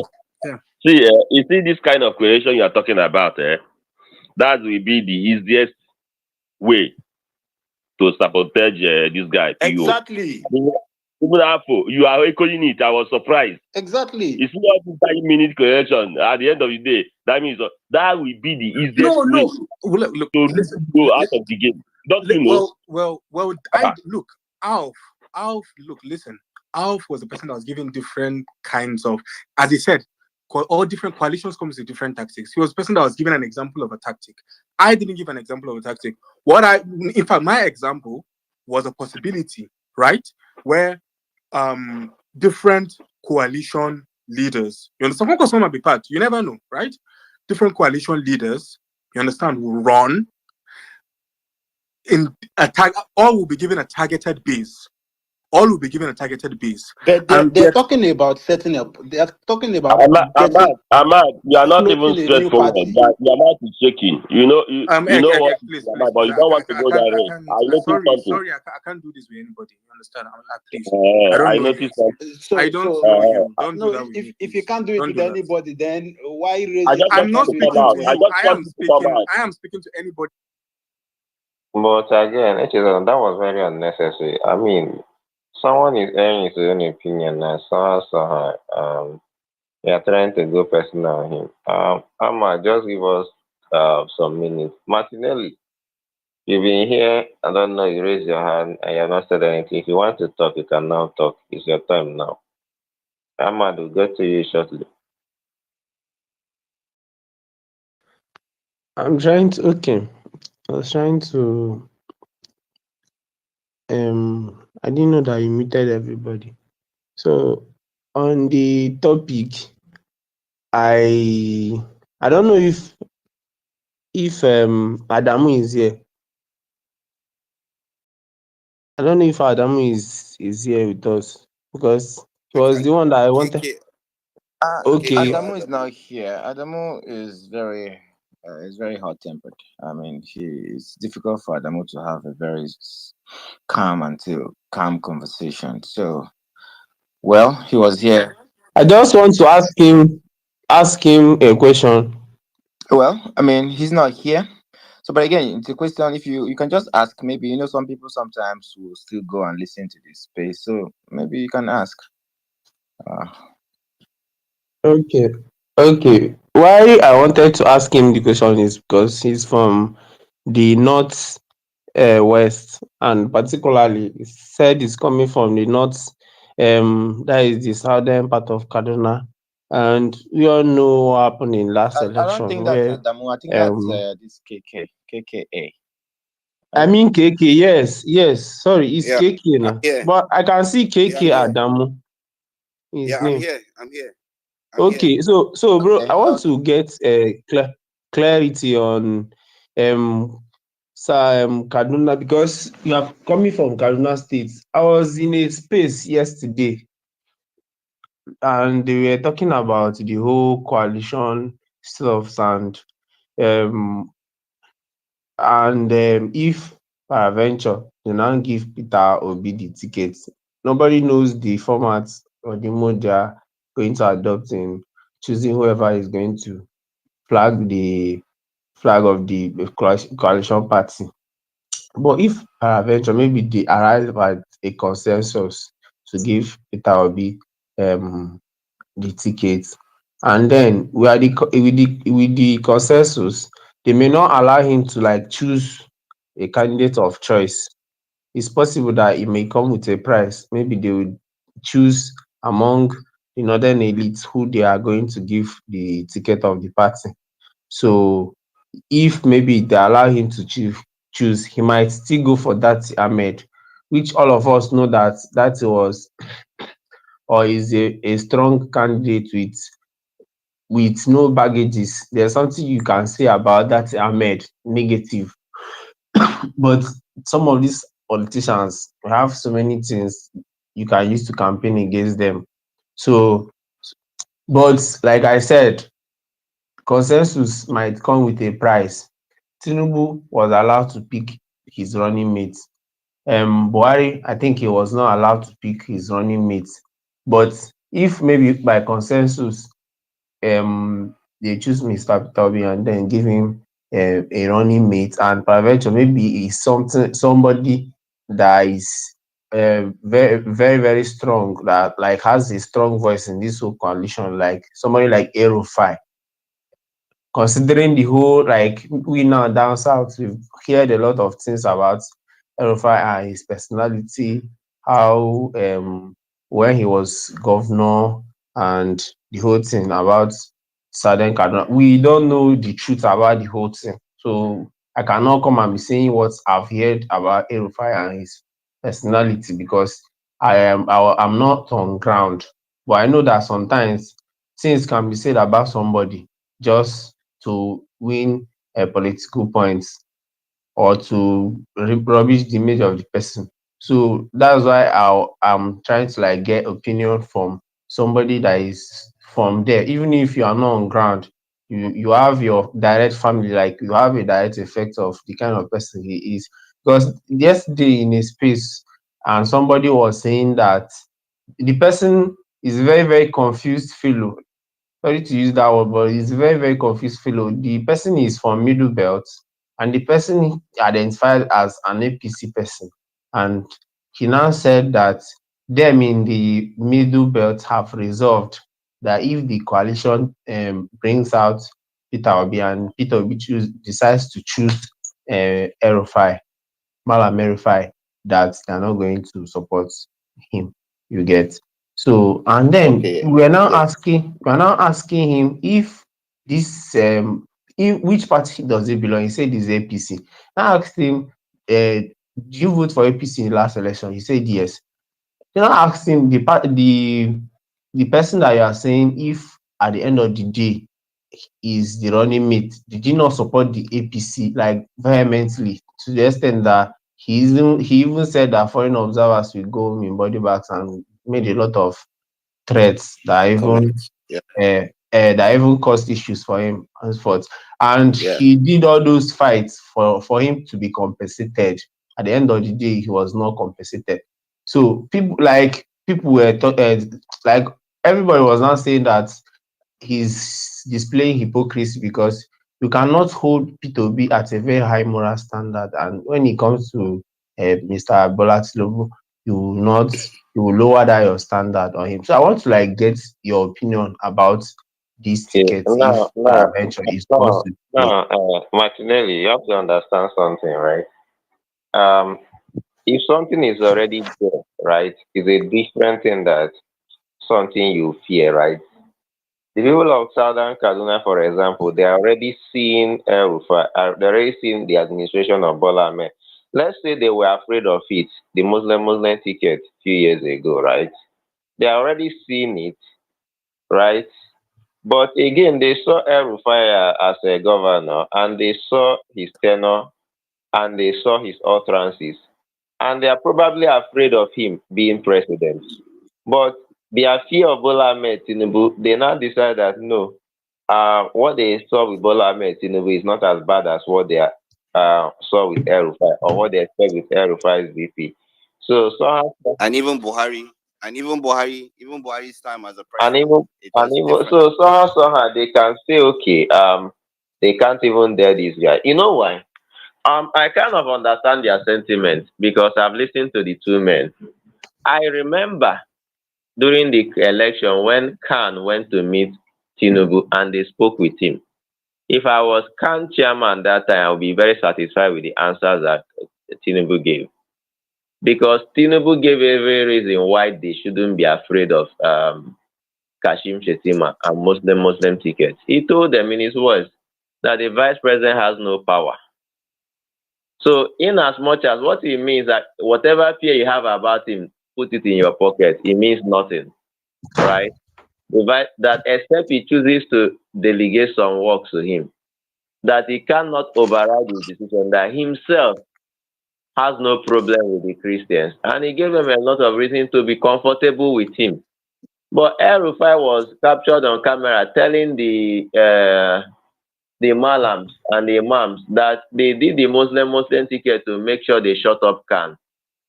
So if you're on the side of Khan today and you are seeing El Rufai in one ticket and you are seeing Tinubu in another ticket, who would you rather go for? That's a question that Vote for Tinubu.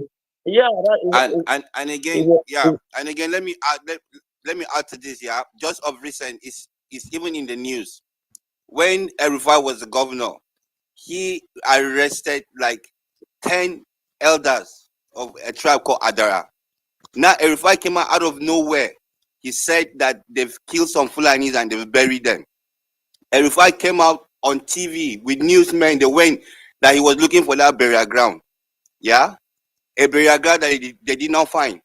There's a guy called Chidi or Dikanu like that. The guy came out, disproved El Rufai, tried the whole Nigerians to see the lies that El Rufai is creating, and people were not able to understand those lies.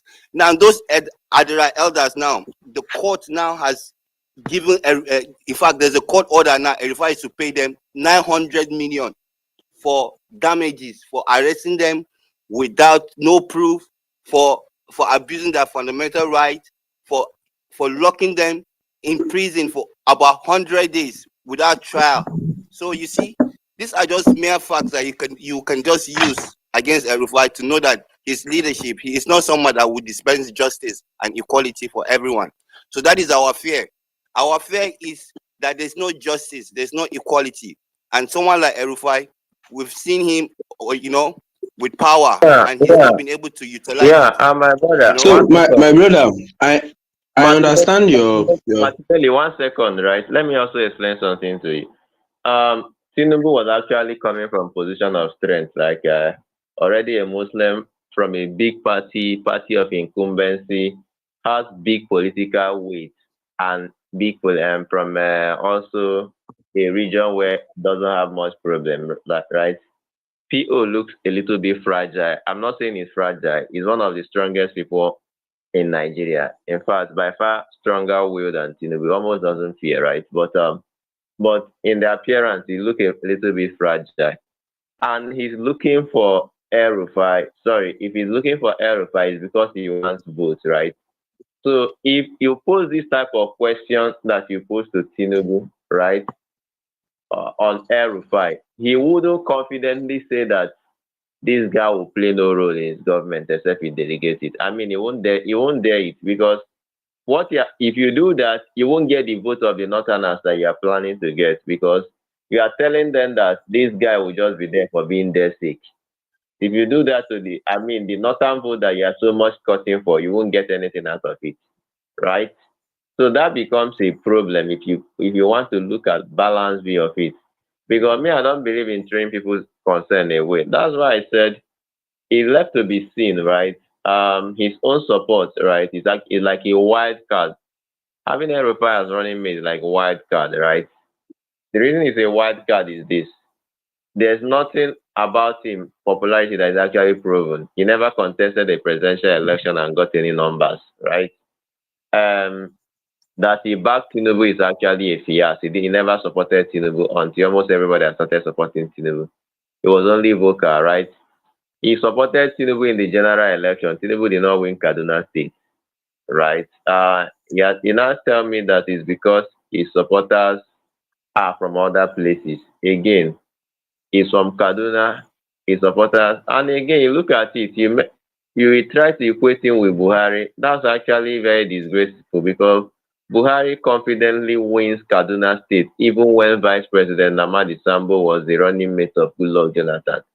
Yes, he may not win it with that number, right? But if we do 1 million, Namadi Sambo will also do 1 million, but we announce winner. So, but El Rufai was doing 300,000. in Kaduna State and all those things for a Tinubu. So when you look at it, and El Rufai is actually a wild card, right? Because you are hoping that you will get the support of that up north, right? That is the hope. You may not get it, right? But again, you have some people who are telling you that they are not going to support a ticket that has him. So it's a case of there are three things that could happen, right? Best case scenario is that the middle belterners or the people who tell you they are not going to support him just close their eyes. Say, after all, we are voting for PO. This guy is just there for as running mate. We are just voting for PO, and they're voting without be hearing who El Rufai is, right? Then the upmost people say, oh, this is a good reason. This guy is our man. Let us turn up for him so that he's not shamed anyway. That's the best case scenario. So middle belt, he retains the vote in the middle belt and gets the vote in the northwest and northeast. That's the best case scenario. The second case scenario, which is what most people who I see support El Rufai has been saying, is this: discard the vote of the middle belterners and take the vote of the northwest, which is actually a very terrible risk because you may get something from there, but you may not get enough. Um, if you give Tinubu block vote in middle belt, not central, you have almost lost the election. It doesn't matter. There's no magic about it. If you give Tinubu a block vote, like he takes up to 80% of the votes, because already the Muslims in the northwest are already with him, whether Kogi, Kwara, or Niger State, they are mostly with him, right? If you then now say combine them with Plateau State, Taraba State, which is in northeast, what was it called?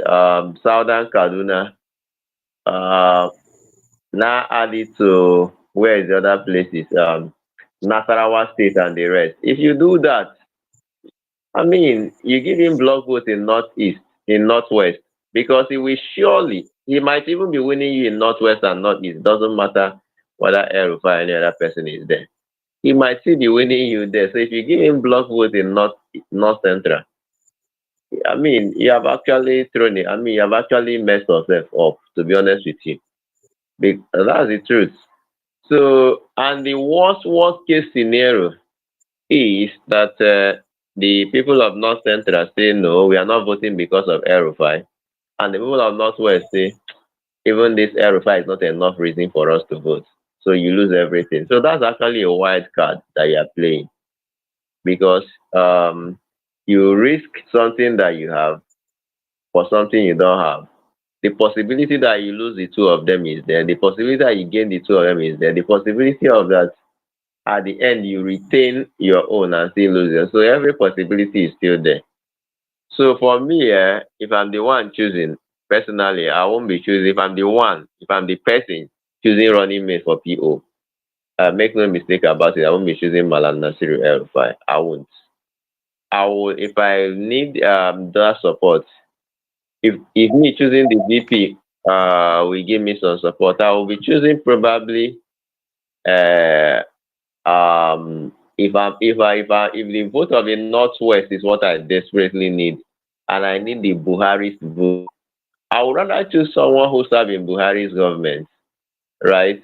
Because it will give the semblance of Buhari's blessing, like Tinubu did for Buhari by giving him Osibanjo. So I would choose probably Malami, right?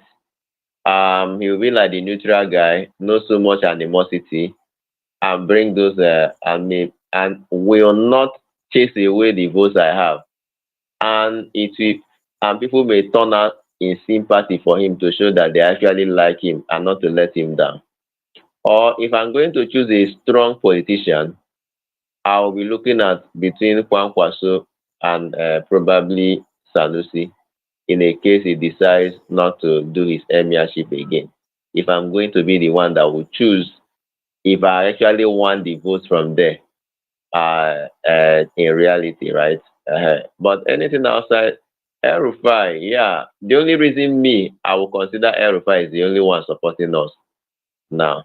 But if he's considering him because of votes, that's actually a big gamble. He has not shown that he has the votes in a past election.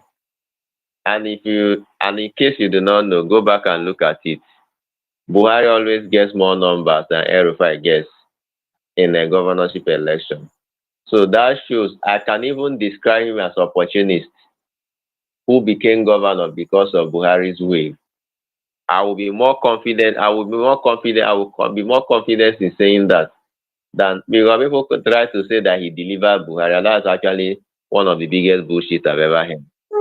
I can describe him as opportunists who came into political limelight because of Buhari. That if there was no Buhari, El-Rufai wouldn't have become governor. I can rather say that than describe him as that political juggernaut who will bring this and that. I mean, who will cause rain to start falling in desert. That's actually if he has that capacity, it's left to be proven, right? But anyway, that's my own personal opinion. I do not very much understand the politics of the North, right? But if I go by the numbers I'm seeing, he has not shown that capacity. But let me believe that he has the capacity anyway, because today he's supporting, or his son tweeted in favor of Obi. So all the bad things they said about Obi, let them take their time and go and convince those people that Obi is not that bad guy. Anyway, so that's my own personal opinion. I don't mind being selfish sometimes. So just wrap up your thoughts so that my boss Iwoma is here, so you can. And I think we are getting gassed out and worn out. So we may be closing this space anytime soon. So Eboma, welcome. Martinelli, wrap up your thoughts. KK, thank you for coming around. I would like to also see you other days. Yeah, thank you. We like seeing people from those. All right, that's fine. I've just asked the question. That's the only thing I wanted to ask. Anyway, yeah, thank you very much. Anyway, so whether I'm already seeing some of our people already going mad on L5, but for me personally, I wouldn't. I may say I wouldn't blame him much on some of the insecurity. Not that I wouldn't blame him much, but I would say kind of. I look at the body language, and in my own opinion, I won't say anything about that. That is just it. I won't say anything about that. In my own opinion. Alfonso, before I think you, like you said, you're rounding off your Yeah. Okay. space. Yeah. Okay. I have questions for you. Okay. Okay. Okay, can I go ahead? Yeah, listen to you. So I've listened to you, and I seem to understand your take on the coalition. But what are the things you want to see or you want to start seeing as far as the coalition and the discussions around it is concerned? What are those? Who are the actors you want to see? What are as much as they are not coming out they won't be coming out, of course. It wouldn't make sense for you to be telling your enemy what you're planning. But what are the people you want to see, and some of the suspected conversations you want to you want to assume they are having to feel comfortable with the coalition and the P2B himself involved? I think that's what I want to find out from you. Okay, the thing is very simple, right? It's very simple. If this thing is actually arranged, if Peter B is going to be the flag bearer, right? If the coalition is arranged to favor Peter B, I will know by now, right? It will be very clear. I mean, it will be as clear as day. That is just the truth. I wouldn't want to be in the camp of people who want to pretend they're not seeing what they're seeing, right? And not necessarily the actors, right? The actors are very important, but again, you read the room, right? You read the room. The first thing that would have happened is Atiku Abubakar saying he will not run. That would be the perfect thing. Okay. And Go ahead. I'm yeah, listening. I'm listening. yeah, that's the first thing. Atiku Abubakar saying he will not run, right? And if Atiku Abubakar says he will not run, it's an advantage. And again, there's one mistake I don't want to make. If you are going against an incumbent in a national election, it's good that your popularity start growing on time in every region. And I understand that P2B understands it. That was why he started making himself visible in political affairs, right?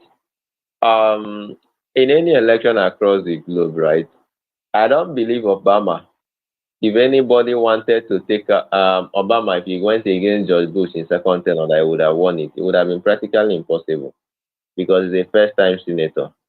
But a Joe Biden going against Donald Trump in second term was a possibility because Joe Biden is already a popular name. If they brought out any first-time politician, maybe Peter Buttigieg or anybody, against against a Trump in that election, they would have lost woefully, and that is it. And so you need a popular name, someone people already know. When you are going against an incumbent, that is him. The only time you are likely going to win with a new face is when you are going in a fresh election, because even the other person is also fresh. So looking at it, this is what I have seen, right? In the election of one of the reasons Democrats lost their 2016 election was because of Bernie Sanders, right? The supporters of Bernie Sanders somehow believe he had chance of winning that primaries. Even when Trump was saying he was rigged against him, and I believe that Democrat Party rigged that primaries against him because they arranged it in such a way that it will not favor him. They allowed him stay long in the race. And the more he stayed long in the race, the more the hope of his supporters grew. So when they came out last minute to screw him out, right, his supporters became disgruntled. Some of them even went and voted for Trump. Some of them did not vote. And that was how Hillary was actually screwed up in that election. If they started early, they did, if you saw the way they did it with Joe Biden, right, they made sure that they screwed Bernie Sanders on time to make sure they show he doesn't have a chance in the election against Biden. So his supporters did not even bother. So anybody who was interested in that election, the whole message was against Trump. So they did not feel cheated. They felt that he did not have his team in that election, and they on time aligned behind Joe Biden, and that was how they defeated Donald Trump. And this is the same tactics these people want to play on us. In case you are not seeing it, they want to screw out to be on time. So first show he does not have the spread. He's not a likely person. Because if they allow him stay long in the race, right?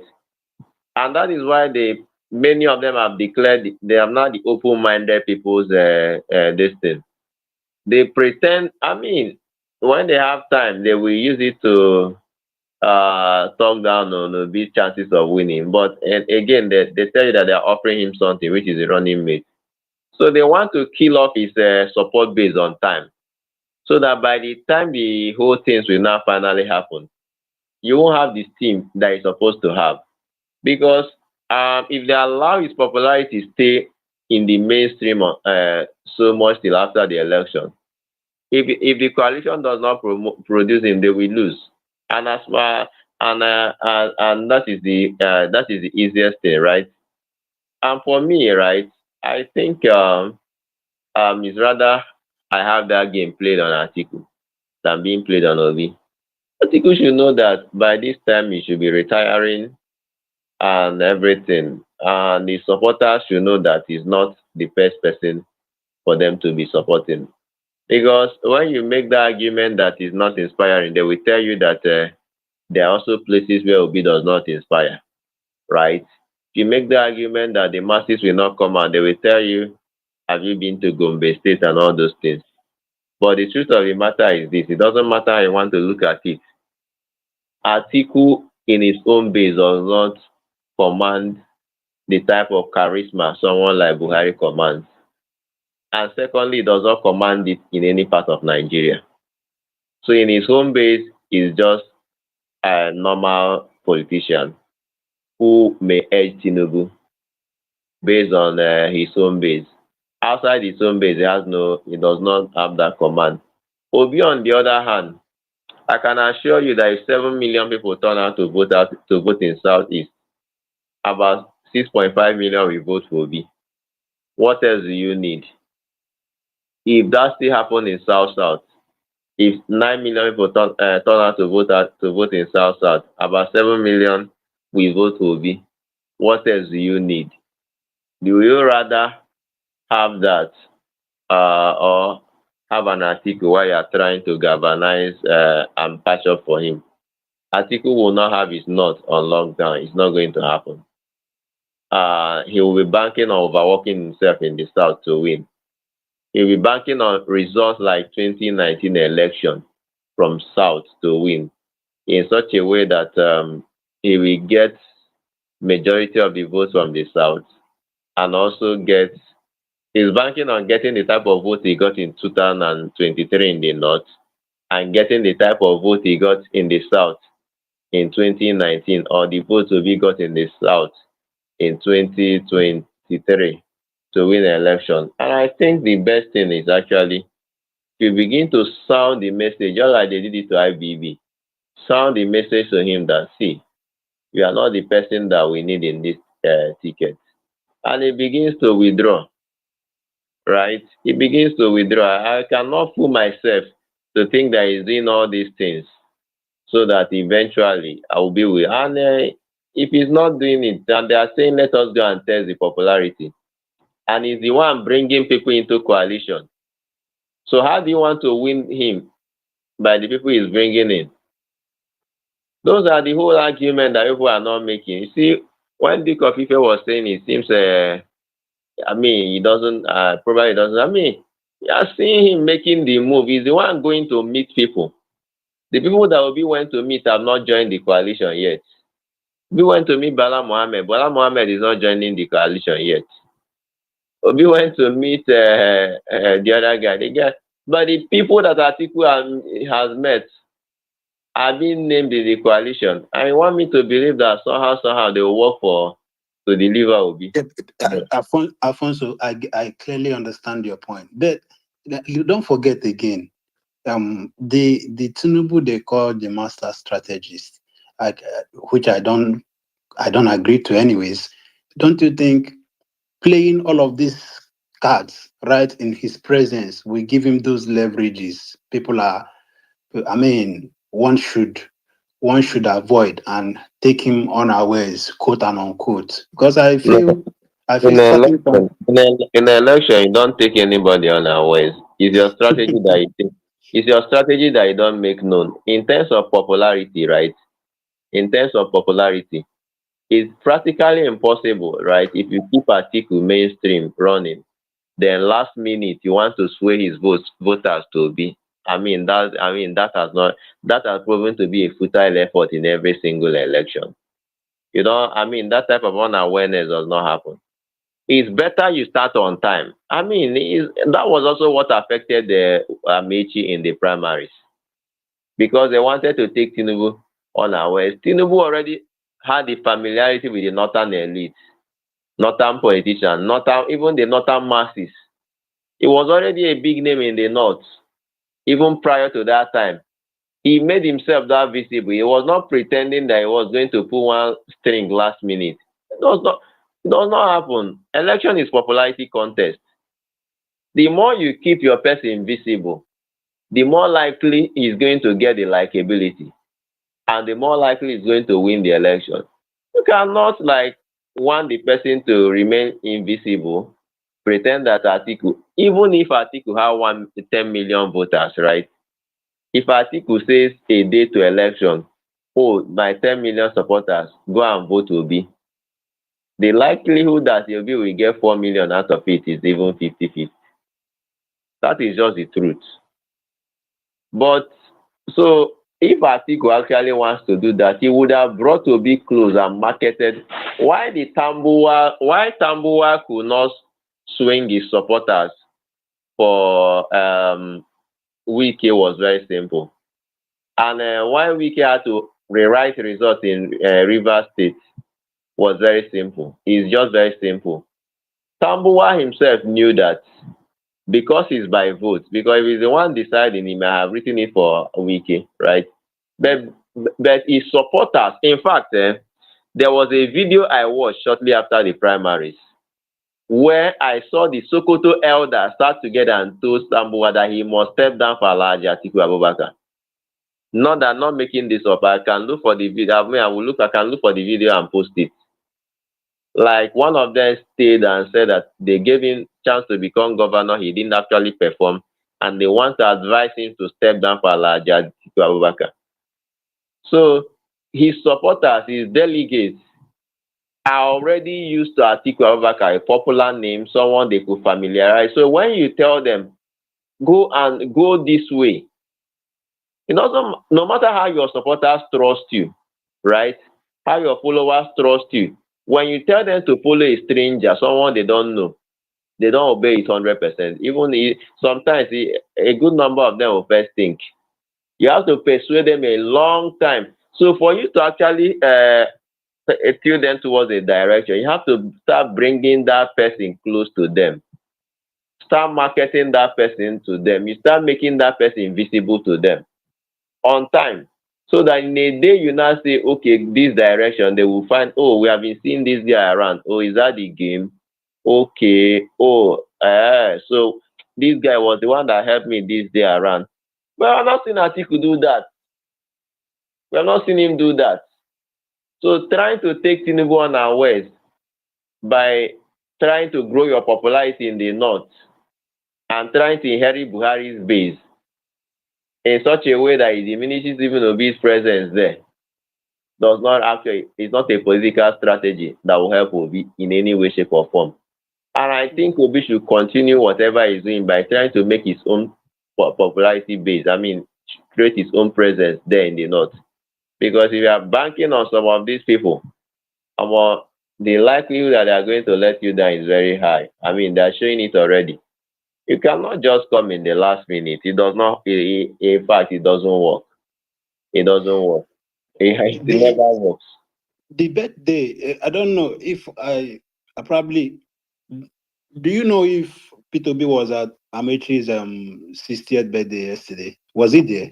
P2B was in UK. He went to watch that game that Nigeria with. And he was in London Business School. He gave lecture there. From there, he went to Bradford Stadium to watch Nigerian match. Because I believe those were also event like that can shape in some doubts, can clear some doubts. Okay, he was there, he gave he made he gave speeches like other people did. But for that event to have happened yesterday and he is not there, it still he amplifies, he helps put forward that your position. For me, I think what people should even be doing is it was good that he met Bala Mohammed, right? Yeah. It's also good that he start meeting people and start even going to like something like their House of Assembly, like Okorocha tried to do at that time. But why Okorocha did not work out was because the northern governors were working against him because they were ready for Tinubu. So I think what he should be doing is start meeting those people and start from, so that in a case that Atiku has 5, has 10, he will also have some of them supporting him, right? And that is just it. That is what I think, right? Because although the likelihood that a northern elite will support another person ahead of will support a Tinubu, exactly, they will support to be against Atiku is very low. Very low. That's it for me. I was gonna say that when you. I don't know how much consultation he would do over there that one of their own would not be on the same Yeah. on the same Yeah, and that is why me, I think the El Rufai factor is very important. I think El Rufai needs to start saying, they need to start re-echoing this thing that it should be a Southern affair. yeah. That would actually put enough this thing to make Atiku. I mean, to be honest with you, I don't think you even need Atiku to bring those people together. The idea that is the one bringing them together is actually very annoying, to be honest with you. I don't think you need him to galvanize Northern votes. He needs to actually step aside and let every other person do their work. Because if he's doing the work, he's not doing it for another person. I've never known him to be selfless. I mean, this is a position we have seen over time. It's just like Babangida when Babangida was running. You say Babangida is arranging it for someone else. It's not possible now. Not possible. So I've never known him to be selfless. So the idea that is let us come together and the best person will emerge is actually, I mean, it's actually it's a facade, to be honest with you. Total facade. It's a facade. They do all these things and you see the whole this thing. And they always, why is it that will be that they always threaten that if you go alone you will lose? They should also threaten Atiku that if he goes as the third candidate, he will lose. Yeah, that's my position too. Why is it that every time these other guys from Atiku's camp, not a lot of What them, people in Atiku's camp, these people who pretend to be supporting will be like the likes of Kaizen. They will always talk about it will be running it, it will be runs, he will lose. If he runs it, why are they not telling Atiku the same thing? But well, it depends on how he's saying it, because me, I know even if the Atiku himself does it by himself, he will lose. So both of them, none Why of them is can that do not the it talking alone. point? Why is Yeah. it will be that they are telling it? But Alfonso, isn't it what they both understood? It's not what they both such, understood. The whole idea is to make sure that Obi does not run.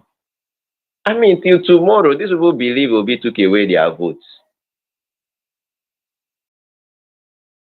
Till tomorrow. You may not see it that way. They believe Obi took away their votes. And they believe that the Southeast will not vote for APC.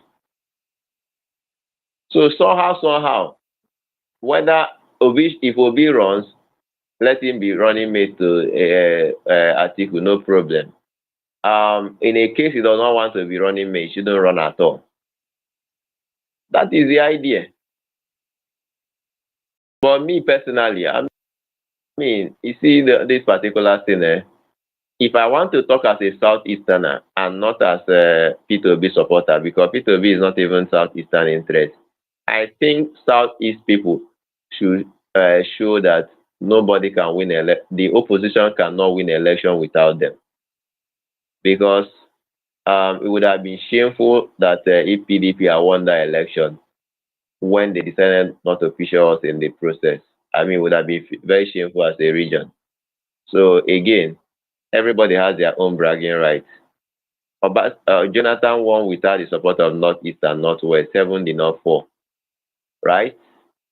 So there's no region that is indispensable. Buhari won without the support of Southeast and South. Yeah, 7 did not. yeah, but I don't even think the Easterners need to come out to say it openly. If you go by history, and if history teaches lessons, they whoever is rationalizing the impact or what can come from that region, whoever is making it look insignificant is doing him or herself a disservice in the first place.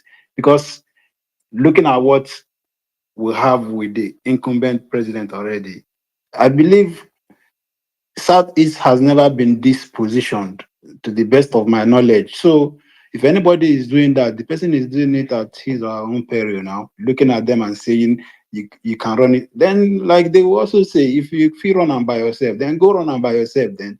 Because I feel Southeast is very, very, very, very significant, and I mean has a lot to bring forward at this point in terms of, because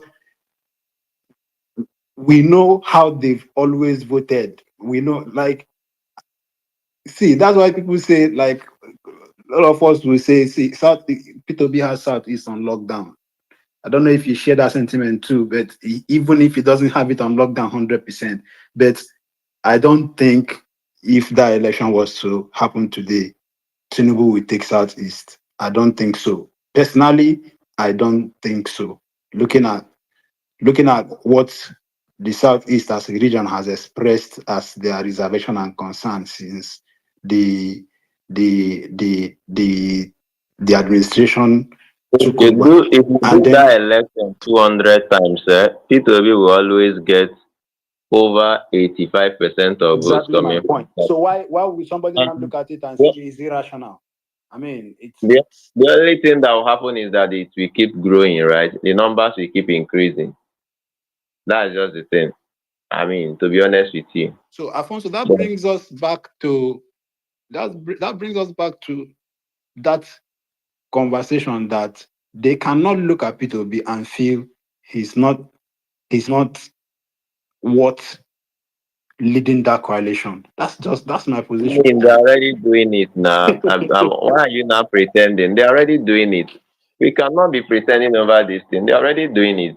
What is the essence of just like in football, right?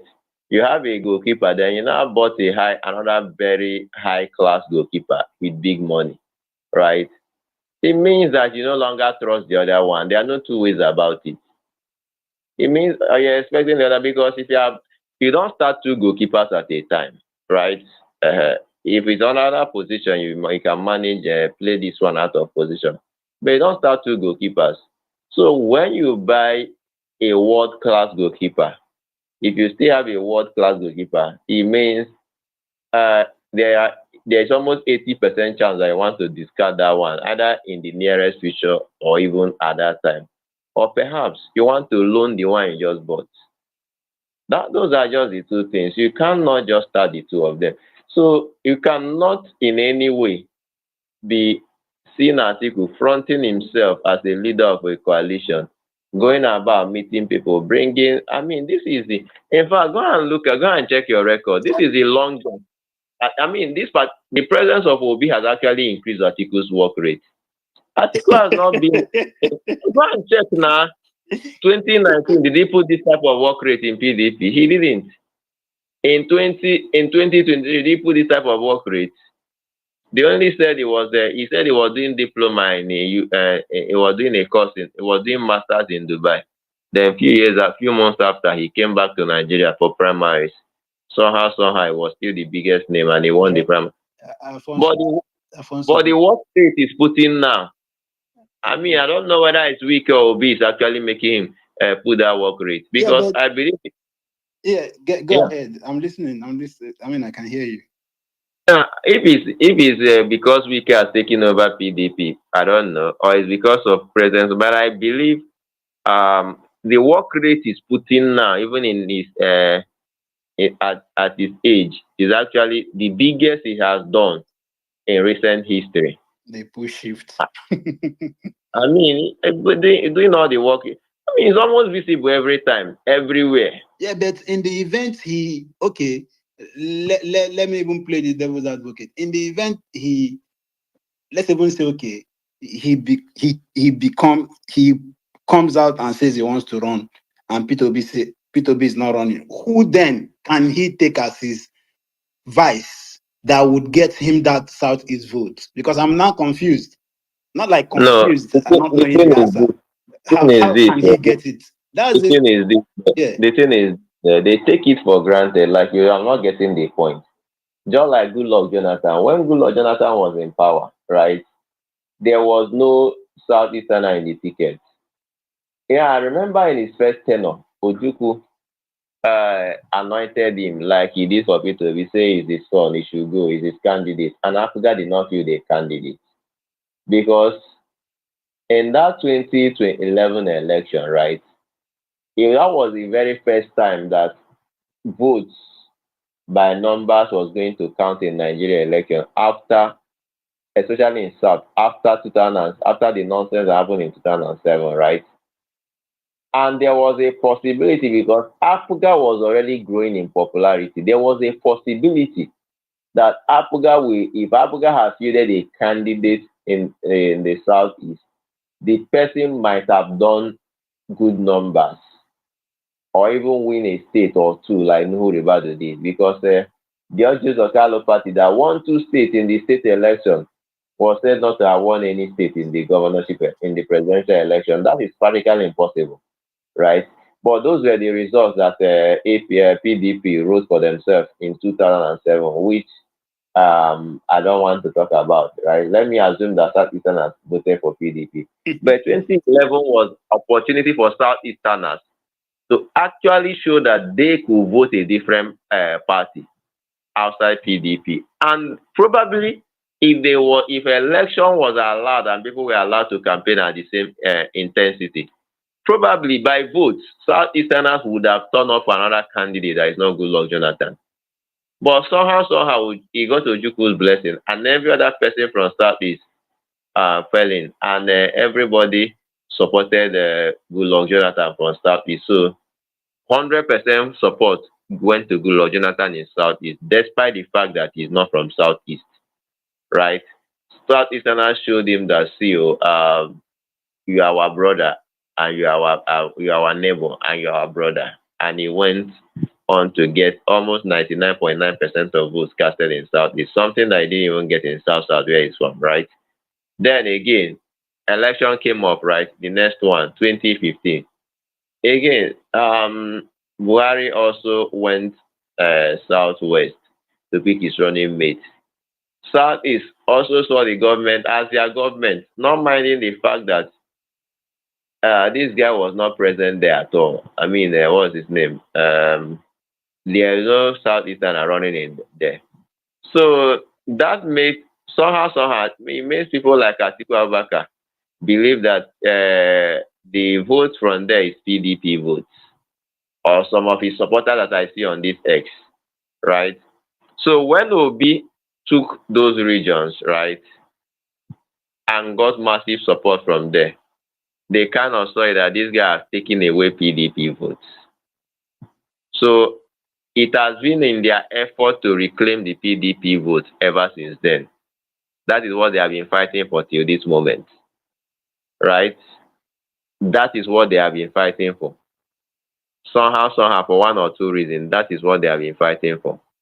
And somehow, now that PDP is seemingly dead, right? They believe that somehow, even if Obi chooses not to deputize, this region cannot endorse APC. They don't like APC. They will never vote APC. So they will always fall for the coalition. It's either he chooses someone from South who is Igbo or another running mate from Southeast. Atiku has always consistently chosen Southeasterners as his running mate. But And those numbers, if what you just said happens, that guarantee that East Southeast always those numbers that are always guaranteed to get from that is the whole idea, right? That is the whole idea. And there are two things they do about that will be a blessing to Tinubu already, isn't it? That is, I had a supporter of Atiku prior to 2023 election tell me on this app that Atiku lost the election because he chose Obi as running mate. And that was why. Twitter now. Not Twitter here be that, but that's not true. He was actually serious about saying it. To be honest with you, they said that PDP in Southeast got their lowest votes in that particular election because that if it was another person, they would have gotten probably more votes from Southeast. To see how ungrateful these people are. The reason they believe that is because if you look at the numbers, they may be correct, but they don't understand the dynamics, right? First of all, Goodluck was incumbent, right? And he's also from South. You don't expect him to get less votes than an Atiku who is also from North. And make no mistake, Buhari is also incumbent. So you don't expect an Atiku to get more votes than Buhari from the place. But if you check by percentage, it's virtually the same thing. Because Buhari, who is incumbent, is able to at least, if not suppress votes, is the one running the electoral process. So if you cheated on behalf of Goodluck, it's going to be reduced, right? The 7 million that Goodluck got in or 5 point something million that Goodluck got in 2011 in Southeast was shrink to about 2.1 million in 2011. In 2015, what exactly happened? There was card reader, and Southeast decided to vote and follow the card reader. They didn't do multiple ballots on printing because you see, I think it's time we start telling ourselves the truth, right? Those 7 million votes or those supposedly 5 point something million votes that Goodluck got in Southeast, they were not real votes, to be honest with you. Because just use Imo State as an example.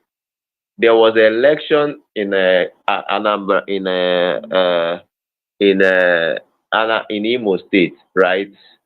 Presidential election, and there was 1.8 million votes, I mean 1 point something million votes for Goodluck Jonathan, right? Then there was a governorship election between two incumbents, an election that was not Opuzodem, Okorocha and Ike Hakim, an election that was fiercely contested. There was not up to 1 million votes there. I think it was about 800,000 or 700,000 votes. So all the people who turned out to vote Goodluck Jonathan suddenly disappeared. Did they die?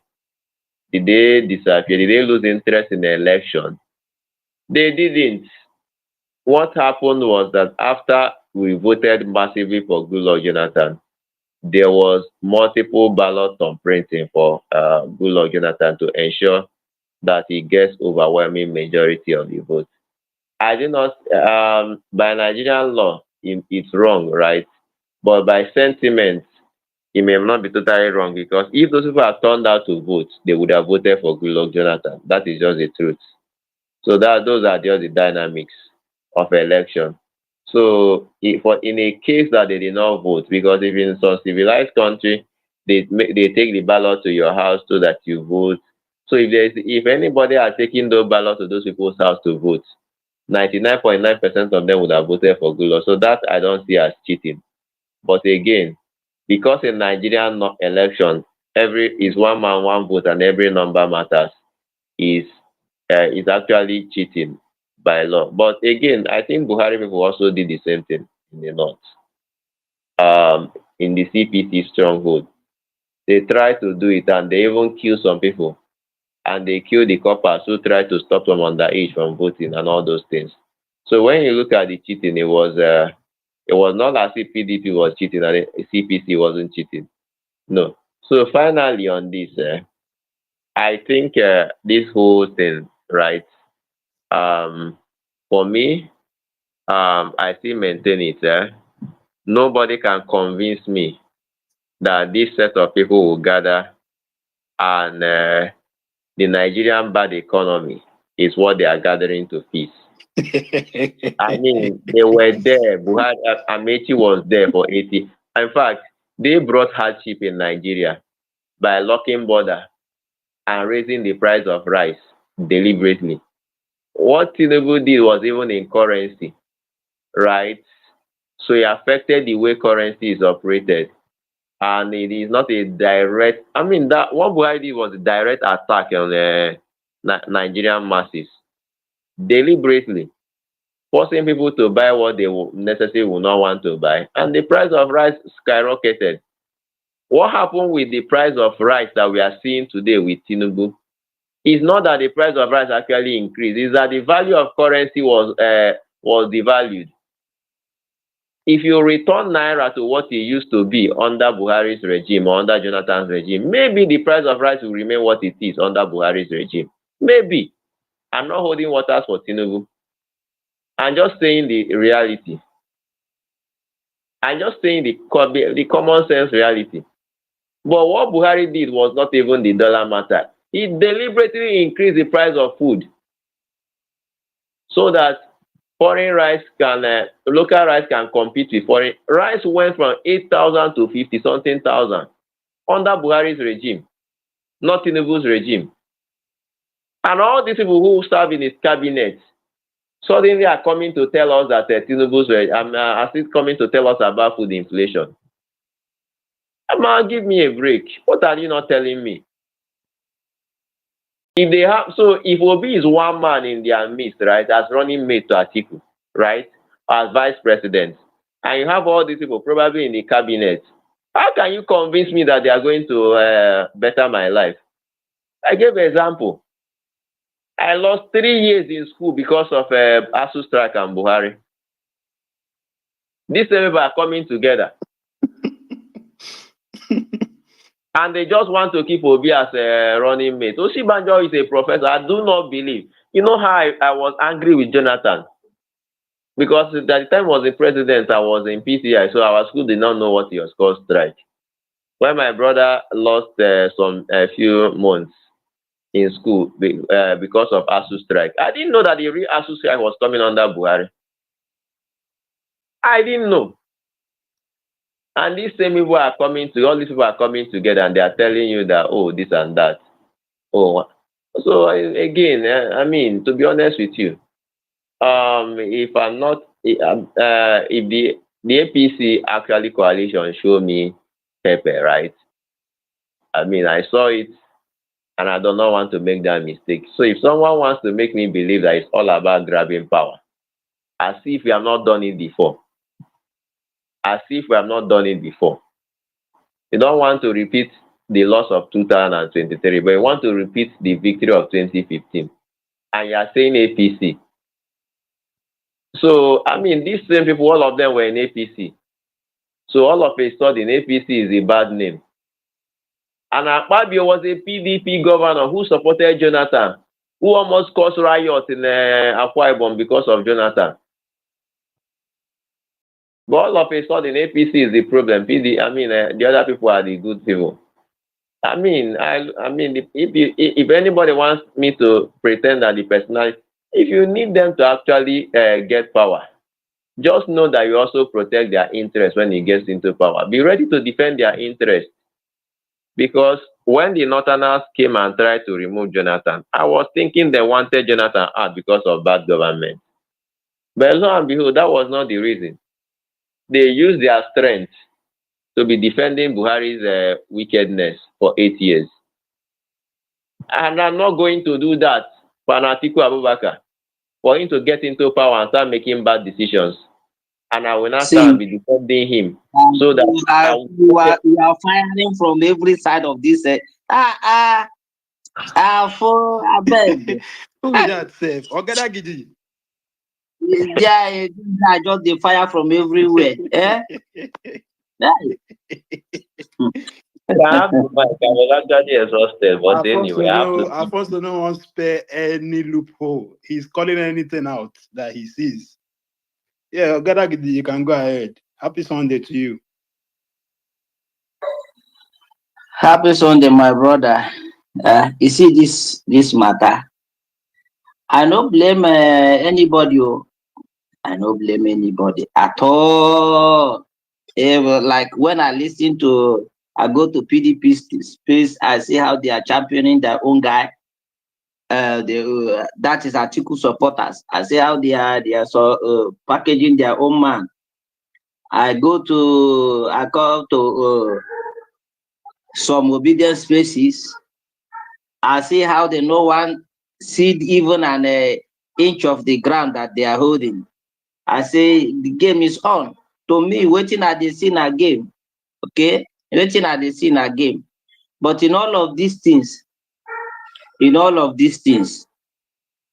let's not go over to the point that when eventually there is a coalition, there will not be returning point.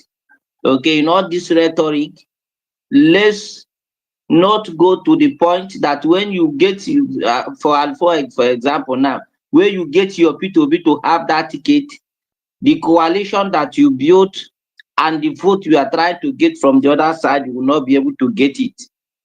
So let's manage how we speak. This thing involves a lot of wisdom.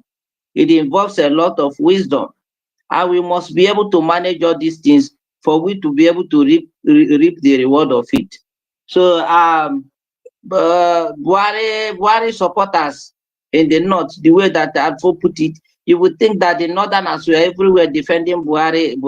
It was southerners that were everywhere, all over the social media, all over the traditional media spaces defending Buhari. It was majorly southerners.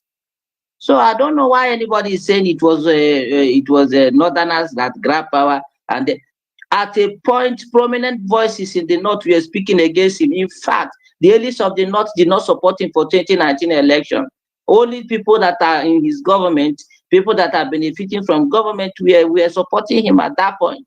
At a point, I live in the north. At a point, when I speak about Buhari, I know how some people view me.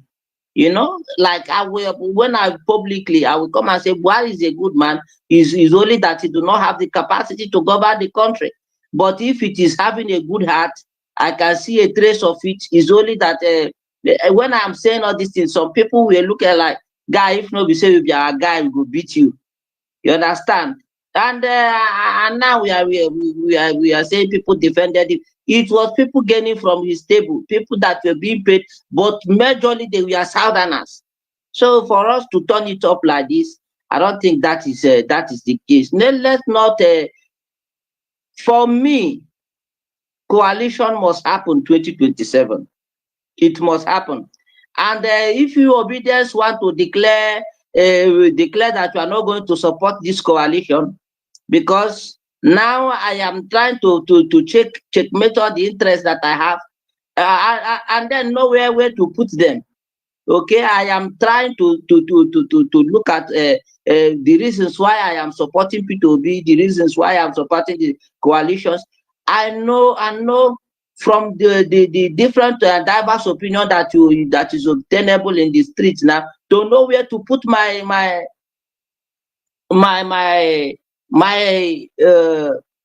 trust. Okay, because it is not really encouraging what we are hearing from some of you. If some of you that are not living the reality of this country do not want coalition to happen so that you can hand over the government back to Tinubu in 2027, don't back on Southeast vote. Don't back on our vote. If there is no coalition, we know anybody going separate. If do not back on our vote, because we are going to strike an alliance with the North and we are going to vote. We must have a government that thinks for this country, a government that will sit at the table come 2027 to make decision. Nobody will take decision for census and constitute 8-man committee, 2 from Northwest and 6 from Southwest to preside over sensitive issue as census. Nobody is going to have a government that cannot explain to us why there was a glitch in an exam and 5 states in the Southeast were affected. We had 3 regions in this country that was being served under the same server.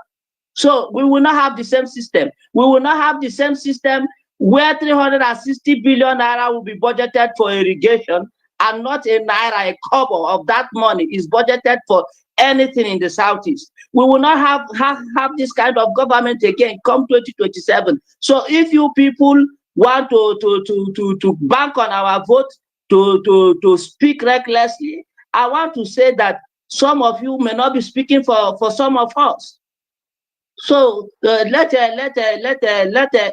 may bank on our vote to take some decisions and speak in a manner that is not conducive, and we are not going to accept it. So for me, I am a P2B guy. I follow him. I support him. I have also even said at a point that if you decide to back out of the election and point to a candidate and say this is the person you will vote, that I will vote for that person irrespective of who that person is. And I believe in what I said, but with what we have experienced for 10 years now, other APC government. Enough is enough.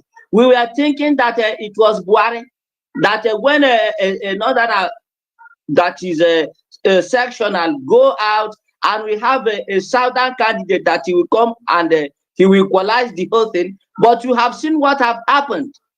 Buhari is 50 times more a better person than the person that we have now. A person that called the eastern Nigeria a conquered region, and come to your region and tell you that if you do not vote for him, he can only give you a slice of bread soaked in water. Is that not what he's doing? Is that not what he's doing? And you want me to abide faith with this man by speaking against every leader and every figure that is in the coalition. So we are in this thing. I have several interests. It is not one interest. One of the, in fact, the major part of my interest is to see APC leave power by whatever means it is going to take to let them leave power by 2027. If it is going to take Kruko, I don't care. Yes, we cannot be doing this thing that we are doing to ourselves and think that we are wise people. Every election season, other regions in the country will be coalition and will be making a decision based on their own interest. We will be thinking for the whole generality of the country. Enough of this thing. Enough of this thing. It has to stop from this time going forward. Everybody should prioritize their own interests, and I think generally, if everybody is not going to think about the country, then everybody should prioritize. This government come to power, they have not taught it well to manage the diversity of this country in any way, shape, or form. They are running a government of a Milok or Yoruba local. I know it is not our Yoruba brother that said to be doing what he's doing. Okay, but some of them will feel like attacked if you are talking about this thing like this. But then they have to understand that we have to have a president that see himself as a president of the Federal Republic of Nigeria and not over some constituency in the country. And this is not what we have at the moment. So for you people to continually come and talk about the figures that are today in the coalition, as if all of them are devil, they have never had anything to do to benefit the people of the country. I will ask you again, the APC government and the government you have today that you want to balkanize yourself over, and you do not want to cede any ground because you want to be right. Because what I see in this thing is a fight to be right. If you want to be right, then you are going to have Tinubu return to power, because he's going to cost on your division to return to Aso Rock. We must unite against whatever.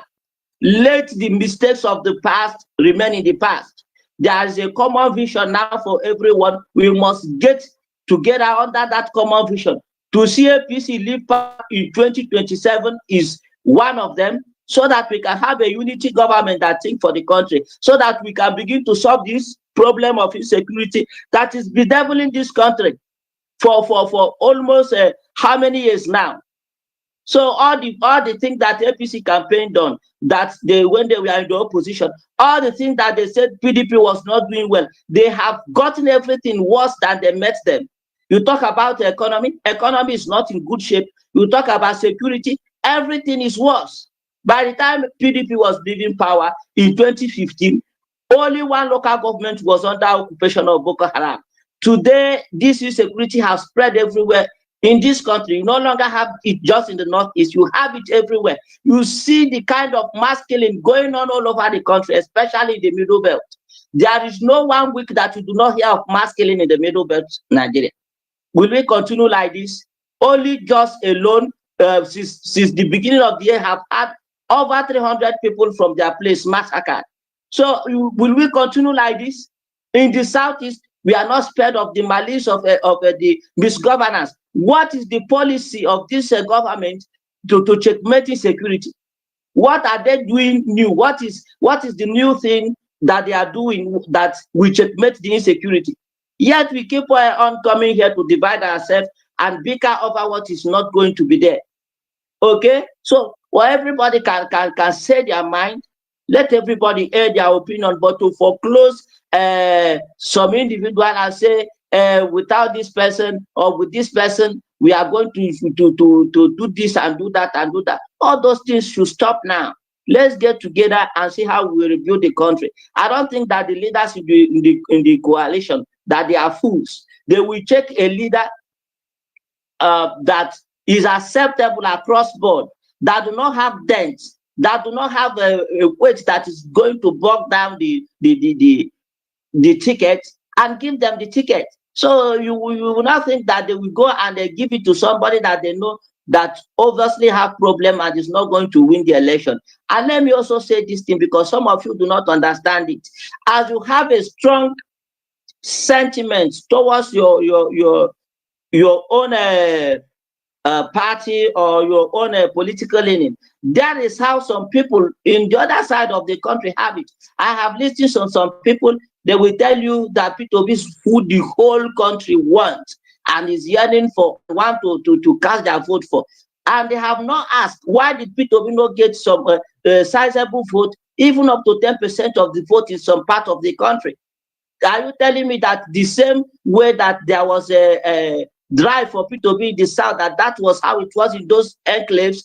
Or are you telling me that those people now they do not have any leader that they are looking up to, even if they have rejected Tinubu? So we must have to be able to think, how do we manage all these things? How do we get all this sentiment under one ticket, under one umbrella, and they use the energy of it to get APC out of place? But if you keep saying all these things, Atiku is this one, Atiku is that one. If Atiku, let me tell you, to be honest with you, sorry for cutting you short. I think you are beginning to gaslight. You first started by saying, I mean, this is a very bad defeatist mindset, right? Go back to history, right? You said that, I mean, I understand what you say, but it's try to sound, to talk in parable. We are going to form alliance with the North and all these things. See, let me be frank with you. In a case P2B does not run, or even he decides to run again, I think the wisest thing to do for anybody is actually to seek you behind him, because you are making a statement. Tinubu was not a fool when he stuck with his Yoruba, with his Lagos state, then Southwest, before he started expanding. You do not extend handshake with. Wait, calm down. Even though when he have a candidate running in his own party, he made a deal with the PDP in 2011. We can calm down.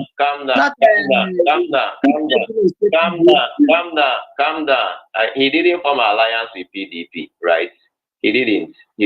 Calm down. But what I'm trying to tell you is very simple, right? He maintained the Southwest. He got the numbers. I'm not liking his politics. I'm not giving him as an example, right? And he got, in fact, majority of people that were elected in Southwest are mostly ACN in the House of Rep and Senate. PDP barely got a senator in those regions. But that is not the point I'm trying to make, right? If you cannot, if nobody, right, if the North, right, you want to strike an alliance with, cannot see Southeast as a North alliance and vote for our own candidate, everybody can go to hell. No be we. Everybody. Read my. I'm gonna say it again.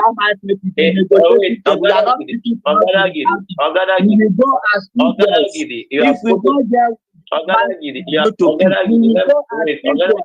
are not giving anybody condition our candidate, or let the whole thing let the bubble burst. We are going to wait 1 second. It has to burst now, because we have served everybody, we have supported everybody. If at the time we are going, someone else is going to support us, the time we have to support another person again, and nobody will support us. Let it happen. Who cares? Wait, calm down. 1 second. I'm not going to talk for long, because I will still hand over the mic to you so that we talk again, so that we'll come back, right? I want to tell you something that you have to understand clear, right?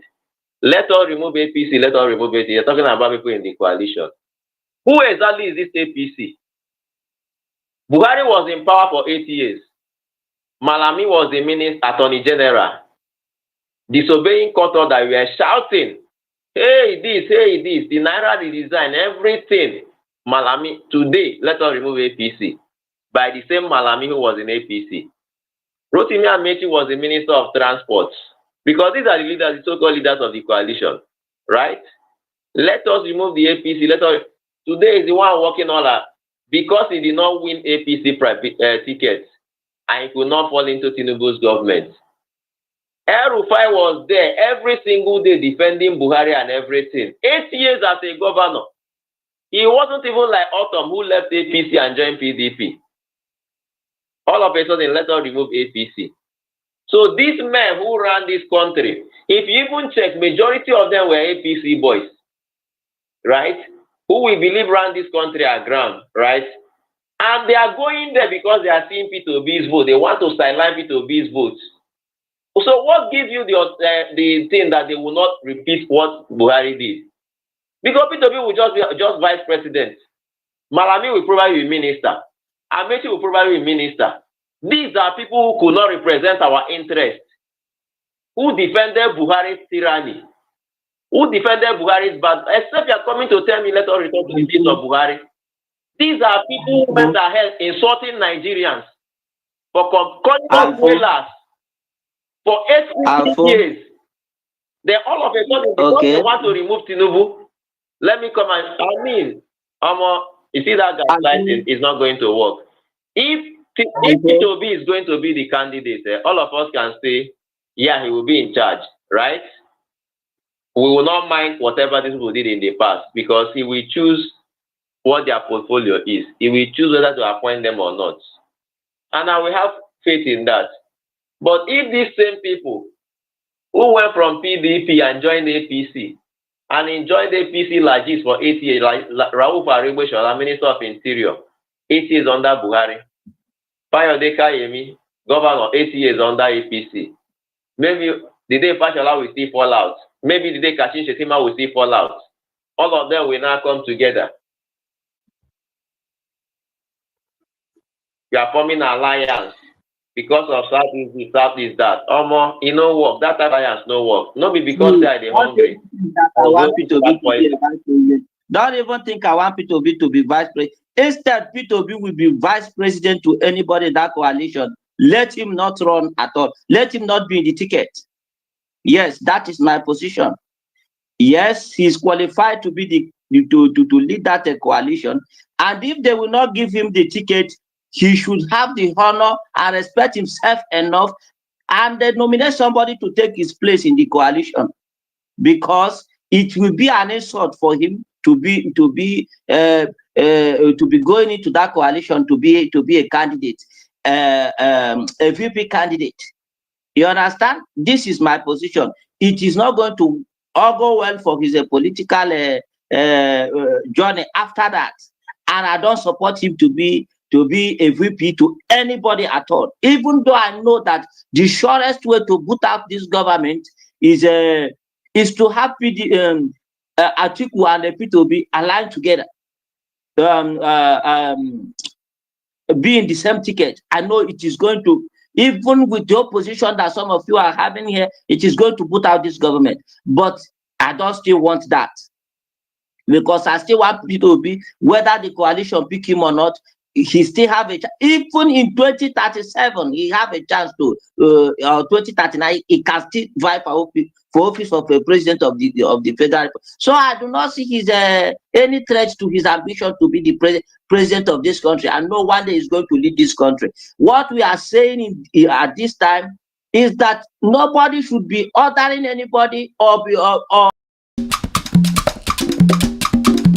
La la la la la la.